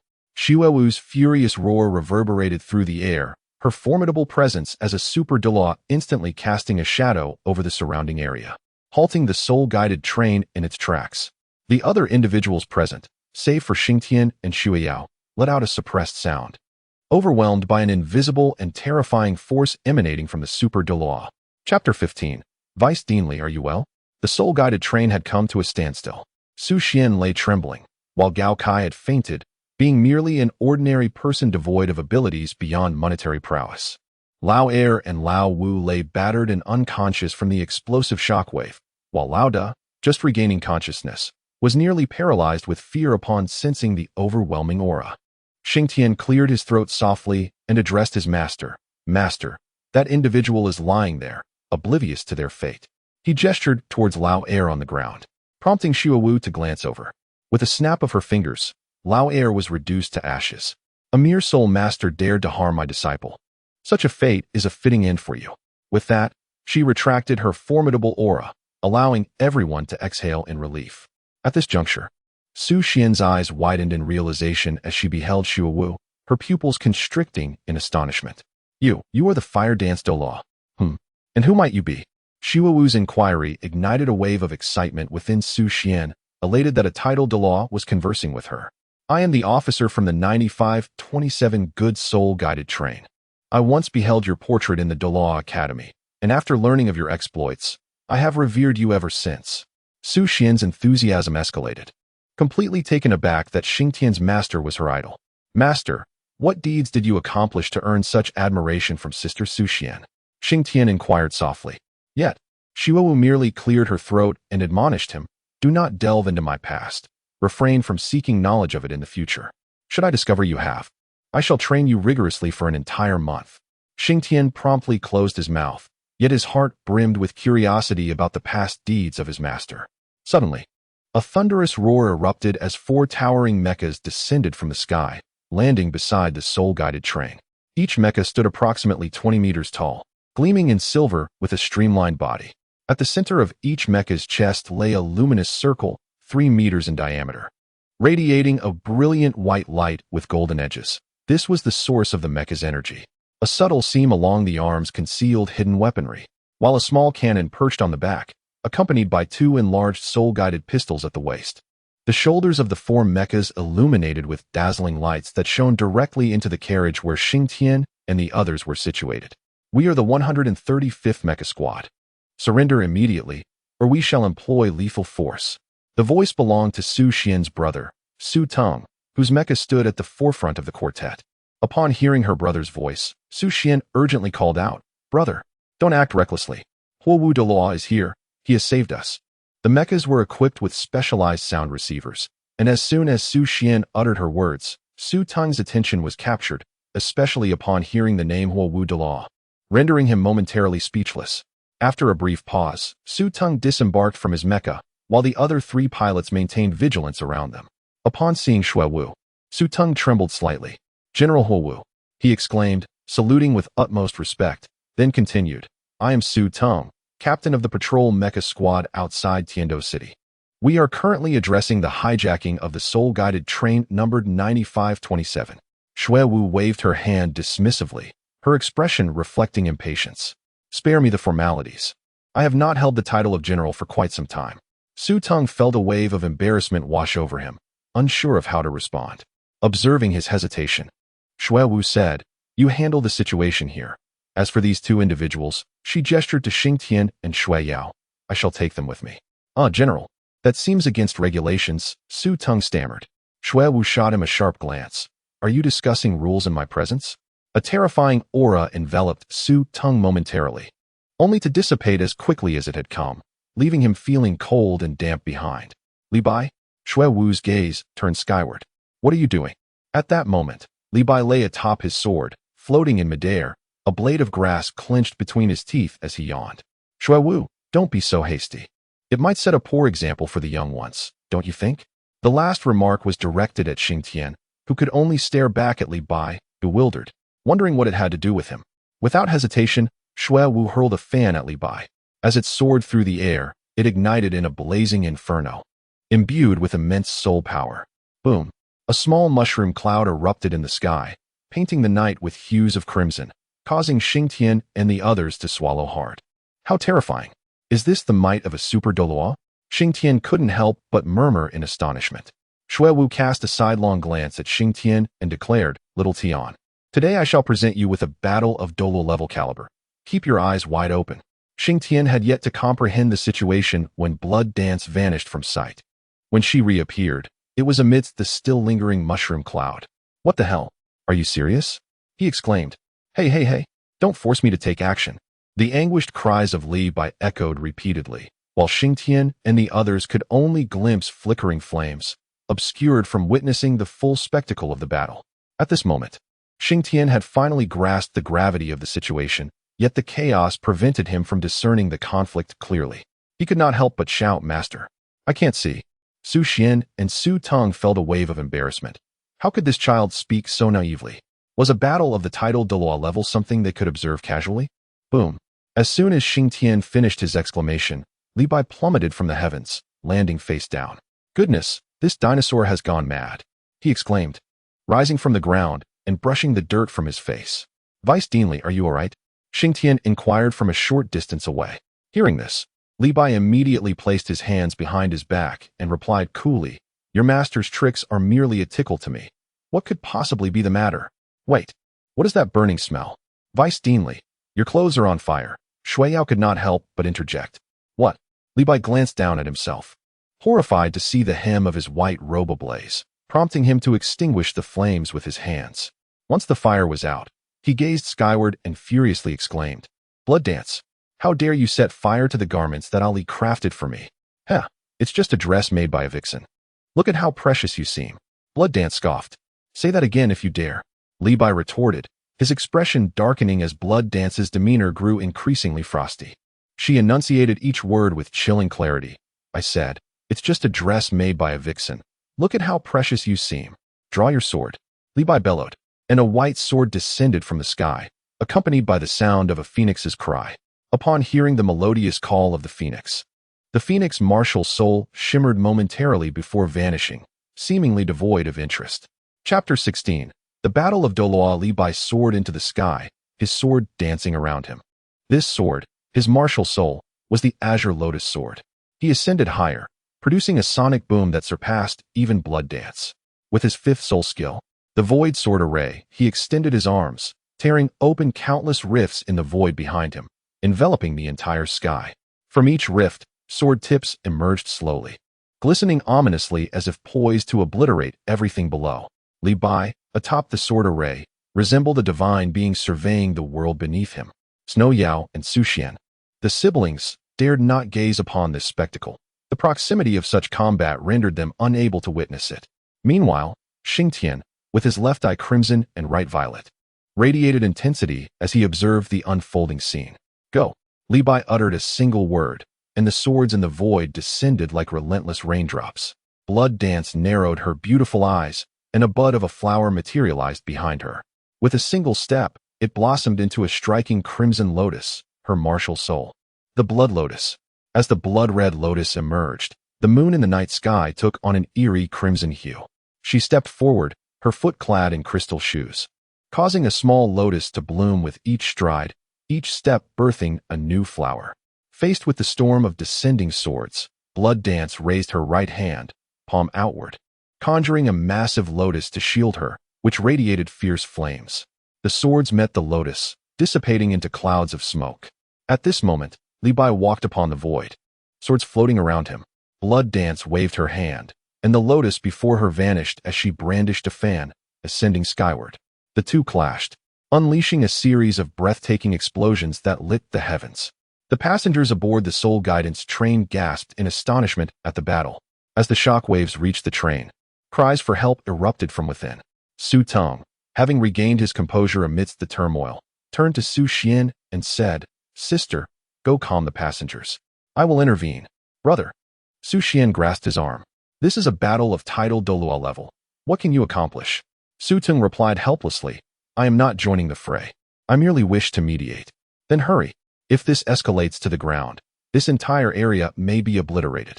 Nodding in agreement, Su Ting swiftly boarded his mecha, commanding the other 3 pilots. You 3, protect the passengers on the Soul Guidance train. I will attempt to mediate. Understood. The 3 mechas sped towards the train, while Su Ting propelled himself skyward. General, there is another title Douluo. Please, cease your conflict. He pleaded from a distance. But would Blood Dance and Li Bai heed him? Certainly not. The ferocity of their battle nearly engulfed Su Ting's mecha, and had he not fled swiftly, he would have been swept away by the shockwaves generated by their clash. Yet, amidst their fierce confrontation, they overlooked one individual, Big Brother and Little Five. At this moment, Big Brother crawled beside Little Five, rousing him from his stupor while he leaned against a nearby structure. Extracting a crumpled cigarette from his pocket, he ignited it with the flames nearby, inhaling deeply before exhaling clouds of smoke. Little Five, you must flee. I will detonate the explosives to buy you time. He gazed at his bewildered companion. Little Five, upon hearing his elder's words, paused and asked, But what about you, Big Brother? Do not concern yourself with me. Just run. But before Little Five could finish, Big Brother snapped, I said run. Why are you questioning me? Do you wish for us all to perish? Tears welled in Little Five's eyes. He cast a lingering glance at Big Brother before turning to flee, while Big Brother's gaze shifted to his right foot, now conspicuously empty. This was the very reason he could not leave with Little Five. Sighing, Big Brother gazed toward the distant, indistinct battle, a bitter smile gracing his lips. Those of such elevated status, regardless of their actions, would ultimately evade blame, while we, the underprivileged, merely struggle to survive. As he finished his cigarette, he discarded it onto the ground. Hey, have you forgotten about me? Big Brother called toward Xingtian. Xingtian turned his head sharply upon noticing the switch grasped tightly in the leader's hand. His eyes widened with alarm. No, Xingtian shouted. He dashed forward in an instant. Yet just as he was about to make contact, the leader pressed the button decisively, and Xingtian shut his eyes. Boom. The explosion erupted violently in the compartment where the leader stood. The fierce battle between Blood Dance and Li Bai came to an abrupt halt as their gazes fixed on the site of the explosion. Save the people first. Li Bai cried out. He vanished and reappeared at the compartment's entrance, arms outstretched, enveloping the wreckage with his soul power, preventing the explosion from spreading. Blood Dance plunged into the fiery chaos of the compartment, and when she emerged, she was cradling Xingtian in one arm and hoisting Gao Kai in the other. Upon seeing Blood Dance rescue Xingtian, Li Bai hurled the entire compartment into the air, where it detonated completely in the sky. In the distance, Lao Wu gazed at the explosion, suppressing tears as he sprinted into the darkness. Xingtian coughed violently, recalling the moment of the explosion when he saw Gao Kai rush in. The blast occurred with such swiftness that just as he grasped Gao Kai, the shockwave struck. Fortunately, Shua arrived just in time. Master, Xingtian called out, to which Shua nodded and inquired, Are you all right? I'm fine, Xingtian replied as he rose to his feet. Well then, let us return to the academy.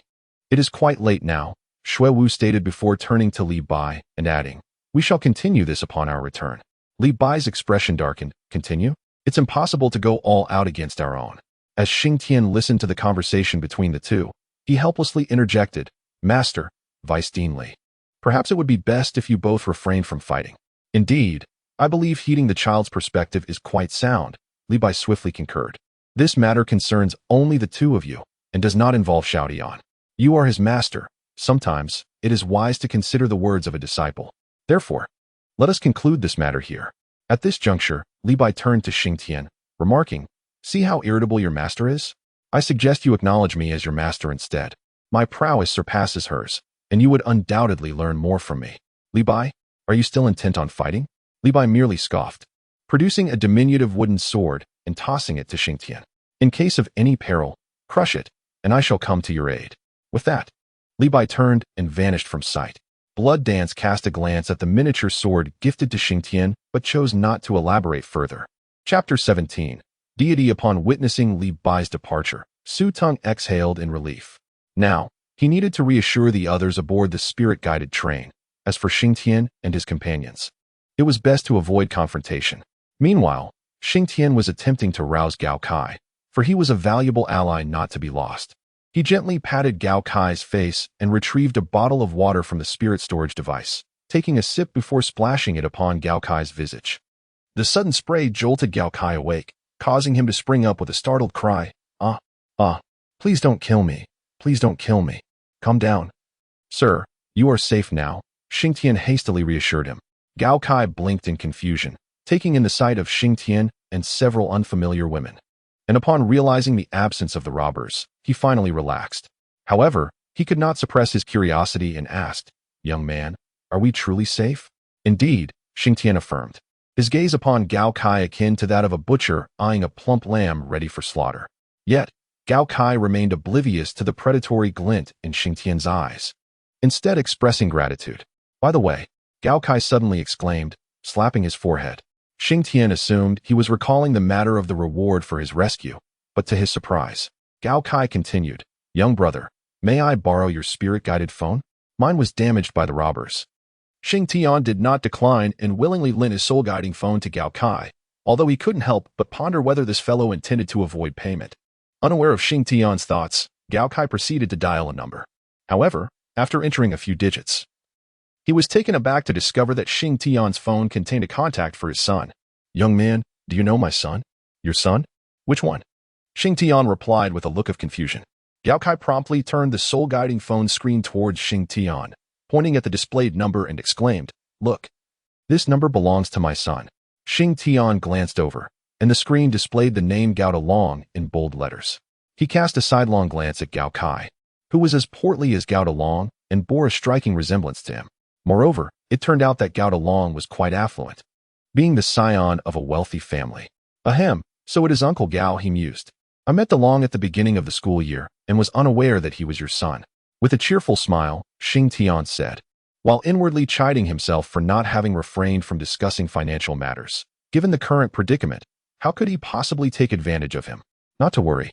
We are acquainted now," Gao Kai replied with a broad smile. "That rascal Long.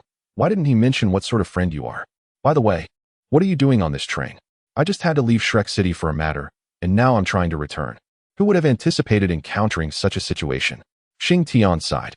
Gao Kai sighed as well, but suddenly recalled that he had dispatched someone to deliver money and cursed himself for it. He swiftly dialed the soul guide phone, and it connected almost immediately. "Ma Yun, has Ma Tung delivered the money?" he bellowed. "Boss, not yet, but rest assured, it will arrive shortly," Ma Yun replied, drenched in sweat. Gao Kai breathed a sigh of relief. "I am safe now, so hurry and have Ma Tung return." With that, he hung up the phone and immediately called his son. "DeLong." "Oh dear, I'm fine, Dad." Xing Tian observed the towering Gao DeLong on the phone and shook his head, proceeding to the side of Shue Wu. "Master, when shall we return to Shrek?" "We shall return at once," Shue Wu replied, grasping Xing Tian and Shui Yao, vanishing from the spot. Upon finishing his call, Gao Kai discovered that Xing Tian and the others had disappeared, instantly feeling a wave of anxiety wash over him. However, upon noticing Su Xian nearby, busily calming the passengers, he relaxed once more. He approached Su Xian and inquired, "Young lady, whatever happened to that young fellow?" "Young fellow?" Su Xian appeared somewhat puzzled, but soon realized. "You must be referring to Xing Tian. He should have been taken away by his master." "His master?" "Indeed." Su Xian's eyes sparkled as she continued. "His master is none other than the legendary Fire Dance, who once ruled the arena. I cannot believe I have encountered the real person today. It is utterly exhilarating." Gao Kai, observing Su Xian's adoration, could only shake his head in resignation. Yet, when he heard the name of Fire Dance, he gasped in astonishment. At Shrek Academy, Shui Wu had successfully returned with Xing Tian and Shui Yao. As Xing Tian descended to the ground, he was utterly astounded. This speed was even swifter than that of Shui Yi. He recalled the fierce battle between his master and Vice Dean Li, and upon experiencing this velocity, he began to fathom the sheer terror of a title de law. However, he remained unaware that this was merely the tip of the iceberg.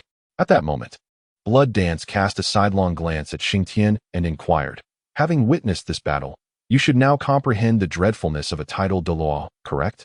"Indeed." Xing Tian nodded, while Shui Yao beside him remained silent, listening intently. "What is your opinion of the title de law?" "Powerful, exceedingly powerful."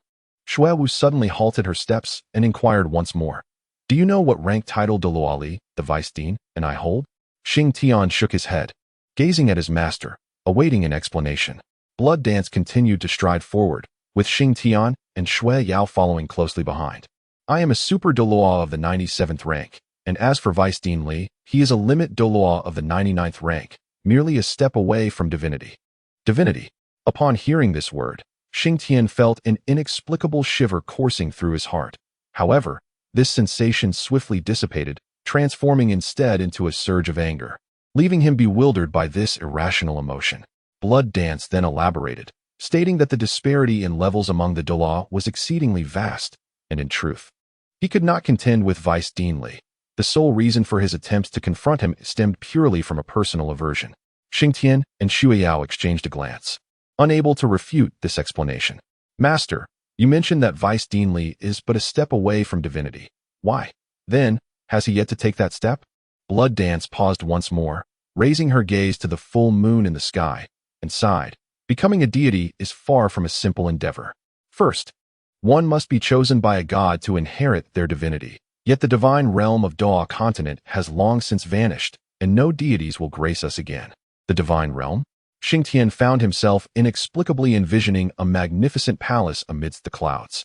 The details of this palace eluded him, and despite his earnest attempts to discern its features, clarity remained out of reach. Ultimately, he chose to cease his efforts. What manner of realm is the divine realm? He inquired. Blood Dance shook her head and replied, only the gods possess knowledge of what the divine realm truly is. We are left in ignorance. Xing Tian, having attained a sense of relief, found his thoughts drifting back to that magnificent palace. What could that place be? Blood Dance glanced at Xing Tian, noticing the contemplative expression on his face. With a gentle smile, she remarked, do not dwell on it. The divine realm is a place reserved for the gods. Focus on your cultivation now, and in the future. Once you ascend to divinity, you can take your master along to witness its wonders. As Xing Tian listened to the words of Blood Dance, he nodded thoughtfully. Master, rest assured, I shall diligently cultivate to become a deity, and when that day comes, I will take you to the divine realm. Blood Dance replied, I shall await that day. She then added, it is getting late. You two should rest. With that, Blood Dance vanished from their sight. Chapter 18. Class Division. On the following morning, Xing Tian opened his eyes to find Shue Yao, resembling an octopus, clinging to him. A look of helplessness crossed his face. To his dismay, despite the boundary they had set the previous night, Shue Yao had once again crossed it. He gently tapped her cheek. Do not make a fuss. Shue Yao murmured as she swatted Xing Tian's hand away, leaving him even more exasperated. If this trend continued, the situation would be dire. Yao Yao, your mother is coming, Xing Tian warned. Upon hearing that her mother was approaching, Shue Yao instantly awoke, releasing her grip and sitting up to exclaim, Mom, I didn't do anything. Seeing the flustered demeanor of Shue Yao, Xing Tian could not help but burst into hearty laughter. Upon hearing his laughter and glancing around the dormitory, Shue Yao feigned anger and exclaimed, Brother Xing Tian, you are deceiving me. Xing Tian shrugged and remarked, who told you to cling to me like an octopus? I believe we should remove this large bed and replace it with two smaller ones. Absolutely not. Shue Yao replied resolutely. Why not? It's not good for you to hold me like this all the time. Stop, stop, stop. Let us not discuss this any further. Shue Yao directly interrupted Xing Tian's attempt to speak. I'm going to freshen up. You can prepare breakfast. But we don't have a kitchen, Xing Tian protested. Oh dear, Shue Yao said, kneeling with her calves tucked under her, playfully grasping Xing Tian's hand. Then you should go buy something. I'm hungry. Xing Tian, unable to resist Shue Yao's playful coaxing, nodded and said, all right, I shall go buy it. Hee, hurry along. I will change my clothes in the meantime. As Xing Tian listened to Shue Yao's words, he became aware that she was clad in a pink, low-cut nightgown, catching a fleeting glimpse of the delicate pink straps beneath. One should not gaze where one ought not. Xing Tian silently reminded himself and averted his gaze. Shue Yao, of course, noticed his attention. Her cheeks flushed slightly, but she chose not to elaborate further. For reasons unknown, an unusual atmosphere enveloped the room. Allow me to fetch you some breakfast, he offered. Xing Tian swiftly donned his clothing and exited the room. As soon as he left, Shue Yao turned her gaze towards her rabbit, pondering aloud. Why didn't brother Xing Tian keep his eyes on me? Is it perhaps because I am too small? As she spoke, she playfully adjusted her attire, feeling rather confident in her stature. With lingering curiosity, she entered the bathroom with a set of clothes, and after changing, she began her morning routine. Upon returning from her breakfast purchase, Xing Tian found that she had yet to complete her morning ablutions, which left her feeling somewhat exasperated, though it was a familiar occurrence. Generally, it took no less than half an hour for Shua Yao to emerge. "Brother Xing Tian, I'm all done washing up.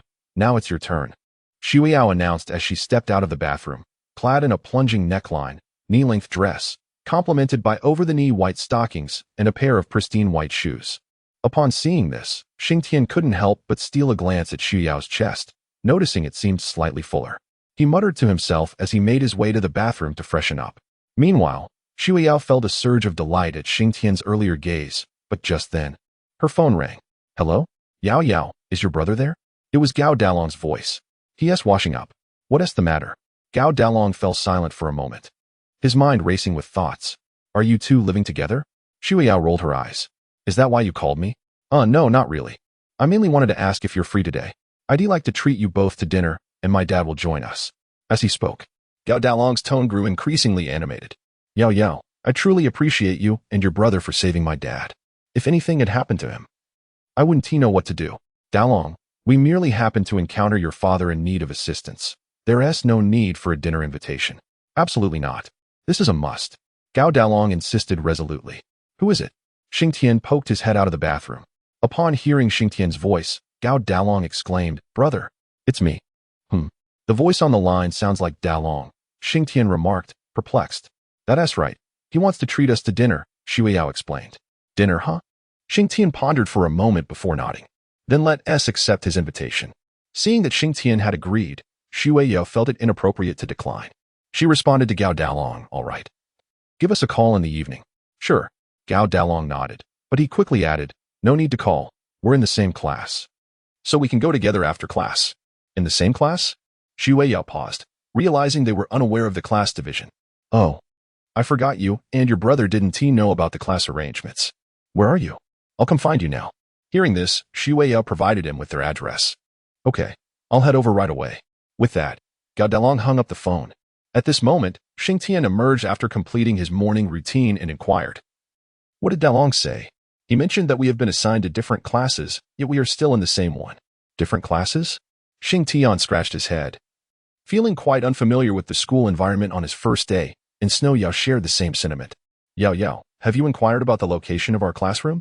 Snow Yao shook her head and replied, "Dalong has already arrived. He will guide us to the classroom." "That's good," Xing Tian responded. Subsequently, he and Snow Yu began their breakfast, although for Xing Tian, it was hardly a meal at all, as the energy provided was insufficient for his needs. Suddenly, the phone rang again, and this time it was Xing Tian who answered. "Sister Yao Yao, I have arrived at the dormitory entrance. Which room are you staying in?" Came the voice of the tall Dalong. Xing Tian replied, "Please wait a moment. I am currently accompanying Yao Yao downstairs." "Ah, it's elder brother. I thought it was Sister Yao Yao," came the awkward laughter of Gao Dalong.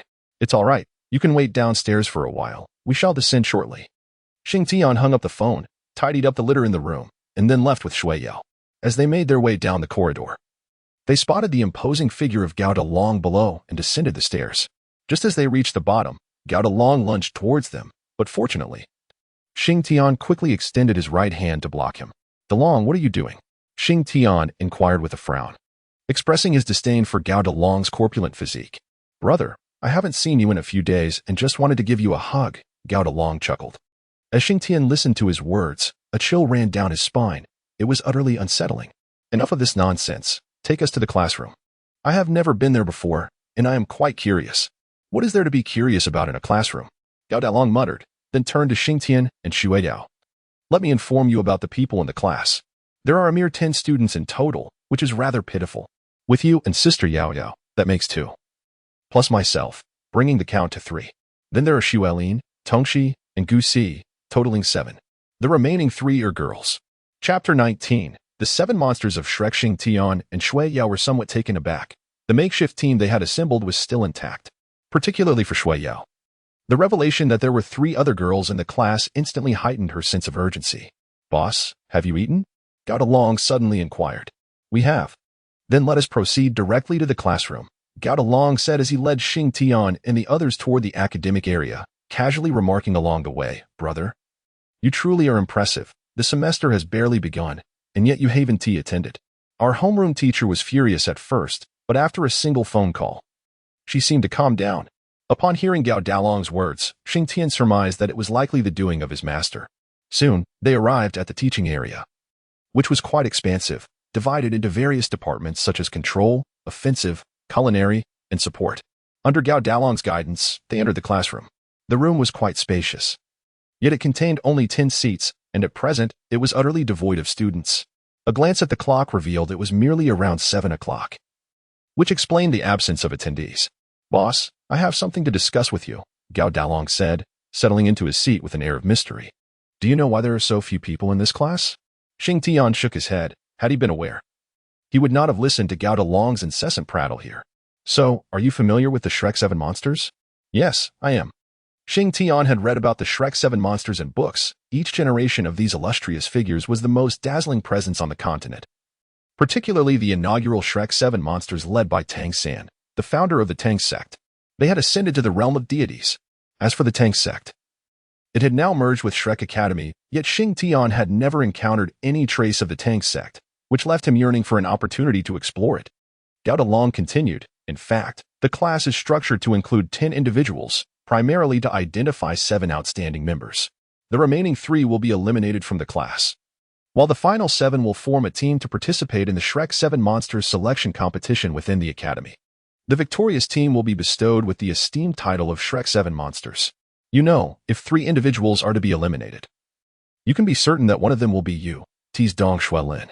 Gao Dalong rolled his eyes. Since becoming acquainted with Dong Xuelin, he had discovered that beneath her seemingly frosty exterior lay a warm heart, albeit one that struggled to communicate with strangers. The more he got to know her, the more he realized how acerbic her remarks could be truly venomous. "You are the one destined for elimination," Gao Dalong retorted. Dong Xuelin chose not to engage further with Gao Dalong's banter and instead greeted Xing Tian. "It seems we are quite fated to be in the same class." "Indeed, it is quite fateful," Xing Tian replied. "How fortunate we are." Chand and Tongxi, accompanied by her friends Gu Ci and Lin Imo. Xing Tian gazed at them, smiling as he nodded, particularly upon seeing Lin Imo, whom he greeted with a cheerful, "Good morning, little sister." Upon hearing his address, Lin Mo's expression soured slightly, yet she replied, "Good morning, big brother." "Indeed." Xing Tian responded with a nod, then looked at the 5 of them, a chuckle escaping his lips as he remarked, "I never anticipated that our hastily assembled team would be allocated to the same class. To celebrate this unexpected fortune, I shall treat everyone tonight. Dalong will foot the bill." Dalong, upon hearing Xing Tian's declaration, felt a mix of resignation and acceptance but didn't protest. Instead, he nodded affirmatively, saying, "All right. Big brother is treating. I'll cover the costs." Upon hearing this, Gu Ci immediately raised her tiny fist in jubilation, exclaiming, "Wow. Long live the celebration." However, the lack of enthusiasm from the others made her feel somewhat awkward. As Xing Tian witnessed this, he raised his hand and exclaimed, "Long live the celebration." The others exchanged glances and, with smiles, echoed, "Long live the celebration." Under such enthusiasm, the bond among the 7 seemed to strengthen slightly. Just as they were engaged in pleasant conversation, 3 girls entered the room. Each girl possessed her unique charm, but the 2 trailing behind were overshadowed by the striking beauty of the one in front. The leading girl was a tall and alluring young lady, her figure captivating and voluptuous, resembling a formidable weapon. She exuded sensuality, with a delicate nose, enticing red lips, seductive eyes, and flowing golden waves of hair that framed her face, complemented by piercing blue eyes that captivated the attention of most men. In comparison, Shui Yao appeared as a pure white lotus, untouched by the mud and untainted by the waters. The former was akin to a fiery red rose, passionate and provocative, yet with thorns that kept others at bay. Dong Xuelin and Gao Dalong gazed at the girl, their eyes brightening, especially Gao Dalong, whose heart surged with fervor, his eyes gleaming with envy. Deep within, he silently pleaded, "Heaven, grant me the emotional intelligence of a romantic." As for Dong Xuelin, upon noticing his gaze, Tongxi approached him with a huff and sharply stepped on his foot with her high heel. "Ouch!"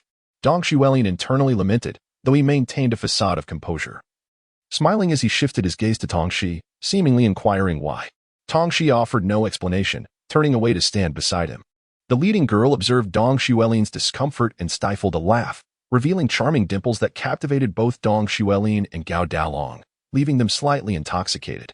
Suddenly, her gaze fell upon Xing Tian, prompting Shua Yao to become vigilant, her large eyes fixed on the girl, as if asserting dominance. Yet, the girl disregarded Shua Yao's silent warning and approached Xing Tian, extending her pristine hand. "Hello, I am Syria. May I befriend you?" Syria's voice was sweet and melodious, rendering listeners weak in the knees. Before Xing Tian could respond, Shua Yao seized Syria's hand, stating, "I'm sorry, but let's start as classmates." Syria remained unfazed, inquiring, "Why did you answer for him?"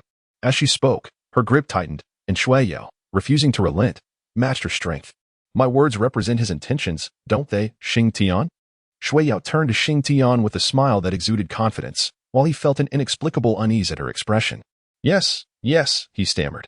Shua Yao, emboldened by his response, looked back at Syria with a provocative demeanor, stating, "You heard that, didn't you?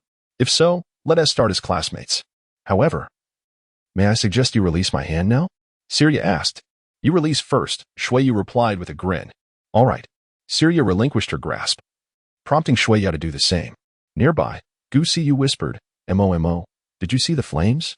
Lin Mo nodded, affirming, "I saw them, and they were quite large." "Enough of that. Which team are you on?" "I'm with you, Yao," Tangshi interjected. Gu Siyu and Lin Mo exchanged glances before responding in unison, Yao. Chapter 20. Physical training. The other two girls also introduced themselves. 1. A girl with a butterfly tattoo at the corner of her right eye was named Xiang Ai. The other girl, though pretty, appeared rather ordinary among the group and was called Changjing. As introductions concluded, the class commenced. They found their seats, with Xing Tian and Shua Yao occupying the front row near the door. Due to the nature of the double seats, Syria could not sit beside Xing Tian and instead took a seat behind him, alongside Tong Shi. The group was divided into two rows, with Dong Xuelin and Gao Dalong seated at the back of Xing Tian's row, while Gu Siyu and Lin Mo occupied the left row beside Xing Tian, with Xiang Ai and Chang Jing sitting behind them.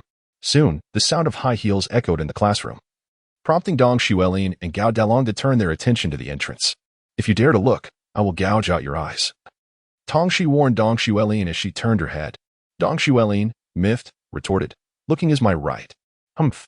Who told you to treat me that way on the cliff? You must take responsibility. From now on, you belong to me. What did I do to deserve that?"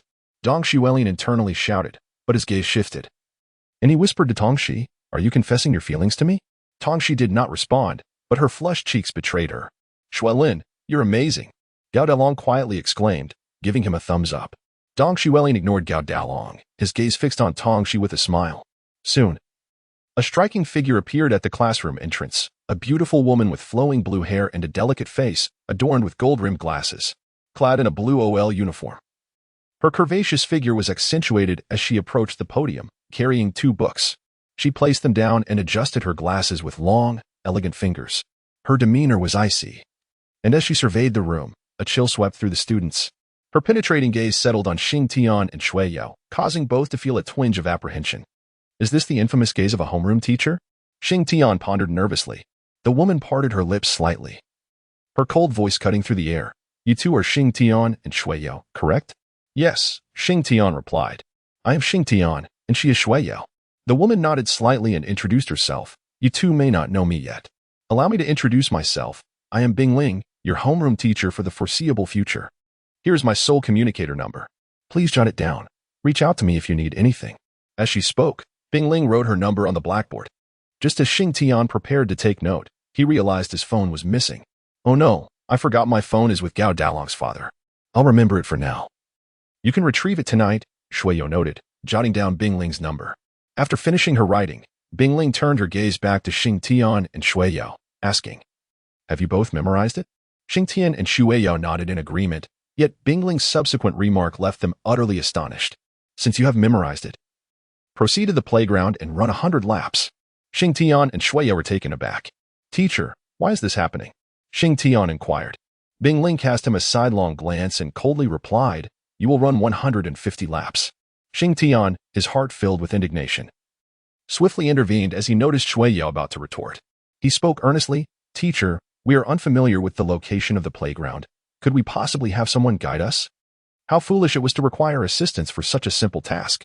If he were to be sent into battle, would he also need to rely on others to lead him? The icy sting of Bing Ling's double strike left Xing Tian at a loss for words. With a sense of resignation, he took Shueyu by the hand and exited the classroom in search of the playground. Not long after Xing Tian and Shueyu departed, Bing Ling addressed the remaining students in the classroom. Today marks our first lesson, physical training. Head to the sports field and run 50 laps. As for the overweight one, you shall complete 100 laps. Just as Wei Gaolong was about to question why, the memory of Xing Tian's fate flashed through his mind. The words on his lips instantly transformed into, in order to fulfill the task assigned by our teacher, I will strive with all my might. With that, he immediately exited the classroom and made his way toward the field, tears streaming down his face the entire journey, given his corpulent frame. Completing 100 laps was nothing short of an impossible ordeal.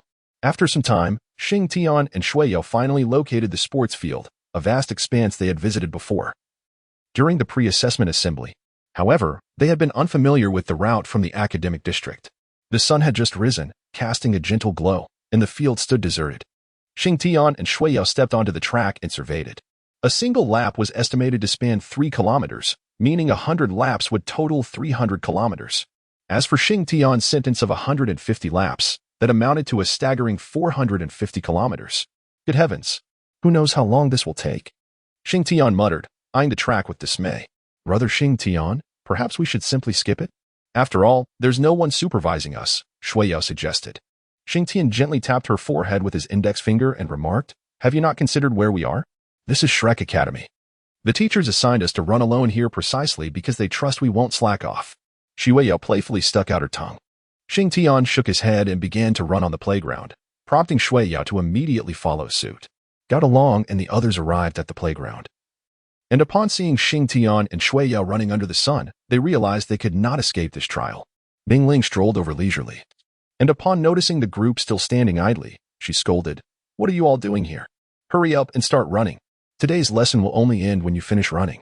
Hearing Bing Ling's words, everyone promptly dashed towards the playground to commence their running. Just as Xing Tian and Shueyu completed a lap, they were puzzled to see the others joining in. Why are you all running too? They inquired.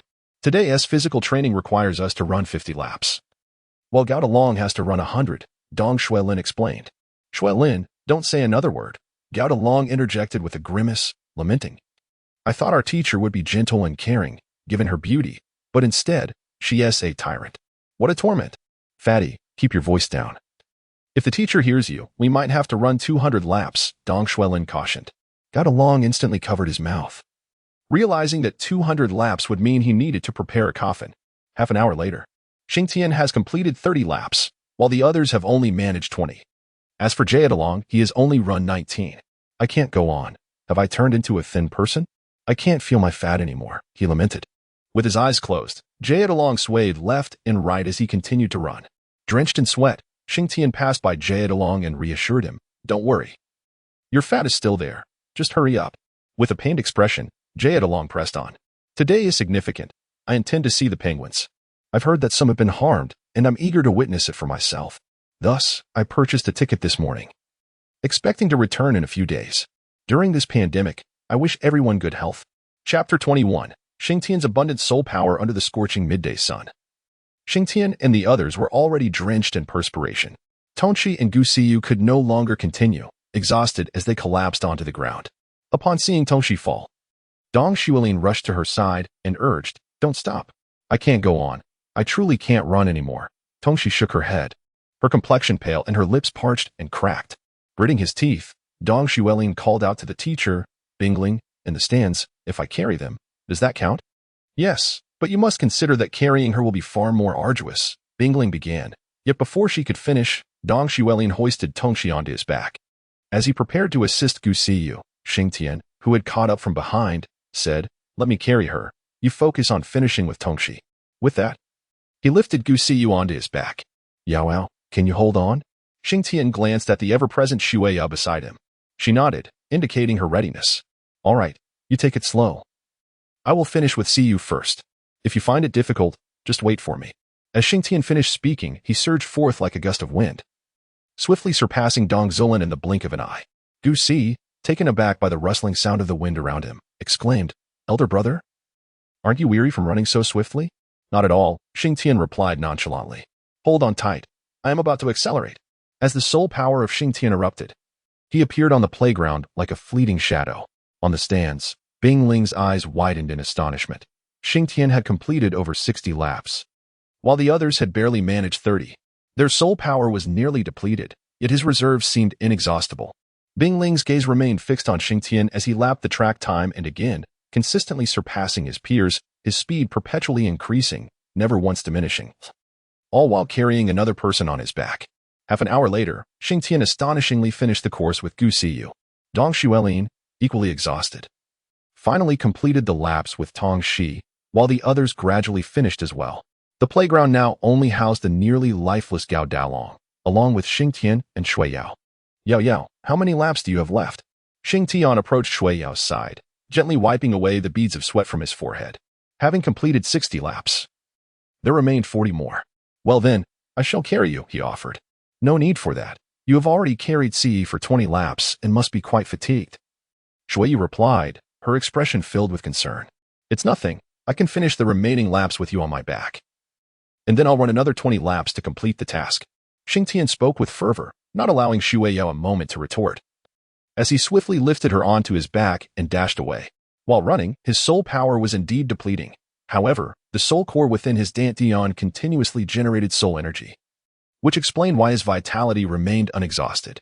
On the spectators' platform, a woman clad in white appeared, gracefully swaying her waist as she approached Bing Ling, wrapping her pristine arms around her slender waist. She leaned in, her crimson lips brushing against Bing Ling's ear as she whispered, Ling Ling, are you teaching students? Bing Ling shivered slightly, a hint of crimson blossoming on her otherwise frosty visage. Ollie, what brings you here? Her tone lacked the previous chill. Humph, Ollie huffed lightly. Are you saying I am not permitted to seek you out if you do not come looking for me? Not that. It's just that Li Bai. Do not mention him. I shall grow irate, Ollie interjected, her expression shifting to one of annoyance. Bing Ling turned to face Ollie, locking her gaze onto her eyes. What's wrong? Have you quarreled again? No, Ollie shook her head, explaining. Last night he had the audacity to engage in a brawl with that vacuous woman, and he ruined the clothes I made for him. The mere thought infuriates me. How could his strength allow such a thing to happen? Is it not deliberate? Bing Ling fell into silence. Chapter 22. Completion. Upon noticing the conflicted expression on Bing Ling's face, Ollie quickly remarked, All right, I understand you share a bond, but I truly cannot tolerate her. You are well aware of her past actions. Bing Ling chose not to delve further into the matter and instead inquired, What do you think of that boy? Which boy? That one carrying a girl on his back. Ollie looked over and her eyes sparkled upon seeing Xing Tian. Oh, such a charming young man has become your student. What a pity. Bing Ling sighed at Ollie's words, responding, Let us not dwell on trivialities. What is your opinion of him? Well, he is quite impressive, handsome, with a splendid physique. I wonder about his background. Should I inquire for you? Oh, I forgot. You must have his information. No matter. I can play the matchmaker. Ollie, if you continue this way, I shall ignore you, Bing Ling exclaimed, her voice carrying a hint of annoyance. All right. It was merely a jest, Ollie replied, scrutinizing Xing Tian anew, muttering, if only Li Bai possessed half of his charm. Bing Ling remained speechless. Suddenly, Ollie gasped, exclaiming, This lad's soul power remains stable despite the exertion. How peculiar. He has been running all morning, maintaining that state. It is indeed strange. What? All morning? Ollie's eyes widened in astonishment. This fellow has quite the talent. What is his name? Xing Tian. What? You mean he is Xing Tian? Yes. Is there a problem? Goodness. Ollie placed a hand on her forehead, explaining, The reason Li Bai fought with that vacuous woman yesterday was to claim him. Now that I see him, I understand why. Though he seems to already be her disciple. Indeed, Bing Ling concurred. He missed class on the first day he brought that girl, which greatly irked me. However, Blood Dance later called to clarify the situation and advised me to mentor him properly. Yes, mentoring is crucial. Although I am at odds with that woman, I cannot take my frustrations out on the child. Starting tomorrow, his training shall be doubled, perhaps tripled. Bing Ling regarded her with an odd expression. Are you certain this does not constitute taking your anger out on the child? Hey, what kind of look is that? I merely see great potential in him, which is why I suggest such rigorous training. Fine, I understand. Bing Ling's eyes shone with determination as she gazed at Xing Tian, a cold smile grazing her lips. However, I shall devise a special training regimen specifically for him. Ollie felt an inexplicable shiver at Bing Ling's demeanor. An hour later, Xing Tian completed his run with Shui Yao and was now pushing the towering Long around the training ground. Indeed, he was pushing. Xing Tian stood behind Long, using his right hand to propel him forward. Whenever Long paused, Xing Tian would nudge him to keep running. "Big brother, I cannot go on. I am dying. Prepare my coffin." "Do not make excuses. You have 10 more laps to complete," Xing Tian shouted. 10 more laps." Long was utterly despondent, collapsing onto the ground as he lamented. "I cannot do it anymore. I refuse to run." Xing Tian gazed at the towering Long with exasperation. Suddenly, a spark of inspiration flickered in his eyes as he remarked, "Consider how many charming young ladies you could captivate if you shed that excessive weight of yours. Just imagine the possibilities." "How many?" Long inquired instinctively. "Quite a few. For instance, the new classmates. Once they see you slim down, they are bound to be impressed." "Brother, is this truly the case?" "More genuine than pure gold. Yet, this hinges on your ability to lose weight. However, you seem unable to complete the last 10 laps of your 100-lap run." Xing Tian sighed dramatically. "What is there to discuss about weight loss when the new students are watching? This certainly leaves a less than favorable impression." Upon hearing Xing Tian's words, Long was instantly galvanized into action. He clenched his teeth and propelled himself forward, his legs feeling as if they were encased in lead. Xing Tian chuckled softly. Gao Long had truly lost his wits. At present, the playground was nearly deserted, with only Bingling, Shueyao, and Xia remaining. The others had long since departed, yet he chose not to expose this fact, opting instead to continue running alongside Gao Long. After more than an hour, as the afternoon approached, Gao Long finally completed his run and collapsed onto the ground, while Xing Tian, having finished as well, merely broke a light sweat. "Brother Xing Tian, classmate Xing Tian," Shueyao, who had been waiting on the playground, hurried over with a towel and water. Meanwhile, from the opposite side, Xia approached with a bowl of watermelon in hand. Shueyao furrowed her brows as she regarded Xia's approach and questioned, "What are you doing, classmate Xia? Isn't it obvious?" Xia glanced at the fruit in her hands before explaining. "I noticed that classmate Xing Tian had been running with you and CE for such a long time, completing 150 laps. As a fellow student, I felt it was my duty to show some concern, so I brought him some fruit." With that, she extended the watermelon towards Xing Tian. "Classmate Xing Tian, do taste this watermelon. I just bought it, and it has been chilled and cut into pieces." However, Xing Tian did not take it. Smiling, he replied, "Thank you very much for the fruit, classmate Xia, but I must decline. I appreciate your kindness." He then turned to grab the water from Shueyao's hands and took a refreshing sip, followed by a quick wipe of his sweat with the towel. Shueyao was quite pleased with Xing Tian's response and cast a triumphant glance at Xia, as if to imply that outsiders would always remain outsiders. Xia, unfazed, apologized to Xing Tian, saying, "I truly forgot. You shouldn't consume anything cold right after running. It was my oversight. Drinking water is indeed the right choice. That watermelon, classmate Xia, if you want to eat it, then I shall." Gao Long, panting heavily, stood up. Though his unsteady legs raised concern that he might collapse at any moment, Xia did not refuse and handed the watermelon to Gao Long, who eagerly devoured it. Exclaiming, "Delicious, absolutely delightful," Xing Tian gazed at the towering Long, rendered speechless by his manner of eating. His eyes shifted towards the stands, where he immediately spotted Bingling's figure and inquired, "Teacher, we have completed our run." Bingling nodded and replied, "Thus, today's lesson has concluded. Make sure to rest well." With that, she turned and departed from the stands. Xing Tian let out a sigh of relief and turned to Shueyao, saying, "Let us return to the dormitory." Shueyao responded, wrapping her arm around Xing Tian's as they made their way towards the dorm. Meanwhile, Xia, who remained in place, listened to their exchange, her fists subtly tightening. Returning to the dormitory? Were they perhaps sharing accommodations? Who could say for certain? Yet, I advise you to act swiftly. Your physical form cannot endure for long. A voice echoed in Cyria's mind. Cyria nodded slightly, casting a glance at the towering dragon huffing nearby, a cold smile gracing her lips. Chapter 23. Overflowing soul power. The afternoon slipped away in the blink of an eye, and nightfall descended. At this moment, an extraordinarily long and luxurious soul-guided carriage appeared before the gates of Shrek Academy. Xing Tian and Shueyao changed into a new set of garments before arriving here. Xing Tian donned a pair of white trousers and a white t-shirt, emblazoned with a prominent character for Yell on the front, while the back featured a half-heart design on the right side. His footwear was also white, adorned with a half-heart at the heel. Shueyao sported a sleek ponytail, a white mini-skirt, and a white t-shirt bearing the character for Tian on the chest, complemented by a half-heart motif on the left side of the back. Her elegant legs were encased in white stockings, and she wore matching shoes as Xing Tian. The half-heart symbols on their clothing and shoes aligned perfectly to form a complete heart. As they arrived, a portly figure emerged from a soul-guided vehicle. This rotund individual was none other than Gao Dalong, who approached Xing Tian clad in a black tailcoat. Xing Tian and Shui Yao exchanged glances at the imposing figure of Gao Dalong in his attire, and they couldn't help but burst into laughter.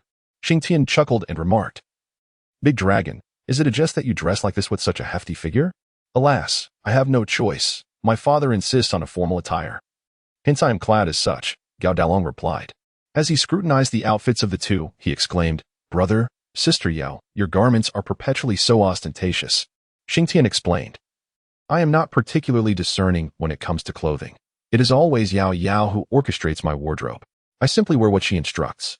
Listening to his words, Shui Yu felt a delightful warmth in her heart. Xing Tian did not continue discussing the matter and inquired, "Is everyone else not here yet? They should be arriving shortly." Gao Dalong glanced at his watch, noting that the time was indeed approaching. No sooner had he spoken than several familiar figures appeared at the school gate. Dong Shuelin, Tong Shi, Gu Si, and Lin Imo had arrived, accompanied by 3 girls, Silia, Xiong Yuan, and Chongqing, all classmates who had been invited to tonight's celebration. Dong Shuelin was dressed casually in an all-black outfit, exuding an air of aloofness. Though those who knew him understood it was merely a FAA day. Tong Shi's long hair cascaded freely over her shoulders. Her black slip dress adorned with lace at the hem, complemented by black stiletto heels. Her carefree appearance radiated a unique sensuality, and her bare face remained stunningly beautiful. Gu Si sported a playful double ponytail, each tied with blue bows, and wore a light blue Lolita dress, paired with sheer blue and white striped stockings and blue transparent cross-strap heels. Lin Imo donned a black t-shirt emblazoned with a pair of colliding deer, paired with loose cargo pants and white dad sneakers. Salio appeared in a red evening gown, embodying the grace of a refined young lady. Xiang Yuan and Changqing opted for simpler, casual attire. Upon seeing Xing Tian and the others, they quickly approached. When Silia noticed Xing Tian and Shui Yao's outfits, her fists clenched slightly. "Everyone's here," Gao Dalong exclaimed with a smile. "Come on. Let us get in the car. We're heading to the hotel." One by one, they entered the spacious vehicle, which featured a square seating arrangement with a table in the middle, laden with fruits and beverages, providing ample room for everyone. The ride was smooth, accompanied by elegant music that created a relaxed atmosphere. "Got along. You truly live in luxury," Xing Tian remarked, savoring the vehicle's comfort. Gao Dalong scratched the back of his head, modestly responding, "It's nothing special. This car belongs to my father, and he simply used it to pick us up." "What does your father do?" Dong Shuelin inquired curiously. Apart from Xing Tian and Shui Yao, the others also displayed expressions of intrigue, recognizing that such extravagance must belong to a wealthy individual. "Do you know Gaokai, the Star Luo Empire?" "Yes, my father," Gao Dalong revealed. "The Star Luo Empire?" Gu Si and Lin Imo exchanged glances, realizing they were from the Star Luo Empire themselves. "So your father is Gaokai. That makes sense," Gu Si commented. Although the others were not from the Star Luo Empire, they had still heard of Gaokai's esteemed reputation, renowned as the foremost merchant and richest tycoon of the Star Luo Empire. However, aside from Xiang Yuan and Chongqing, the rest of the group exhibited no significant emotional reaction towards Gao Dalong, recognizing him merely as another wealthy individual, as if to say, "Who isn't affluent these days?" Xing Tian weakly raised his hand. The vehicle swiftly arrived at a renowned hotel in the city of Shrek, known as the Rice Fragrance Hotel. The proprietor, a man named Zhou, possesses an enigmatic identity. There have been instances of disturbances within these walls, and the following day, those involved met with untimely ends in the streets. The authorities of Shrek City remained notably reticent on the matter, merely stating that they had cleared away the refuse from the streets, leaving the incident without further elaboration. Consequently, no one dared to act recklessly in this vicinity again. The Rice Fragrance Hotel boasts 10 stories, each offering distinct services. Xing Tian and the others alighted from the vehicle and made their way towards the Daoxiang Hotel. Guided by an alluring waitress, they ascended to a private room on the 2nd floor. The room was quite spacious, and within it sat a portly man, whose face bore a simple yet endearing smile reminiscent of Gao Dalong's. Upon entering, Gao Dalong called out to the man, "Dad, we have arrived." Gao Kai promptly rose, his ample frame quivering slightly, and the onlookers finally comprehended that Gao Dalong's corpulence was not his fault. After standing, Gao Kai approached Xing Tian with a beaming smile, saying, "Xiao Tian, we meet again. You left in such a hurry last time that you forgot your soul communicator." As he spoke, he retrieved a soul communicator from his pocket and handed it to Xing Tian. Xing Tian smiled as he accepted the task, saying at that time, "My master departed in haste and could not wait. I truly appreciate your kindness in delivering this." "Oh, it is nothing," Gao Kai replied. Ever since he learned of Xing Tian's esteemed master, he resolved to become well acquainted with him. He addressed the gathering. "Everyone, please take a seat. Waiter, you may bring out the dishes I ordered." A female server in the private room nodded upon hearing Gao Kai's words and stepped out to relay the order. Xing Tian and the others took their seats, with Xue Yao to his right and Sai Ria to his left, both ladies flanking Xing Tian in the middle. Xing Tian was genuinely perplexed as to why Celia was consistently clinging to him. Before he could ponder further, Gao Kai's voice resonated. "Everyone here is a classmate of Douluo. I kindly ask you to take care of him.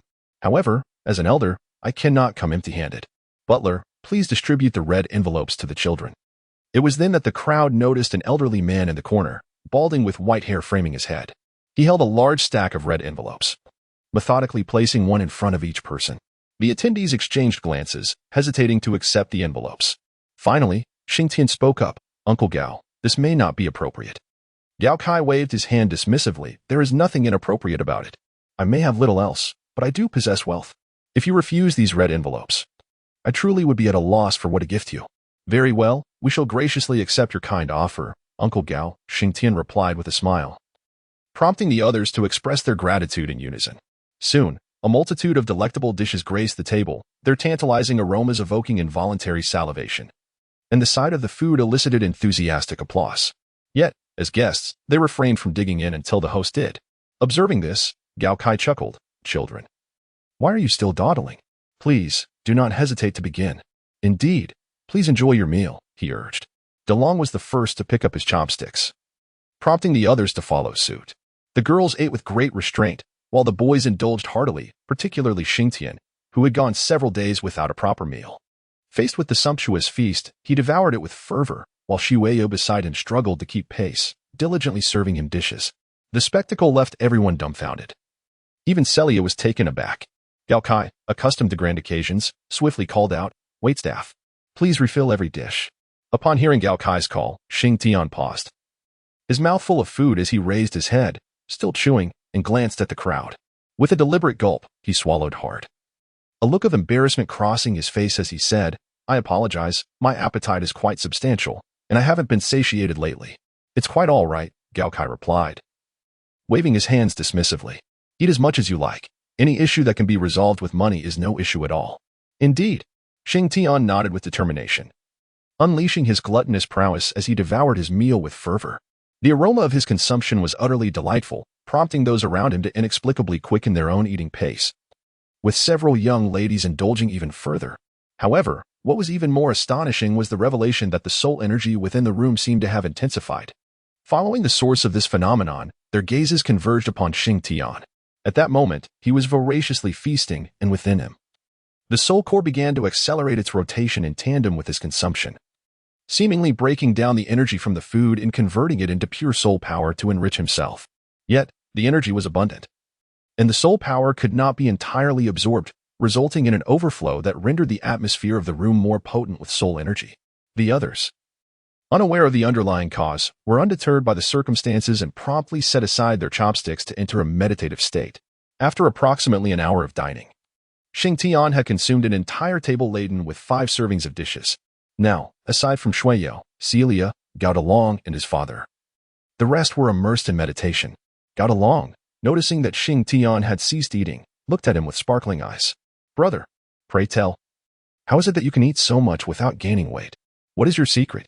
Upon hearing Gao Douluo's inquiry, Xing Tian shook his head and replied, "No, I possess a naturally slim physique. However, it is evident that you do not share this trait." "My dear brother, your words strike a painful chord." Xing Tian was momentarily at a loss for words. At that moment, Dong Xuelin and Tong Shi emerged from their meditative state. Noticing that Xing Tian had ceased his eating, they promptly inquired, "Xing Tian, how is it that you are emanating such an abundance of soul power?" His question prompted the others to recall this matter, and their gazes were once again directed towards Xing Tian. Xing Tian was momentarily taken aback, pondering whether he had indeed exuded an abundance of soul energy. However, upon a careful assessment of his surroundings, he discerned that the aura of soul power had indeed intensified considerably. Perhaps it was a result of consuming too much, transforming into soul energy, and whatever he did not absorb was simply expelled. Xingtian casually offered this explanation. Isn't that reasoning rather forced? If so much soul energy is overflowing, how much have you actually absorbed? How could your body possibly withstand it? Dong Xuelin interjected. I cannot say for certain. Perhaps this is merely the solitude that accompanies genius. Xingtian feigned a sense of lamentation. Tongxi, observing Xingtian's demeanor, teased, Yao Gao, you really ought to keep an eye on your brother Xingtian. His ego is inflating to celestial heights. Xue blinked a couple of times and replied, Brother Xingtian is already formidable. Could he possibly be mistaken in his assertions? Tongxi sighed, realizing that Xue had completely succumbed to admiration. Chapter 24. The medicinal bath chamber. The group did not linger on the matter of Xingtian's overflowing soul energy, as each individual harbored their own secrets. After a few light-hearted exchanges, Xingtian suddenly turned to Gao Kai and inquired, Uncle Gao, might you have any job recommendations for me? I wish to earn some money over the weekend. Gao Kai was somewhat taken aback by Xingtian's request, as he believed Xingtian was not in dire financial need.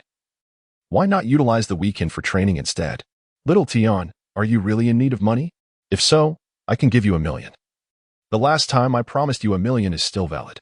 No. Xingtian hastily declined, surprised that Gao Kai remembered the matter. That was merely a jest. I simply wish to earn some pocket money and acquire various life skills. Gao Kai, nodding in understanding, playfully tapped his son's head. See how high-minded little Tian is. Why can't you learn from him? Gao Dalong, covering his head, looked at his father with a sense of grievance, wondering how he had become involved in this.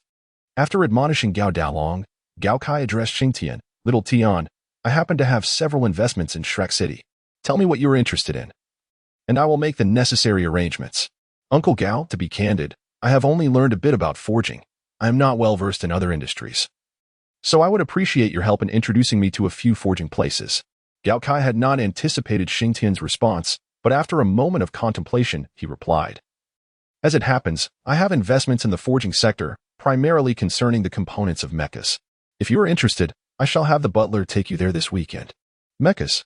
Xingtian's eyes brightened at the mention of the term, and he looked at Gao Kai, saying, Then I would be most grateful if you could arrange that for me. Gao Kai smiled and nodded, calling out to the butler in the distance, Butler, please make the necessary arrangements for this weekend and ensure everything is organized. Understood. The butler responded. After a while, the group emerged from their meditative states, their faces illuminated with delight, for their soul energy had significantly increased thanks to this session. Lin Mo had absorbed a considerable amount of soul energy and turned her gaze toward Xingtian, saying, Big brother, from now on, you must call me whenever you eat. If you lack the funds, CC and I will cover it. Oh, that's unnecessary. I can still afford my meals, Xingtian replied. However, upon reflecting, he realized that the meal expenses were not, in fact, his own but funded by his master. Moreover, it seemed that Yao had purchased his clothes as well. It appeared he was straying further down the path of relying on others. This simply could not stand. He must earn his own keep. Gao Kai interjected. It has grown quite late. I shall arrange for someone to escort you back to school. The group nodded in agreement, expressing their gratitude to Gao Kai before boarding the vehicle that would take them back to the academy. The following day, Xingtian and his companions dashed about the playground with great fervor. Xingtian engaged in a weighted run, not merely a burdensome task of carrying another, but rather, he was equipped with a specially designed backpack by Ice Spirit, weighing an astonishing 200 pounds, with the stipulation that he must refrain from utilizing his soul power. Yet, this challenge did not daunt Xingtian. Even without the aid of his soul energy, he moved with remarkable agility, prompting Ice Spirit to question whether she had inadvertently lightened the load. By noon, all participants had completed their run.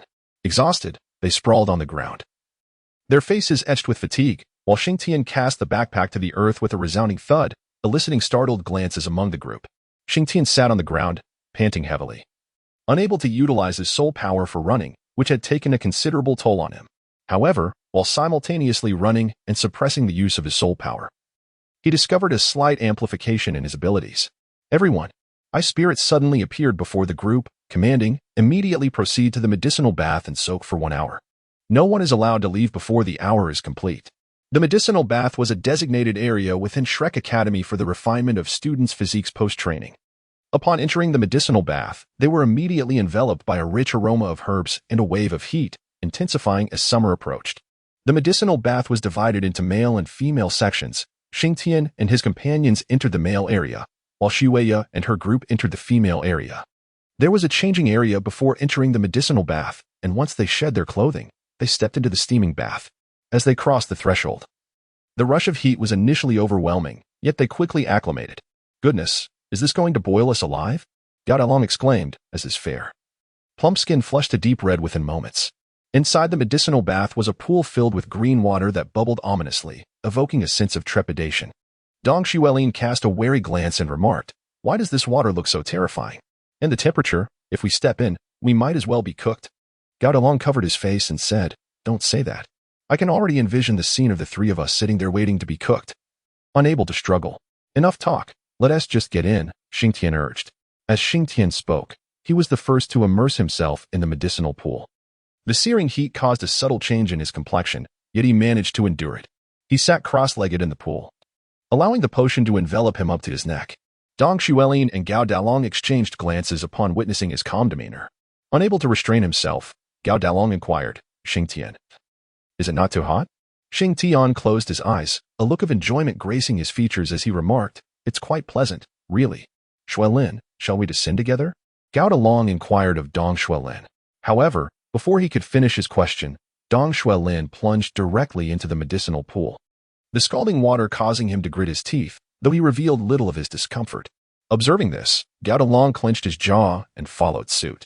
"Ah, it's burning me alive."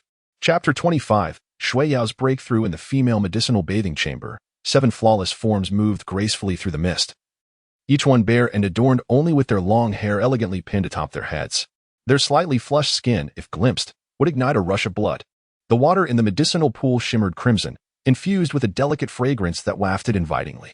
The girls tested the water's temperature with their hands, then gently poured it over their fragrant shoulders as it cascaded down. Once acclimated, they submerged their delicate feet into the water, gradually settling in until fully immersed. After a few minutes, the medicinal effects began to take hold, causing subtle changes in their expressions, though they quickly regained their composure. At this juncture, none dared to be lax. They all commenced their meditative practices. Approximately half an hour later, Shui Yao's soul power surged dramatically, propelling her to a breakthrough at the 26th level. She opened her eyes, her gaze alight with joy. Beside her, Tongxi also opened her eyes, sensing the rising aura of Shui Yao, a smile blooming on her face. "Yao Yao, congratulations on your breakthrough." Shui Yao nodded, then inquired, "Tongxi, how long until your breakthrough?" "It's still early. It's only been a little over half a month since my last breakthrough, so it won't be so soon." "All right," Shui Yu replied, her attention suddenly shifting to Tongxi's chest. "Wow, how is yours so much larger than mine?" "Huh?" Tongxi was momentarily perplexed by Shui Yao's comment, but upon following her gaze, she realized it pertained to her chest, instantly flushing crimson. "Yao Yao, mine is merely a B cup. It's nothing special." "Is there a classification for chests?" "Yes, they are categorized into A, B, and C." Listening to Tongxi's explanation, it felt as though Shui Yao had unlocked a door to a new world. When she heard Tongxi mention only having an A cup, her heart sank. "Tongxi, please tell me, how can I make mine larger?" I don't believe there is a surefire method," Tongxi responded, noticing Shui Yao's expression dimming. She quickly added, "But I do possess a unique massage technique that could help." A radiant smile spread across Shui Yao's face as she exclaimed, "Quickly, tell me." "Hiki, don't rush. First, let me give you a massage," Tongxi said with a mischievous grin. Upon seeing this, Shui Yao blushed like a ripe apple. Yet for the sake of a fuller chest, she dismissed her shyness and presented herself for the massage. Tongxi, momentarily taken aback by Shui Yao's eagerness, nonetheless extended her hands to knead Shui Yao's chest. The scene was breathtaking. For 04, at that moment, in the male medicinal bathing chamber, Xing Tian sat cross-legged in the center of the medicinal pool, the water swirling around him in a vortex. Dong Xuelin and Gao Dalong had already exited the pool, exchanging glances that conveyed their exasperation. "Xuelin, what is our elder brother doing? We can't possibly remain in there." Dong Xuelin shrugged and suggested, "Perhaps we should inform the teacher." But as he finished his statement, the sound of high heels echoed, prompting them to turn and discover Bing Ling's arrival. "Teacher," they exclaimed in unison, hastily covering their vital areas, feeling vulnerable in their nakedness. Yet, Bing Ling paid them no heed, her focus solely on Xing Tian and the medicinal pool, her eyes widening in astonishment. She sensed the medicinal effects being voraciously absorbed by Xing Tian, the once verdant liquid now becoming noticeably clearer. If this continued, It would be entirely depleted within half an hour. You two need not soak any longer. Go run 20 laps around the playground. Bing Ling instructed Dong Xuelin and Gao Long. Their expressions shifted dramatically, glancing at Xing Tian with silent cries of despair. Xing Tian, you've put us in a most unfortunate predicament. Chapter 26, Absorption Complete. Xing Tian continuously absorbed the essence of the medicinal pool, his soul power surging steadily, growing increasingly robust. Ice Spirit stood vigil beside him, her gaze fixed on Xing Tian, ensuring that he could safely harness such an abundance of energy. However, her concerns were unwarranted. For Xing Tian's soul power remained remarkably stable, devoid of any anomalies. The water gradually cleared, and the whirlpool came to a halt. Suddenly, Xing Tian opened his eyes wide. A flicker of brilliance illuminating his gaze, and he raised his head to let out a powerful dragon's roar. Soon, he stood tall, forcefully unleashing several punches that sliced through the air with a resounding thud. His strength had indeed increased. Xing Tian exclaimed with joy. Xing Tian did not notice Bing Ling. Yet she gazed at him in utter astonishment, her eyes fixed on his lower half. Clearing her throat, Bing Ling quickly regained her composure. Teacher, Xing Tian exclaimed, bewildered. Almost immediately, he recalled something and instinctively covered himself, crouching down. However, he was astonished to find that the water had become remarkably clear, rendering his crouch seemingly futile. Teacher, what brings you here? Xing Tian inquired, his face flushed. Bing Ling pursed her lips and replied, you single-handedly absorbed all the medicinal essence from this pool. Should I not come to take a look? Besides, why are you so shy? What is so extraordinary about that? As she uttered the latter, an image of Xing Tian's endowment flashed in her mind, and for some inexplicable reason, it appeared overwhelmingly impressive. Teacher, could you step outside for a moment? I need to get dressed, Xing Tian murmured. Without uttering a word, Bing Ling turned and departed. Seizing the opportunity, Xing Tian hurriedly emerged from the water and donned his garments. Once properly attired, he made his way towards the entrance of the medicinal bathing chamber. Upon seeing Xing Tian, Bing Ling involuntarily recalled the earlier scene, shaking her head to dispel the thought.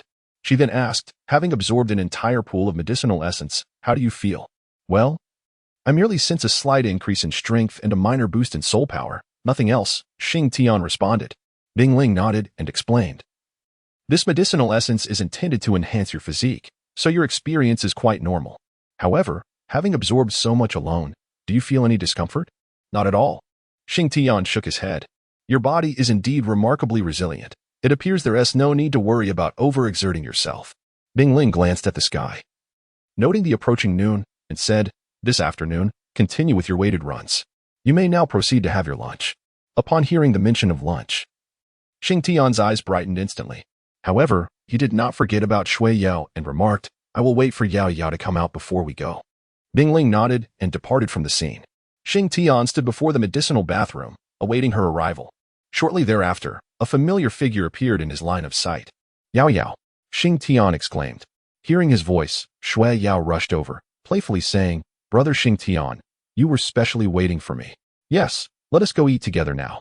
The voices of Gu Si, Yi, and Lin Mo echoed from behind. Let us join you for lunch. Upon hearing this, Shui Yao did not decline. I will go with you all as well, came the voice of Cyria. Shui Yao pouted upon hearing her, wishing to refuse, yet found no valid reason to do so.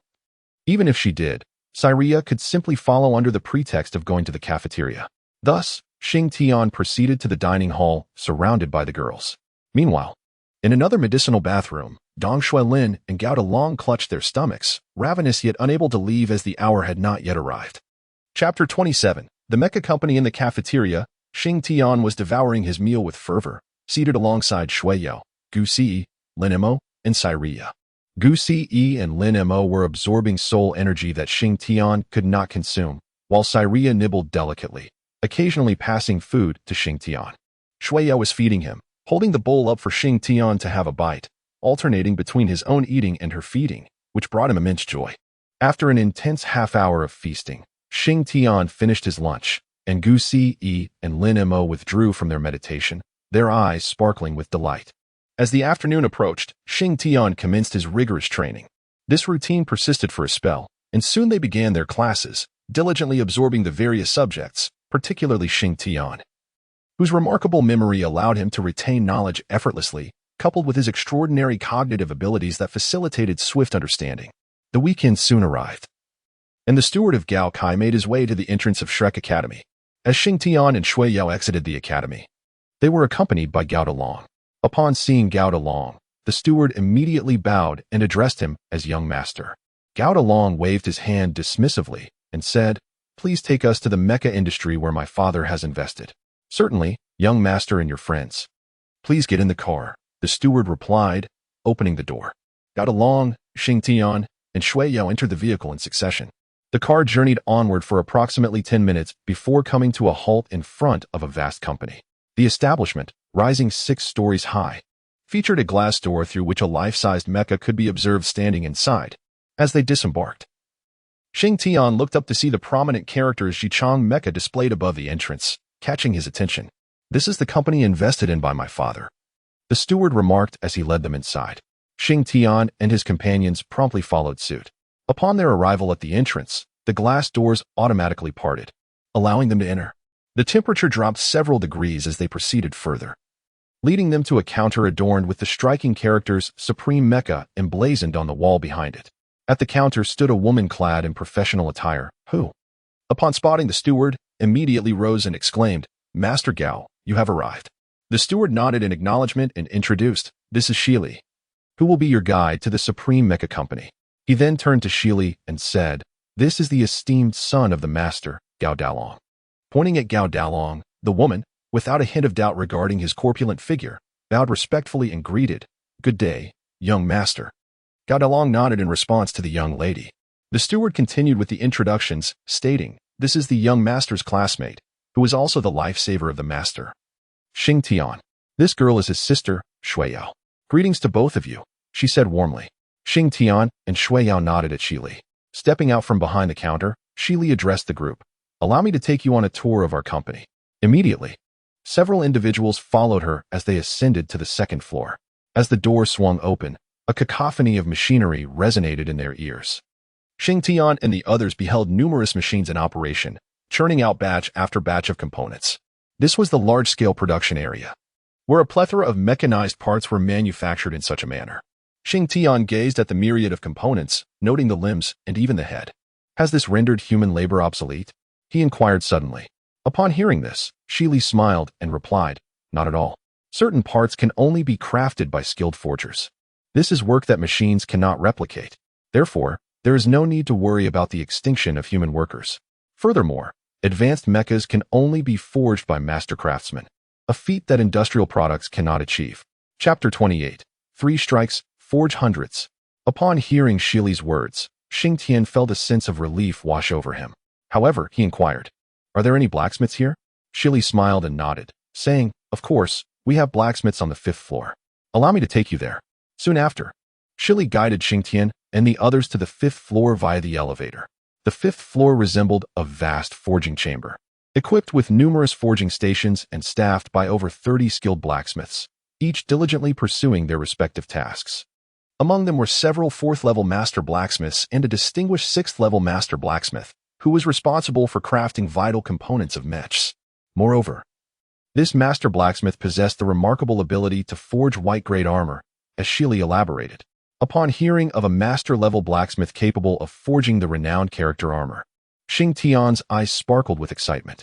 "I believe I can undertake this task, as I have acquired some knowledge in forging. Working here, I am confident that my skills will significantly improve," he expressed to Shili. The steward, upon hearing this, cast a knowing glance at Shili, who understood the unspoken communication. "You were introduced to us by Lord Gao, so we naturally place our trust in you. However, this work is arduous. Are you certain you can endure it?" Xing Tian nodded and remarked, "I have mentioned before that I possess knowledge of forging techniques. For me, forging is a passion rather than a laborious task." "Very well. I shall take care of the necessary arrangements. By this afternoon at the earliest, I could officially become a blacksmith for our company." Indeed, as Xing Tian listened to the rhythmic sounds of forging, he could not help but inquire, "May I try my hand at forging now?" "Certainly, please follow me." Shili led Xing Tian and his companions to the side of an elderly blacksmith. This blacksmith was notably robust, albeit aged, likely in his 40s or 50s. With his upper body bare, his muscular right arm wielded a massive forging hammer to strike the iron. Clang, clang. The resounding echoes of the forging resonated in their ears. While Shui Yao and the others found the noise somewhat unbearable, Shing Tian remained transfixed, his gaze unwavering upon the iron. The metal, initially a mere lump, had undergone significant refinement under the blacksmith's adept strikes, transforming into a sleek block of iron. Yet, through the blacksmith's peculiar techniques, the iron began to take on a new shape. Concurrently, he sensed a surge of soul power emanating from the process, and it was no trivial force. After approximately 10 minutes, a component resembling an axle was skillfully forged. Shing Tian was profoundly astonished. It was his first encounter with such a forging technique that required no mold. Once the blacksmith completed his work, he set down his forging hammer and cast a glance toward Shi Li, completely disregarding Shing Tian and his companions. Shi Li, what brings you and these individuals here? Coughing lightly, Shi Li introduced them. This is Master Chao Yihua, a 6th-level forging master, whom we affectionately refer to as Master Chao. She then turned to introduce Chao Yihua to the others. These are the esteemed Lord Gao Kai's son, Gao Dalong, along with his steward and 2 of his son's classmates. Oh, Master Chao Yihua's gaze scrutinized Shing Tian and his companions, eventually resting upon Shing Tian himself. You must be the one intending to join our company as a part-time worker, am I correct? Indeed, Shing Tian promptly replied.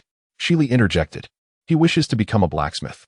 Well, to truly learn something substantial here, one can only do so as a blacksmith, Master Chao Yihua remarked, pausing momentarily before adding. However, prior to that, you must demonstrate your forging skills. Shing Tian originally intended to engage in some forging. Upon hearing Chao Yihua's words, he immediately nodded in agreement.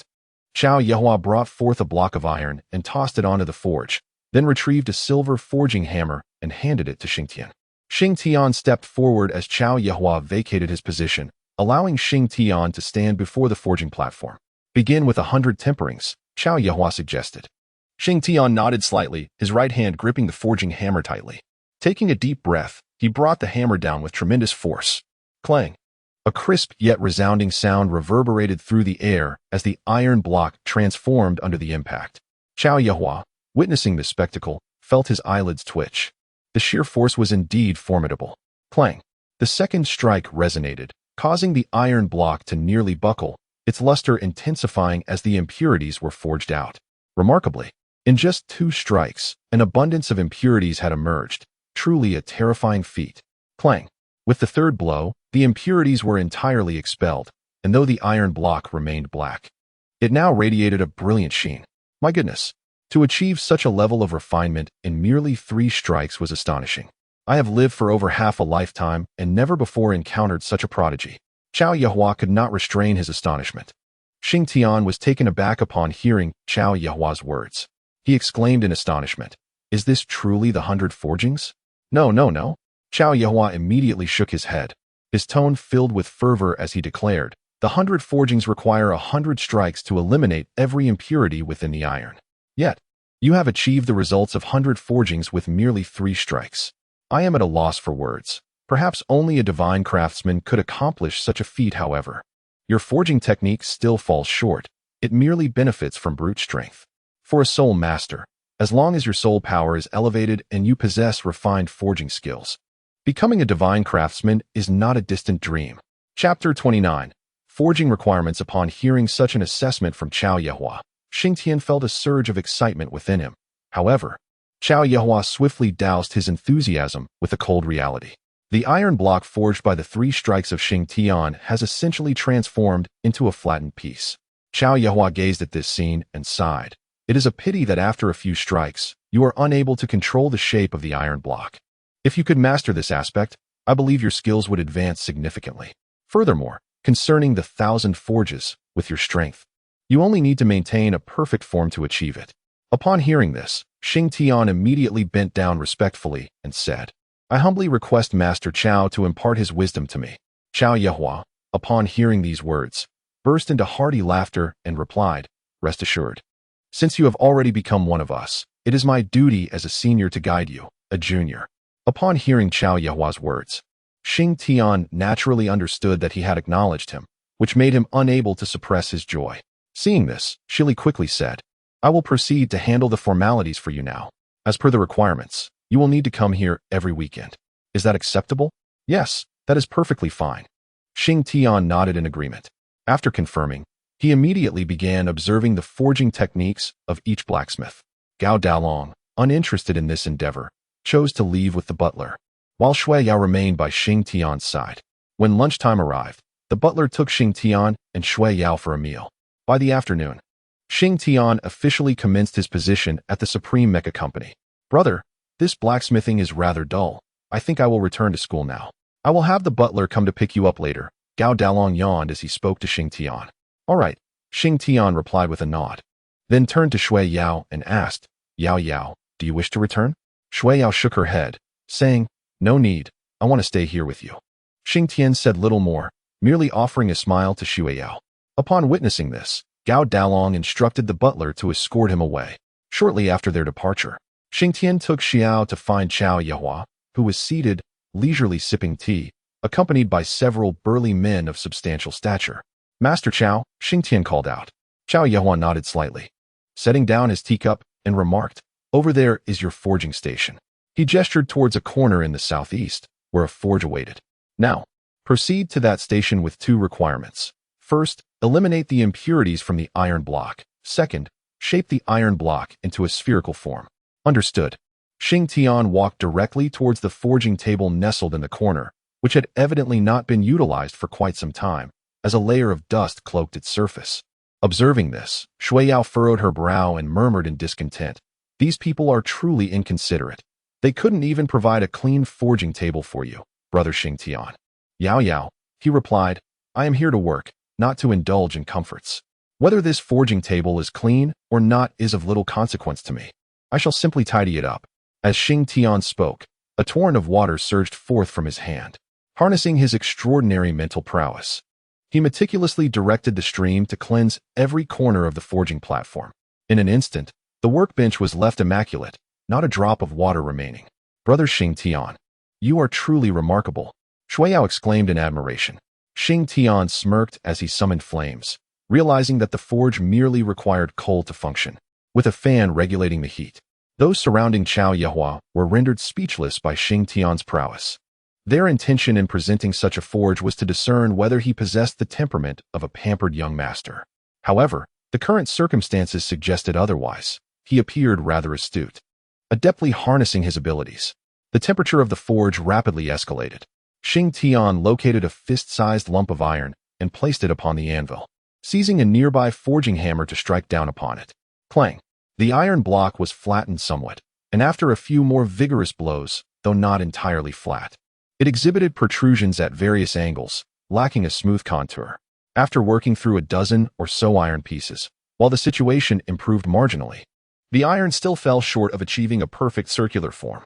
Yet, he remained undeterred, seeking methods to rectify his errors and striving to shape the iron into a rounder profile. Chapter 30. 100 forgings, 1,000 forgings. Several hours later, Xing Tian observed the iron piece on the forge. It was elliptical, still a distance from being circular. Beside him, Shui Yao noticed the beads of sweat forming on his forehead and tenderly wiped them away with a handkerchief.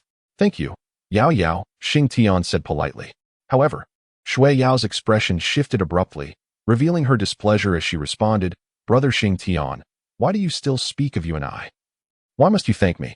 Xing Tian hesitated for a moment before slowly replying, then I shall retract my previous statement. That's more like it, Shui Yao said, lifting her chin defiantly. From now on, there shall be no more thanks. We are inseparable, and I shall always be yours. Now, I must go wash the handkerchief. With that, she turned to leave, leaving Xing Tian in a state of bewilderment.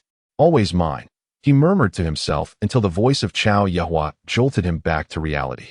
What are you daydreaming about, lad? Nothing at all. Xing Tian quickly shook his head, returning to his forging. Chao Yehua observed his technique, shaking his head in disapproval. This approach is insufficient.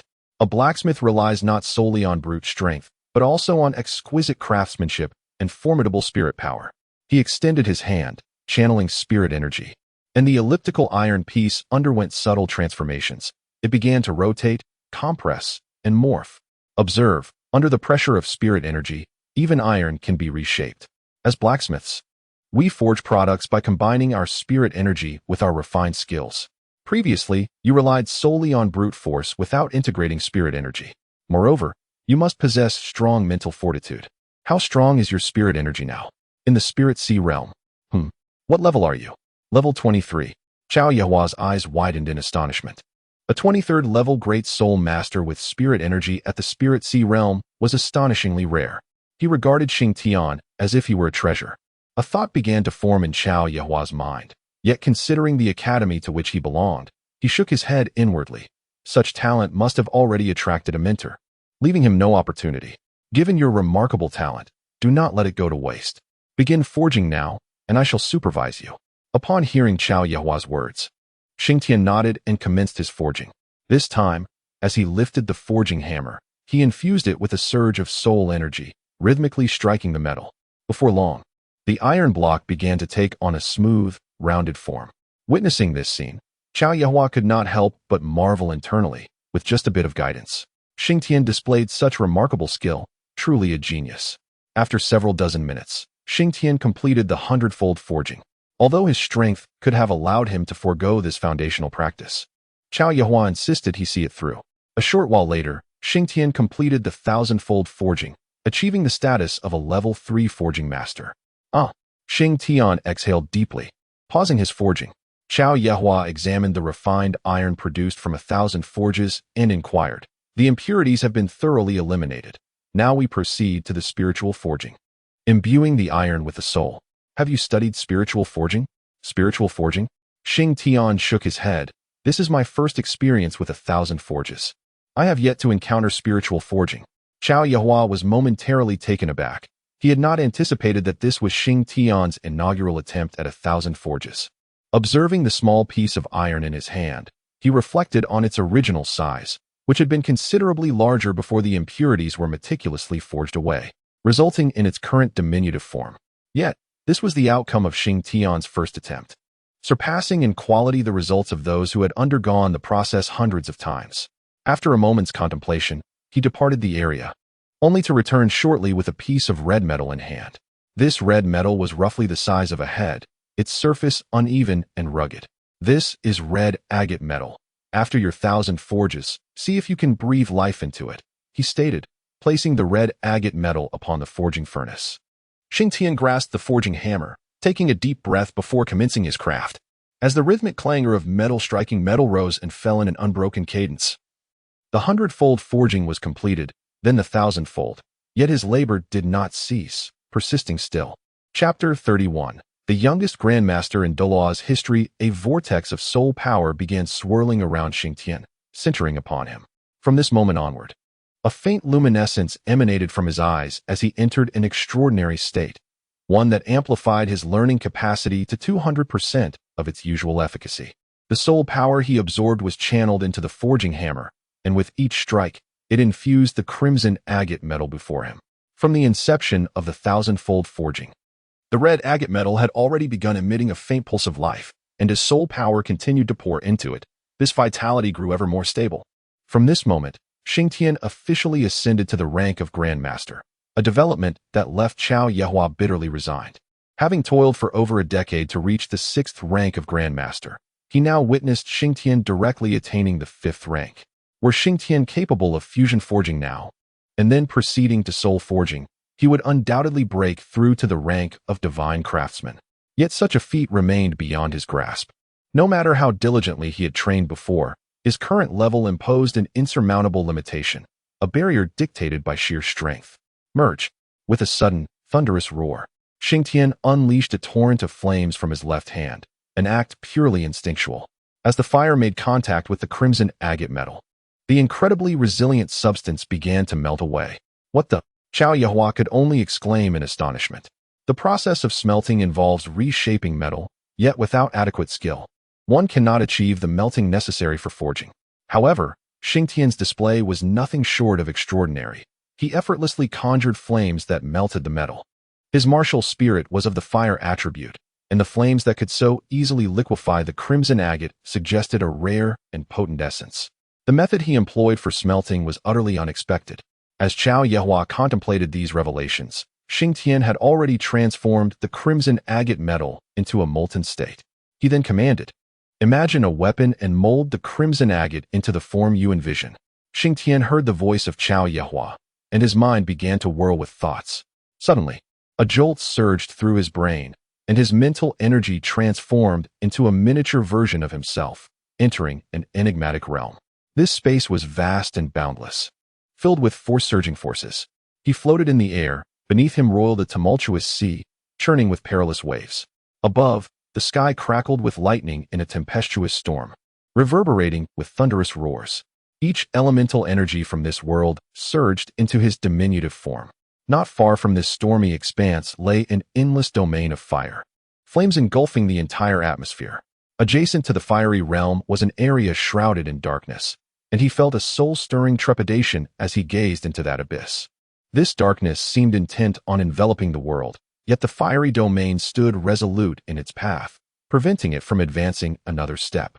Shing gazed upon the expanse of the sky, contemplating his own visage, and recalled a certain realm, the Sea of Consciousness.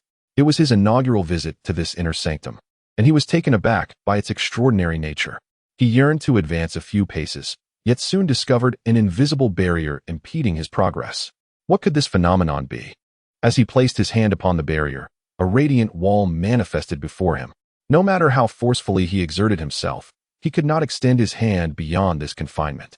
However, not far away, a colossal golden hammer materialized, its head measuring several meters in height, with a handle equally extensive. Adorning the hammer were several sinuous five-clawed golden dragons, their heads directed toward a gem atop the hammer, as they appeared to engage in a fierce contest over the precious orb. The handle was entwined by a robust five-clawed golden dragon, its scales etched with distinct patterns. The creature coiled around the handle, leaving a space at its center, which served as the grip for wielding the hammer. Shing fixed his gaze upon the hammer, and as his attention flickered, he returned to the present moment, staring blankly at his surroundings. When he noticed Chao Yehua's piercing eyes focused intently on the object in his hand, he turned to look as well. The red agate metal had indeed coalesced into the hammer he had witnessed in the Sea of Souls, albeit in a diminutive form. Moreover, the dragon and phoenix jade pendant emanated an invisible radiance, infusing the hammer with its essence. At that moment, the hammer glowed a vivid crimson, casting an enchanting red light that captivated everyone in the forging chamber. Shing quickly, drip your blood upon it, Chao Yehua suddenly shouted. Shing immediately complied, biting his index finger to squeeze a drop of blood onto the hammer. As his crimson droplet touched the weapon, the hammer trembled violently before erupting in a radiant scarlet glow that engulfed the entire forging chamber. Everyone instinctively shut their eyes, except Shing. His unwavering gaze remained fixed upon the hammer, where the engraved dragon seemed to awaken, swirling through the air with astonishing vitality.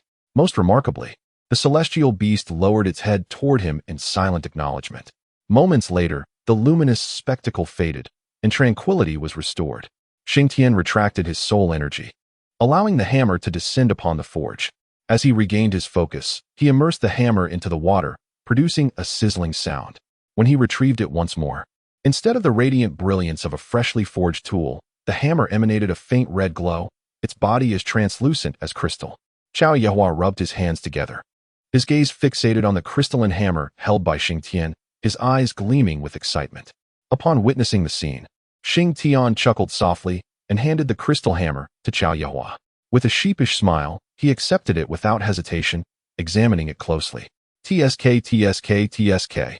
This forging is at a 6th level master standard. The quality you have achieved is truly remarkable, Chao Yehua remarked, casting a curious glance at Shing. How old are you this year? 14, came the reply. Chao Yehua felt a sudden constriction in his throat as he fixed his gaze intently on Shing Tian's eyes and asked, "Are you certain this is your first attempt at forging?" "Indeed. But how were you able to achieve fusion so effortlessly?" "Although the method of fusion varies slightly, it still falls under the category of fusion forging. I cannot explain it either. I simply hammered away and instinctively unleashed the flame of my martial soul to facilitate the fusion." Chao Yehua was rendered utterly speechless by Shing Tian's response. Perhaps this was the essence of genius, he mused, feeling an inexplicable pang of envy within his heart. A 14-year-old forging master on the Douluo continent is undoubtedly a prodigy among prodigies, arguably second to none. However, forging also requires a certain temperament. He did not react with shock or excessive emotion.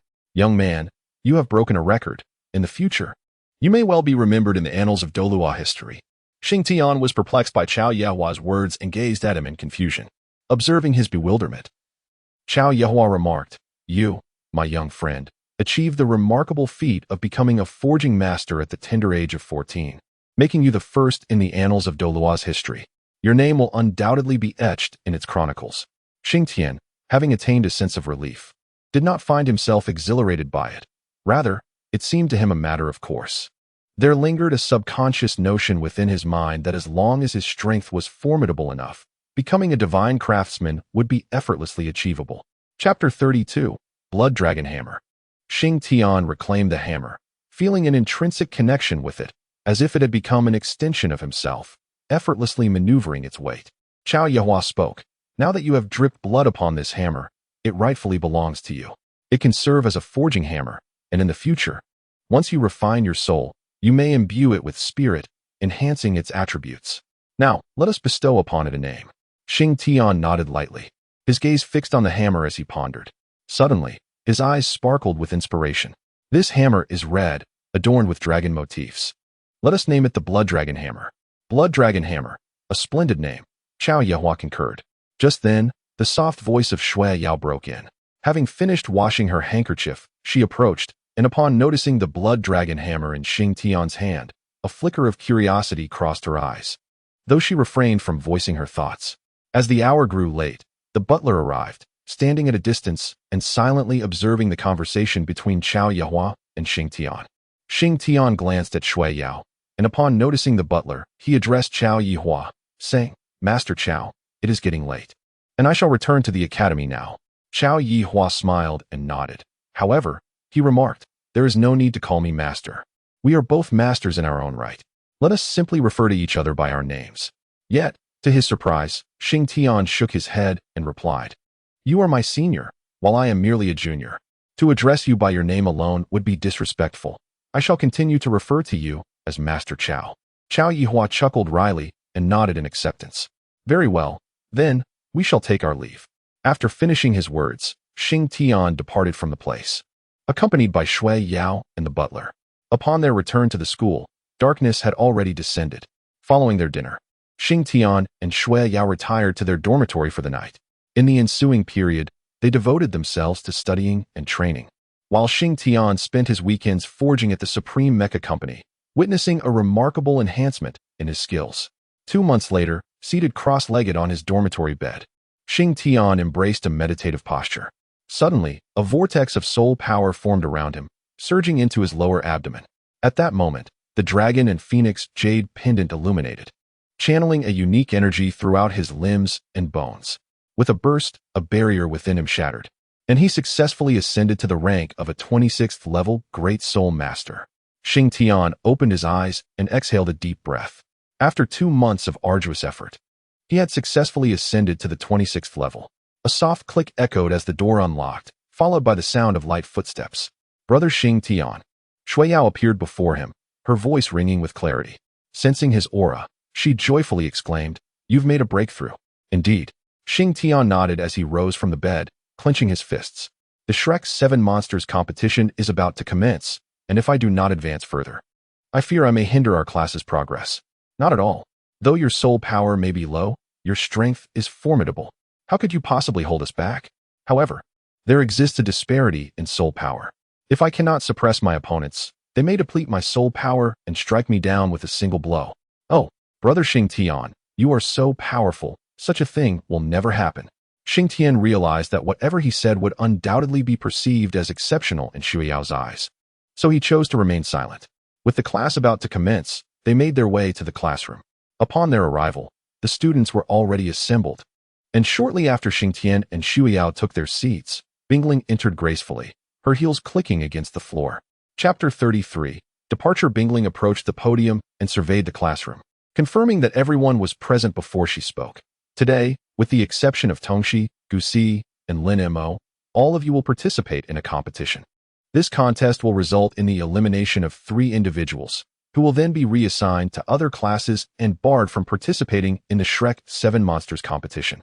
The students reacted to Bingling's announcement with an air of expectation rather than surprise, except for Tongxi, Gusi, and Lin Mo teacher, Why are we exempt from the competition? Tongxi inquired. Bingling turned her captivating gaze toward Tongxi and explained, the three of you hold positions within the team that do not conflict, which is why elimination is unnecessary for you. However, the others possess conflicting roles within the team, necessitating the elimination of 3 members. Teacher, what will the elimination process entail? Xingtian asked. Upon hearing Xingtian's question, Bingling's lips curled into a slight smile as she replied, Shua Yao, Celia, Changqing, Xiang Yuan, Dong Xueling, and Gao Dalong will engage in a series of individual duels. From these 6 contenders, 3 victors will emerge. You must defeat 2 of these 3 champions. Should you fail, you will be eliminated. The 3 who lose will compete again until the final victor fills the last vacant position. Xingtian's expression subtly shifted, pondering why he was required to defeat 2 opponents, a notion that seemed rather targeted. Upon hearing Bingling's remarks, Xiuyao expressed her discontent, rising to question, Teacher, why must we engage in one-on-one duels, yet Xingtian must triumph over 2? Bingling replied, it is because of his formidable strength. If you seek further clarification, I must emphasize that should he emerge victorious, he will undoubtedly be appointed as the squad leader. Thus increasing the challenge serves as a test of his capabilities. For the role of a leader is not one to be taken lightly. As Xiuyao continued to speak, a mere glance from Xingtian silenced her. He addressed Bingling, stating, Teacher, I shall give it my utmost effort.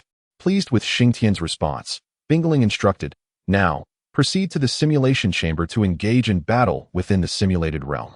Inside the simulation chamber, rows of 3-meter-long simulation pods awaited. Bingling guided her class to this venue. The first match featured Gao Dalong against Xiang Wan. The second match had Dong Xuelin facing Changqing, and the third saw Xiuyao up against Cyria.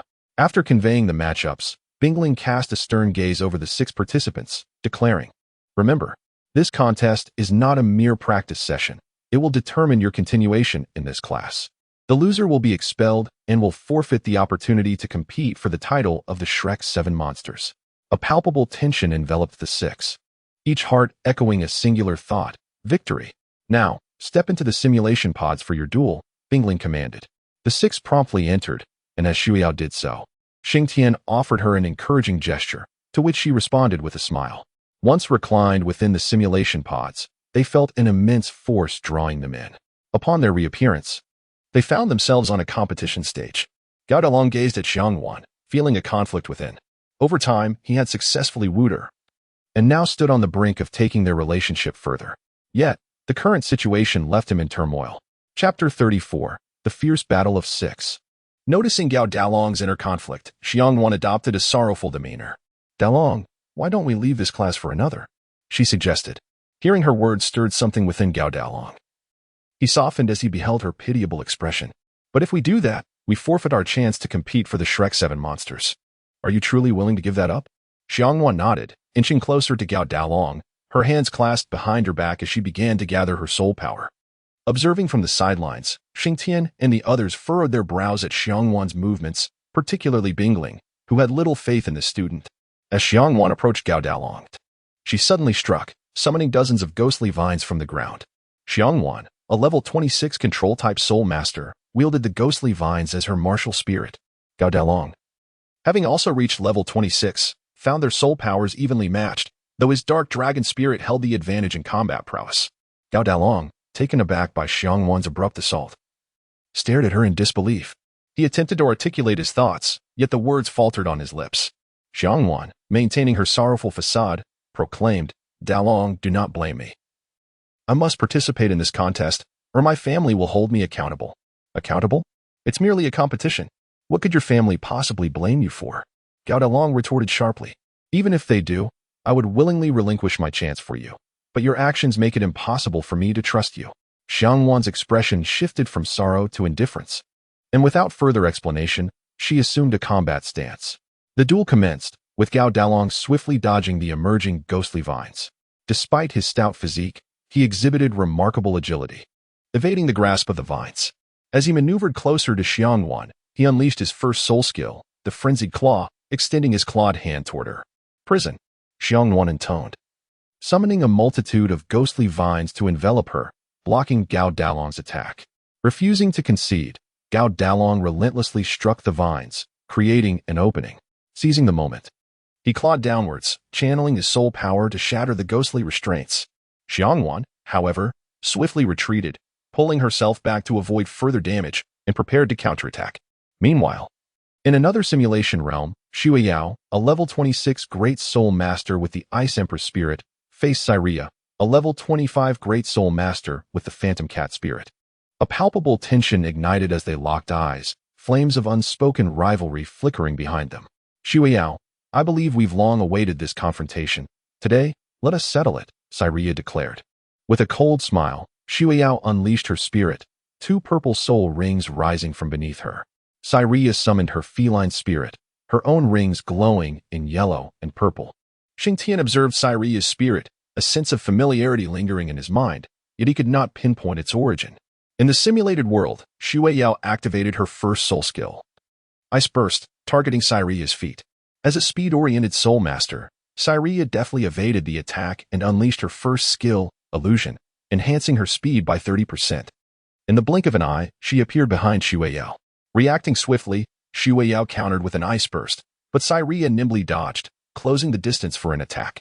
However, as a control-type soul master, Shua Yao was not easily outmaneuvered. Just as Cyria approached, Shua Yao conjured a binding ice wall before her. And had Cyria not been quick on her feet, she would have been frozen in place, granting Shua Yao the opportunity to strike. Cyria sought openings to attack. Yet Shua Yao's control kept her at bay while simultaneously launching counterattacks, placing Cyria at a disadvantage. In another simulation realm, Dong Xuelin, a level 28 Great Soul Master wielding the Shura Sword, faced Ching, a level 27 Great Soul Master with the Windfire Gun. Both had summoned their martial spirits. With Dong Xuelin bearing 2 purple soul rings and Ching 2 rings of yellow and purple. I shall not show mercy simply because you are a woman, Dong Xuelin asserted. Ching, her expression cold, retorted, I do not expect you to show mercy. However, it remains to be seen whether you can defeat me. Let us settle this in combat. Dong Xuelin replied. Dong Xuelin departed from his position, wielding the Azure Sword, which he thrust directly towards Ching. As he advanced, a fierce surge of soul power emanated from him, creating an almost palpable sense of pressure. Ching raised her Windfire Gun without hesitation, countering Dong Xuelin's assault. Their weapons clashed, generating sparks as soul power erupted violently from the tips of the sword and gun. Dong Xuelin deflected the Windfire Gun and unleashed his first soul skill. Bloodthirst. The eyes of the Azure Sword opened, releasing a torrent of blood energy as he slashed towards Ching, sending forth a wave of Crimson Sword energy. In response, Ching activated her first soul skill, Flame Gun. This skill enhanced the power of her Windfire Gun by 20% and enveloped it in searing flames, bestowing a burning effect. The flames engulfed the entire Windfire Gun as she thrust it forward to counter the incoming sword energy. However, the might of the sword energy was formidable. She could not withstand it for long and was ultimately sent flying. With a cough, she spat out blood. Wounded by the overwhelming force of the Azure Sword, Dong Xuelin stood a short distance away, his voice cold as he remarked, You cannot defeat me. Surrender now. Humph. Ching scoffed, quickly rising from the ground. She extended her hand, and the Windfire Gun returned to her grasp. Today, either you perish or I shall. With that fierce declaration, she charged forward, gripping her weapon tightly. Dong Xuelin shook his head, vanishing from sight. In the simulated world, only a blood-red figure and a crimson silhouette intertwined, their collisions unleashing astounding power. Observing the battle from outside, Shing and the others, with the exception of Bing Ling, felt a surge of tension as they watched the 3 battles unfold. Tongxi's gaze remained fixed on the simulated world of Dong Xuelin, and upon witnessing him maintain the upper hand against Ching, she let out a sigh of relief. Shing gazed intently at the fierce battle between Shua Yao and Cyria. Their combat evenly matched, filling his heart with profound worry. Yao Yu, give it your all.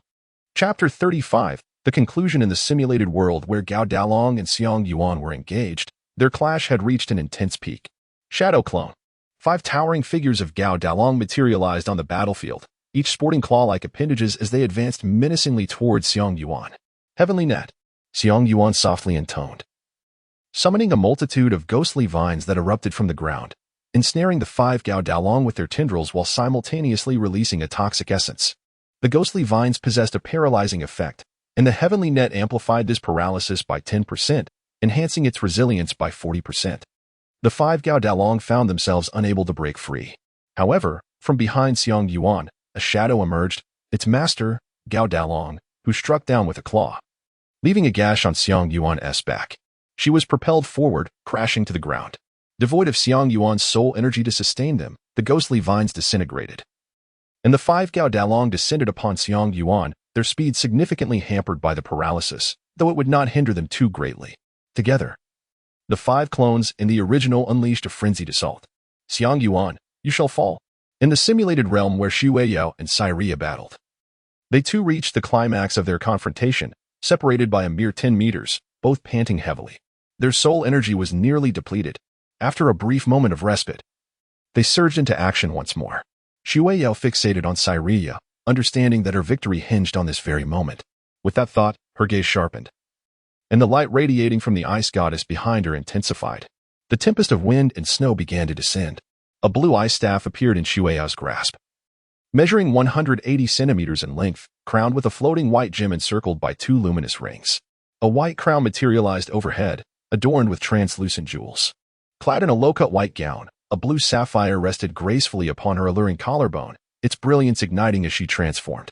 Her azure eyes sparkled with an otherworldly clarity, as if they could pierce through the very fabric of reality. Snow blanketed the ground, plummeting the temperature by several degrees. She levitated several centimeters above the earth, her gown billowing as if caught in an unseen breeze. In that moment, she embodied the queen of this realm, wielding her ice staff, her gaze commanding the world. True martial soul. The ice spirit gasped in astonishment. How is this possible? How could a grand soul master manifest their true martial soul? Her eyes reflected disbelief, struggling to comprehend the unfolding spectacle. Shing Tian observed the unfolding events with an air of calm, for he recognized that what lay before him was not the manifestation of a martial soul, but rather the innate domain possessed by Shui Yao, the domain of snow. Teacher, this is Yao Yao's domain, not her martial soul's true form, he explained. Domain? Bing Ling exclaimed in astonishment. She found it somewhat acceptable that Shui Yao possessed a martial soul, yet the concept of a domain was beyond her comprehension. How could a grand soul master wield such a power? The notion seemed implausible to her. A domain is an exceedingly formidable skill. Those who possess it experience a significant enhancement to their abilities. For instance, Shui Yao's domain of snow bestows upon her adversaries a 50% reduction in speed while simultaneously augmenting her own soul power by 50%. This enhancement scales with her level, additionally providing an overall attribute increase of 50%. Within this domain, she reigns supreme. This is the terrifying nature of such a power. With a chilling breath, Shui Yao exhaled a frosty mist that seemed to cut through the air. Her gaze fixated on Seiya, an invisible pressure emanating from her being. Seiya's complexion shifted in response to this newfound intensity. Curse be it. It cannot be a domain. This is impossible. How could she possess such strength? A voice roared within Seiya's mind. As Seiya processed this revelation, a look of apprehension crossed her features. Within the domain, unless one possessed extraordinary strength or their own domain, resistance was futile. Witnessing Shui Yao's display of power, Seiya understood that her chances of victory were utterly extinguished.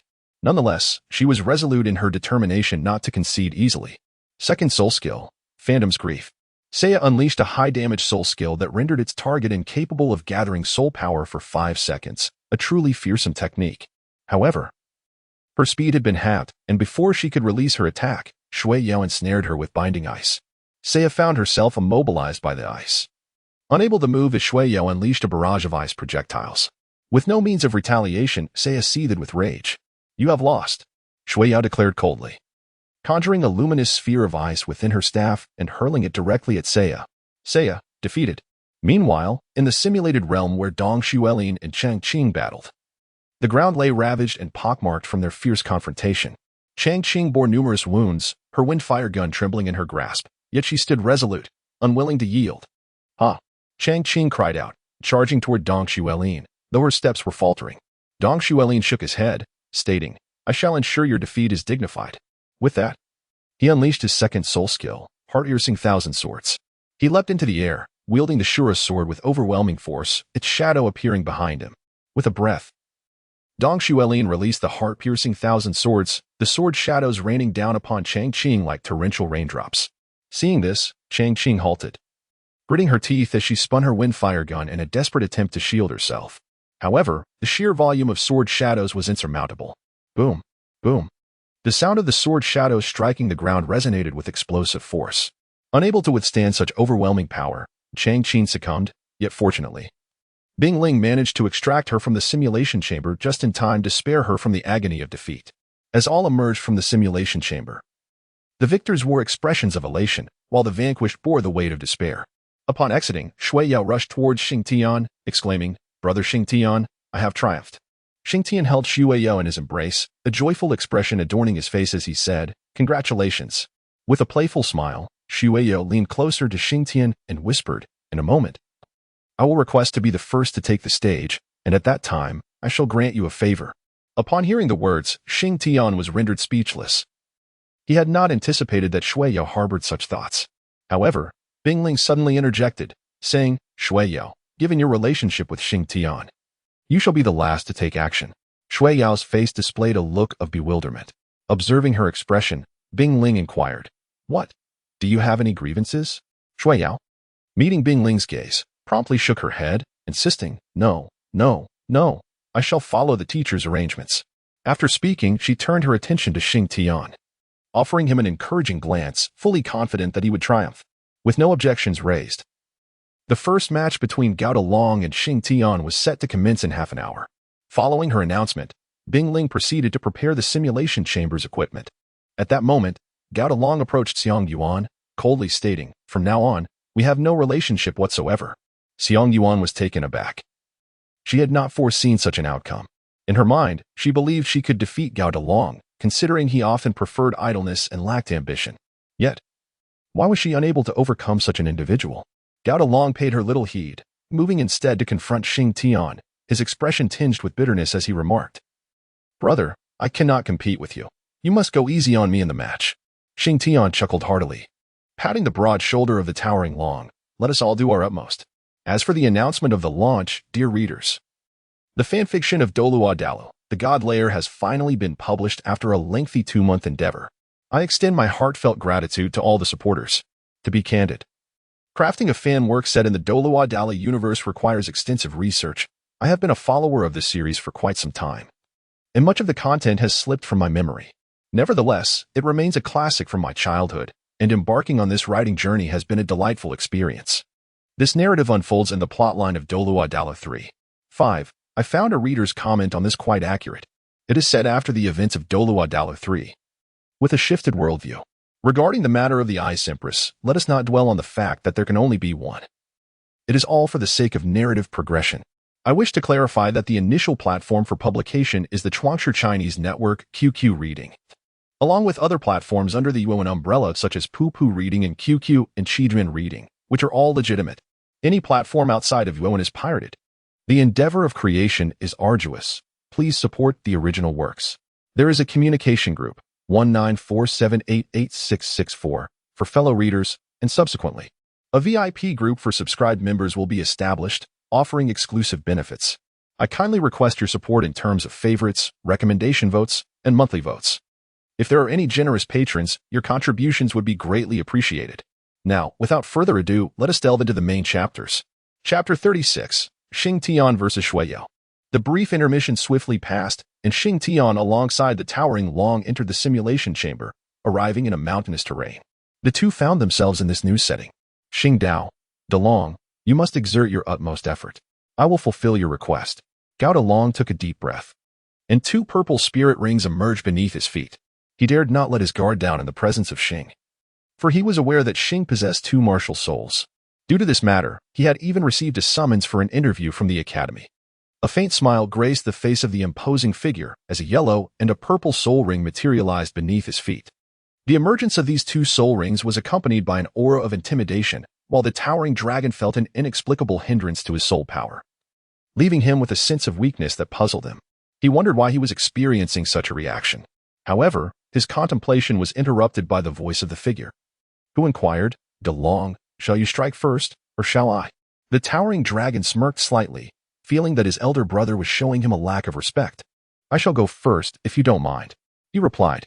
No sooner had the words left his lips than he invoked his second soul skill, Shadow Clone, manifesting 5 identical versions of himself before the figure.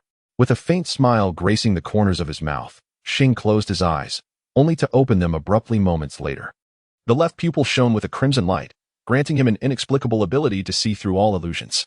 The formidable doppelganger of the towering dragon before him seemed utterly ineffective. Casting a sweeping glance, Shing discerned the whereabouts of the colossal dragon, whose figure had vanished, sprinting towards the second towering dragon on the left. Without a moment's hesitation, he unleashed the divine dragon claw. As the dragon claw surged forth, an intangible aura emanated from Shing, rendering the towering dragon motionless, bewildered by its own inability to move. It appeared as though its own martial soul had rendered it paralyzed. No, the truth was that its martial soul was paralyzed by fear, terror, and reverence. With a resounding thud, the towering dragon was sent flying, rolling several times before coming to a halt. Witnessing this, Shing was equally perplexed, given the towering dragon's speed. It should have been able to evade his attack. Why had it not? Observing from the sidelines, Bingling furrowed her brow. She had meticulously studied each student, and she knew that the towering dragon could have dodged that attack, yet it had remained frozen in place, a mystery that confounded her. Shing did not hesitate.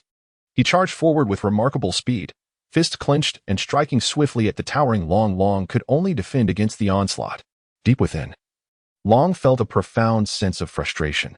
For reasons unknown, he found himself unable to summon his soul power during this battle with Shing, and his martial spirit refused to manifest, leaving him in a state of bewilderment. Long, why aren't you fighting back? Shing inquired amidst his relentless assault. Long's face bore a pained expression as he replied, I wish I could, but for some reason, I cannot gather my soul power. Shing halted his actions, gazing perplexedly at Gao Dalong. Why is your soul power unable to ascend? I am unaware. Gao Dalong's face was etched with anxiety. The match could only be halted due to the circumstances. Upon exiting the simulation chamber, the two conveyed the reasons to Bingling, who was taken aback by such an occurrence.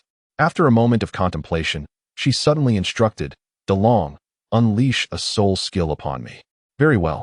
Gao Dalong summoned the dark magic dragon, which let out a thunderous roar before unleashing its claw strikes towards Bingling. In that instant, his soul power surged. Yet Bingling's formidable strength was unfathomable. With a mere wave of her hand, Gao Dalong was sent sprawling. Has your soul power increased? He inquired from the ground. Yes, it has, he replied. Good, Bingling acknowledged with a nod.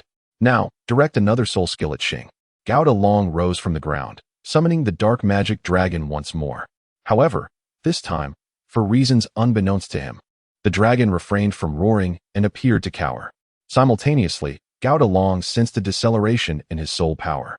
Teacher, my soul power is slowing down again. He lamented with a distressed expression. It seems to be the case, Bingling responded, her face reflecting understanding. What is happening? Gao Dalong asked anxiously, as this directly affected his martial soul. Instead of rushing to explain, Bingling sought to further validate her hypothesis and instructed, You two should launch a joint attack against me. Shing and Gao Dalong were immediately perplexed, unsure of why Bingling requested such actions. Nevertheless, despite their confusion, they both launched their attacks against Bingling simultaneously. The dragon unleashed a resounding roar, while the towering dragon brandished its ferocious claws. The roar of the dragon's chant reverberated, and the towering dragon sensed an exhilarating surge within its martial spirit, resonating in harmony with the dragon's cry. His soul power appeared to amplify significantly, and together, they executed a formidable joint attack that compelled the ice spirit to harness its soul power merely to withstand the onslaught. Shing and Gao Dalong were staggered back a few steps by the powerful force of ice spirit, both displaying astonishment in their eyes. When Gao Dalong employed his fierce claw technique, Shing harnessed a surge of soul power to assist him. This support did not deplete his own soul energy. Rather, it resulted in a remarkable feedback of soul power from Gao Dalong's martial spirit. Shing immediately expressed his feelings to Bingling, and upon hearing him, Gao Dalong nodded repeatedly as he shared the same sentiment. The onlookers, including Shui Yao, were inexplicably reminded of the fusion techniques of martial souls. Teacher, could they be utilizing a martial soul fusion technique? Shui Yao inquired. Bingling shook her head and explained, Shing's dragon martial soul must belong to the pinnacle category. Although I am unfamiliar with this particular martial soul, Shing refers to his as the divine dragon martial soul, which is undoubtedly an exceptionally rare and superior dragon martial soul. Such a dragon martial soul exerts a powerful suppressive effect on similar souls. As an adversary, it would impose restraint, while as an ally, it would enhance the capabilities of its companions. Then why didn't we experience any enhancement during our previous battle? Shing questioned. That I cannot ascertain, but given your circumstances, it seems that DeLong cannot fight alongside you, as you exert some degree of suppression over him. Bingling shifted her gaze to Shui Yao. You should engage in combat with Shing, but do not hold back. If you do, I shall declare Shing the loser. Teacher, you need not worry. Shui Yao turned to Shing and declared, Brother Shing, since the teacher has stated it, you must not hold back either, for if you lose, we shall not be able to remain together. With that, she promptly entered her simulation pod, and Shing, chuckling softly, followed suit. The two found themselves in a forest, standing in a spacious clearing surrounded by dense woods. They faced each other, standing in silence, exchanging no words.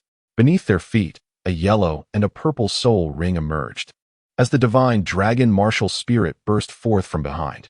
The dragon, with its mighty claws, struck the air, accompanied by resounding thunder, and rain began to pour. Under Snow Yao's feet, two purple soul rings materialized, and from behind, the Ice Snow Maiden emerged. With a mere wave of her hand, snow and ice descended, causing the temperature to plummet instantaneously. The scene was a striking juxtaposition of torrential thunderstorms on one side and a cascade of ice and snow on the other, exuding an overwhelming aura. Chapter 37. Victory and defeat. Xingtian sprang into action, unleashing the divine dragon's claw to strike at Shui Yao. Unfazed, she stood resolutely, her demeanor unyielding. Just as Xingtian approached, a luminous circle materialized beneath his feet. The ice prison. As Xingtian found himself enveloped within the luminous circle, he swiftly retreated to evade the soul technique. Fortunately, his agility allowed him to escape the frigid confinement. A mischievous glint appeared on Shui Yao's face, as if she were subtly warning Xingtian not to underestimate the situation. Xingtian shook his head in resignation, yet his expression grew solemn. Although Shui Yao possessed similar control abilities, once ensnared by her, he would be left defenseless against her assaults, a scenario he wished to avoid. Yao Yao, be cautious. Xingtian uttered these words and immediately unleashed a dragon's roar. The thunderous sound left Shui Yao momentarily dazed. Seizing this opportunity, Xingtian charged forward. Just as he approached Shui Yao, she regained her senses, but by then, she was unable to summon the binding ice. In this critical moment, Shui Yao swiftly unleashed an ice explosion to defend against Xingtian. Xingtian was struck, yet he remained undeterred, resiliently enduring the blow with his formidable physique. Dragon's Claw. With a single swipe, Xingtian sent Shui Yao flying through the air, skillfully controlling his strength to ensure she remained unharmed. As she tumbled to the ground, her clothes became soiled, prompting Xingtian to halt immediately. Yao Yao, are you all right? He inquired with concern. However, Shui Yao remained silent, rising from the ground without a moment's hesitation. She unleashed a binding frost at Xingtian's feet, catching him off guard and leaving him frozen in place. Without delay, Shui Yao followed up with an ice explosion, propelling Xingtian backward. He rolled several times on the ground before finally coming to a halt. Xingtian rose to his feet, a bitter smile adorning his face as he beheld the icy remnants upon his visage. Brother Xingtian, we are within a simulated realm. Unleash your full potential in battle. I shall not hold back either, Shui Mei declared, conjuring a soul skill directed at him. Observing this, Xingtian swiftly evaded her attack. The onlookers, including Tangshi, stifled their laughter at the spectacle. Shui Mei is rather merciless, exploiting Xingtian's reluctance to strike her with full force through such tactics, Tangshi remarked with a chuckle. Gusi added with a grin. After all, the teacher advised against leniency. Shui Mei has no choice but to proceed this way. Gao Dalong and Dong Shue, overhearing the girls' exchange, could only sigh inwardly. Shui Mei had already reached the 27th level, while Xingtian stood at 26, a mere level apart, yet one that Xingtian could hardly dismiss, given their relationship, which likely restrained him from truly engaging her. At that moment, Xingtian was evading Shui Mei's first soul skill, Ice Explosion. The instant a gap appeared, he sought to close in for an attack. However, Shui Mei's control over the battlefield was exceptional. As soon as he approached, a binding ice manifested beneath his feet, thwarting any chance he had to advance. Brother Xingtian, I am a control-type soul master. It is not easy for you to come near me. Shui Mei teased playfully. Is that so? Xingtian halted, inquiring, what if I manage to approach and capture you? Shui Mei feigned deep contemplation before responding in that case. I shall have you wash my clothes for a month. Conversely, if you fail to catch me, you shall do my laundry for a month. Xingtian smiled and willingly agreed to Shui Yao's request. Yao Yao, be careful. Xingtian uttered a phrase, and the celestial dragon behind him roared fiercely. Lightning crackled around Shing Tian's form as he pointed his right hand toward Shueyao, summoning bolts of lightning to strike down upon her.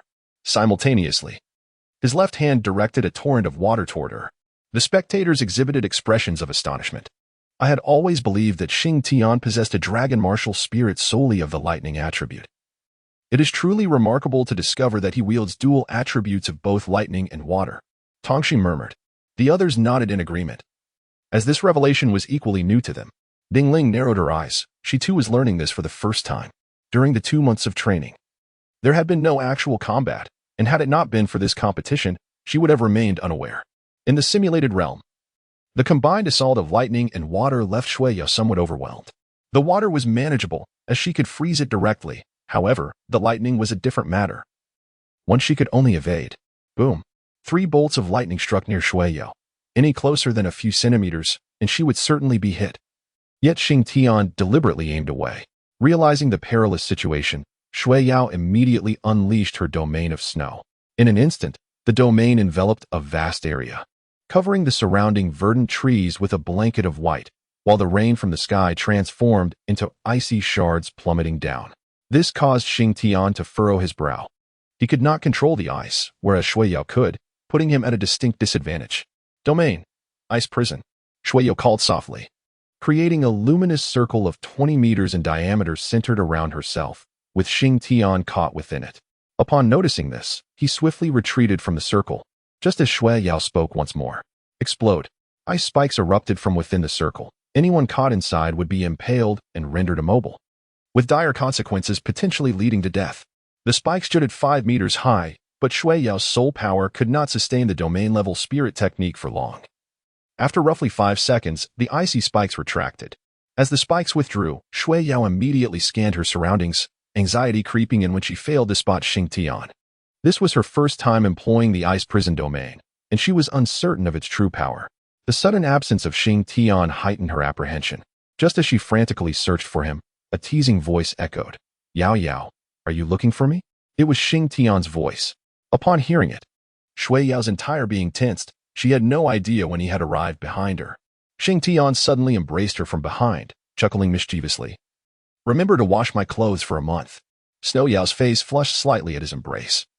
Yet she did not forget that they were still in the midst of battle. She retaliated with a swift strike. With such a strike, Shing Tian clutched his chest and cried out in agony. Yao Yao, why do you exert yourself so forcefully? My heart aches. Upon witnessing the pained expression on Shing Tian's face, Shueyao swiftly approached him, her brow furrowed with concern, and inquired, Brother Shing Tian, are you all right? Shing Tian's lips curled into a subtle smile as he unleashed the dragon claw to strike at Shueyao, catching her completely off guard. The blow disrupted her domain of snow, sending her hurtling backward. Without hesitation, Shing Tian rushed forward, wrapping his left arm around her waist while his right hand, shaped like a claw, rested against her flawless neck.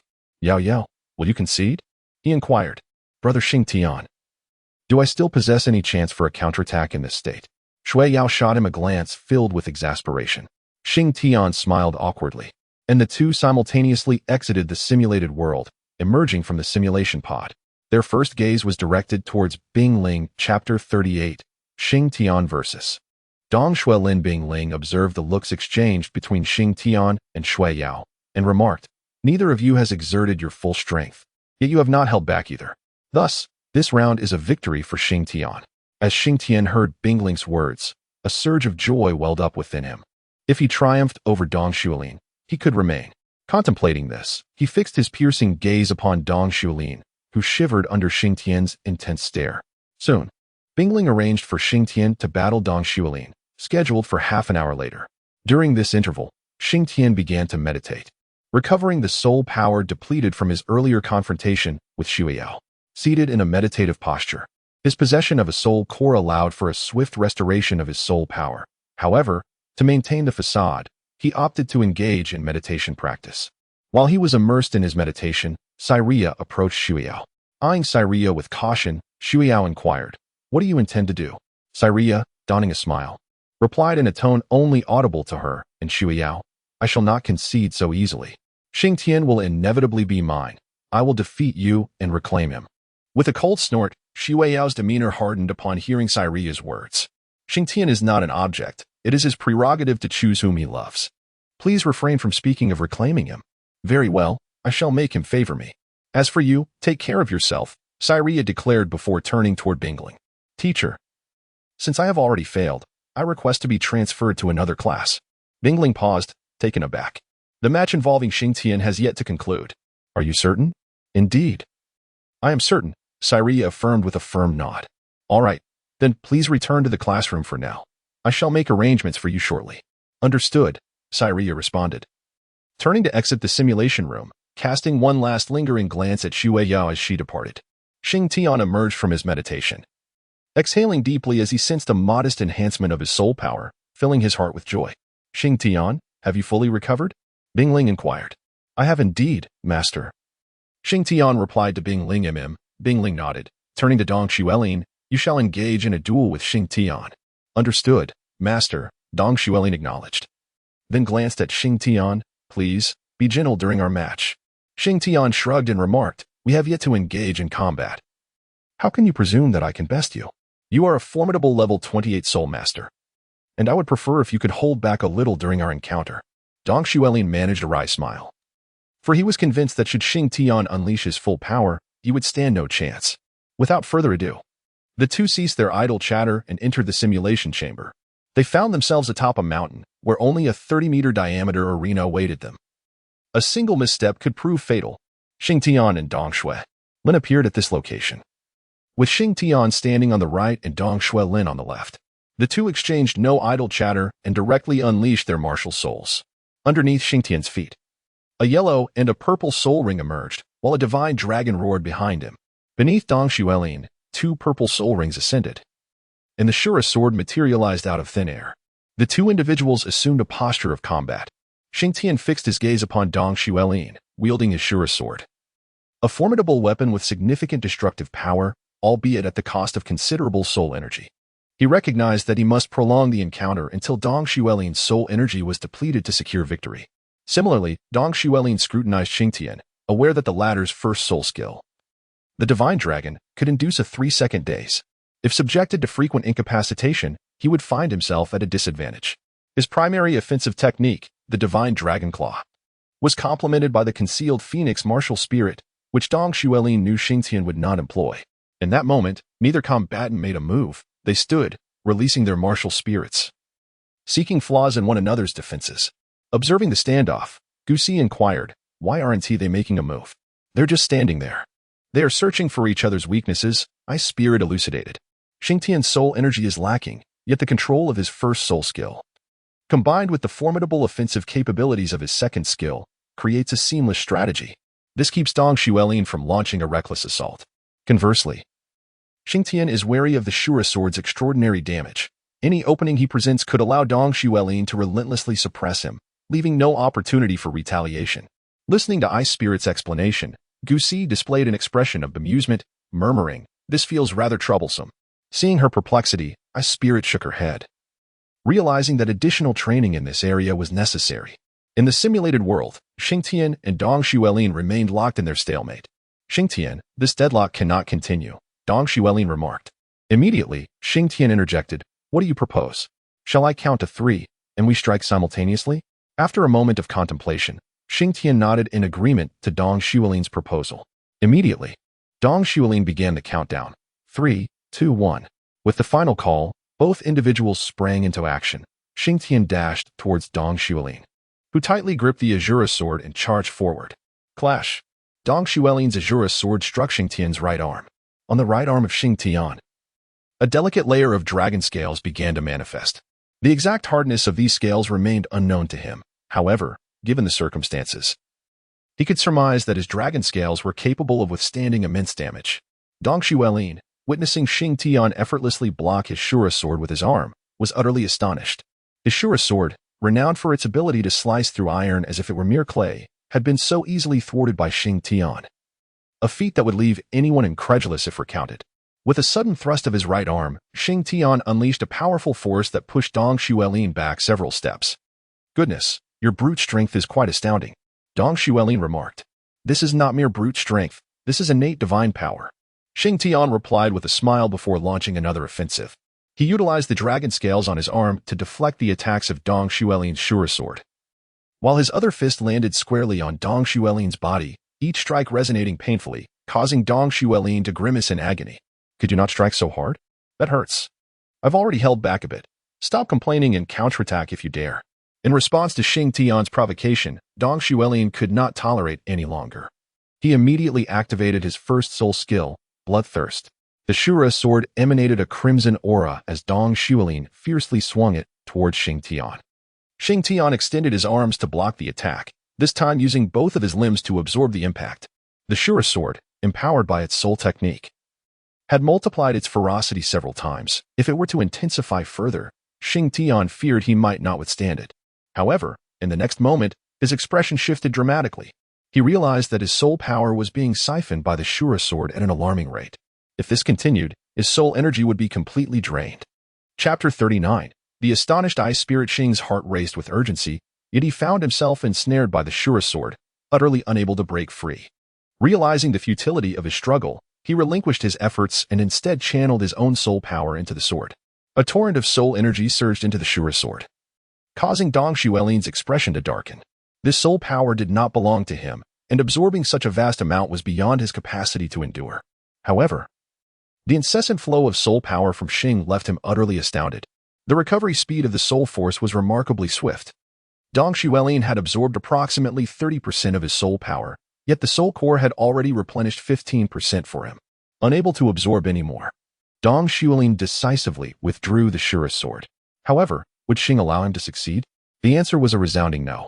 Shing seized the Shura sword, channeling his soul power into it. Dong Xueline's expression instantly turned grim. The excessive absorption of soul power that did not belong to him became unbearable. Ah! Dong Xueline cried out, releasing his grip on the Shura sword and retreating. Shing, in a swift motion, grasped the Shura sword and spun it before delivering a strike towards Dong Xueline. Dong Xueline stared, bewildered, as Shing wielded his own Shura sword to unleash a wave of sword energy. What was happening? Ice Spirit, too, widened her eyes in disbelief. Unable to fathom the scene before her, Shing was actually able to utilize Dong Xueline's Shura sword. After a moment of contemplation, she swiftly shut down the battle's visual feed while the others were still in shock, then turned to retrieve her soul-guided phone to call someone. Impossible! How can you use my martial soul? Dong Xueline dodged Shing's attack, his eyes filled with incredulity. He felt as if his martial soul had slipped from his control, creating a tenuous connection that rendered him incapable of retrieving the Shura sword. This left him utterly astonished. I do not know why this is possible. It must be an innate ability, Shing remarked to Dong Xueline. I return the sword to you. Let us continue. The executioner hurled the Shura sword towards Dong Xueline. As Dong Xueline caught the Shura sword, the ability to wield it surged back within him, a familiar sensation that brought him a sense of relief. Now, let the battle commence.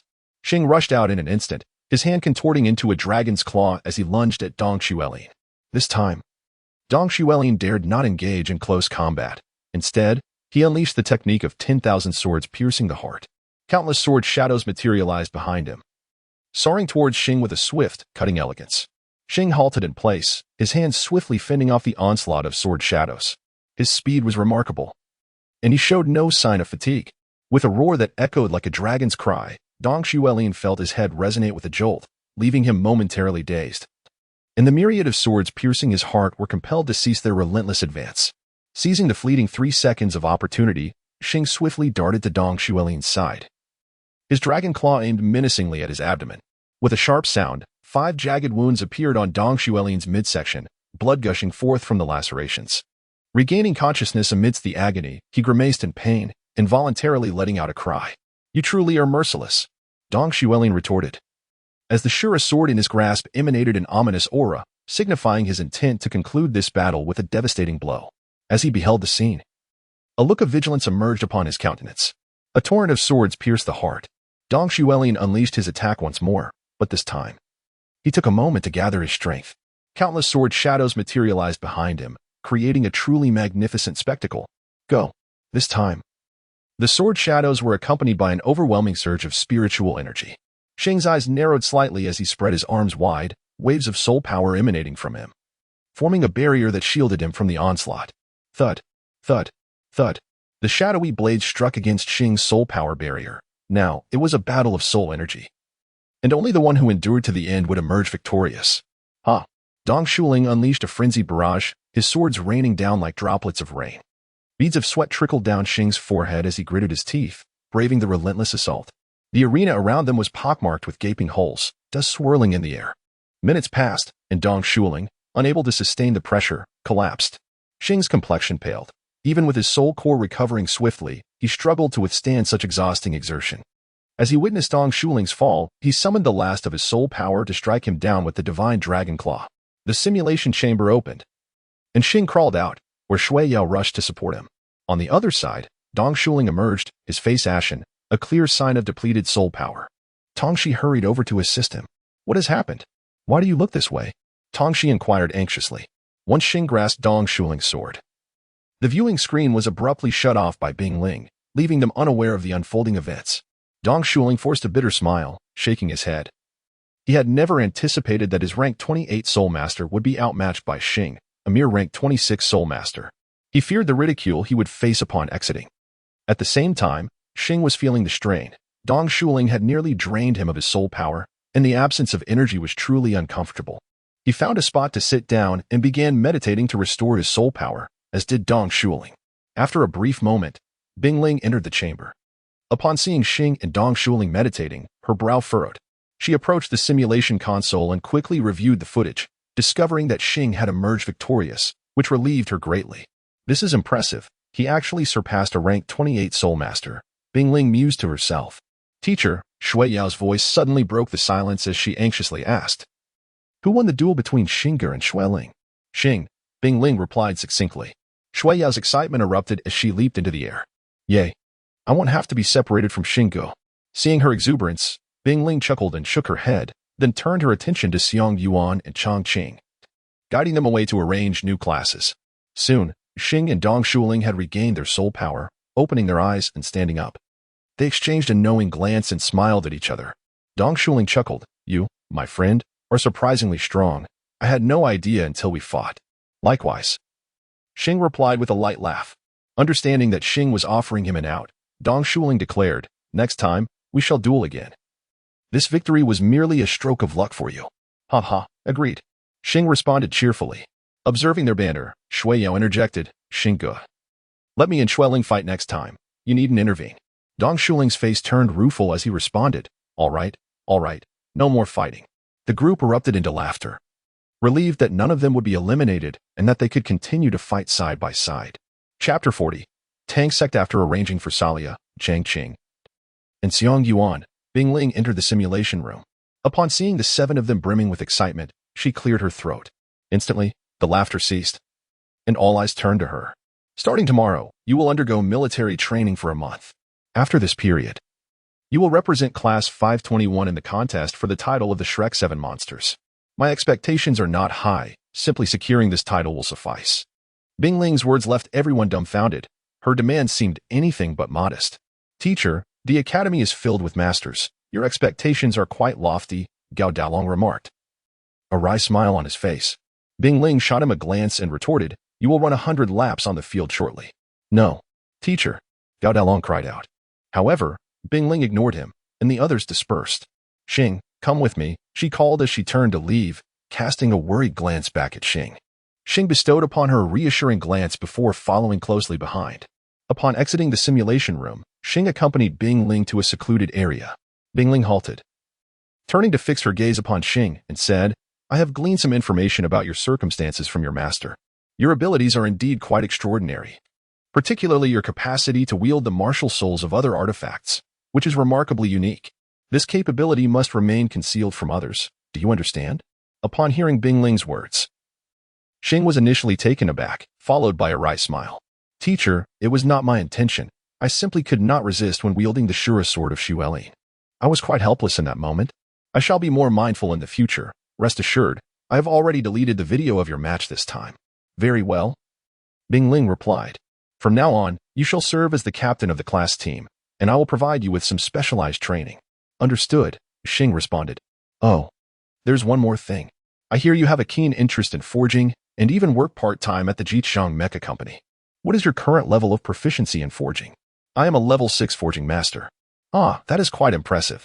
Bing Ling acknowledged. but then suddenly realized something. Staring at Shing in disbelief. What? A level 6 forging master?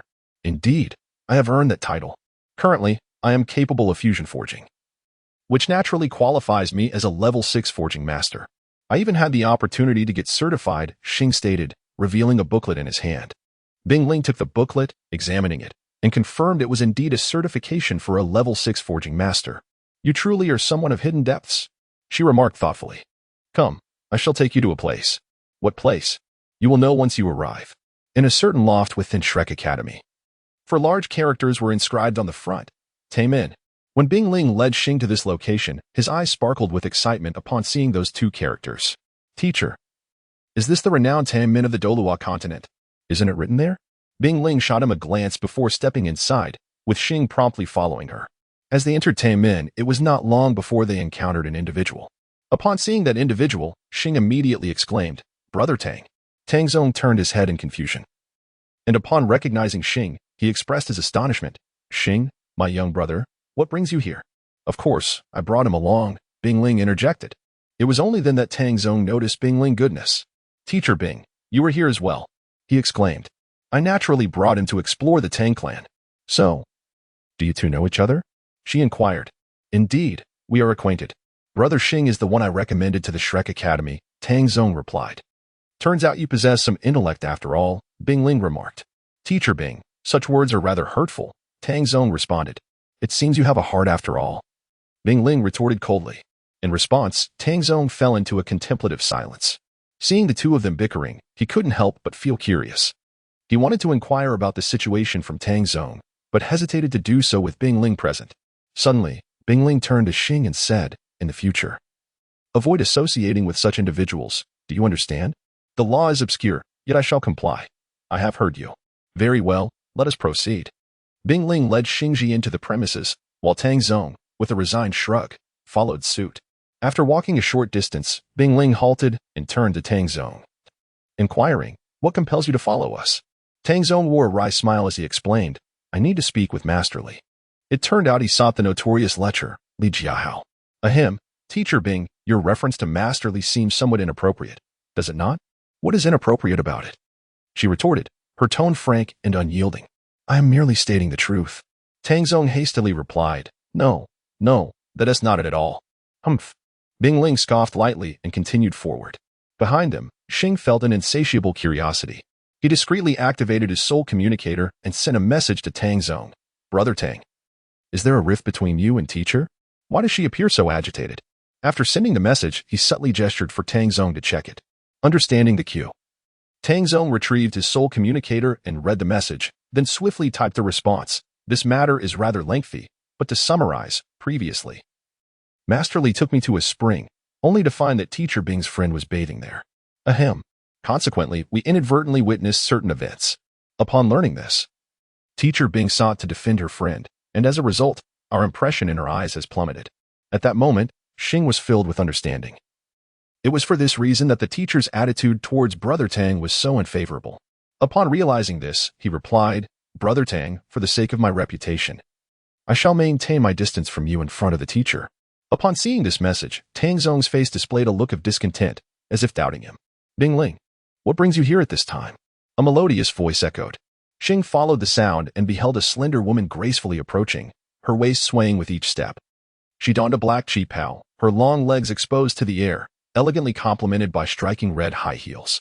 This enchanting figure was Su Li Qiao, the esteemed leader of the Outer Three Halls, whom one may simply refer to as Su Hall Master. Bing Ling turned to face Shing. Shing nodded in acknowledgement. Oh, why have you brought along such a dashing gentleman? Could he possibly be your boyfriend? Su Li Qiao teased without reservation. Bing Ling shot her a glance, reproaching her. He is my student, don't be silly. Su Li Qiao sighed, a look of solitude crossing her face. Alas, all the handsome boys have become your students, while I have none of my own. Su Li Qiao had grown accustomed to her good friend's antics. Tang Zong, what brings you here? Su Li Qiao's tone turned frosty as she noticed Tang Zong not far behind Shing. Tang Zong's face displayed a hint of embarrassment as he stammered. I am here to seek out Masterly. Su Li Qiao responded coldly, he is already dead. There is no need for your visit. Li Qiao, how can you say such a thing? I am very much alive, an irate voice interjected. A man, over 170 centimeters tall, emerged from the Tang Sect. He had a crew cut, wore square-framed glasses, and his slender figure, clad in black, gave off an impression of malnutrition. Upon seeing Li Jiahao, Su Liqiao's face contorted with anger. I have even prepared your coffin. Why are you not lying in it? Su Liqiao, you are going too far. Li Jiahao retorted sharply. Going too far? How about your actions back then? Wasn't it excessive? I suspect you deliberately brought Tang Zong along to spy on me. I have explained multiple times. At that time, I was merely teaching Tang Zong the ghostly shadow stealth technique. I had no idea you were bathing there. If you were seen, it serves you right. Li Jiahao, go die. Su Liqiao unleashed her soul power, startling Li Jiahao, who immediately turned to flee.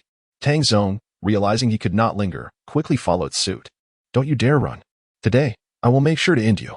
Su Liqiao roared. At that moment, Bingling grasped her arm, saying, Chiao, you cannot defeat Jiahao. So it's best not to pursue him. Su Liqiao took a deep breath, her anger boiling. But if I don't kill him, I want to find peace. Lingling, will you accompany me? Bingling, with a helpless expression, replied, even if we combine our strengths, we would still not be a match for him. Damn it. I should have trained harder back then. I wouldn't be so powerless today. Hearing Su Liqiao's words, Bingling instinctively glanced at Shing and suddenly said, Shing, in the future, may your strength be sufficient to assist Su Tanggong in dealing with Li Jiahao. Shing's eyes widened as he stared intently at Bingling, seemingly pondering the reason for his presence. This young man was quite handsome, but did he possess the necessary strength? Before Shing could respond, Su Liqiao spoke up. Upon being questioned by Su Liqiao, the mood soured instantly. Why can't I do it? I thought. Just give me a little time. And I'm certain I can surpass that fellow. All right, I shall grant you a few years. When the time comes, if your strength is sufficient, you must assist me in dealing with him, preferably to the extent that he is bedridden for 4 to 5 months. Su Liqiao concluded, exchanging a glance with Bingling. Both of them held a glimmer of mirth in their eyes, though they refrained from laughter. At that moment, Shing realized and murmured, why do I feel as though I've been ensnared? Suddenly, Bingling playfully delivered a light slap to his head and retorted, this is not a scheme. It merely reflects your remarkable potential. In the future, you will undoubtedly surpass Li Jiahao. Shing pursed his lips, feeling a sense of injustice akin to that of a child, yet he remained silent. Ling, did you bring him here with the intention of having him join the Tang Sect? Su Liqiao suddenly inquired. Bingling shook her head and explained, I only brought him here for a visit. Whether he chooses to join the Tang Sect will ultimately depend on his own decision. As the two individuals conversed, a spark ignited in Shing's eyes. He had heard numerous tales about the Tang Sect and held a profound admiration for it, particularly for its founder, Tang San. Master, if it involves the Tang Sect, I am eager to join. With a chuckle, Su Liqiao remarked, you are quite remarkable, aren't you? To wish to join the Tang Sect without even a glance of hesitation. However, I wholeheartedly support your choice.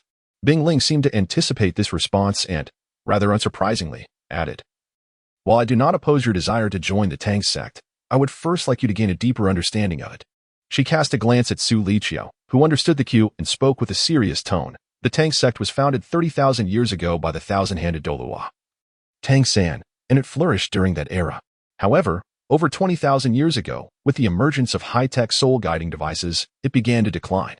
It was only with the efforts of the contemporary Shrek 7 monsters, led by the Ice Douluo Hui Yuhao, that it regained its former glory. Yet, 8,000 years ago, it faced significant losses due to an assault from the Spirit Hall. It was through the relentless efforts of the Dragon Emperor Douluo, Tang Wulin, and others that it restored its strength, achieving a prominent status in the Federation today. The Tang Sect has truly experienced a tumultuous journey to reach its current standing, rivaling even the reputation of Shrek. However, let me clarify, as a prestigious and authentic sect, we must undertake the responsibility of maintaining peace in the Douluo continent. Should you choose to join, you will undoubtedly encounter perilous situations, and death could be a constant companion. Are you certain you wish to proceed with your decision? Shing listened intently to Su Liqiao's words, his head bowed in contemplation, that his eyes sparkled with determination. Suddenly, he raised his head with fervor. I am willing to join the Tang Sect. His voice resonated powerfully, exuding unwavering resolve. Su Liqiao exchanged a glance with Bingling, both nodding in agreement. Excellent. Su Liqiao affirmed, as the leader of the Tang Sect's Min Hall, I hereby accept Shing's membership into our ranks. Remember, as a member of the Tang Sect, you are to uphold justice and righteousness, never to act recklessly. Should any member discover your misconduct, we will deal with you ourselves. Yes, Shing replied, standing tall. Observing Shing's serious demeanor, Su Liqiao chuckled and patted his shoulder. The formalities are complete. There's no need to wear such a stern expression. Shortly, I shall provide you with an identity token as a disciple of the Tang Sect. Shing's expression relaxed as he nodded and said, "Thank you, Master Min." Su Liqiao waved her hand dismissively, saying it was no trouble at all. "By the way, what is your current rank?" "I am a level 26 Great Soul Master." "Oh. And your age?" 14. "Ah, that is quite impressive." At this moment, Bingling interjected, "He is also a level 6-4 Master." "What?" Su Liqiao looked at Bingling in bewilderment, seemingly unable to believe her ears. Bingling smiled wryly. "I couldn't believe it either when I first heard. But he even possesses the certification of a level 6-4 Master. Shing, please show Master Su your certification." "Oh." Shing immediately retrieved his Master certificate from the Soul Guide storage ring. Upon examining it, Su Liqiao's gaze towards Shing transformed entirely. At merely 14 years of age, a 26th rank Soul Master, and yet also a 6th rank Forging Master, this was utterly astonishing. "Your name is Shing, is it not? A Master at such a tender age. You are destined to leave an indelible mark on history." "Ahem, Su Hall Master, please don't speak so highly of me. It makes me feel rather bashful." "What is there to feel bashful about? This is your capital for making a grand entrance. Alas, if the people from Li Hall were to learn of your existence, they would surely vie to take you as their apprentice with envy in their eyes." "Her master is blood dance," Bingxing chimed in. Chapter 42. The ghostly shadow and elusive steps. Upon hearing Bingxing declare that Shing's master was blood dance, Su Liqiao's expression towards Shing grew even more peculiar. Shing Tian felt somewhat uneasy under Su Liqiao's gaze. He inquired, "Master Su, is there something amiss?" "No, I am merely perplexed. How could the ruthless blood dance possibly take on a disciple? Has she mistreated you in any way?" "My master treats me exceptionally well. There has been no mistreatment," he replied. "How peculiar. Given blood dance's temperament, it is rather astonishing that she would not subject you to any form of abuse." Shing Tian tugged at the corners of his mouth, perplexed by Su Liqiao's words. He had heard numerous people claim that his master was a ferocious dragon. Yet he personally found no inclination of violence in her demeanor. Qiao, do not frighten Shing Tian," Bingling interjected. "That is merely a relic of the past.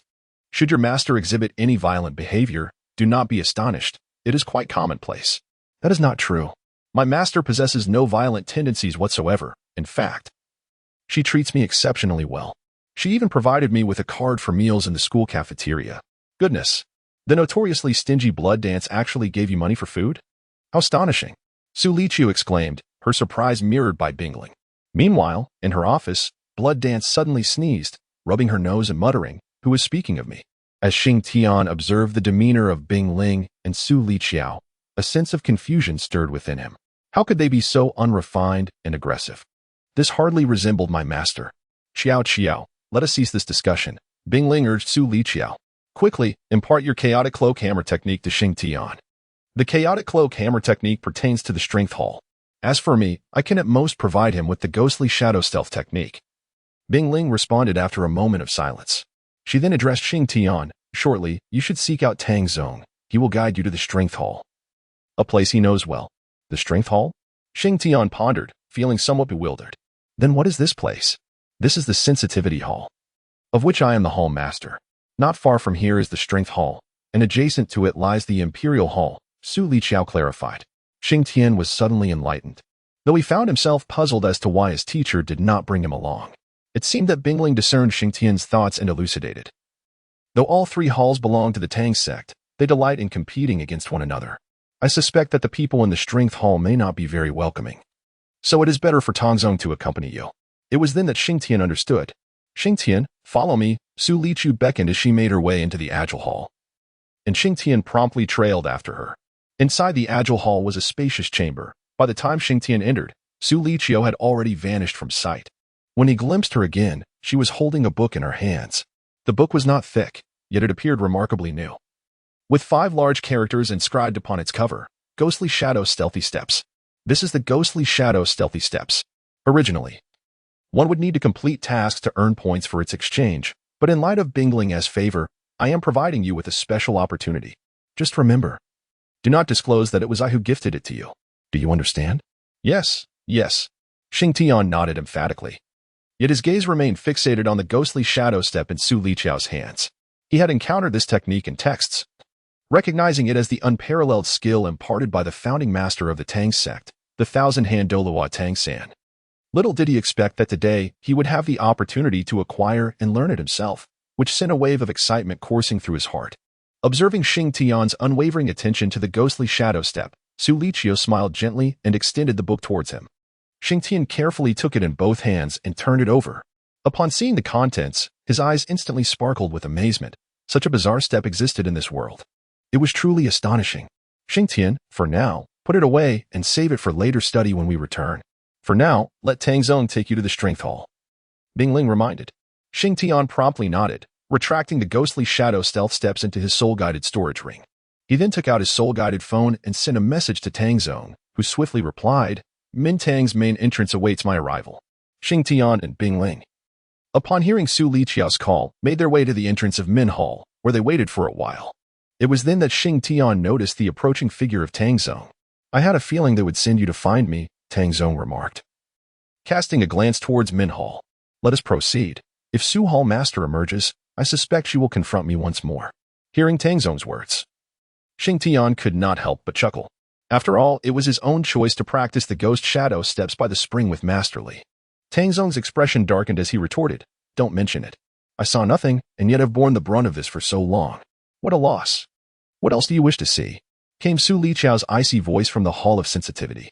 Startled, Tang Zong immediately replied, I wouldn't dare. With that, he hurriedly led Shing Tian away. The Hall of Strength was indeed not far from the Hall of Sensitivity. They arrived in about 5 or 6 minutes. Inside the Hall of Strength, several individuals were moving about, each cradling rare metals in their arms. Shing Tian's eyes glimmered with excitement at the sight of these metals. Why are there so many rare metals here? He could not help but inquire. Most of the people in the Hall of Strength are members of our Haotian Sect. Each of them has learned the art of forging, which requires metals. Thus, we frequently venture out to gather various rare metals. Judging by the current situation, it seems someone is engaged in forging, Tang Zong elucidated. Forging? May I take a look? Shing Tian asked eagerly. After pondering for a moment, Tang Zong replied. Wait here for a moment while I inquire. All right. Shing Tian agreed, and Tang Zong departed. A few minutes later, he returned, saying, You are in luck. This time, a level 8 holy craftsman from our Haotian Sect is crafting a 2-character battle armor. The people in the Hall of Strength have the fortune to observe and learn. That's wonderful. Brother Tang, please take me to see it. Tang Zong chuckled at Shing Tian's urgency, shaking his head as he said, Follow me. The Hall of Strength had 5 floors, and Tang Zong led Shing Tian to the 3rd floor. Upon reaching the 3rd floor, they found a multitude of individuals gathered. All of them were craftsmen. At the center of their circle stood an elderly man with a white beard, who, despite his age, exuded a terrifying aura. Ah, Tang Zong. A voice called out, causing both Shing Tian and Tang Zong to glance over. Approaching them was a young man in white attire, elegantly wielding a fan. He was quite handsome, although he paled in comparison to Shing Tian. He approached Tang Zong and closed his fan, asking, Are you here to observe Master Wang's forging? Master Wang was the holy craftsman overseeing this forging session, whose true name was Wang Ping, possessing an extraordinary status within Shrek Academy and Tang Sect.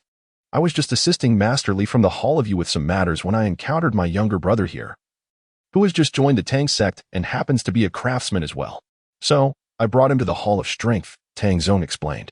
Upon hearing this, the young man turned his gaze to Shing Tian, scrutinizing him closely before smiling warmly, Greetings, I am Wu Xiong.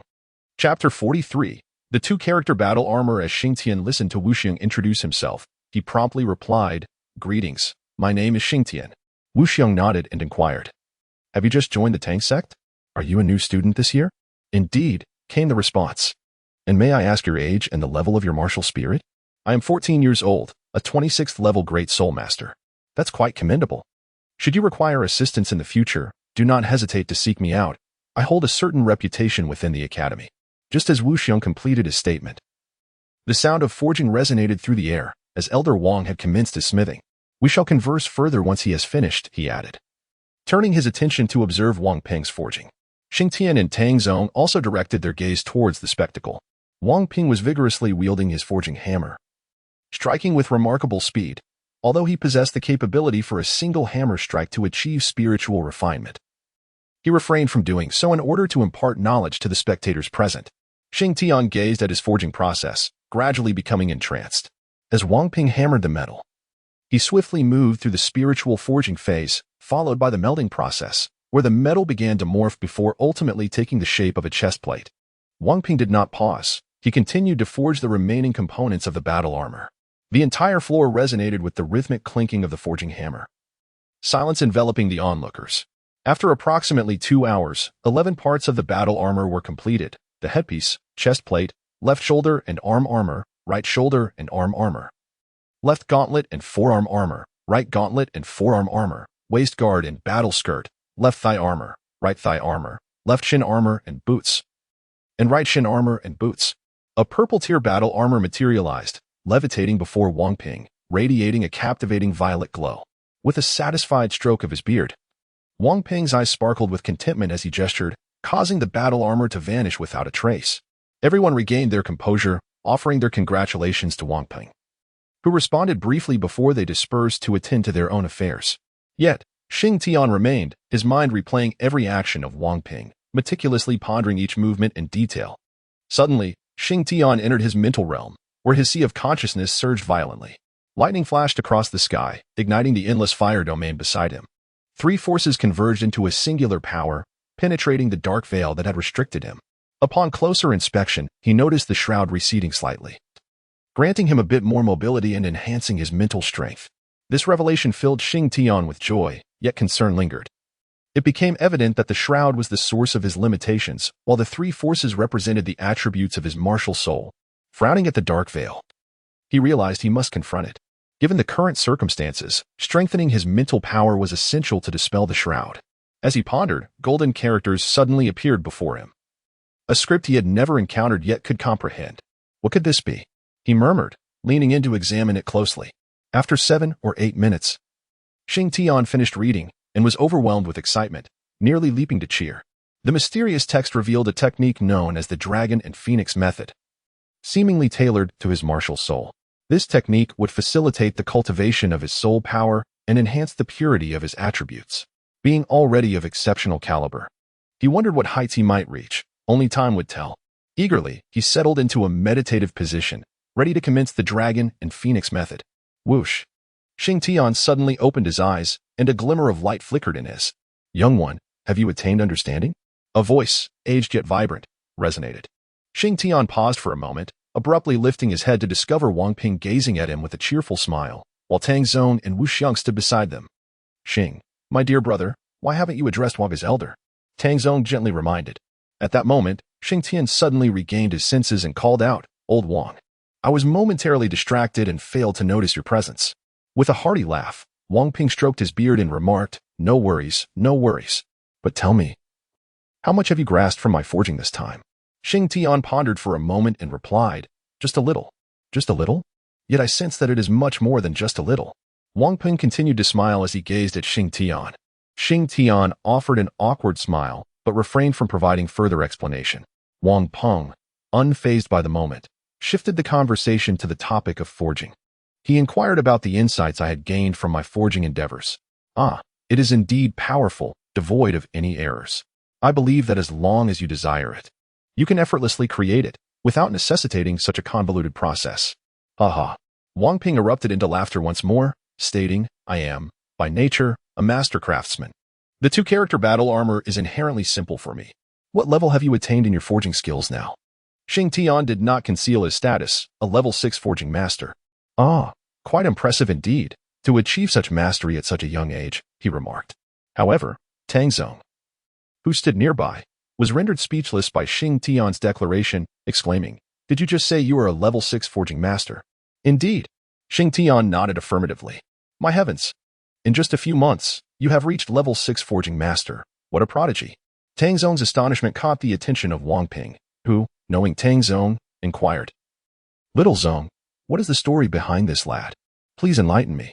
With a wry smile, Tang Zong began to explain. A few months ago, I ventured into the setting sun forest in search of soul beasts, where I encountered Shing Tian. At that time, he was merely a soul master, just embarking on the path of forging.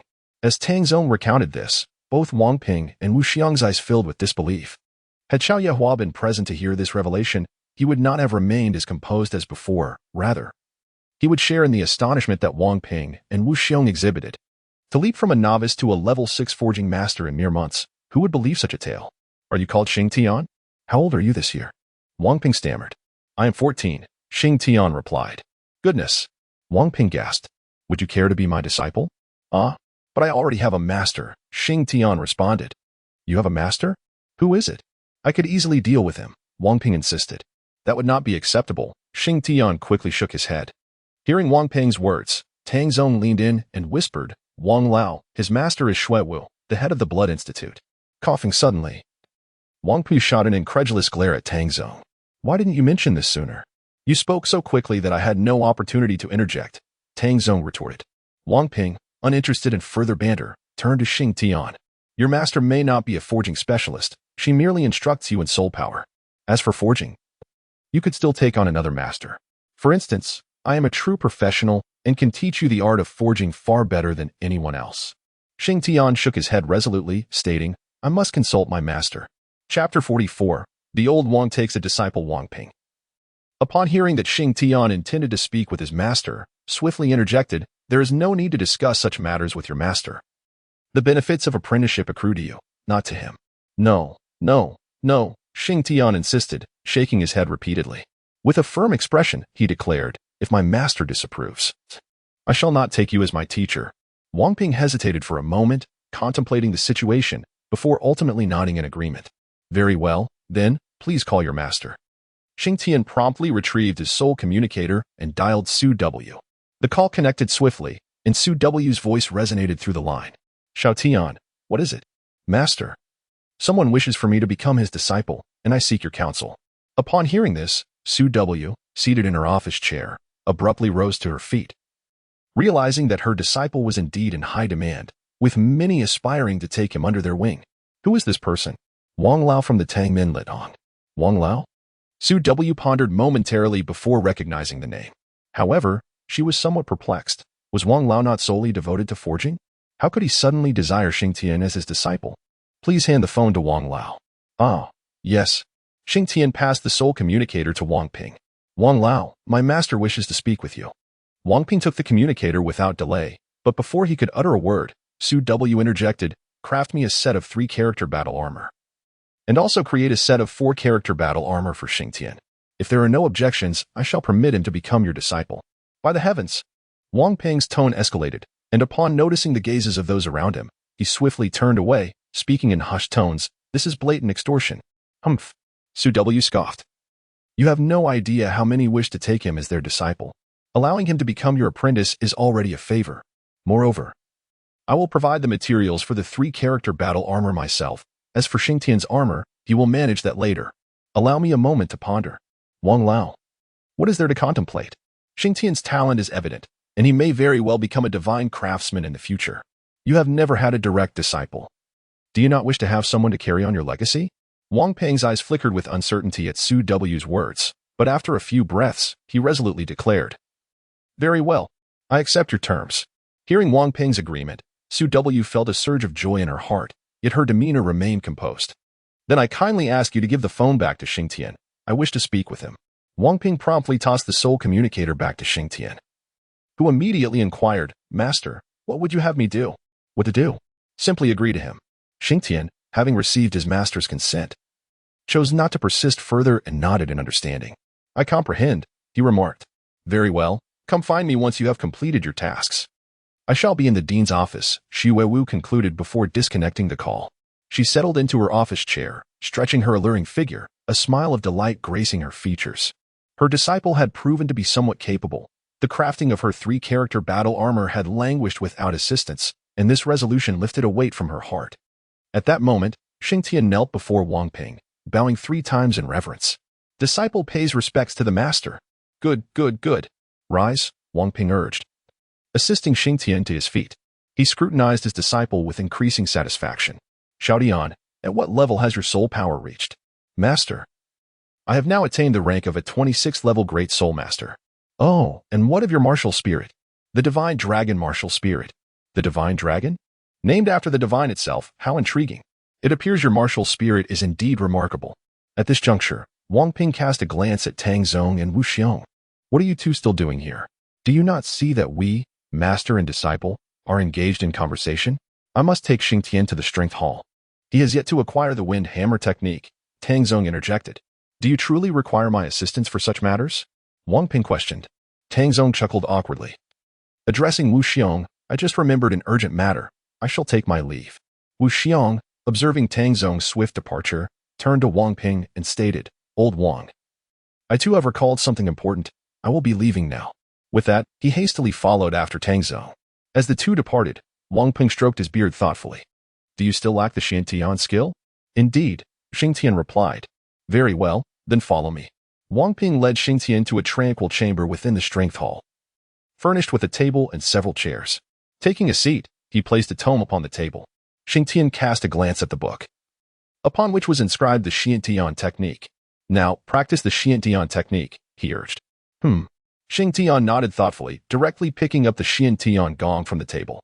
The more he examined it, the more astonished he became, for he realized that Xiantian gong appeared remarkably similar to his own Dragon Phoenix gong. If there were any distinctions, it would be that his Dragon Phoenix gong was tailored specifically for him, while Xiantian gong was designed for the masses. However, he could not allow anyone, not even his master, to learn of his Dragon Phoenix gong. Thus, he settled down to begin his practice of Xiantian gong. The cultivation of Xiantian gong would not conflict with his Dragon Phoenix gong. Rather, it would enhance his training, as the practice required the opening of his 8 extraordinary meridians, thereby accelerating the flow of his soul force. Xingtian sat cross-legged on the ground, closing his eyes as the surrounding spiritual energy converged upon his dantian. Wang Ping observed this scene and with a casual wave of his hand, the spiritual energy in the tranquil chamber became even more robust. Xingtian absorbed the soul energy, filtering it before allowing it to circulate through his meridians. After an indeterminate number of cycles, one of his governing meridians was unexpectedly opened. With the opening of this meridian, the speed of his soul energy circulation experienced an instantaneous enhancement, resulting in an increasing accumulation within him, subtly hinting at a potential breakthrough. Observing this, he dared not be negligent and transitioned from the Xiantian technique to the Dragon and Phoenix technique. The practice of the Dragon and Phoenix technique accelerated the flow of his soul energy while simultaneously refining his mental prowess. Within the ocean of his spiritual consciousness, the waters surged tumultuously, exhibiting a precarious instability as thunder rumbled from the heavens and flames ignited upon the nearby sea, creating a vast inferno. Although this environment appeared perilous, it was simultaneously amplifying Xingtian's mental force. Meanwhile, Xingtian levitated in the air, seated in meditation, as the soul core within his dantian fervently absorbed this energy. Suddenly, a brilliant light erupted, and a painful expression crossed his face. This was an unmistakable sign of an impending breakthrough. Xingtian embraced the sphere with both hands, channeling his soul power to assail the barrier. With a soft sound, the barrier shattered. Xingtian had ascended to the rank of a 27th level Great Soul Master. He opened his eyes and exhaled a turbid breath. Unbeknownst to him, Wang Ping had risen from his chair and now stood by Xingtian's side. Master. Xingtian made to rise, but Wang Ping gently pressed him back down. First, stabilize your soul power. Xingtian nodded slightly, channeling the Longfeng technique to stabilize his soul power. I am not well versed in the Xiantian technique either, so let us not dwell on the details. Chapter 45, The Chaotic Wind Bludgeoning Method. After consolidating his soul power, Xingtian rose to his feet. He clenched his fists, feeling an exhilarating surge of strength that lifted his spirits. A 27th level Great Soul Master, indeed, quite impressive. Wang Ping addressed Xingtian. The art of forging requires formidable strength. Your inability to advance to the next realm is a consequence of your limitations in power. Moreover, as a divine craftsman, it is nearly impossible for you to attain the title of Douluo. Why is this so? Because the weapons crafted by divine artisans are known as divine artifacts, entities that defy the heavens. When you forge one, it attracts divine thunder. As a forger, you must channel this divine thunder into the weapon for it to be deemed a true divine artifact. However, during this process, you will also be struck by the divine thunder, and should you fail to endure it, your demise is inevitable. Xingtian swallowed hard, astonished by the revelations of the divine craftsman's forging techniques. And you, master, what is your current realm? I am a level 91 Douluo. Alas, my age poses a challenge to further progress. Should fate permit me to attain the realm of the divine craftsman in this lifetime, I would die without regrets. Master, I have faith that you will achieve it. Hiki, let us hope. Wang Ping gazed at Xingtian and declared, Come. I shall personally teach you the chaotic cloak hammering technique. Mastering this method will significantly enhance your forging efficiency. Indeed, before long, Wang Ping led Shing Tian to a private forging chamber where numerous rare metals were stored. Upon seeing these precious materials, Shing Tian's eyes gleamed with excitement. Wang Ping selected a piece of metal the size of a head and placed it upon the forging table. As the furnace blazed to life, the temperature soared instantly, and a forging hammer materialized in his hand. "Disciple, observe closely," Wang Ping bellowed, swinging the hammer with great force. Upon impact, the hammer rebounded swiftly. Yet unbeknownst to Shing Tian, Wang Ping executed a remarkable maneuver, allowing the hammer to spin mid-air before striking the metal once more, causing sparks to fly. The third strike followed in rapid succession. Shing Tian gazed at the scene before him, his mind conjuring a particular idiom, borrowing force to counter force. Below, he observed Wang Ping as the hammer in his hand relentlessly struck the metal, the rhythmic clangs resonating in the air, growing ever closer in tempo and increasing in intensity. After approximately 30 strikes, the metal had been reduced to the size of a fist. Observing this, Wang Ping delivered a final blow, the hammer descending decisively upon the metal. "Coming to a halt. My disciple," he remarked, "having witnessed my forging technique, do you grasp the essence of the chaotic cloak hammering method? Indeed, it is about borrowing force to counter force, utilizing the rebound from striking the metal to deliver another blow. In this manner, the power will amplify with each cycle." A hearty laugh escaped Wang Ping as he exclaimed, "Precisely. Now, give it a try. I shall guide you." Shing Tian approached the forge. Retrieving the blood dragon hammer from his storage soul guide, Wang Ping's eyes sparkled upon seeing the hammer. "This hammer is quite impressive. Who forged it for you?" "I crafted it myself." Quite remarkable indeed," Wang Ping exclaimed in admiration, urging Shing Tian to commence the forging process. As Shing Tian swung down with his hammer, the metal instantaneously contorted under the immense force. In his mind, he recalled Wang Ping's movements, directly mimicking them with his own body. The hammer whirled through the air before descending with a tremendous impact. A resounding clang echoed, causing Wang Ping's eyelids to twitch. Such formidable strength. As the third strike of Shing Tian descended, the metal had been utterly deformed, leaving Wang Ping momentarily astounded by such terrifying strength. However, upon scrutinizing Shing Tian's movements, his gaze sharpened, and he exclaimed, "Disciple, your point of force application is incorrect." Shing Tian promptly halted, casting a puzzled glance at Wang Ping.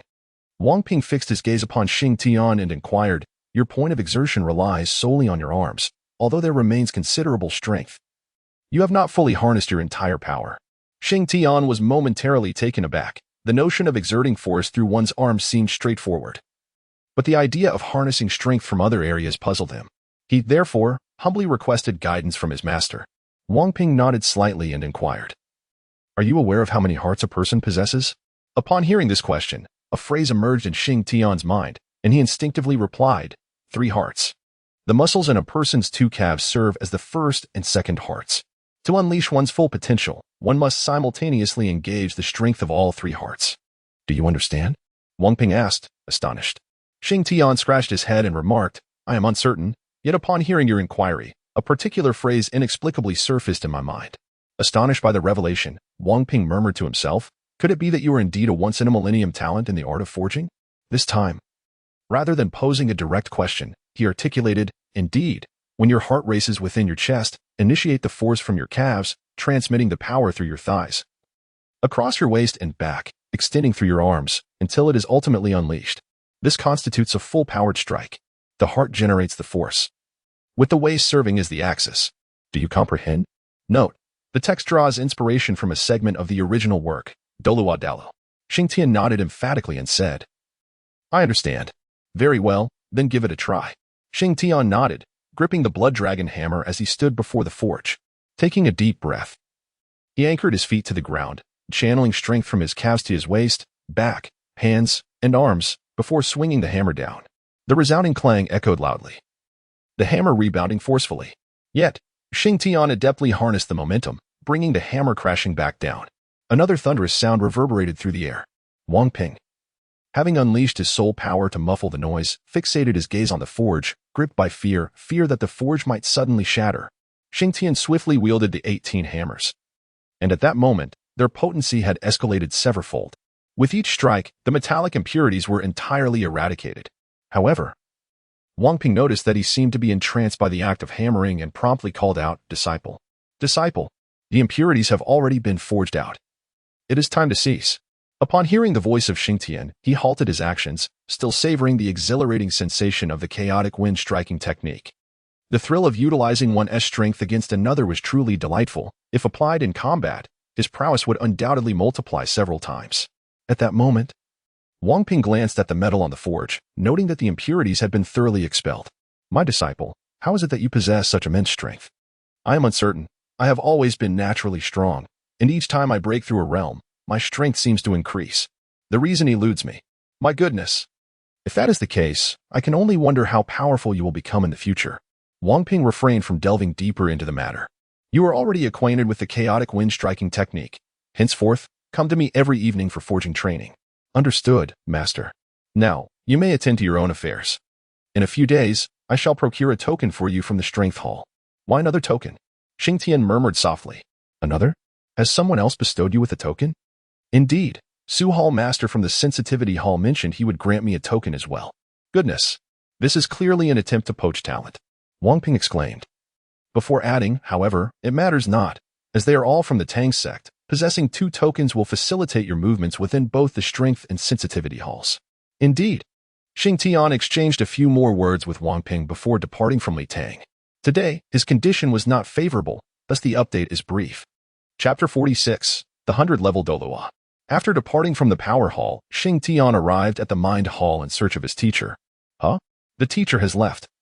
He remarked, perplexed. Su Liqiu shot him a disapproving glance. You have been gone for so long.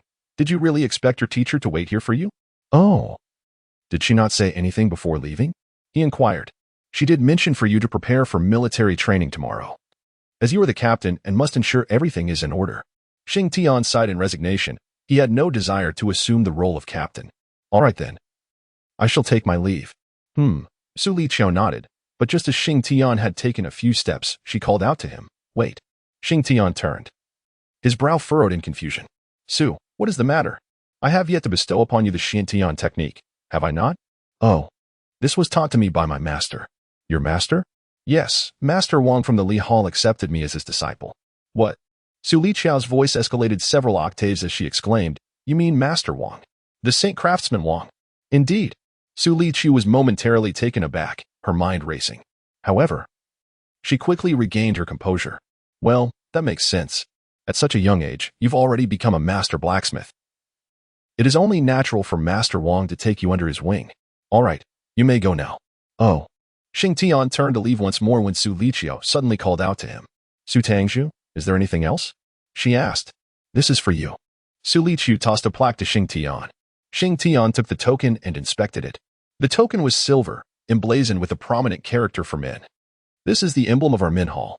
In the future, our Min Hall will assign you various tasks when you encounter members of the Min Hall. Simply present this token. As for the Tang Min token, it requires a personal customization and will take some time to be provided to you. Xingtian listened attentively to Su Liqiu's explanation, indicating his understanding as he stored the token within his spatial soul-guiding device. Shall I take my leave now? He inquired. Are you certain there are no issues? There are no issues. Xingtian turned to leave, but after a few steps, he glanced back at Su Liqiu, ultimately reassured that all was well before departing. After leaving the Tang Sect, he hurried towards his master's quarters. At the entrance to the dean's office, Xingtian knocked softly on the door. It's not locked, come in. Blood Dance's voice rang out. As Xingtian pushed open the door, he beheld Blood Dance engrossed in reviewing documents. He chose not to disturb her, and it was only after she had finished her perusal that she set down her pen and raised her gaze to him. You've only been gone a short while, and already you've attracted another mentor. However, aside from his dear friend, there is virtually no one on Douluo continent who can rival Master Wang in the art of forging. Being his apprentice is indeed advantageous. Master Wang, is that remarkable? Xingtian inquired, a hint of surprise evident on his face. Blood Dance shot him a knowing glance. What did you expect? Your Master Wang is utterly devoted to forging. If he were to channel even a fraction of that passion into cultivation, Tang Sect would likely boast another level 100 Douluo, enhancing the strength of our Shrek Academy in the process. Level 100 Douluo? What is that? Confusion marred Xingtian's features. Blood Dance paused momentarily, cursing herself for the slip of the tongue, yet she maintained a smile as she replied, Such matters are beyond your current understanding. We shall discuss them when your strength has grown. Seeing his master reluctant to speak further, Xingtian refrained from pressing for more information. Shua Wu shifted the topic, inquiring, "Are you not commencing military training tomorrow?" "Indeed," Xing Tian nodded in affirmation. A look of concern crossed Shua Wu's face. Her disciple was somewhat naive, and she wondered if he could withstand such rigorous training. However, as the saying goes, one cannot witness a rainbow without enduring a storm. "Very well. Apply yourself during the training, and make sure to rest properly when you return. Master, you must also take care to rest," Xing Tian remarked. Casting a glance at the towering stack of documents, Shua Wu chuckled softly, responding, "Is it necessary for you to worry about my affairs? After a long day, you haven't even had lunch, have you? The cafeteria will soon close. Eat something and then rest. Will you not join me?" "Not this time. Someone will bring me my meal shortly." "Very well." Xing Tian uttered a few words to remind Blood Dance to take a rest before departing. Upon his exit, Blood Dance retrieved a stack of documents from her drawer, prominently marked with the words military training. Beneath this title lay another document inscribed with S-Class mission. After glancing at the list for military training, she set it aside on her desk and proceeded to open the S-Class mission file, examining its contents. After perusing the information, she let out a deep sigh, reflecting, "Shao Tian, it is not that Master is heartless, but rather that without some trials, you will not truly grow." "Yao," she replied. "I am currently en route to the cafeteria." Xing Tian answered the call from Shua Yao and exchanged a few words before making his way towards the dining hall. Upon his arrival, Shua Yao was already waiting at the entrance of the cafeteria. "Brother Xing Tian," she exclaimed, rushing towards him and linking her arm with his right. Xing Tian, accustomed to the mundane, inquired, "What would you like to eat?" "Anything will do," came the casual reply. Hearing Shua Yao's words, Xing Tian felt a sense of embarrassment. Nothing in the world is more challenging than being nonchalant. Upon witnessing his reaction, Shua Yao couldn't help but chuckle, exclaiming, "Oh dear. Regardless, you've essentially ordered a bit of everything, so whatever I desire to eat is not an issue, is it?" Xing Tian felt a wave of embarrassment wash over him. Such remarks ought not to be uttered, as they rendered him quite uncomfortable. "What is the matter? Being able to eat is a blessing," Shua Yao chimed, cheerfully tugging Xing Tian towards the cafeteria. They strolled along, heading to dine. Soon enough, the two had placed their orders and began their meal. However, not long into their dining experience, an irksome voice pierced the air. TSK, I never expected someone to eat so voraciously, truly reminiscent of a pig." A young man halted as he passed by Xing Tian. His attire was rather extravagant, indicating considerable wealth, and his hair stood up in spiky disarray. Accompanying him were a rather unattractive male and a reasonably attractive female. Upon hearing the young man's words, Shua Yao sprang to her feet, glaring fiercely at him. "What did you just say?" The young man's gaze brightened upon noticing Shua Yao. He had initially only focused on Xing Tian, oblivious to the beauty before him. "Greetings, fair lady. I am Saiban." He introduced himself with an air of elegance, continuing, "I believe you are far too lovely to be dining with someone like this. I sincerely invite you to join me instead." "What did you just say?"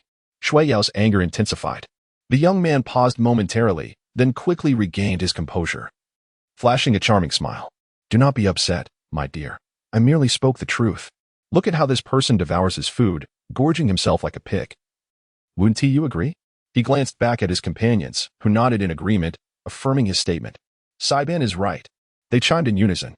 Saiban turned back to Shua Yao, poised to speak once more, but she preemptively swung her fist, striking his face with a resounding thud. Bang! In Chapter 47, Cafeteria Confrontation, Saiban found himself knocked to the ground, clutching his face in pain. "Ah, how dare you hit me?" Students in the vicinity turned their attention to the unfolding scene. Merely spectators to the altercation, Saiban, his followers gasped in shock.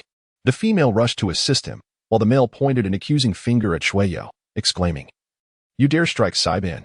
You're finished." With that, he attempted to throw a punch at Shua Yao, but before he could make contact, Xing Tian sprang to his feet, swiftly seizing the male's arm and twisting it violently. Crack! The sound of bone breaking echoed in the air.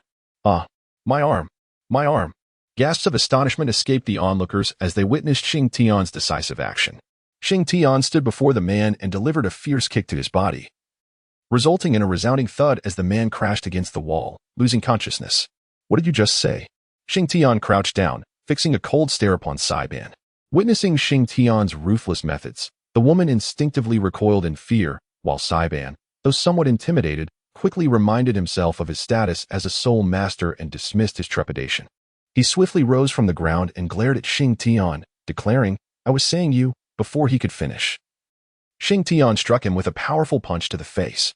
The sheer force of the blow sent Saiban hurtling against the wall, leaving him in a most disheveled state. Saiban! The woman rushed over, pulling him down from the wall. With a cold snort, Shing Tian turned his head gently toward Shueyo and said, "Let us depart." Ignoring these bothersome individuals, MHM. Shueyo nodded obediently. However, circumstances did not unfold as desired. A plate came hurtling towards the back of Shing Tian's head. In a swift motion, he turned and unleashed his soul power, sending the plate flying away. After the plate was deflected, he fixed a cold, piercing gaze upon Saiban. "Are you provoking me?" Saiban did not respond, but instead summoned his yellow and 2 purple soul rings, a golden iron rod materializing in his hand. This golden iron rod was Saiban's martial spirit, the heaven-reaching rod, clearly indicating his intent to engage in combat with Shing Tian. Would Shing Tian ever show weakness before a soul master? Certainly not. A yellow and a purple soul ring ascended from beneath his feet, and the divine dragon martial soul emerged majestically from behind him, emitting a resounding dragon's roar. This roar caused the faces of the dragon-type martial soul students in attendance to change dramatically as they were struck by an overwhelming sense of oppression. Martial soul suppression. All the dragon-type martial soul students thought simultaneously. Haha. Upon witnessing that Shing Tian was a powerful soul master, Saiban could not help but laugh heartily, exclaiming, "A mere soul master dares to challenge me? Truly, you must have a death wish." Shing Tian disregarded Saiban's words and turned to the nearby Xu Yao, saying, "Yao Yao, please step aside." "All right," Xu Yao nodded, while also reminding him, "Brother Shing Tian, please be careful." Shing Tian nodded slightly, then extended his right hand, beckoning Saiban from a distance to approach. This gesture ignited a fierce anger within Saiban. He was determined to teach this oblivious individual a harsh lesson. First soul skill, Whirlwind Staff Technique. The Whirlwind Staff Technique was a controlling soul skill that involved rapidly spinning the staff to create a whirlwind effect for attacking. At that moment, Saiban had already set the staff in motion, and a powerful gust of wind surged toward Shing Tian's face. However, Shing Tian remained unfazed, fixated on Saiban. As Saiban drew closer, the staff spun at an astonishing speed, yet Shing Tian stood his ground, immobile, until the staff was mere centimeters away from him. In that instant, Shing Tian struck out with his right hand, confronting the swiftly rotating staff. Saiban, witnessing this audacious act, regarded Shing Tian as a fool and internally declared that his hand would surely be rendered useless. Yet, in the next moment, Saiban and all present were left utterly astonished. Shing Tian astonishingly halted the rotation of the heavenly staff with his bare hands, a relaxed expression adorning his face. "No, this is impossible." Saiban could hardly believe his eyes. His strike was imbued with immense power. How could it be stopped with mere hands? He attempted to retract the heavenly staff, yet he lacked the colossal strength of Shing Tian. No matter how he tried, he could not retrieve his staff. Frustrated by his inability to reclaim it, he could not help but roar, "Release it." To which Shing Tian replied, "Very well, I shall oblige you." Shing Tian released his grip, while Saiban continued to exert force. As soon as Shing Tian let go, the opposing force vanished instantaneously, causing him to fall backward and tumble dramatically. The onlookers erupted into uncontrollable laughter. "My goodness, a soul sovereign cannot even contend with a grand soul master. This is utterly hilarious. He even fell in such a disgraceful manner," someone exclaimed. Saiban's expression twisted with fury as he bellowed at the crowd, "Silence. All of you, be quiet." However, his command fell on deaf ears, inciting further rage within him. He fixed his gaze on Shing Tian, attributing all his frustrations to this individual. Third soul technique, Songfeng 10 strikes. A gust of wind arose around Saiban, toppling nearby tables. Those closest to him manifested soul power barriers to shield themselves. As Saiban swung his staff heavenward toward Shing Tian, the latter met the attack with bare hands. Yet, the force of the blow still inflicted considerable pain. Immediately following, Saiban unleashed his second, third, and fourth strikes. Shing Tian, bearing the weight of 9 staffs, found his arms straining under the immense burden. With the final staff, Saiban leaped into the air, channeling his soul power into the celestial staff. As the soul energy converged, the surrounding winds grew more tumultuous, and the celestial staff expanded slightly in size. "I refuse to believe that you can withstand this strike." With that, Saiban brought the staff crashing down. Shing Tian exhaled deeply, his eyes shimmering with determination. The dragon's claw. Dragon scales swiftly enveloped his arm as he transformed his hands into claws, colliding with the staff of Chao Tian. The clash of the staff and claws resulted in an explosive release of soul power from both combatants. Bang! The soul energy erupted, causing both to stagger backward. Xing Tian clutched his chest, spitting out a mouthful of blood, while Saiban retreated a few steps, using the Chaodian staff to steady himself, his expression reflecting discomfort. Had it not been for his slightly superior soul power, he would surely have been the one injured. Brother Xing Tian. Shua Yao rushed over to support him. Her eyes filled with concern. Xing Tian shook his head and replied, I am unscathed. Though he said so, Shua Yao remained deeply concerned. She glared at Saiban, her anger palpable as she exclaimed, How dare you injure my brother Xing Tian? You shall not leave without spilling a few liters of blood today. As she prepared to unleash her martial soul to attack Saiban, Xing Tian intervened. Yao Yao, do not engage with him. Although Shua Yao wanted to protest, the intensity of Xing Tian's gaze silenced her. I understand. She finally acquiesced, prompting a smile to break across Xing Tian's face. He then wiped the blood from the corner of his mouth and fixed his gaze on Saiban, as if to challenge him. Are you still going to fight? Naturally. Saiban intended to retaliate, but before he could act, a commanding voice rang out. What are you all doing? Dressed in black, Sun Tianyi strode into the dining hall. Upon witnessing the chaos within, his expression hardened. Who did this? Step forward. Xing Tian did not hesitate and strode out decisively. Saiban wavered briefly before following suit after seeing Xing Tian leave. When Sun Tianyi caught sight of Xing Tian, his brow furrowed slightly. But upon noticing Saiban, his anger flared. He had taught Saiban for a semester and was well aware of his character. Saiban, have you been bullying newcomers again? Saiban wanted to deny it.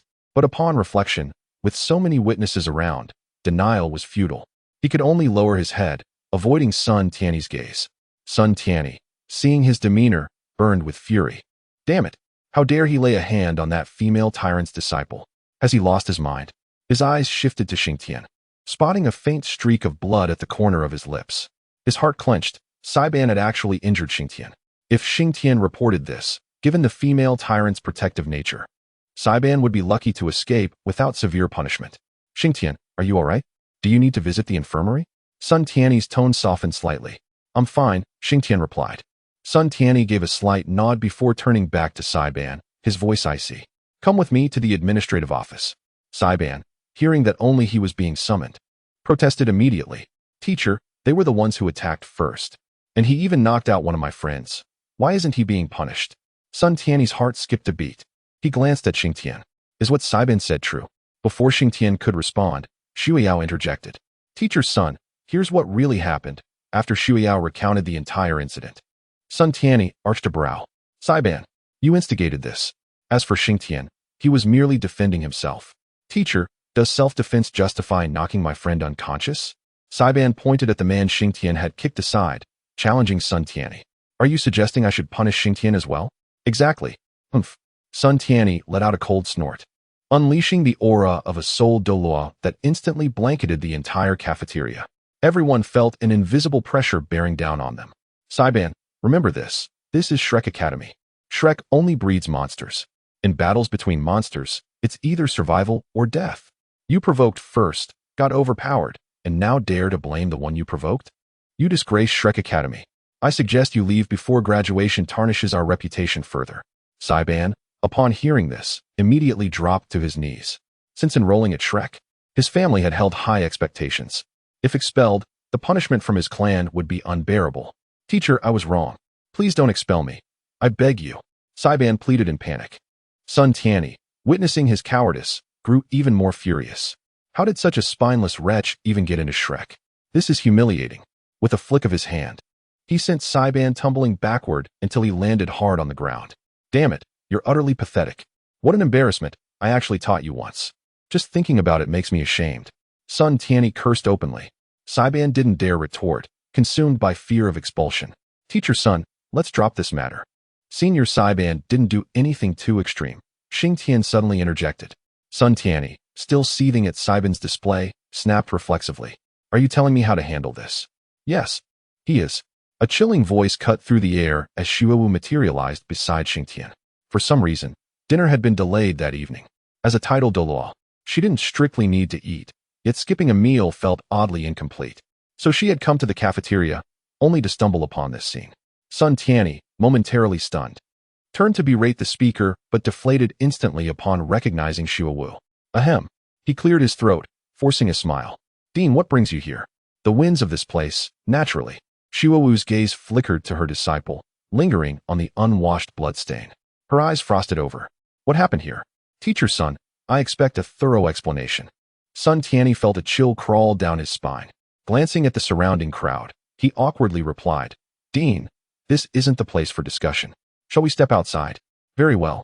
Shua Wu turned and walked out, pausing only to instruct Xing Tian. Get yourself checked at the infirmary. I'll find you later. Understood. Xing Tian obediently nodded and left the cafeteria with Shui Yao, heading towards the infirmary. Upon witnessing this, Sun Tian followed behind Blood Dance with a wry smile, ensuring to take Saiban along as well. In a secluded area not far from the cafeteria, Blood Dance, after listening to Sun Tian's explanation, turned her gaze towards Saiban. As a titled Douluo, Blood Dance's mere gaze made Saiban tremble, cold sweat pouring down him incessantly. She withdrew her gaze and coldly remarked, next time, keep your mouth clean. For a soul master to commit such an act of insult, death would be too lenient. Yes. Saiban nodded vigorously like a chick pecking at grain. All right, you may leave, Blood Dance instructed him. Upon hearing this, Saiban felt as if a weight had been lifted from his shoulders. He bowed to Blood Dance, his voice trembling. Thank you, Director. After speaking, he turned to leave, but as soon as he took a step, he fell to the ground. His legs having turned to jelly from the fright Blood Dance instilled in him. What a coward! Sun Tian couldn't help but mutter softly. Hearing Sun Tian's voice, Saiban immediately scrambled to his feet, enduring his trembling legs as he exited the area. Once he departed, Blood Dance turned to Sun Tian and stated, It seems the External Academy's education on conduct needs to be stricter. I leave this matter to you. Understood. Blood Dance nodded and vanished from Sun Tian's sight. In the infirmary, Shui Yao looked at the female doctor with concern and asked, Doctor, is my brother all right? The doctor smiled and replied, Your brother is perfectly fine. In fact, he couldn't be better. But he just coughed up blood. You mentioned he fought against a soul master of a higher rank. It's quite normal for such a battle to lead to injuries like that. Nonetheless, your brother is quite impressive, even in a battle beyond his level. He merely coughed up blood without his opponent gaining the upper hand. Upon hearing the doctor's words, Shui Yao raised her head proudly.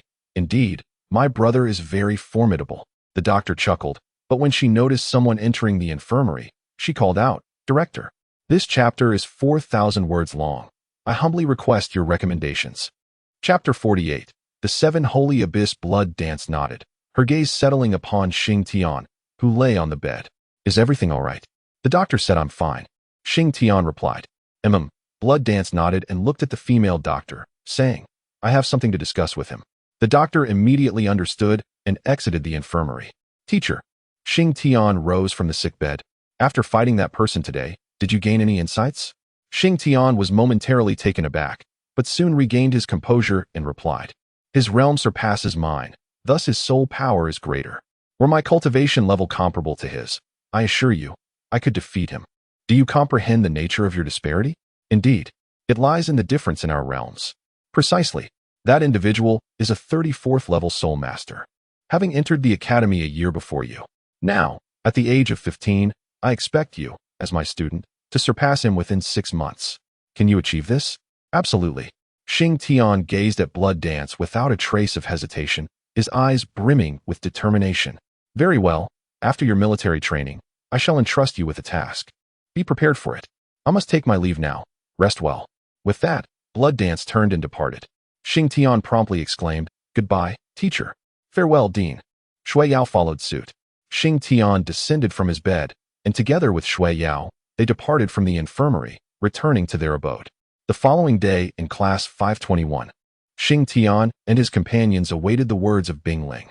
This military training would last for 25 days, after which they would emerge to compete for the title of the Shrek 7 monsters.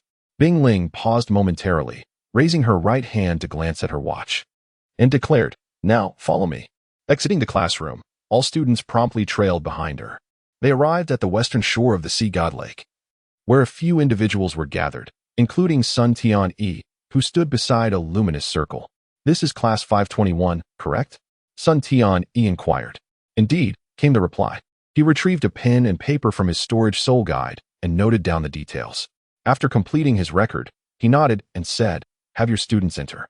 Bing Ling gave a slight nod and turned to Xing Tian and the others, saying, "Now, everyone, enter the Seven Holy Abyss." The mention of the Seven Holy Abyss caused everyone to take a deep breath. Most had already surmised the location of their military training, as it had been mentioned by members of their families. Entering this place could facilitate a profound transformation. Yet, Xing Tian remained unaware. Filled with curiosity about the enigmatic Seven Holy Abyss, Xing Tian walked at the forefront, leading his team into the luminous circle. In an instant, the circle engulfed him, and the others followed suit. Their sudden disappearance left Bing Ling perplexed as she glanced at Sun Tianyi. "Teacher Sun, isn't it true that only inner courtyard disciples can enter the Seven Sacred Abyss? Why are they able to enter now?" Sun Tianyi, gazing at the radiant circle, elucidated. "The Academy perceives them as possessing great potential, believing they could become members of the Shrek 7 monsters. However, a more significant reason lies primarily with Xing Tian. Although each session features a competition for the title of Shrek 7 monsters, if the selected individuals do not meet the satisfaction of several esteemed members within the Academy, their selection may be rendered void, and only the champion will receive any form of training." Listening to Sun Tianyi's explanation, Bing Ling shook her head with a wry smile. Her students were merely great soul masters at present. No matter their potential, they could hardly surpass the previous generation of Shrek 7 monsters. Within the Seven Sacred Abyss, Xing Tian found himself enveloped in a gray mist, sensing a peculiar energy around him. Suddenly, a dark gas brushed against his skin, only to be instantly absorbed. Amidst the haze, a voice exclaimed in astonishment, "This boy can absorb our energy." Another voice responded, "I am uncertain." But the energy we just released was indeed drawn into him. A further voice added, "What if something goes awry?" "Who is speaking?" Xing Tian shouted abruptly. The three voices fell into silence, and after a lengthy pause, a solitary voice resonated, "Boy, can you hear us?" "Yes." "How strange, we clearly sealed you off." "How can you hear us?" "Sealed? What nonsense is this? Who are you? Show yourselves." Xing Tian retorted, utterly bewildered. With a flourish, a dark mist swirled before him, and an elderly figure materialized. Upon the elder's appearance, Xing Tian did not gasp in alarm. Instead, he felt a pang of pity for the old man. The lonely old demon regarded Xing Tian with surprise, saying, "Boy, are you not afraid of me?" "Why should I be afraid of you?" Xing Tian replied, puzzled. The lonely old man was equally baffled, but upon sensing the fluctuations of Xing Tian's soul power, he was left speechless. "You are merely a great soul master?" "Indeed. What of it? What trick is Shrek playing by sending a great soul master here?" Another elder appeared, known as the Desire Old Demon. Upon seeing Xing Tian, he waved his hand, and in an instant, the surroundings transformed into an unknown realm. Here, darkness reigned, but soon, the area illuminated as thousands of stars erupted in dazzling brilliance. As Xing Tian beheld the celestial bodies, his unusual eyes gleamed, and three powers surged within his spiritual sea. "Ah!" The Desire Old Demon cried out, stumbling backward, while the lonely old demon rushed to assist him, leaving Xing Tian to collapse onto the ground. Lying beside the lonely old demon, the Desire Old Demon gasped, "That boy's desires are terrifying, utterly terrifying. What is it that could instill such fear in you?" The lonely old demon inquired anxiously. "I cannot articulate it, but it is an incredibly fearsome power, more terrifying than this destructive aura, infinitely so. No, it is an incomprehensible force. This boy's desires embody an indescribable power, far too terrifying." Upon hearing the words of the Desire Old Demon, the lonely old demon furrowed his brow, casting a deep gaze towards the distant Xing Tian, lost in contemplation. Meanwhile, at the location where Shua Yao found herself, she arrived at the edge of a beach. "Brother Xing Tian," she exclaimed, spotting him clad in swim trunks, revealing his lean yet well-defined physique. "Yao Yu," Xing Tian called out, waving eagerly. "Come. Let us swim in the sea." Joyfully, Shua Yao sprinted towards him, but halfway there, her brow furrowed in sudden concern. She recalled entering the Seven Sacred Abyss. How could she possibly be at the beach? Furthermore, how could Xing Tian have brought swimwear with him? With these thoughts racing through her mind, she halted, eyeing Xing Tian warily. "Who are you?" Xing Tian was taken aback by Shua Yao's question, and he replied with confusion, "Yao Yao, do you not recognize me? I am your brother Xing Tian." "Nonsense. Brother Xing Tian is just a novice. How could he possibly take me swimming?" Xing Tian awkwardly chuckled. "I have secretly been learning, hoping to surprise you." Chapter 49. Reminiscence. Listening to Xing Tian's words, Shua Yao grew increasingly vigilant. Although Xing Tian claimed to know how to swim, She had merely deceived the impostor before her.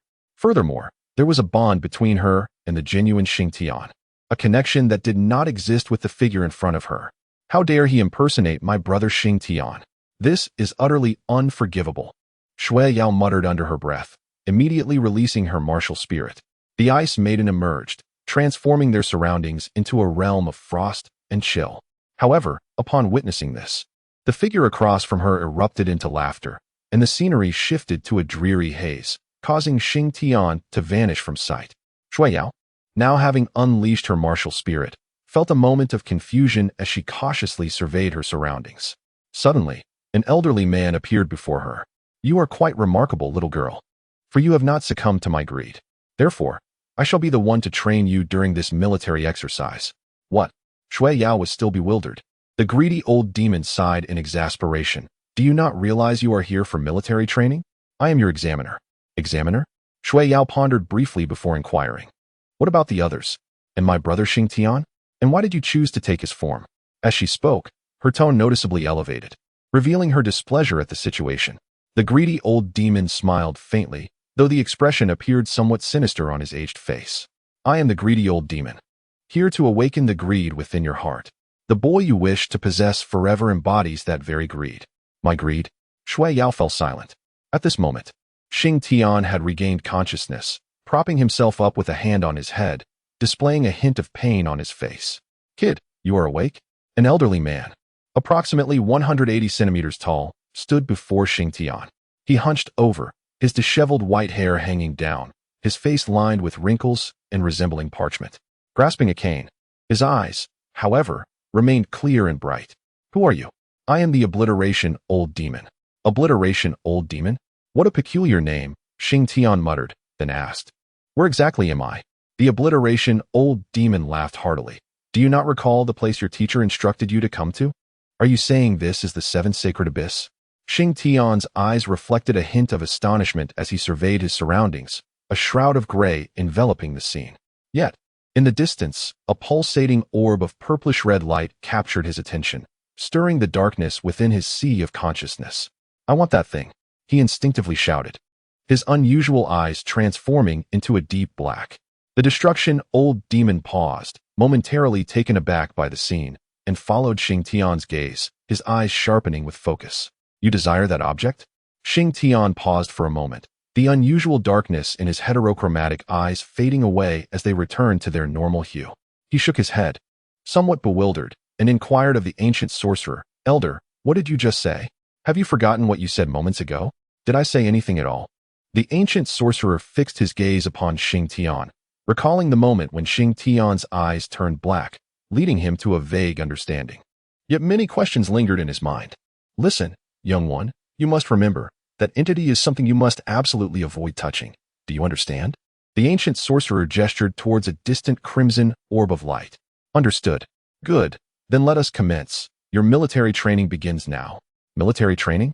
Shing Tian looked at the ancient sorcerer with curiosity and asked, Are you implying that you are the instructor? What? Do you perhaps think I am too old and incapable? No, no, no. Shing Tian quickly waved his hands. I simply did not anticipate that the instructor would be you. It differs somewhat from my expectations. Let me guess. You envisioned a tall, youthful instructor, or perhaps a strikingly fit female trainer, rather than an old man like me. Shing Tian awkwardly touched his nose, for he had indeed contemplated such thoughts. The Destruction Old Demon did not elaborate further. He stated, originally, you would have needed to rely on your own physique to withstand the force of annihilation. However, due to certain peculiarities of your body, you shall not need to absorb it. I will place you in a special location for training. Upon hearing this, Shing Tian immediately inquired, what about my other companions? They too will undergo specialized training. In the forthcoming 25 days, you shall not meet them, the withering demon replied, dismissing further discourse with a wave of his hand. In an instant, Shing Tian vanished from his location. When he reappeared, he found himself in a radiant expanse, suffused with vibrant life energy. Yet, before he could fully appreciate his surroundings, a surge of soul force launched an assault towards him. Shing Tian immediately summoned his martial soul for defense. But before he could fully manifest it, he was struck and sent flying, a searing pain coursing through his entire being. An elderly figure materialized before him. He was the malevolent old demon.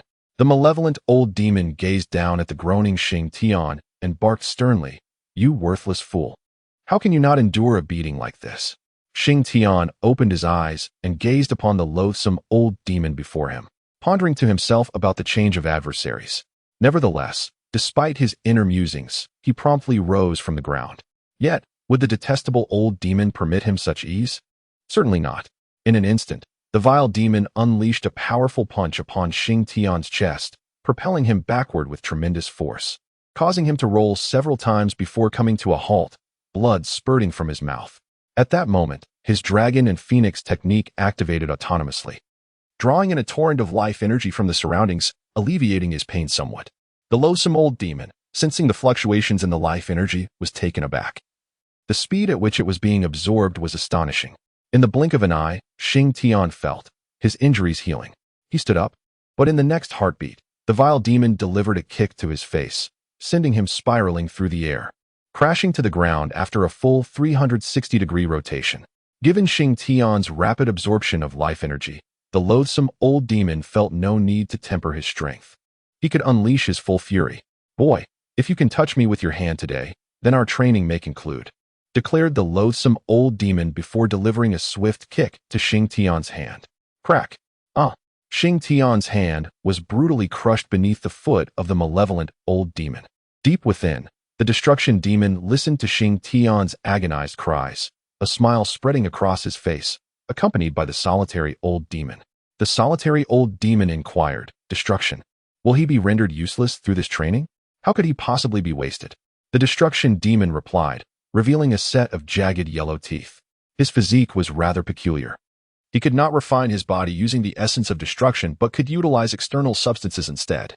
The harshness he faced now would ultimately benefit his future. That makes sense. But what exactly is this fellow's origin? Why do I sense a power within him that does not belong to this world, yet cannot pinpoint its source? Even his memories seem sealed, impervious to even nightmares. The destruction demon shook his head. "I do not know. All I am aware of is that he was sent by Shrek, and our responsibility is merely to train him. What transpires in the future is beyond our concern." The solitary old demon, hearing the destruction demon's words, shook his head in resignation as he observed Shing Tian being mercilessly pummeled by the malevolent old demon. He sighed. "I hope this lad remembers the academy that nurtured him in the future. Little fatty, run. Why aren't you running?" At the edge of a precipice, the towering Long was pursued by an elder, the devouring demon, who had cornered him. "Please, don't come any closer," Long shouted, casting a glance at the cliff's edge. Swallowing hard, the devouring demon taunted him. "Are you planning to jump? I bet you won't dare."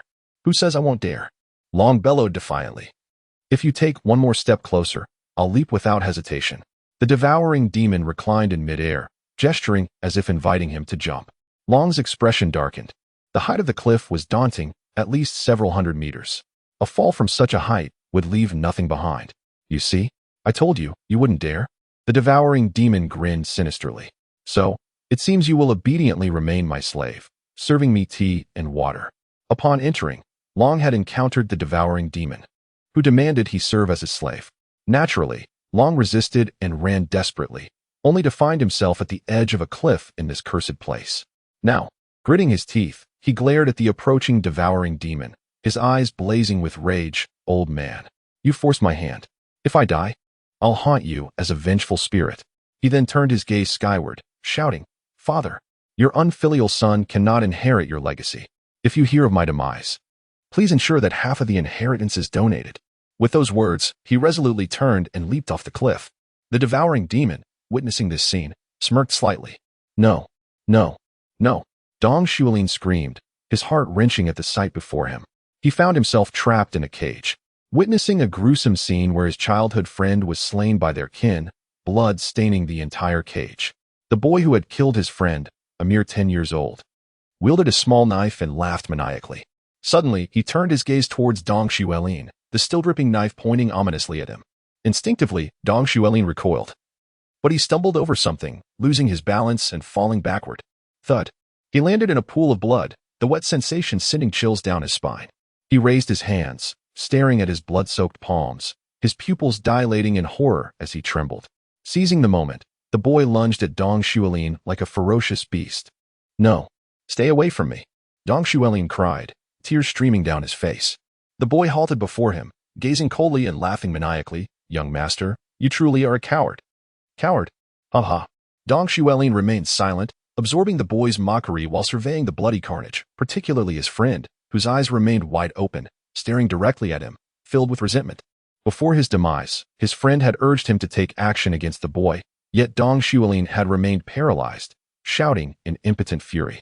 I'm sorry, I'm so sorry. Dong Xuelin cried, spiraling into madness. From somewhere deep within, he summoned the strength to rise, his eyes blazing red as he roared at the boy. I will kill you. Kill you. A black sword materialized, surrounded by an eerie purple aura, featuring a blood-red line running through its center, with a blood-red eye beneath the hilt, wide and alert. As he gazed upon the pools of blood, the eye appeared exhilarated, and soul energy erupted from Dong Xuelin, evaporating the blood around him into a mist. The purple aura transformed into a crimson haze. Dong Xuelin grasped the Azura sword, the blood energy blossoming. The boy was sent flying by the force of this blood energy. Dong Xuelin, trembling as he clutched the Azura sword, was filled with an overwhelming fervor, fixated on the boy, consumed by a single thought. Kill. The boy. Intimidated by Dong Xuelin's fierce aura, quickly regained his composure and concealed himself within the cage. This was the boy's first soul skill, stealth. Dong Xuelin's blood-red pupils scanned the surroundings as he swung the Azura sword wildly. Thud. The boy, appearing behind Dong Xuelin, drove his knife downwards. Gasp.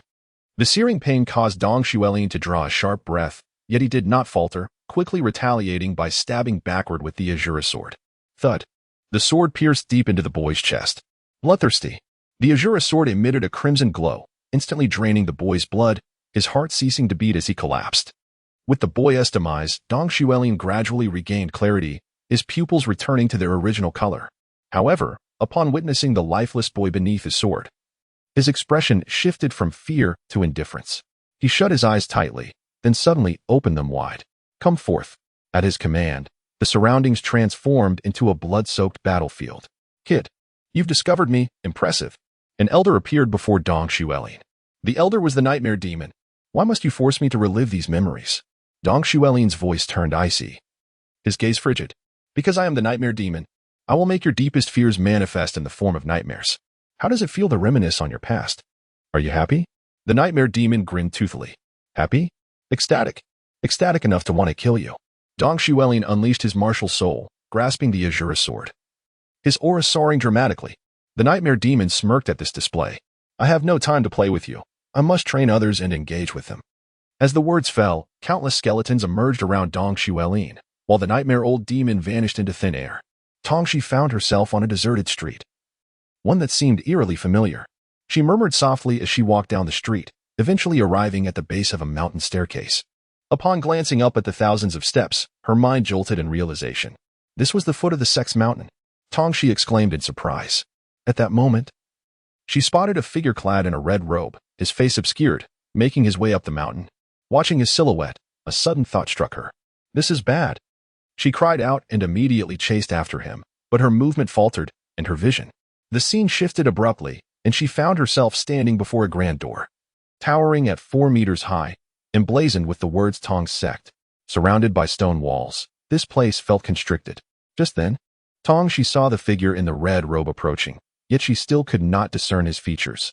Who are you? She demanded boldly. In a shocking turn of events, the figure passed right through her and, with a single punch, shattered the grand door. The resounding impact alerted those within the Tang Sect. For figures swiftly emerged. Who are you to breach our sacred doors? A resonant voice inquired. Upon hearing this voice, Tongshi froze, her eyes instantly reddening as she slowly turned to behold a familiar figure. The man was middle-aged, with thick brows and large eyes, and not far off. A little girl peeked from behind a stone pillar, observing the scene.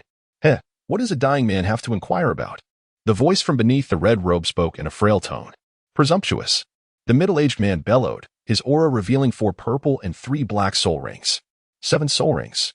He was a soul sage. The individuals beside him displayed multiple soul rings as well, most of them boasting 6, with a tower appearing in their hands. They were all soul emperors. Heh, a group of auxiliary soul masters, mere ants, the figure in red mocked, raising his hand to reveal 8 black soul rings and 1 red soul ring beneath him. He wielded a scythe, a title Douluo. Everyone present was taken aback. A powerful attacking title Douluo, with such a configuration, would be too much for their sect to withstand. The middle-aged man swallowed hard, retracting his martial spirit as he clasped his fists. Might I inquire what grievance our sect has caused to summon you, Your Excellency Douluo? Grievance? If you insist on a reason, it lies upon your martial spirits. The middle-aged man's expression hardened. It was evident this was a provocation. He swiftly turned to signal a companion, who nodded in understanding and began to depart. Attempting to flee? The figure in red extended his hand, an invisible force ensnaring the departing person, who was then crushed into a mist of blood. Bastard! You dare harm my kin, even if you are a title Douluo. I shall ensure you do not return. With that, the middle-aged man charged forth, a hammer appearing in his grasp, crackling with the sound of thunder. The figure in red raised an eyebrow upon seeing the hammer. So, your martial spirit is the Haotian Hammer. It is perplexing how a member of the Haotian sect finds himself here, claiming these are your kin. Yet, such details are no longer relevant. The gap in our realms is insurmountable. Today, you shall accompany your sect to annihilation. Humph! I am not alone, the middle-aged man retorted. And 3 beams of light enveloped him. With the 3 auxiliary boosts, his strength soared to the realm of a soul Douluo. Allow me to demonstrate my chaotic hammer technique, he shouted, swinging the Haotian hammer toward the figure in red. The figure in red, wary of the first-rate martial spirit, raised his scythe to meet the attack. The 2 became streaks of light, engaging in rapid exchanges. As the number of strikes increased, the power of the Haotian hammer intensified, while the figure in red relied on his title Douluo status to withstand the blows. Their fierce battle drew a crowd, including the young girl, who was now being held by a woman. Upon seeing the woman, memories flooded back to Tang Shi. Mother, she murmured, moving toward the woman. Yet, as she approached, she realized the woman could not see her. Boom! A thunderous explosion erupted, causing Tang Shi to whirl around, witnessing the middle-aged man being hurled backward, his Haotian hammer crashing to the ground. Cough, cough. Blood spilled from the middle-aged man's mouth. Father, Tang Shi cried, rushing to aid him, only to pass right through him. Why can't I touch them? Tears streamed down her face. At that moment, the figure in red severed the middle-aged man's head, causing it to separate from his body. No. Tang Shi's eyes widened in horror, and she clutched her head in agony. Nightmare. Cease this. The girl cannot bear it any longer. A voice of destruction resonated, and the environment surrounding Tang Shi began to fade away. As the last remnants dissolved, she caught a glimpse of a flame flower mark between the red-robed man's brows before losing consciousness. Upon her fainting, the destruction old demon and the nightmare old demon appeared beside her. Her parents are likely deceased. Should she be forced to relive this, she may very well shatter. The nightmare old demon remarked. This batch of students is indeed peculiar, from the first assassin family to sect massacres, particularly one named Shing, who seeks to absorb destructive power. I perceive that it is not his own desire, but rather a force deep within his consciousness commanding him. The nightmare old demon listened intently to the destruction old demon's words, his eyes widening in realization. Is there such a thing? I had thought the child merely bore a memory seal, but does he harbor a soul within his spiritual sea? The destruction old demon shook his head. I believe not. I merely sensed a force. Its specifics remain unclear. Perhaps only with the unsealing of his memories will we know. The nightmare old demon nodded. Very well. I shall continue my duties. This girl is entrusted to you. With that, the nightmare old demon vanished. At this moment, Dou City found herself in a grand mansion, her home. Huh? How did I return home? Dou City stood in her garden, gazing at the familiar fountain, confusion etched on her face. Miss, a startled voice exclaimed. A girl in a maid outfit rushed toward Dou City, her excitement palpable. Miss, you have finally returned. The master and mistress have missed you dearly. Upon hearing her maid's words, Dou City replied immediately. They miss me? That cannot be. It's enough that they didn't drive me away. Miss, the master and mistress truly long for you. I assure you I am not deceiving you. Humph. They would have to accept MOMO for me to return. The maid hesitated for a moment before responding. Miss, you are unaware that Lin Mo has been stripped of his martial spirit by his father and expelled. Upon receiving the news, Dou City felt as though her mind had been struck by a thunderclap, leaving her momentarily paralyzed. Instinctively, she grasped the arm of her maid, gasping. Is this true? Is it really true? Indeed, I witnessed it with my own eyes, the maid replied, enduring the pain. Dou City released her grip, stumbling slightly, nearly falling, but was steadied by the maid. She murmured, why would Uncle Lin do this? Why? It seems it is because you have feelings for Lin Mo, the maid responded. Goosey's face turned pale as she turned to the maid, demanding, "Where are my parents? I must see them. No, I must first find Linimo." "Do you know where she is?" The maid shook her head, indicating ignorance. Goosey pushed past the maid and dashed towards the mansion, calling out, "Dad! Mom!" Her voice echoed throughout the grand estate. Upon reaching the hall, she found a dignified man seated at the head of the table, beside him a beautiful woman, her parents. "Cece," Goosey's mother exclaimed, rushing toward her daughter with excitement, but Goosey took a step back, coldly stating, "Was it your idea to have Uncle Lin cripple Lin Mo's martial soul and cast her out?" "Impudent!" Goosey's father thundered. "How dare you speak to us in such a manner? I am compelled to act this way because of you." Goosey's emotions surged. Her father glared at her, insisting loudly, "We do this for your own good. As a woman, how can you harbor feelings for another woman? You bring us disgrace." "Disgrace? If you consider this a disgrace, then disown me as your daughter. From this moment forth, I sever all ties with you, and thus, you will no longer suffer shame." With a resounding crash, Goosey's father slammed his hand on the nearby table, shattering it into splinters. He bellowed, "Get out." The force of his soul power sent Goosey reeling, causing her to cough up blood. Tears streaming down her face, she looked at her father. Reminiscing about the man who once cherished her, now transformed into someone so unrecognizable, her heart ached painfully. "Cece," her mother cried out in alarm. Yet, Goosey turned and fled, her mother unable to catch up before she vanished from sight. Goosey ran, falling to the ground, scraping her knees. Yet the pain was eclipsed by the anguish in her heart. Suddenly, the scene before her shifted. A familiar girl lay there, blood trickling from her lips, her hair cascading untamed. Mo. Goosey reached out, trembling, her hand touching Lin Mo's icy cheek. As if struck by lightning, she stood frozen. In another scene, Lin Mo gazed at the unconscious Goosey, stunned, blood staining her hands. "No, don't die. Please don't die," Lin Mo pleaded, attempting to staunch Goosey's wound. But the blood flowed ceaselessly. Nearby, a middle-aged man observed coldly, "I warned you to stay apart, yet you refused to listen. Now, your sister lies dying because of you. Are you pleased?" "No, I never intended to harm her," Lin Mo cried, cradling Goosey in her arms. "I would rather die than see Cece perish." But it was too late for regrets. The man turned and walked away, leaving Lin Mo crumpled on the ground, weeping. Suddenly, she drew a sharp blade, a sorrowful smile gracing her lips.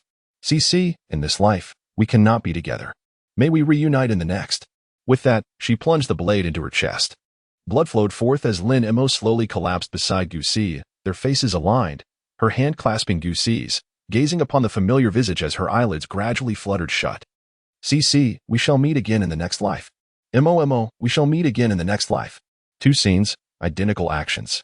The nightmare demon observed this spectacle, exclaiming in astonishment, "Who would have thought that two souls of the same gender could share such profound love? I hope you find solace. But for now, endure the torment." 20 years later, Shing shouted into the loathsome old demon, "I am prepared. Come forth." Suddenly, a fireball soared towards him, and Shing swiftly evaded its trajectory, a faint smile gracing his lips. "You missed, didn't you? Ha ha." Yet, another fireball was hurled his way, this time striking him directly and sending him flying several meters away.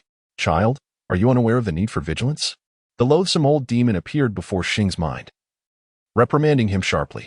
Shing, having received no response, suddenly sprang to his feet and seized the loathsome old demon. Summoning his martial soul, he manifested his soul rings. And with a swift strike of the dragon claw, he left 3 marks upon the vile creature's body, though these marks vanished almost instantaneously. "Ha ha ha. I have wounded you," Shing exclaimed joyfully. "Humph. Consider this your reprieve. Now proceed to fulfill the tasks assigned to you by the other demons." The loathsome old demon retorted before vanishing without a trace. Shing is the most unique among the 7, for he has been taught by the 7 ancient sorcerers, each imparting their distinctive skills to him. "Desire, ancient sorcerer," Shing exclaimed, "today, I vow to rid myself of all desires." Before X, the scene transformed, revealing a captivating and enticing spectacle. Nevertheless, he maintained his composure, and after a brief moment, the vivid imagery vanished. The desire old demon materialized, casting a glance at X and sneering, "My dear, the tents have all been set up. Shall I procure someone for you?" X spat disdainfully onto the ground, exclaiming, "You wretched old man, you are the most vile of all demons, to even suggest such things to me. Very well, I'll concede that you've barely passed this time." The desire old demon retorted, a lascivious grin spreading across his face. Do exercise some restraint tonight. There is no place here for you to bathe or change your attire. Go away. I am not like you, you lecherous old fool. Huh. You speak so seriously, yet engage in other activities by night. I have encountered many individuals of your ilk. Shing sighed in resignation. This desire old demon ought not to be called the desire old demon, but rather the old demon. After exchanging some banter with Shing, the desire old demon waved his hand dismissively, stating, "This is pointless. Conversing with you is truly uninteresting. I'm leaving." With a swift turn, he vanished from sight. Shing exhaled in relief and commenced the next task assigned by the old demon. The third volume concludes. Chapter 1. Shing Tian's loss of control upon descending. Shing rubbed his aching shoulders. The training from the 7 old demons had been excessively rigorous, leaving his body barely able to cope. What's the matter? Can't you withstand the training we've given you? The annihilation old demon suddenly appeared. Grinning widely at Shing, Shing immediately shook his head and remarked, "I still believe your training is far too simplistic for me." "Humph, if that is the case. I shall increase your training load tomorrow." Shing's expression instantly fell. An increase in training volume felt like a sentence to his demise. The ancient demon, observing his dismay, felt a sense of satisfaction. After exchanging a few casual remarks, he departed. Once he was gone, Shing seated himself on the ground and commenced his practice of the dragon and phoenix technique, regarding the Shin technique merely as a supplementary element. This time, he aimed to break through the Ren Meridian. After 20 arduous sessions of training, during which he had endured various torments from 7 ancient demons and sustained countless beatings, he was now poised for a breakthrough. Soul energy flowed through his body, gathering in abundance at the Ren Meridian, preparing for a decisive leap forward. Initially, the soul energy tentatively sought to penetrate the Ren Meridian, but it remained unresponsive. This endeavor persisted for a while until the soul energy launched a full-scale assault. Surging towards the Ren Meridian, at his neck, the dragon and phoenix jade pendant emitted a faint glow, which penetrated his body, safeguarding the fragile meridians within. Sweat beads formed delicately upon Shing's forehead. The strain on his meridians was perilous, yet the reward for overcoming it was immensely beneficial. This arduous process persisted for several tens of minutes until Shing bellowed, "Break through for me." 2 martial souls materialized, resonating with the sounds of dragon roars and phoenix cries. The Ren Meridian was unblocked, and soul power surged wildly, cleansing the pathway. As the Ren Meridian opened, ripples emerged in Shing's sea of consciousness, drawing him into a familiar yet alien memory. He found himself on an island, where a man and a woman stood, their faces obscured. In the air above them, a child and a figure clad in black robes hovered. The child was weeping, reaching out towards the couple as if longing to approach them, yet was ensnared by the black-robed figure, utterly unable to break free. A luminous circle materialized beside the figure, and he departed with the struggling child. Soon after, a deafening explosion erupted, and the child witnessed the couple being obliterated by a blinding light. Shing suddenly clutched his head, his heterochromic eyes turning pitch black. "I crave power. I demand power. Grant me strength swiftly. I shall vanquish them, and their blood shall serve as my sacrament." In the tumultuous sea of the mind, the figure of Shing roared in madness, as a dark shroud began to envelop him. Lightning, ocean waves, and flames surged in a frantic defense, momentarily halting his advance. Yet, a wave of darkness still infiltrated his being, and with its arrival, he succumbed to slumber. In the realm of reality, Shing had risen to his feet, though his heterochromatic eyes had transformed into a deep black. "Power, power, I sense the presence of power." With a staggered gait, he advanced in a singular direction. Suddenly, a fleeting shadow darted past, leading him to a previously desolate expanse, devoid of vitality, save for a purplish-red orb of light. Such meager destructive power, he murmured to himself, and then continued onward. Extending his right hand, he reached for the purplish-red orb. Just as he was about to grasp it, an ancient, withered hand seized his. "You fiend! What are you doing?" came the voice of the withering old demon. Shing turned his gaze towards the desolation old demon. The desolation old demon, upon meeting Shing's obsidian eyes, felt a jolt of alarm surge within him. "Old man, do you intend to thwart my quest for power?" The voice of the executioner gradually transformed, embodying a profound weariness yet tinged with sorrow. Even the ancient demon of annihilation, who had lived for millennia, since the passage of time. "No, this power is beyond your capacity to bear. You must not attempt to touch it." Yet, the executioner seemed oblivious to these words, muttering to himself, "Those who obstruct my pursuit of power are my foes. I shall slay you."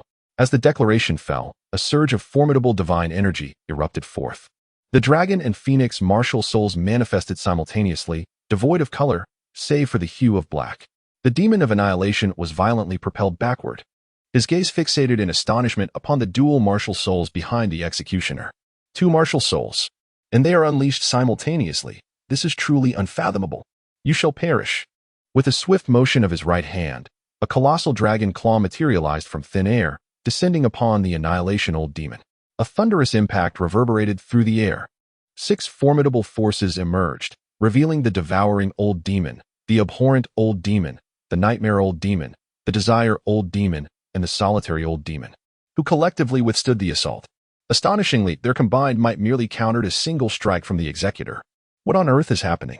How did his power surge so dramatically? Inquired the devouring old demon. The annihilation old demon promptly responded. His pupils have darkened. It seems another force within him has manifested. What manner of force resides within him? So formidable? Questioned the desire old demon. It remains unclear, yet it is undoubtedly extraordinary. Furthermore, have you noticed that he possesses 2 martial souls that can be unleashed simultaneously? The annihilation old demon pointed out. Upon this revelation, the 6 ancient demons finally grasped the gravity of the situation, their faces reflecting sheer astonishment. This scene shattered their previous understanding of the world. Could there truly be another being? Yet he is destined to perish by my hand. The executioner raised his left hand and snapped his fingers. Suddenly, the ground turned crimson. The 7 old demons gazed in astonishment at the earth below, when, all at once, flames erupted. The 7 ancient fiends were propelled upwards by the fiery surge. Shing raised his right hand, pointing towards the sky, and then swiftly brought it down. A dozen bolts of lightning descended, creating an electrifying arena. The thunder struck at their very souls, eliciting agonizing cries from the 7 ancient demons, who were embodiments of mental power. Indeed, this marked the first time Shing unleashed his second soul skill. The energy consumption of this skill was substantial, and in the past, he had been reluctant to deploy it. However, now, with an inexhaustible source of power at his disposal, releasing this soul skill was effortlessly within reach. How feeble! With a scoff, Shing shook his head and approached the crimson orb of light. Suddenly, a resounding explosion echoed as he had already vacated his previous position, where a colossal sword now stood in solitude. In the air, Li Bai's sword, his feet poised upon his sword, and with a flick of his wrist, he liberated 7 elder demons. What is happening? Li Bai inquired.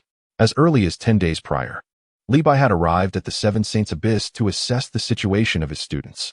Along the way, he had heard of the chaos caused by the demonic elder, so he chose to remain and observe. Yet, just as he stepped away for a brief moment, circumstances had drastically changed. Shing's pupils had darkened once more, yearning to seize the power of the destruction core. The demonic elder clutched his chest and added, "The current Shing is no longer the same as before. You must awaken him to rescue him." Understood. The sword beneath Li Bai's sword to his side. He gazed intently at Shing and declared, "No matter what you are, expel yourself from his body." Shing was momentarily taken aback, his obsidian pupils glimmering with a fleeting light. Suddenly, he erupted into a cacophony of laughter, loud yet tinged with desolation. "Do you comprehend that I was once whole?" he mused.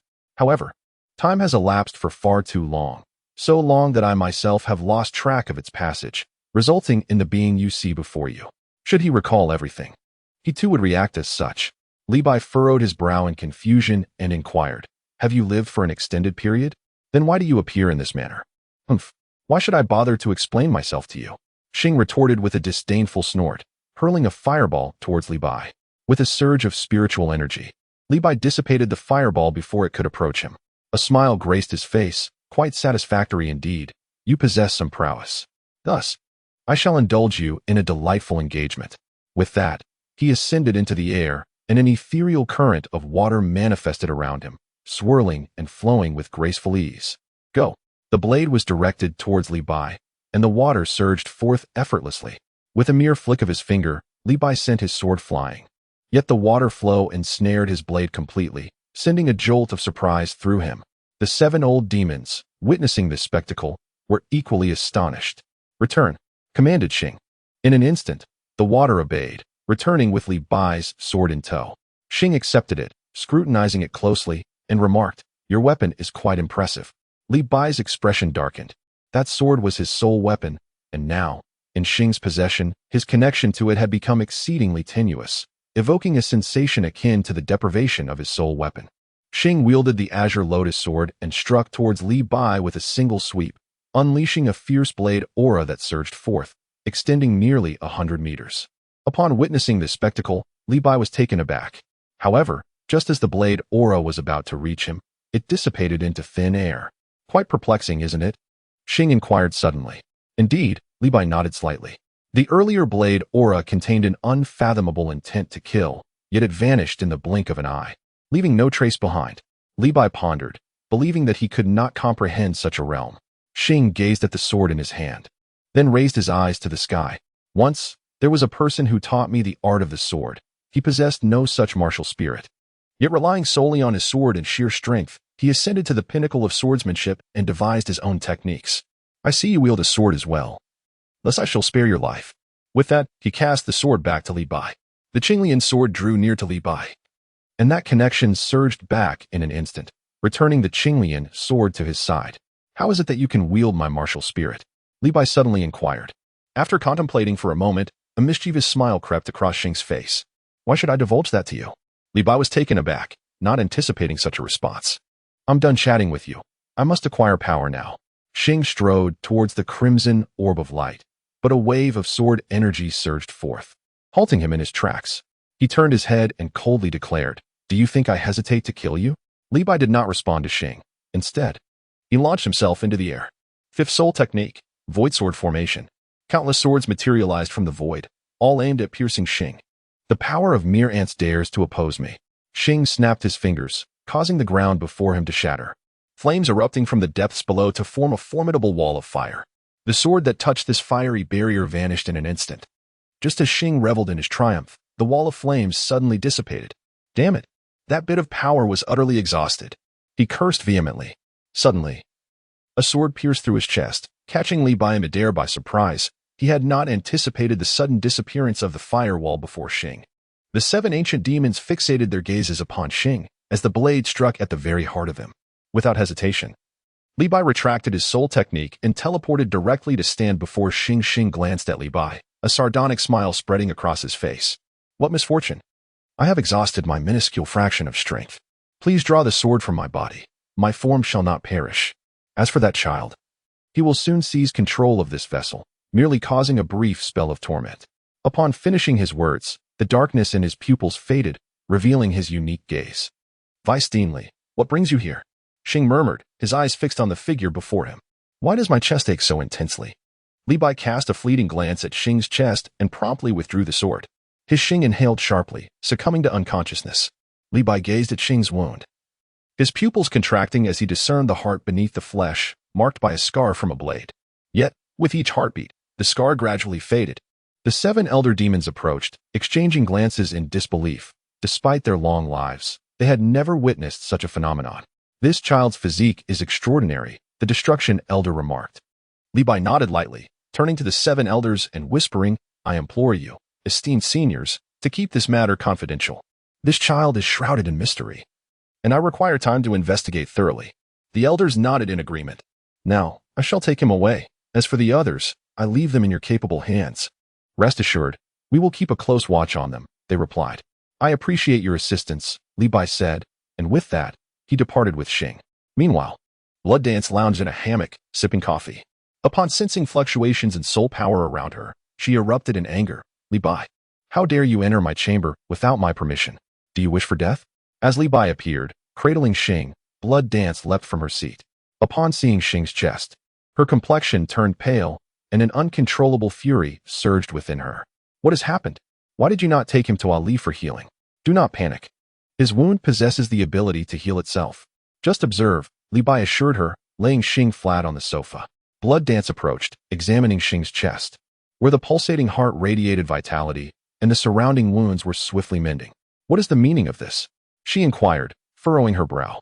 Li Bai took a deep breath and recounted the events. After listening, Blood Dance seized Li Bai by his collar, her voice laced with rage.